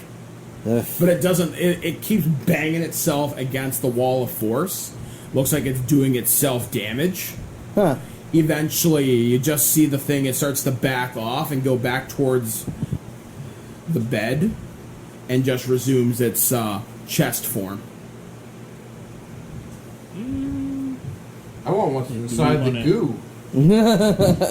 I think it's a mimic. I don't think there's anything in it. Oh, Yeah, it's just- it didn't it's eat blood. anything. Yeah. But Do we still want to try to kill it, anyways? I don't think we need to. But what else is in the room? There's nothing that we can There's get nothing to. else. Well, there are two. You see a sword and what looks like a chest plate on the wall, but you see the same shimmery blue energy surrounding it that you saw on the front door. Yeah, we can't get through that. Who's to say if we went through the force field, if we could get out, we could trap like the mimic does. Yep. All right, I'm all for Next calling room. calling it. Yeah. Next room. All right, so you go to the first door on the right. Crap check. Trap check. All right, roll it. All right. I don't trust this place. Oh yeah. Ew, critical That's failure on sleight of mine. hand as well. You don't Yeah, detect it's always anything. sleight of hand for. So 26. 26, you definitely detect, as you look, there are very fine threads threaded across the door. You kind of peek in. You can see what looks like arrows. So basically, the second those threads are broken, you'd be full of probably about 200-300 arrows. How many Arrows? threads are we talking about? Probably about 40, so you couldn't miss them. Are they going sideways? Yeah, they're all crisscrossed. All right, so Torin decides to slash Yep. through the Slash through all the threads. Roll me dexterity. I'm not in it though. I'm like You standing broke outside, the thread. It's a tripwire. but it's going sideways. I'm not in it. No. I meant, sorry, like that.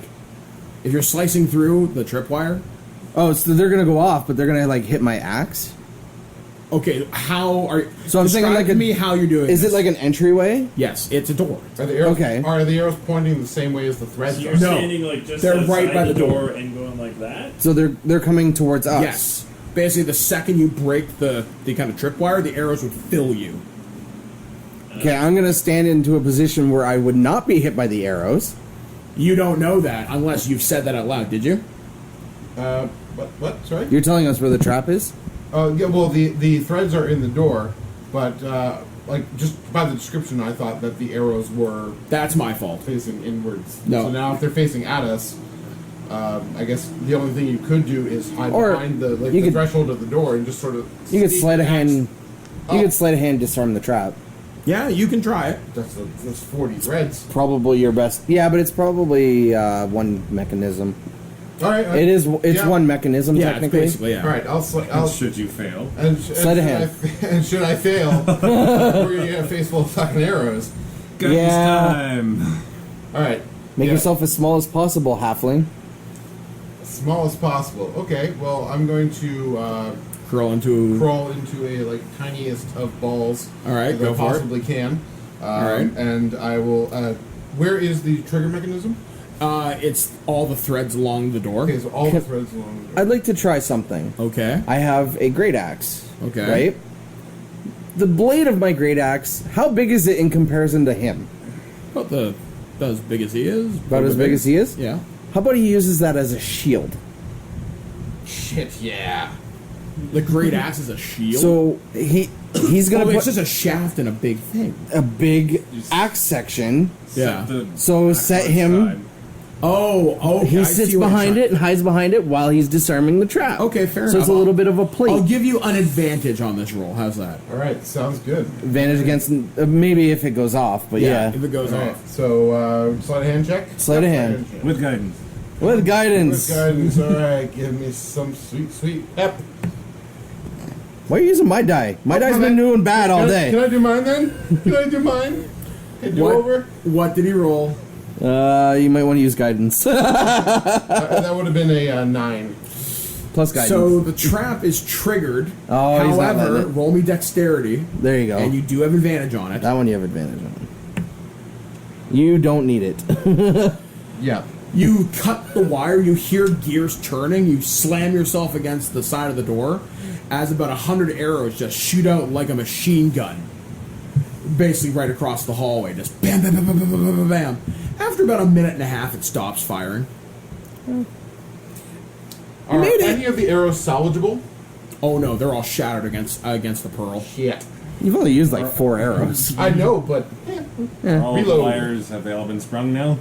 Yep, all wires have been sprung. then we enter the room. Yep, you enter the room. You see yet another bed and a chest and a closet. You don't see the same armor display on the wall. You see like a library of scrolls, however. I want to shoot that chest. Just in case. Yeah. Oh, that's right. Yeah, I know. I'm looking at, My brain, looking at you, my Lee. brain just started. Yeah, I'm gonna fire an arrow right at the chest, please. All right, thunk. Thunk. Nothing. Thunk. Thunk. Oh, you're just getting Yeah, okay. thunk. Oh, good. Thunk. Congratulations, you shot A chest. box. Is that arrow salvageable? Probably. Yes. All right, take my arrow back up and loot that chest. All right, you Loot that that chest. box. You loot that chest. Inside, you find several books written in a language You can't speak. You get some kind of a fancy-looking robe, and that's pretty much about it. Oh, you find a pair of boots as well. All right. We'll pass that book around to Who's anyone else with Springfield Jack? language. Who's Yeah, Springfield let's Jack? all let's do a language check. Is it in Infernal tongue? Or druidic. All right, let's see. I don't have any shoes. Can How I do use those? I check it? Do I have If to the roll books fit, something, or I wear just 'em. look at it? Well, do you, what languages speak- are you checking? I speak Infernal tongue. You don't see. I can. As you roll me knowledge. I'm Straight being up that knowledge guy. check I mean, for this one. intelligence. Just put the boots on. Oh yeah, intelligence. Sorry. Ooh, critical miss again. What is wrong It with is this completely die? indecipherable to you. All right. I speak druidic, so I'll do the same. All right, you do it as such. It's a 13. You recognize a few words, but nothing critical, like and the. Basically, a lot of common verb stuff like that. Nothing. You do see a lot of repeating patterns. Like you've actually recognized some of the words from the walls along here, but what it says is lost on you. So because my boots are destroyed Yeah, from before, he's giving me the boots that we found in there, and I'm putting them on. you put them on. Not even checking. You Just put them on. put them on. Put them on. Try and walk. I'll try and walk. You fall flat on your face. Why? The boots simply don't allow you to move At all. at all. You are stuck to the floor. I'm gonna try and strength my way out of this. Like All right. Roll a strength check. that would be a 22, sir. You pull yourself out of the boots, taking about 2 layers of skin with it, Yeah. as the boots just stay stuck to the floor. I'll pick them up by hand. Pick them up by hand.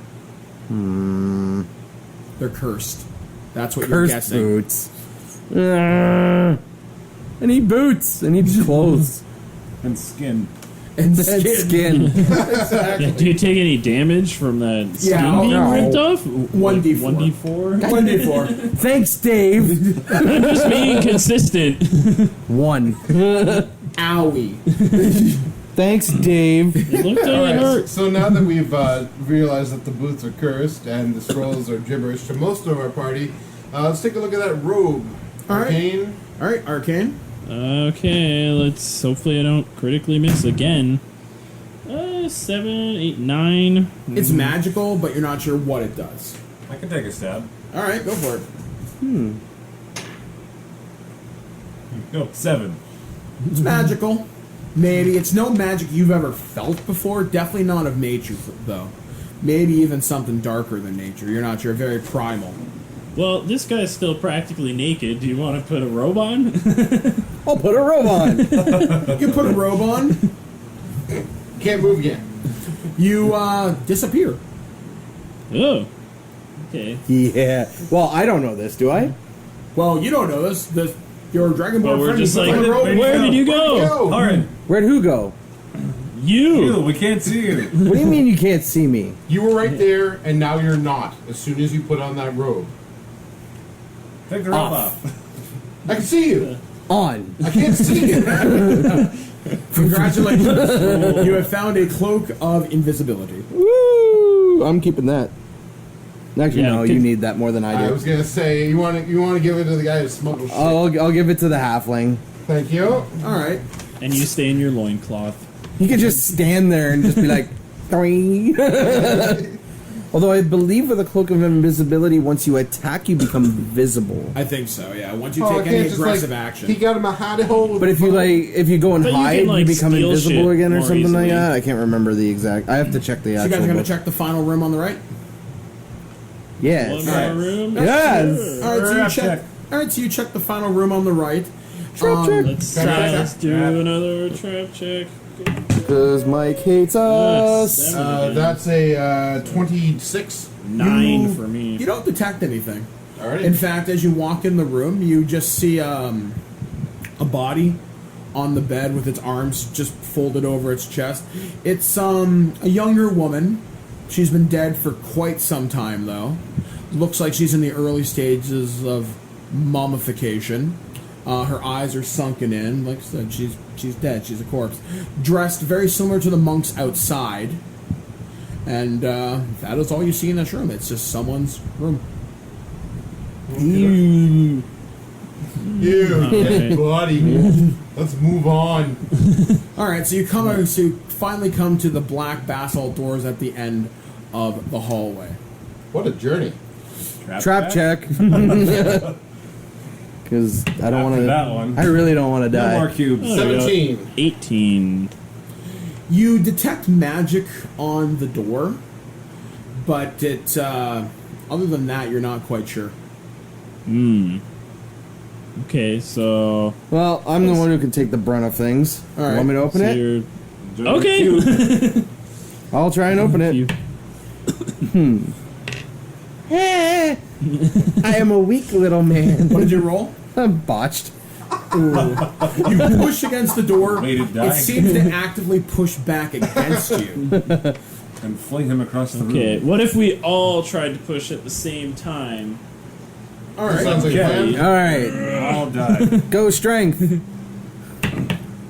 Oh, that's a bit better. 9 for me. 7. The door opens 18. at Ikum's touch. Oh, Literally, Okay. you just touch it, and so it I'm opens. like, whoa! Okay. Yeah, basically, it's as if like you flung open a screen door. You come into this huge room once again, still made out of pearl. You do notice a lot more ivory and basalt in here, and in the center of the room, you see a wall of scrolls, and you see a case that has three of them, three distinct scrolls, one red, blue, and green. In this case, you also see a huge statue that's made out of pearl and basalt of the hooded figures that you've seen so far from all of your visions. Ew. Vomit. Okay, I guess let's Vomit? go. Vomit. Oh, they said Open. vomit. So you Obviously. barf on the floor, Is- and we. Is the display Well, I case with probably the looked it three up. colored scrolls locked? You're not sure. Okay. Well, let's I go want up. to percept the Find out. crap out of that. Okay. So, well, you detect traps, or Yeah, detect traps first on it. Yee. Ew, that's 11. It doesn't seem locked. Trapped. Trapped? It doesn't seem trapped to you. Okay, it doesn't seem trapped. Well, let's roll perception to see if. Do I have to roll and see if it's locked now? Yeah, you. Or you can just try it. Yeah, you just try it. It's just a simple latch lock. All right. So roll for lockpick. Yep. Oh, it is locked? No, it's open. So Oh, well, then never just... Chick. mind. All right, so you Okay. open the scroll, or open the scroll case, and you see three before you. Like I said, red, blue, and black, or red, black, and green. I said Red, right? blue, and green. Red, blue, Red- and green. red, blue, and RGB. green. RGB. Red, green, Cut blue. the blue scroll. What are you gonna do with the blue scroll? Sorry. No. No. Cut the blue wire, Blue yeah. wire. Hey, magic users. So, are we gonna do like a arcana? This is check? beyond my wheelhouse. All right. What is with these dice? Another critical miss on my arcana check. And a 4 for me. Again, I'm just kind of staring at the ceiling. You feel just dark, foul magic coming off these things. Okay. Like to touch them is to touch vileness itself. Like it feels disgusting to even touch them. All right. I don't want to touch them. All right. Yeah, I don't want to go near these things. Well, we need to do something with these. And I'm a tiefling, so usually this kind of thing doesn't even bother me. But it's too much even for me. Right. So I say we just kind of leave these scrolls alone. What about all the other scrolls? You said there was like a wall. There's like a full of wall of scrolls. them. I don't think we're gonna have time to read that many scrolls. No, let's Unless we want to just... sit here for the rest of the day and just go through scrolls. So you guys want to read what these scrolls are? If you want to open it up, Mr. Dragonborn. Green means go. So I'm going to pick up the green scroll. Oh, All right. he's ballsy. All right. So I was gonna call you Capo. That's Cap- not Harpo. Capo. Harpo picks Harpo, up the Groucho, scroll. and Capo. Harpo picks up the scroll. So Caro picks up the green scroll, and as soon as he does, he vanishes, just gone. Are you still there? Is the scroll still there? Nope. Coro? We I am switch. not here. We switch scenes. Ah. You arrive back at the Thieves Guild, Cora. You arrive right back in Corin's office. Corin's sitting there kind of twirling her daggers on her desk. Got her feet up. She's like, oh, you're back. Good timing. Bet you didn't think I could get this for you. I thought I was sending you to certain doom, actually. I'm really glad you came back. I'm kind of pissed off I got to pay you now. You sent me with the right people. And I brought back something very, very valuable, other than the scroll. I like it. I like it a lot. I like how you're true to your word and money. That's what I like about you. Money You're matters not- most. You're not a douchebag, you're a mercenary, and there's a very fine line. She tosses you a bag of 2,000 gold. Just make up some story. I'm sure Lord Kilsh will still welcome you up because, hey, as far as he knows, you're still one of the good guys, though I'm not sure you should leave many witnesses, though. But hey, that's up to you. We switch back scenes. So you just noticed Caro So we just didn't hear any of vanished. this, Yeah, you obviously. didn't hear any of this. Traitor! So we don't know he's a traitor and are just like, what? Where'd he go? So obviously I don't. You just knew he was hired to find the scroll. Whether he was hired by a Kilsh or someone else, you have no idea. I You don't guys want are just a to. means to an end. Should we pick up one of these other ones? Maybe they'll do the same thing? I don't know if you want to go first and find out where they lead I will pick up the blue scroll. or where we You pick up the disappear blue to. scroll, you immediately get a vision of, you see the streets of Cambridge. You just see death everywhere. Women, children, men, the entire city on fire, ablaze.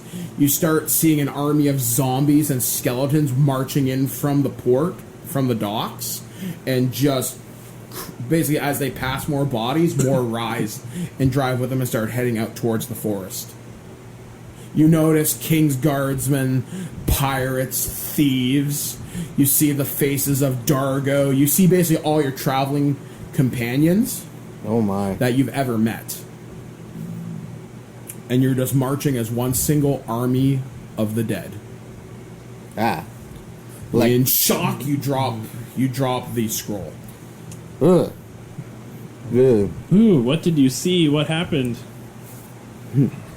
I explain what just happened. You explain this to your friends, and then I assume you're all very disturbed by this. Yeah. Deeply. And now it's like, all right, do you want to flip a coin to see who picks up the red scroll? I'll do it. You pick All up right. the red scroll, and nothing happens. I'll open it. All right, you open it. You see magical symbol, what you presume is some kind of an incantation, and that's pretty much about it. I can't read this. Yeah, you can't read it. I Here. guess I'll check to see if it's infernal. What do I need, a knowledge check for that? Yeah. What is that, a 6, 8? You recognize a few words in infernal. It just seems it's some kind of a curse, but you're not precisely sure what it does. It doesn't seem like good news, though. Can't hurt for me to check. Yeah. All right, go ahead. If you recognize anything. That's 19. You look at the scroll, you recognize, like I said, some infernal with him helping you translate. It seems to be some kind of a restoration spell, some magic you've never seen, but the effect is still the same.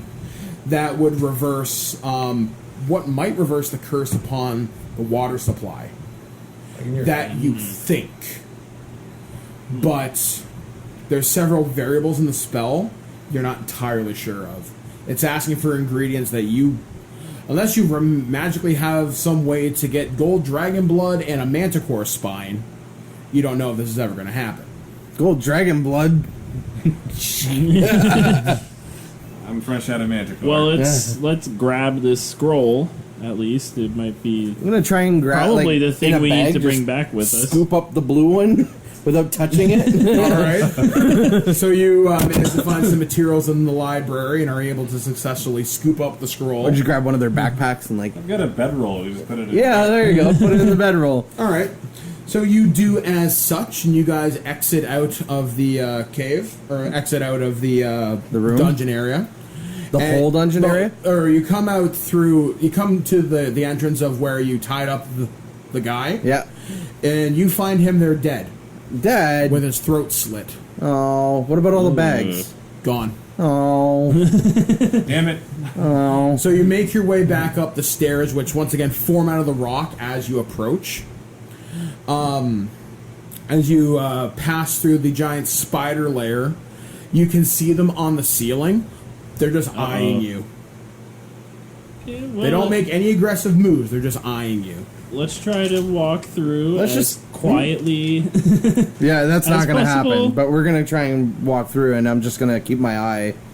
I'm going to keep my axe down, but it's going to be ready. Yeah. Just in case. Roll for stealth. No, they see us. Like, Oh, okay. yeah, it's not. So we just Let's just walk. get. All right, so you walk through the room that had the great big three times sized pearl. Yeah. Once again, that giant cat eye appears, and it just follows you as you walk, as you approach the door. As Ikun approaches the door, the force field just drops, Oh. and the door just gently. Hey, wait, where's Opens. the slow dude? Is he not there? No. Oh. I'm presuming he went up to meet with his master or whatever. It's stuck. So let's continue on. All right, so you guys continue to go through the tomb of Force the Kind. Nothing else happens. Even the bodies are gone. It's almost like this place was scrubbed. Like, it looks pristine when you walk through it. Almost as if this place was built yesterday. I don't like this. No, something's amiss. Let's get So back as to you- town. So as you come out to the rock face, you climb down using your ropes again. After about a day and a half's travel, you're able to make it back to town. And where are you guys going to go? Straight to the The sorcerer? bear's den to The sorcerer? sleep. Oh yeah, I guess Bring the scrolls to the someone, sorcerer. yeah, someone who can interpret this. So I'm thinking that floating lady from earlier. Yeah. Yeah. Does anybody yeah, remember we go. what I called her? I forget. I didn't take a note down for this one, unfortunately. All right, so the court I think it sorceress. started with the B. No, Oh, that wow. was Brew, and she was the gnome. Yeah, so you bring it to the court sorceress. She looks at it and goes, Watch out for the blue one. It hurts. she goes, "Excuse me, hurts? What do you mean? It gave some really bad visions. Visions of what?" I explained what happened with my vision. She looks very perplexed and troubled by this. She's like, "Okay, that's troubling." We all had visions while we were down there. She goes, "Well, let me take a look at this. I'm going to assume this is what I'm looking for, The red one. the red one, Yeah. and I'll get to work right away on this. In the meantime, you should go see Lord Kilsh up in the throne room. He'll be expecting you." All right. As you walk Do you have in- any clothes that I could borrow? I'm naked with rope attached to my body. I'm just in like a loincloth. She looks at you, goes, "I'm presuming there's clothes in your quarters, sir, but you tell me." Okay, I'm gonna take a little detour, guys. All right. So he goes down to the barracks to go retrieve his clothes. You guys head up to Kilsh's throne room, and you see Caro and Kilsh just shooting the shit. Oh, and we're like Coro, sorry. Coro. Caro is someone else. Yeah, Coro and Kilsh are just sitting there just talking. He's having a grand old time. You guys have been shooting the shit for probably about a day now. You've had a lot of rum. You've had a lot of wine. You've had some amazing dire bear steaks. He's had a bunch of children. He's had a bunch of children narcotic. And things here in the town of Cambridge seem relatively good. Well, of course we're like Coro. What the hell? Like what happened to happened? you? Yeah. So let me know when I come back in. All right, so you walk in. Ah, Well, gentlemen, it is a rather short story. I did appear right back here in front of Kilsh, but without the scroll. too bad. Yeah, Kyosh looks and Might goes, have it was told the us something. goddamnedest thing, I tell you. Sitting there, right here on my throne, drinking me wine. Grand time. And help me out. Koro. Koro, that's your name, and I like you a lot. Just decided, he just fucking appeared. It was great. We drank, we sang, it was wonderful. But he, alas, didn't bring me what I needed. Were you successful? We brought a scroll. I think you guys said it was restoration of some sort to the sorceress. His eyes light up immediately. We went there first because we figured you would want that done immediately. He's like, it's gonna work, it's gonna work. Oh, you guys are gonna be heroes. But no one's gonna know until I'm dead. But you're heroes, nonetheless. Heroes of the land. What can I say? I'm so very, very thankful. Please don't tell anybody. So, as promised, I will present to you some property in the city, or you may take gold. Whichever you feel is worth your time and effort. Well, I'm all about traveling around, so I don't need no property. I'm gonna take that sweet, sweet gold. All Drug right. money, I mean gold. He offers you $1,000. He basically tosses you a gold All right. pouch, mostly in platinum, Ka-ching. worth $1,000. 100 platinum. So yeah. Platinum card. What do you wish, Farron? My You've helped place, save the land. my place is in nature. I have no needed property. I shall take your coin and spend it to help others. He gives you also a bag full of platinum. Looks at you, Torin. You. I am now honored to call you friend. You've been successful upon a mission that I gave you, nobly serving me. And evidently, it was not without incident. Looking at your body, he sees some of the acid burns and whatnot. I'm guessing things did not go swimmingly at times. Swimmingly would be probably the perfect term for what happened. But still, bravery and valor be thy name. Take the knee, sir. Take the knee. He knights you. Nice. You are now part of my honor guard. Wherever I go, you shall be there. You shall be trained by the finest of my man-at-arms and whoever I shall hire. You shall be a grand warrior, my golden warrior, dare I say. Thank you, Lord. Looks at Koro. You. Ha ha ha ha ha. You did not return with my friends, but still. Consider any crimes, air quotes, pardoned, forgiven, and if you can take care of a problem of mine, he kind of touches his nose again. He's like, I'll make sure you're well compensated. Basically, he throws you a coin purse. It's filled with 5,000. My liege, you do me great service. And trust me, I touch my nose. I understand. It's like, for a man who knows how to have a good time, you know how to party, my friend. And with that, that brings to a conclusion so far for the Cambridge Chronicles. What the hell is going on in Cambridge? Is Koro really a traitor? You don't know. What else is going on? Why do you keep seeing the army of the dead? Who is the strange person in the cloak? Well, if we had hour 5, you'd find out, but we don't, so fuck you! Oh, wow. We'll talk about that in the debrief. So, for Terrible Warriors, we have been Lee Emperor Wayne Johnston. David Double D Dennis. AJ, the St. Bernard. Tristan the Pop-Tart with a shotgun Winkworth. I love it. I've been Mike the Birdman Dodd. I'll catch you guys in the debrief. The Cambridge Chronicles is a Terrible Warrior ongoing adventure. The Chronicles are entirely funded by supporters from Patreon at patreon.com/Terrible Warriors. If you like what you've heard and you want to hear more, the Terrible Warriors continue to release new episodes in their rotating catalog of one-shot campaigns every Tuesday and Thursday. You can find out more at terriblewarriors.com. Follow us on Twitter at Dice Warriors. Technical production by Alex Ricci. Music written and recorded by Ori Falconer. Artwork by Hess Bell. Your Terrible Warriors of the Cambridge Chronicles are Alex Ricci, Lee Johnston, Tristan Winkworth, and Dungeon Master Mike Dodd. For now, the books are closed, the dice are packed away, and the chips are stuck to the floor. Join us next time, brave adventurer, for the next chapter in the Cambridge Chronicles.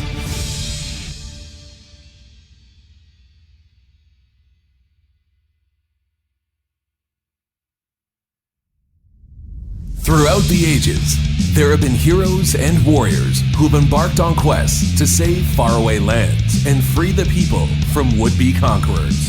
Today, legends are told from the tales of our terrible warriors.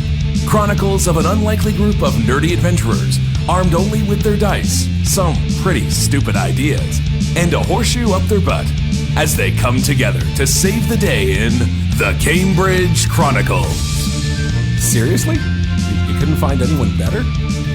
Welcome back to Terrible Warriors. I am your Dungeon Master for this evening, Mike the Birdman Dodd from ThisWeekInGeek.net. But I'm not alone as I trek through the countryside of the Sword Coast in the lands of Faerun in Dungeons & Dragons 5th edition. I am joined with Mr. Christopher. Alex, the bear fucker. That's right, or Dead or Bear Fucker, or however you pronounce it in Gnomish. Yeah. Yeah, actually, you know what? I'm actually pretty sure someone has a gnome dialect out there. Probably. Let us know. Feedback at terriblewarriors.com. I'm kind of curious, actually. Because I know they have fictional languages for, like, dwarves and elves, so someone must have it. Anyway, enough about that. So, yes, welcome to yet another installment in our long-running noob game, which I'm calling the Cambridge Chronicles, with my two newbies to Dungeons & Dragons and role-playing in general. Like I said, I got Tristan and I got Alex here, and you'll notice we do not have David Double D Dennis tonight, nor do we have AJ the St. Bernard, or Lee, what did he call himself? Lord Emperor Wayne. Emperor Wayne, yes. So we don't have Koro the Smuggler here tonight, Ekuns the Bard, who will lay with anyone at any time. Not here for a good time, here for a long time, or however that saying goes. And AJ, I'm going to min-max everything to shit. I miss that kid. I really do. But we are continuing our story as if about 2 weeks has passed since our last adventure. These guys had returned to Lord Kilsh's manor with a magic scroll that was given to the court sorcerer, which will hopefully free the town of the curse that has been placed upon the water supply, which has unfortunately been making many people sick, and unfortunately during those 2 weeks, a number of elderly and very young people had died.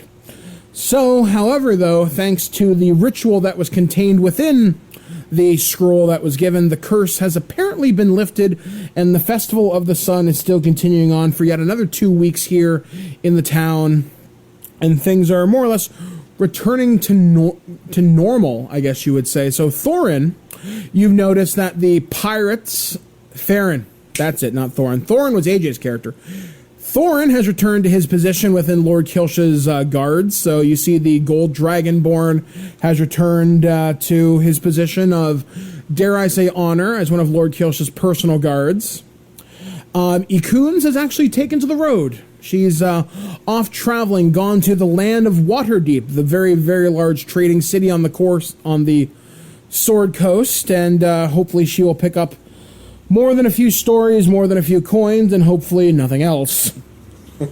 Let's just say she lives a very dangerous lifestyle, but that's her choice, party on. And we also haven't seen Absalon. He has returned to the clergy from last we saw him. And I was mentioning about the pirates. When Mira had come back with Captain Johns, there was an agreement that the pirates would join the city militia in order to fend off Captain Fiona's other pirates. And, well, the streets have been relatively quiet. A few scuffles here and there, but the two working armies seem to be getting along more or less.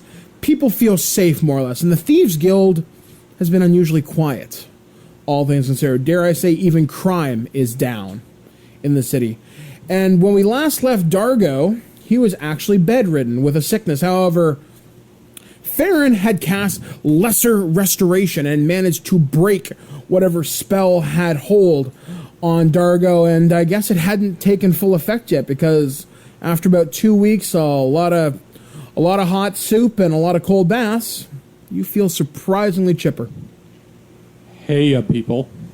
So, you've been up and around for about the last 2 weeks. You've been going out into the forest hunting. Actually, you two have been going out hunting. And you've been noticing something strange has been going on. Because you're druids, you're very connected to nature. Something seems very off. So you're sitting, it's morning, you're in the bear's den right now, kind of sitting down the breakfast. Marty's behind the counter serving porridge. And the bear's den is surprisingly full this morning. A lot of other hunters and hunter types. You see a couple of those elven rangers that had caused problems in our first adventure are back in, being surprisingly less rowdy than last time. And I guess, what are you boys going to do? Well, I'm assuming I'm up and ready and no longer weird at all. So Yeah, you feel fine. The boils have receded. The fever broke. You assumed you probably picked up a touch of Phil fever, plus the beginnings of whatever the curse was that was placed upon the town. Ooh. That's not good. So we're in... the bear's den. We're in the bear's den? Yep, it's morning. The sun is shining outside. It looks like it's going to be a really, really, really nice day. You look out your window, you can see some of the pirate militia marching by. So we're finishing our breakfast, I'm assuming, then? Yep, you're just finishing your breakfast. And You two are just sorry, sitting together. I didn't know. What race are you? I'm a hill dwarf. Okay. Druid. So we're not kinsmen by You're joined by your traditions. The bond of druid. nature. That Exactly. Sup. Sup. Thanks for So, helping, homie. yo. You're welcome. You're welcome. I will ask around the other druids to see if they have noticed anything seems out of place. One of the other druids that happens to be in there, he's an older druid. He's not quite an elder, but he's definitely up there. He's a human. He's got a long white beard, the traditional brown robe. And he sits down with you, Fair and Dargo, and he's like, actually, something seems off near the lake. And he begins to tell you how the trees there are normally so vibrant because they're fed from the pure spring water, but he's noticed that the trees are dying, and just creatures that should not be lurking near the water are. Like the woods normally where you guys would call home. He says the woods that protect us and serve us seem to be working against us. Strange men in hooded cloaks have been seen there.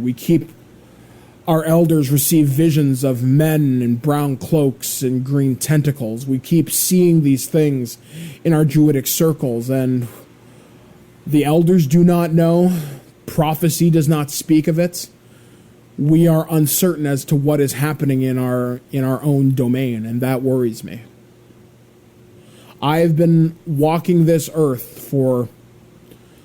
He kind of gets lost in thought, and you swear you hear him mumble something about several hundred years. He could be lying, or he could be senile. You don't know. But he says he's not seen a plight like this upon the land in quite some time. He kind of fumbles with his beard with his hand and says, I wonder if it's related to the business that happened here with the Thieves Guild. If they're able to wield such powerful magic as to affect an entire town's water supply, what's to say they couldn't infect nature?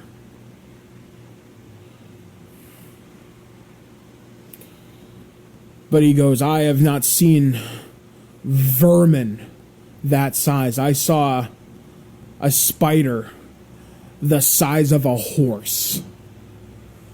And those only lurk in the Underdark with the drow. That's not good. He even points to the back near Marty. He's like, have you not noticed, lad? The kills you keep bringing in, look how sickly they look. Yeah, and I'm looking around going, hey, the meat hasn't looked as good as it usually... Well, I mean, I've been out, so I've been hunting. So... Yeah, things have not been... Actually, give me a intelligence or wisdom, either or. Intelligence For wisdom? Yep. All right, let's go with whatever one I have it better. I'm going to go with wisdom. So... What did you get, Tristan? I've got a 15. All right. Wisdom. Let's see here.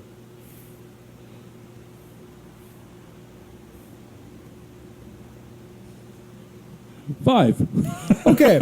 So, Theron, you're sitting there thinking back to all the kills, and it just seems like every animal seems to have, like, the sores are similar to what you saw when the town was cursed, but not exactly. It's only really around their abdomen. It could have been like a brush up against it could have been like a brush up against a bush. It could be something naturally occurring.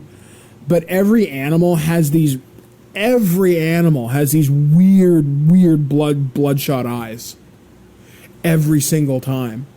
And as the old man was explaining, he even says, you're seeing more giant vermin. Like, the fact that you're encountering more giant bugs is kind of weird in and of itself. They tend to stick into the deep forest. The fact that they're coming out, it's a little bit unusual. Like, you've even seen giant scorpions. And normally they stick to the underground. But they're coming above ground now. In fact, you actually brought back some giant scorpion meat the other day. Are there any fresh kills around I could inspect? Yes, actually. So you stand up, head to the back with Marty, brings you back into the butcher's area. You see an elk, a giant elk, and you see what's left of the giant scorpion. The elk hasn't yet been butchered. It's clearly dead, obviously. Its tongue's hanging out of its mouth. You look in its eyes, and it's got, like I said, really weirdly bloodshot. And for just... Actually, roll me a perception check. Me as well? Yeah. Oh, yeah, if you want to go back with him. Sure. I was gonna say, 'cause 4. I was not so wisdomy. And what did you get, Alex?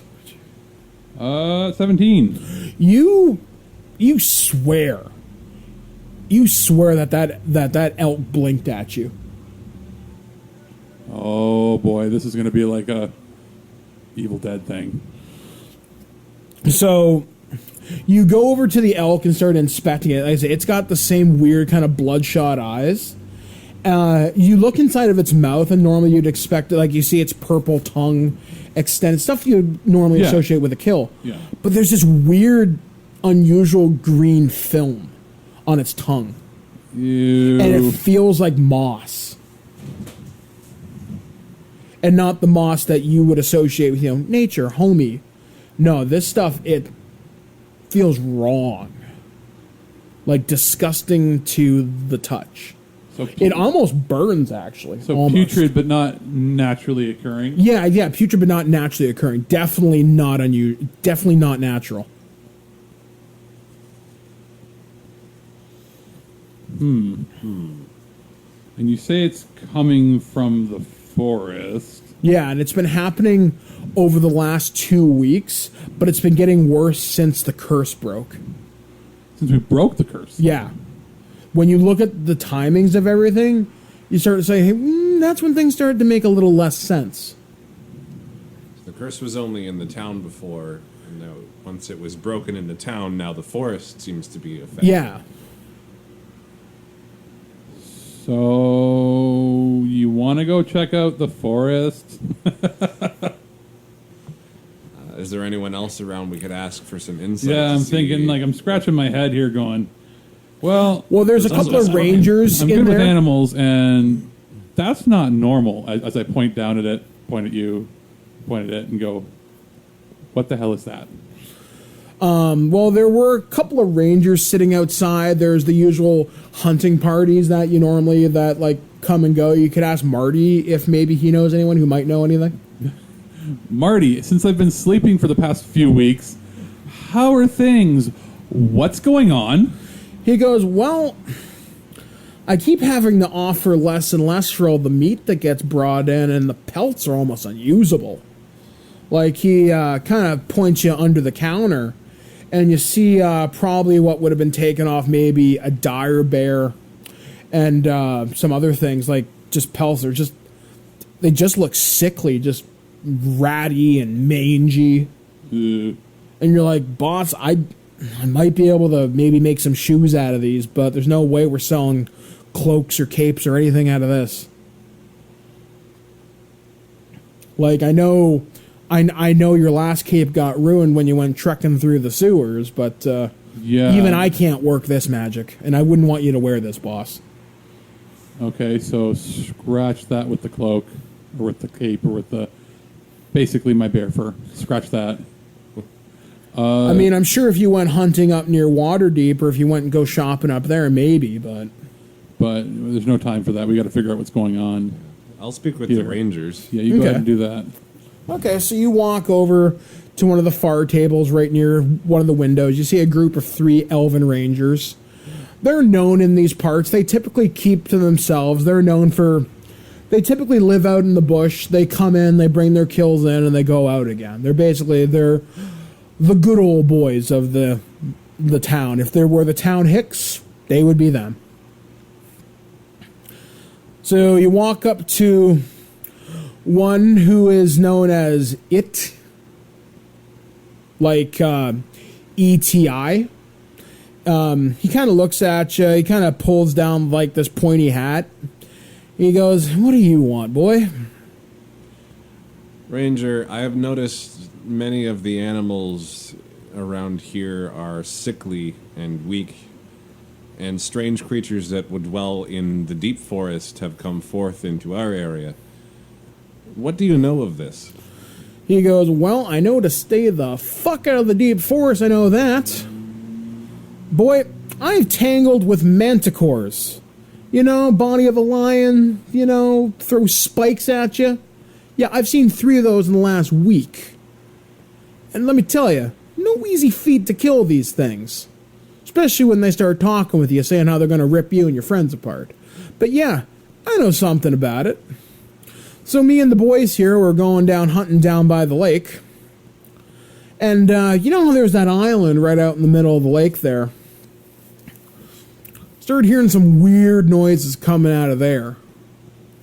But he kind of tips his hat back and he goes, let me think on that a second. He goes, I seem to recall.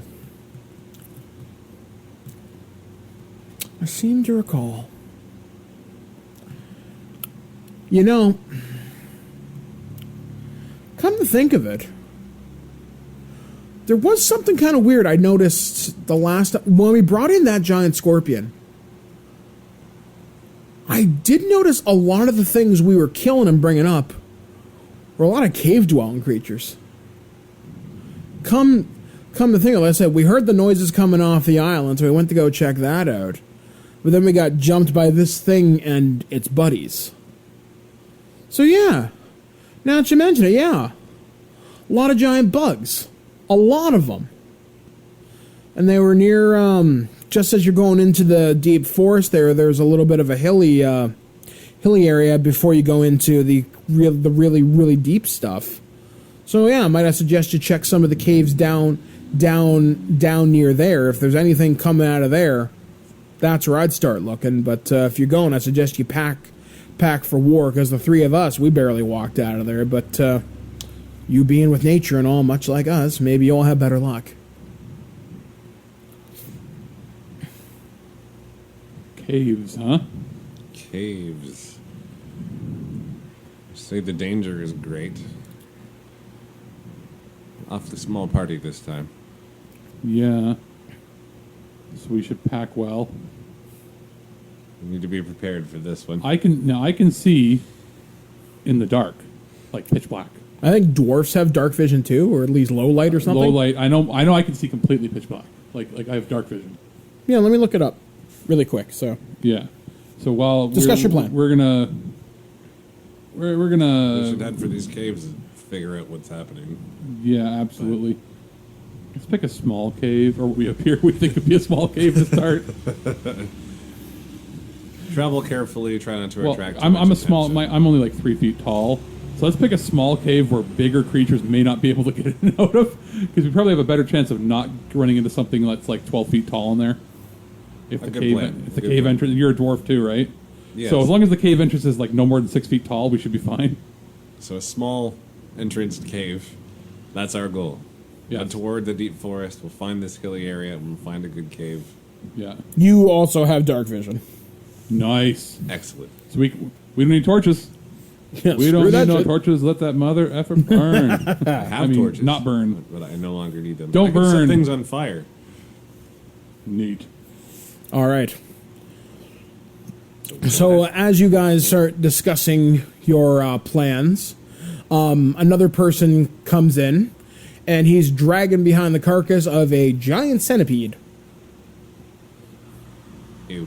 Yeah, I was going to say ew. This thing looks about double the size of what a giant centipede normally is. At this point, I'm questioning, Marty, are we selling people these giant meats to eat? Like, are we giving people this food?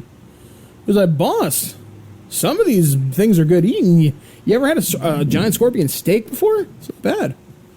Giant scorpion omelets, also. All right, Quite so tasty. I turn to them and I just say, cut around the green mossy goo, please, and boil the food before you cook it. He's like, ho, no problem. He's kind of rubbing his hands. He almost seems excited to be handling something this huge. He's like, man, I haven't seen something this big in years. Okay, because I'm figuring at least boil away anything that would be weird, and then you can cook it, right? It may help. General, cover it in salt. just pirate it up. So you see this this party of like halflings dragging this like giant carcass in. They're like, oh boy, Marty, payday, right? Marty's like, well, I promised you. He throws them a couple of gold pieces each. He's like, we'll be back with more. Trust us. We'll see you tomorrow. All right. Halflings, where did you get this centipede? He's like, Thinking the same thing. they all kind of look at each other like, I don't know. We kind of don't want you to poach our like hunting grounds. A gold piece in it for each of you, if you tell me where. He's like, you're going to have to try harder than that, lad.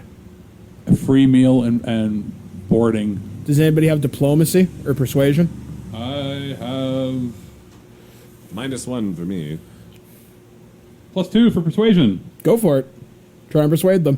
All right. Come on, big money. They're like, gold. I do like the sound of that. But I also like having a little bit up on the druids. 18. Well, let's see if he resists rolling his intelligence, which no fucking way you totally kick his ass because I rolled a 2. You get a free meal. They're like, you know what? What the hell? He's like, hold on. And he pulls out this like kind of hunter's map of the area, and you recognize it. And he starts drawing. It's a path that's probably about a half a day's walk into the woods. Like, we're talking deep. Okay. And you see the cave system that the rangers were referring to. And it's like, yeah, there's a cave entrance right here. And we started noticing just weird things just coming out of the Underdark. So we sat there with our bows and just started plucking them off as they ran out. Wait, something scared them out? Well, I'll tell you, these things started running awfully damn fast. What could be worse than them? What are they afraid of? Skunks. Giant skunks. I say, Dargo says as he shudders. Loudly. Giant skunks, no thank you. Maybe I'll see a giant bear, he says excitedly. Quite possibly. They're like, but if you're going back there, just be on your guard, and kind of points to his ears. If you hear anything, just be ready to back away in a hurry. What do you mean, hear anything? He goes, well, I can't be certain, I'm not 100% certain when I tell you this, but I'm pretty sure I heard harpies back there, but I'm not 100%. For them to be in the deep woods, that's a little strange too. Normally they hang out on the coast if they're coming in.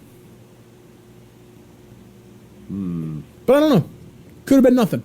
Could have been a big ugly bird. I don't know. Could have been that manticore fucking with us. Giant bugs, something scaring giant bugs, and harpies.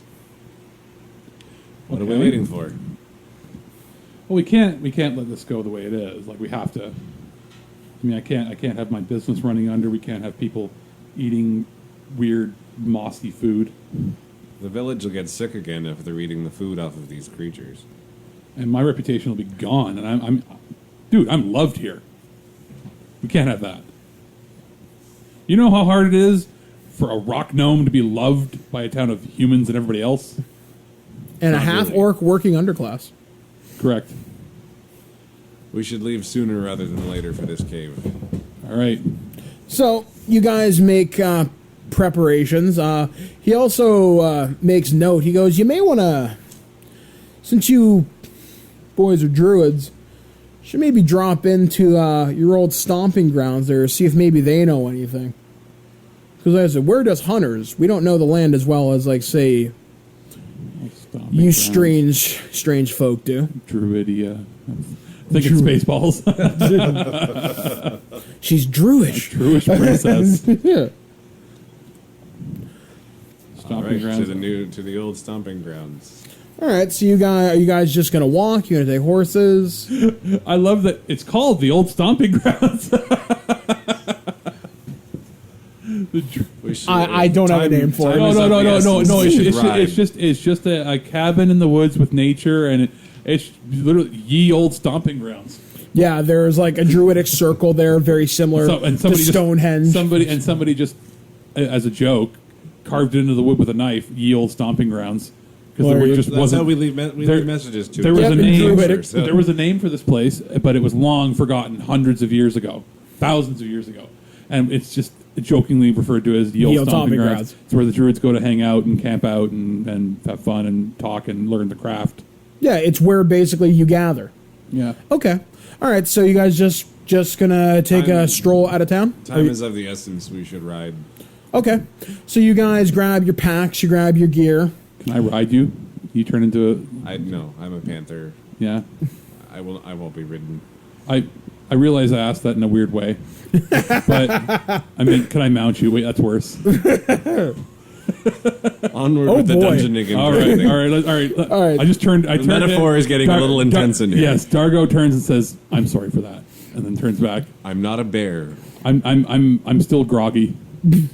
All right, so after you guys talk, you guys start walking out of town, and it's probably early afternoon. It's starting to cloud over a little bit, and you guys roll me perception. We'll see if you notice this. 3. Okay. Alex is rolling dice on his phone, which you can do with the iPhone, and there are several dice rolling apps in Android and Google Play. It's the Wizards of the Coast dice rolling, the main one. Awesome. Okay. All right, so 14. 14. You look skyward, and you see a bird holding a sword, heading towards the forest. A bird holding how? Like it's in its talons. It has gripped the I guess not the handle. I guess the hilt. The hilt. Yeah. You just hear the lone cry of that hawk like, ah! So I'm assuming, do we both see this, or is it just... Yeah, you're like, hey, you start tapping onto Farron's shoulder. Tap, point. That's a sword. It's a bird holding the sword. There's been a bird, well, really a druid disguised as a bird recently flying overhead. I wonder if it's the same one. You want to fill him in? I have been remember, I have been in like a poo coma for however long now. If you roll me wisdom, I'll give you the name and everything. Unless you wrote it down. I did not. 10 for wisdom. You remember it was a female gnome. You're pretty sure her name was Brew, but you're not 100%. Yeah, we encountered a female gnome named Rue, I believe. She was flying overhead for a couple of days, observing everything that was going on before a massacre of an encampment we were at. We managed to leave before everything happened, but she was watching, and she gave us a bunch of information that led us to the tomb that we were seeking. She's very wise and very observant. She seems to enjoy her flight form, and so I'm wondering if this is now the same bird that we're seeing here. Perhaps we should call to her.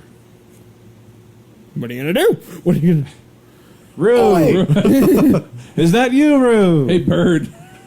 The bird kind of takes one swoop around, like up in the air, looks up high, and starts to gently kind of make its way towards you, taking wide circles over you. Eventually, the bird lands in front of you. It's the form of a giant eagle, still clutching the sword.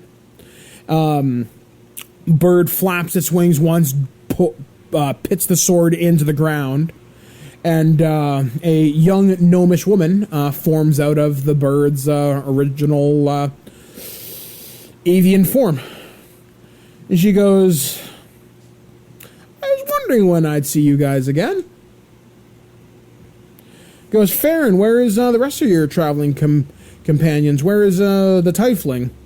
We've all parted ways for now. The tiefling has decided to take to the roads and spread whatever it is she's decided to spread this time. I'll tell you, I wasn't a big fan of the way she looked at me. She goes, and Dargo, heard of you, but I've never met you face to face. Gotta say, it's a pleasure to meet Deber Faker in person. Do I sense a little bit of hostility or mockingness in there? Or is it just no, she speaks of you with legit? great attitude. She's like, my gnomish isn't very good. I don't speak the old tongue as well as I used to. Okay, I reach out, shake hands, and make pleasantries, and so on and so forth. She's like, a dire bear all by yourself. Yo. Is that what I think it is? She points at your quarterstaff. That's Bone Crusher, yes. She goes, I had to see it to believe it. She goes, but yes, I'm making my way towards ye old stomping grounds. Just kind of had a feeling, if you know what I mean. Sort of something doesn't feel right in the air. I'm sure you two have also felt it. Indeed. What's the sword for? Well, that pack of orcs still up in the hills, so I'm packing a little bit more steel than what I'm used to. So I carry around long tooth here just in case, and should any orc or anything otherwise look at me sideways, well, hopefully I'll introduce it to steel, rather than it introducing me to my face to a bone club or something terribly worse. I'd say a bird holding a sword is somewhat conspicuous. It's an interesting way to travel. Yeah, I can't transform with something this powerful, unfortunately. Something about it restricts my ability to have it transform with me. But it was a family sword. It's been in the family for generations, so I presume if it's gifted to me, gotta carry it. So, I presume if we're all headed towards Yield Stomping Grounds, let us travel together. Rather than fly, I'll walk with you. Rest your wings. All right, so she starts walking with you. About most of the day passes, the sun starts to set. You'll be there. You could probably reach Yield Stomping Grounds if you pushed on for a few more hours, but it is starting to get dark. So it's up to you guys if you want to keep kind of pressing on. I'm not sure. You want to make camp? There are a lot of dangerous creatures about. A lot of strangeness, a lot of large creatures, and it is just the three of us druids. She goes, all right, it's a good plan. So she says, well, if we're going to make camp, I am going to, do not mind me, I'm going to sleep in my bird form. It's a little bit safer for me. She transforms into the giant eagle, takes root in one of the trees in the forest canopy, and she makes a slight squawking noise so you guys can see her. And she closes her eyes and nests and goes to sleep. How are you guys going to make camp? Are you guys going to take watches? You're going to make a fire, have dinner? What are you going to do? If you had to give a time, it's probably about 8 or 9. We should probably make a fire. All right. We brought rations, but we didn't kill anything to eat, so we've got whatever reserved. Yeah, whatever we've got with us. So we don't necessarily need. We don't need a fire. It's not. Is it? What time of year is it? It's probably late summer, so probably. So we don't need a fire. We're comfortable. Seeing as we can see in the dark anyway. Yeah. I don't know about this. It would be more for field. convenience warmth than anything. All right, so I'd say to be inconspicuous, we set up a tent.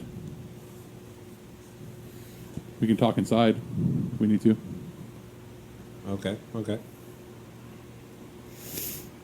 All right, so as you guys set up a tent, you the night more or less passes by without anything terrible happening. At about 3 or 4 in the morning, actually, each of you roll me a perception check. Ready? 10.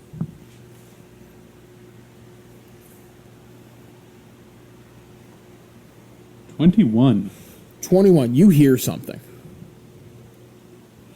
I hear something. You hear. What is it?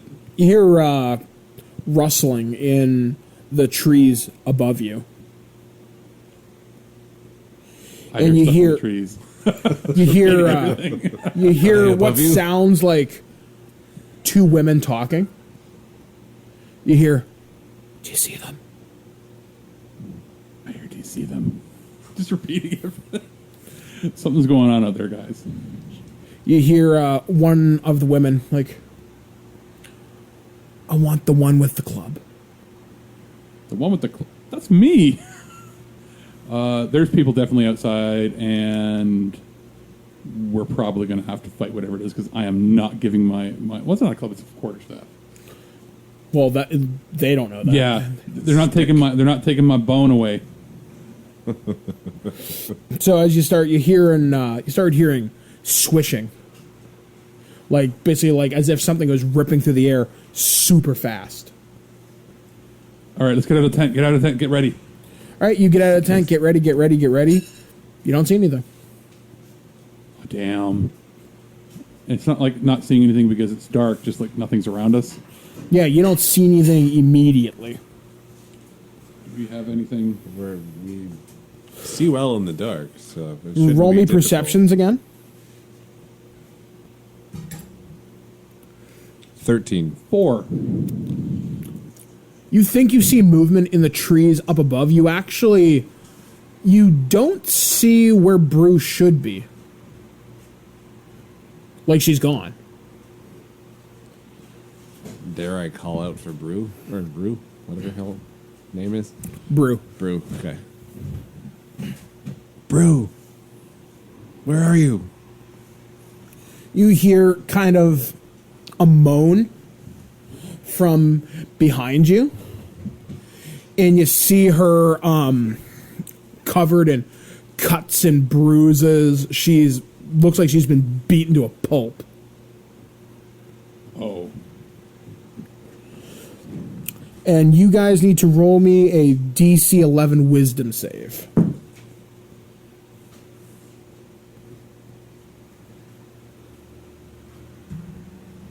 $19. Okay, so you start hearing a woman's voice start singing.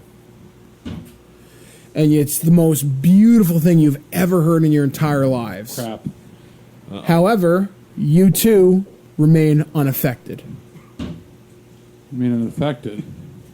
You hear the other one Safe. goes, "Shit!" Wait, because we're... This wasn't just any song. Roll initiative. Alrighty. I rolled a 3. 9. 5. Okay, so you rolled a 9, so you go first, then Alex, then me. Okay, so looking around, you finally see the harpies. You see a pair of them. One of them is hiding up in a tree. One of them looks like it's going to try and dive bomb Brew again.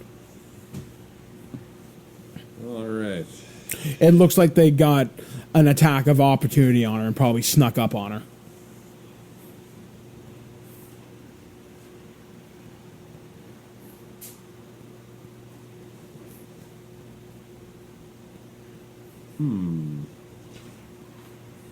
So I'm going to use Wild Shape and transform into my panther form. Okay, so you feel your clothes and armor kind of strip away as they meld into you, and you become this powerful Black Panther.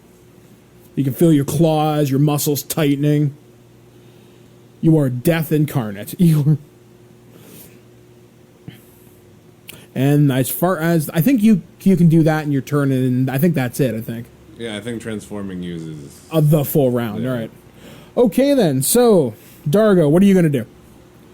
You see one harpy going for Brew, the other one's just kind of sitting up in a tree, How far just away are they? sneering at you. How far? Brew, the one diving at Brew is probably about 30 feet. The one up in the tree is probably about 40 feet away. Well, they're relatively close together. Relatively close together, yeah. Moonbeam, bitch.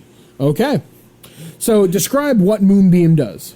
When I was picking up my spells, I read that Moonbeam is this badass spell you can get at level 2, where it basically projects a pillar of light in a certain radius around the people. They're close enough within range. Yep. And it's this pale sort of almost what you think like a pillar of holy light would look like. Mm-hmm. Only any creature that's caught in between it, I have to roll, or they have to roll. I think it's a check against it or something. All right, double check it. Yeah, double check. He's got the book. Oh, okay. Moonbeam. Yes. 1 action. Range 120 feet. Duration concentration up to 1 minute. A silvery beam of pale light shines down in a 5-foot radius. 40-foot high cylinder centered on a point within range. Until the spell ends, dim light fills the cylinder. When a creature enters the spell's area for the first time on a turn or starts its turn there, it is engulfed in ghostly flames that cause searing pain, and it must make a Constitution saving throw. It Okay. takes 2d10 radiant damage on a failed save, or half as much damage on a successful one. Okay. A shape changer makes its saving throw with disadvantage. If All it right. fails, it also instantly reverts to its original form and can't assume a different form until it leaves the spelled light. Okay, so I'm rolling my Constitution. I make it. I had to roll a 12. I rolled a 16. Okay, so it takes half the damage, right? Okay, so that's what? 1d10? Yeah. Roll it. 2d10. 2d10 on a failed? One. It takes 2d10 radiant. Oh, right. Half as much damage, so it'll be 1d10. My mistake. All right. All right, let's rock this. 7. Okay. Which So is this badass, ghastly. so this beam, this silvery beam shaft of light engulfs the one that's dive bombing towards Brew, engulfs her in this white hot flame. It screams as it rolls off to the side as its wings catch on fire. And it's like, ah! Because the advantage there, the reason I cast that is, it stays for a minute, right? Yeah. So they can't dive bomb at Brew anymore because Brew is within the light. Yeah. And it says continuous, so as long as it stays, but she rolled, so she may have rolled out of that thing, but if she wants to attack Brew, she can't do it anymore. And basically Okay. nothing can come into that field now without getting hurt. Okay. The other harpy is diving down from its tree, Yeah. and it's going to take a shot at you, at Darga. All right. And it misses because I rolled a 9, and I know that doesn't hit your armor class, which is what, 14? Correct. Yep. So the harpy tries to dive bomb you. Basically, its claws and it tries to hit you with a bone club of its own, but you kind of roll harmlessly to the side as the club smashes into the ground, dirt flying everywhere. And we're at the top of the combat order. Okay, so I'm going to just run right at her and pounce her. Okay, and that's the one that's on fire, or the one that attacked him? The one that just attacked him. Okay, all right. So you pounce at the one that just attacked Dargo. Roll So me it gives your. me a claw attack first. Yep. I gotta find where all this is. I don't have it. Oh, it's roll a d20.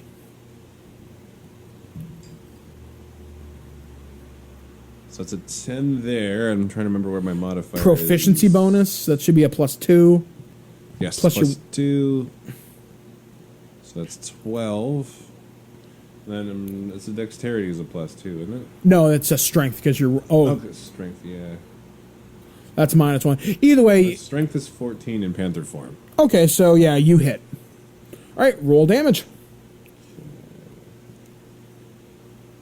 Claw attack, 1d20 plus 4. 1d4, there it is. 1d4 plus 2. So that is 4 damage. All right, so you leap at this thing. You start clawing at it. You rip a giant gash open in its shoulder and into its wing, and you take a bit of a nip out of the other side. And a pounce attack will also have a chance to... Pin her? Yeah, to pin All her. right, so we're going to roll her strength. She rolled a natural 19. So right, she's able not to... bad. She thrusts up with her wings and flings you off to the side. Not enough to put you off balance, but enough that you're out of range. All right, Dargo, your go. I'm going to do a cantrip poison spray. Okay, what does this spell do? I shoot. This spell shoots a sort of in a direction in front of you up to a certain amount of feet, which is way like there's enough room there anyway.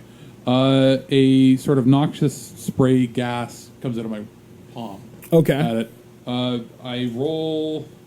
It rolls again a Constitution save. Yeah. If it fails, it does 1d12. Okay. And if it passes, then it's half the damage. Okay. Now. So basically, I roll it. Yeah. You roll it, and then it takes half of the damage if you. Okay. Now, from the way. Now, this is in a cone? It's just in the direction I point at it. Okay. Because it was swooping down to get me. It's basically right in front of Yeah, me. so it's right in front of you. You will hit it, and you will not run the chance of hitting Brew, which was a possibility. Okay. So I need to roll a Constitution save. And I make it.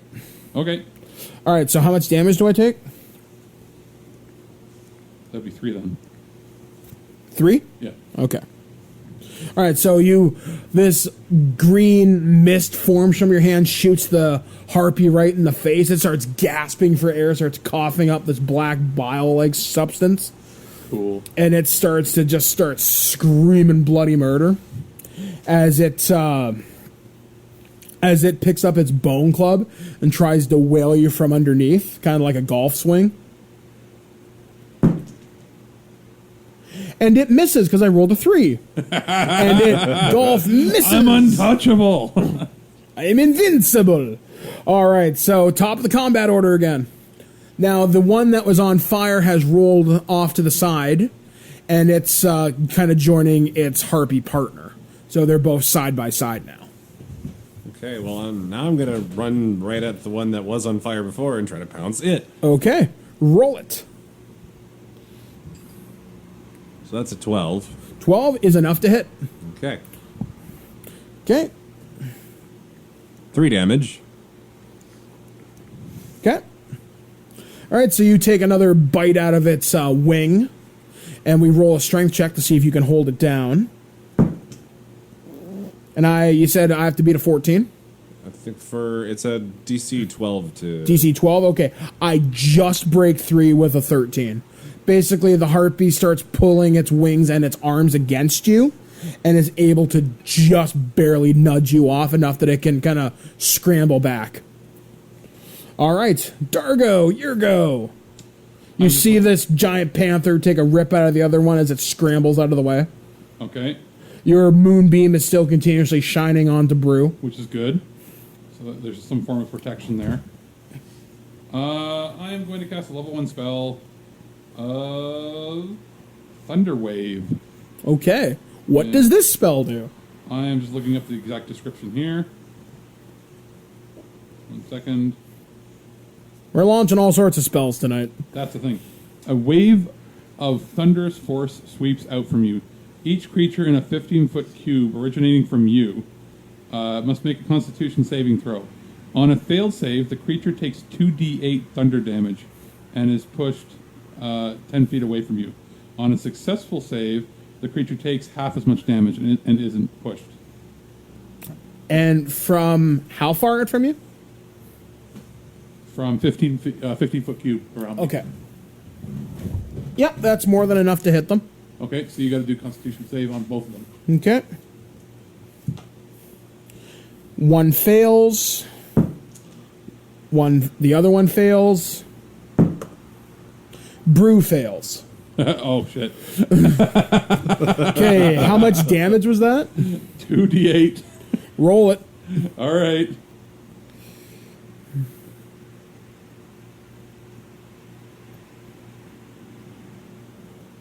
So we're doing it in order of the two. Yeah. First, so 4 damage total for the first one. Okay.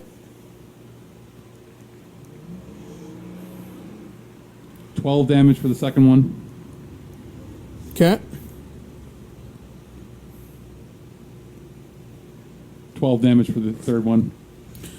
You see this huge concussive wave of sound and energy just flies out from your body. Thwack! The one harpy just starts grasping its head like it's basically its coconut's been rattled. The other one is screaming in pain. You see blood gushing out its ears.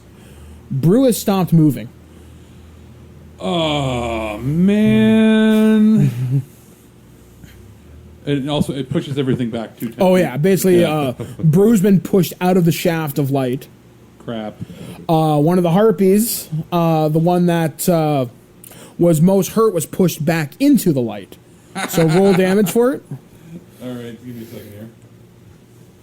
That was...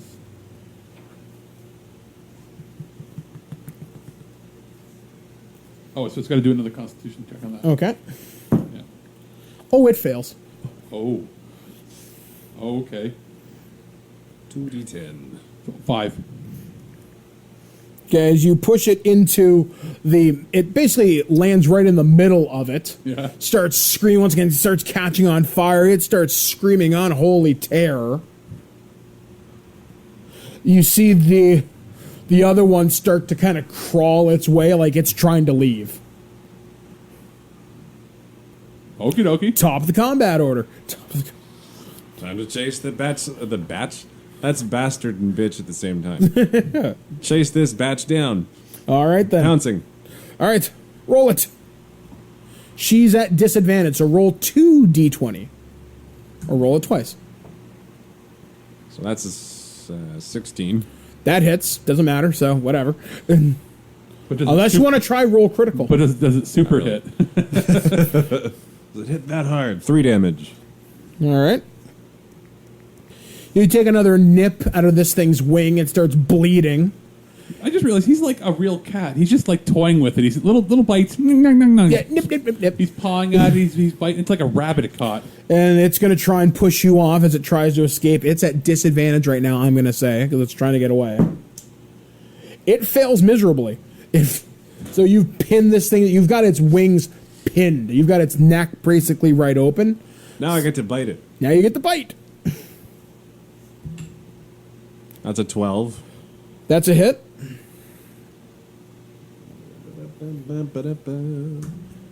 For 7 damage. You tear the thing's throat out. It starts gushing blood and just starts going, starts gurgling. The other harpy pulls itself out of the shaft of light, just roars a challenge and looks at you and grabs its bone club and is going to try kind of an overhead smash at you. I'm taking a 9 doesn't hit you. No. These dice suck. Yeah, so it tries to take a smash at you with your cat-like grace and reflexes. You dodge just out of the way as the bone club smashes into the ground. And it's your go again. It's right on top of you. I'm just going to go right for the bite. All right. And I'm going to roll a 6. That is unfortunately not enough to hit. You try and bite it. It slaps your hand away, or your face away. Do you want to try and claw it? Am I allowed to do that? I'm going to say because it was trying to get away, it's a disadvantage, so I'll allow an extra right. attack. I'm probably fucking the rules up right here, but you know what? This looks cool. You got like We'll 4 go attacks creative. in. We'll go super creative with the bite missing and tries to swat me away, and using the momentum, I swing my claws up and try to swat at it. And roll 11.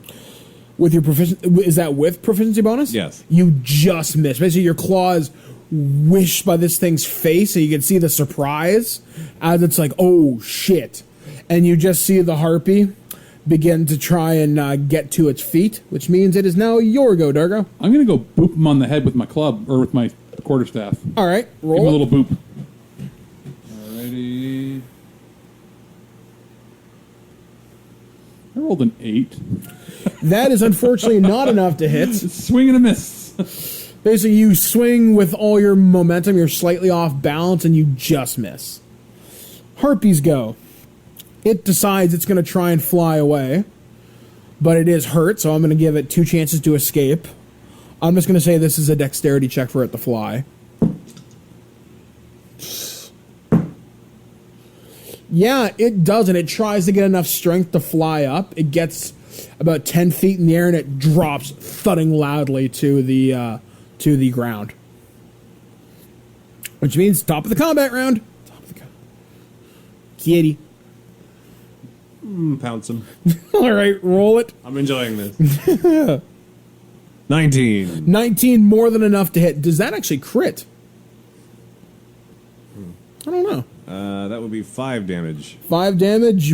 So you land on this thing, grabbing the back of its neck. You bite it and snap her neck. Basically, once again, you just hear this wet bone snapping sound, and the creature stops moving underneath you.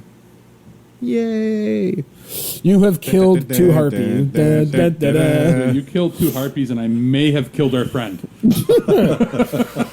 So as the last harpy draws its last breath, the silvery shaft of light stops shimmering around Brew.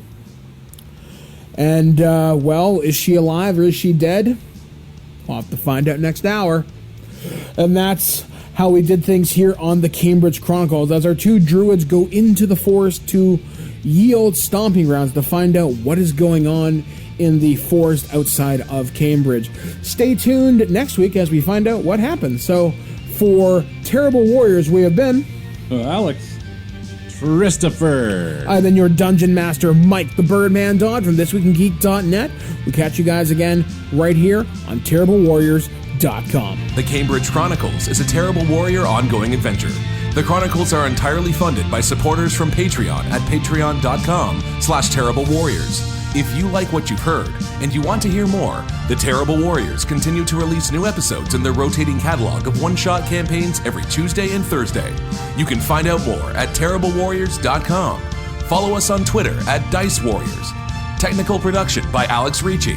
Music written and recorded by Ori Falconer. Artwork by Hess Bell. Your Terrible Warriors of the Cambridge Chronicles are Alex Ricci, Lee Johnston, Tristan Winkworth, and Dungeon Master Mike Dodd. For now, the books are closed, the dice are packed away, and the chips are stuck to the floor. Join us next time, brave adventurer, for the next chapter in the Cambridge Chronicles. At no point in your rambling, incoherent response were you even close to anything that could be considered a rational thought. Thanks for listening to this episode of This Week in Geek. Hungry for more? Check out our website at ThisWeekInGeek.net. You can subscribe to the podcast, browse our Twitter and Instagram, and leave your thoughts on today's topics. If you'd like to give us some feedback, send us an email at feedback@ThisWeekInGeek.net. Tune in next time, and remember, lower your shields and surrender your listenership. We would be honored if you would join us. Thank you for your cooperation. Good night.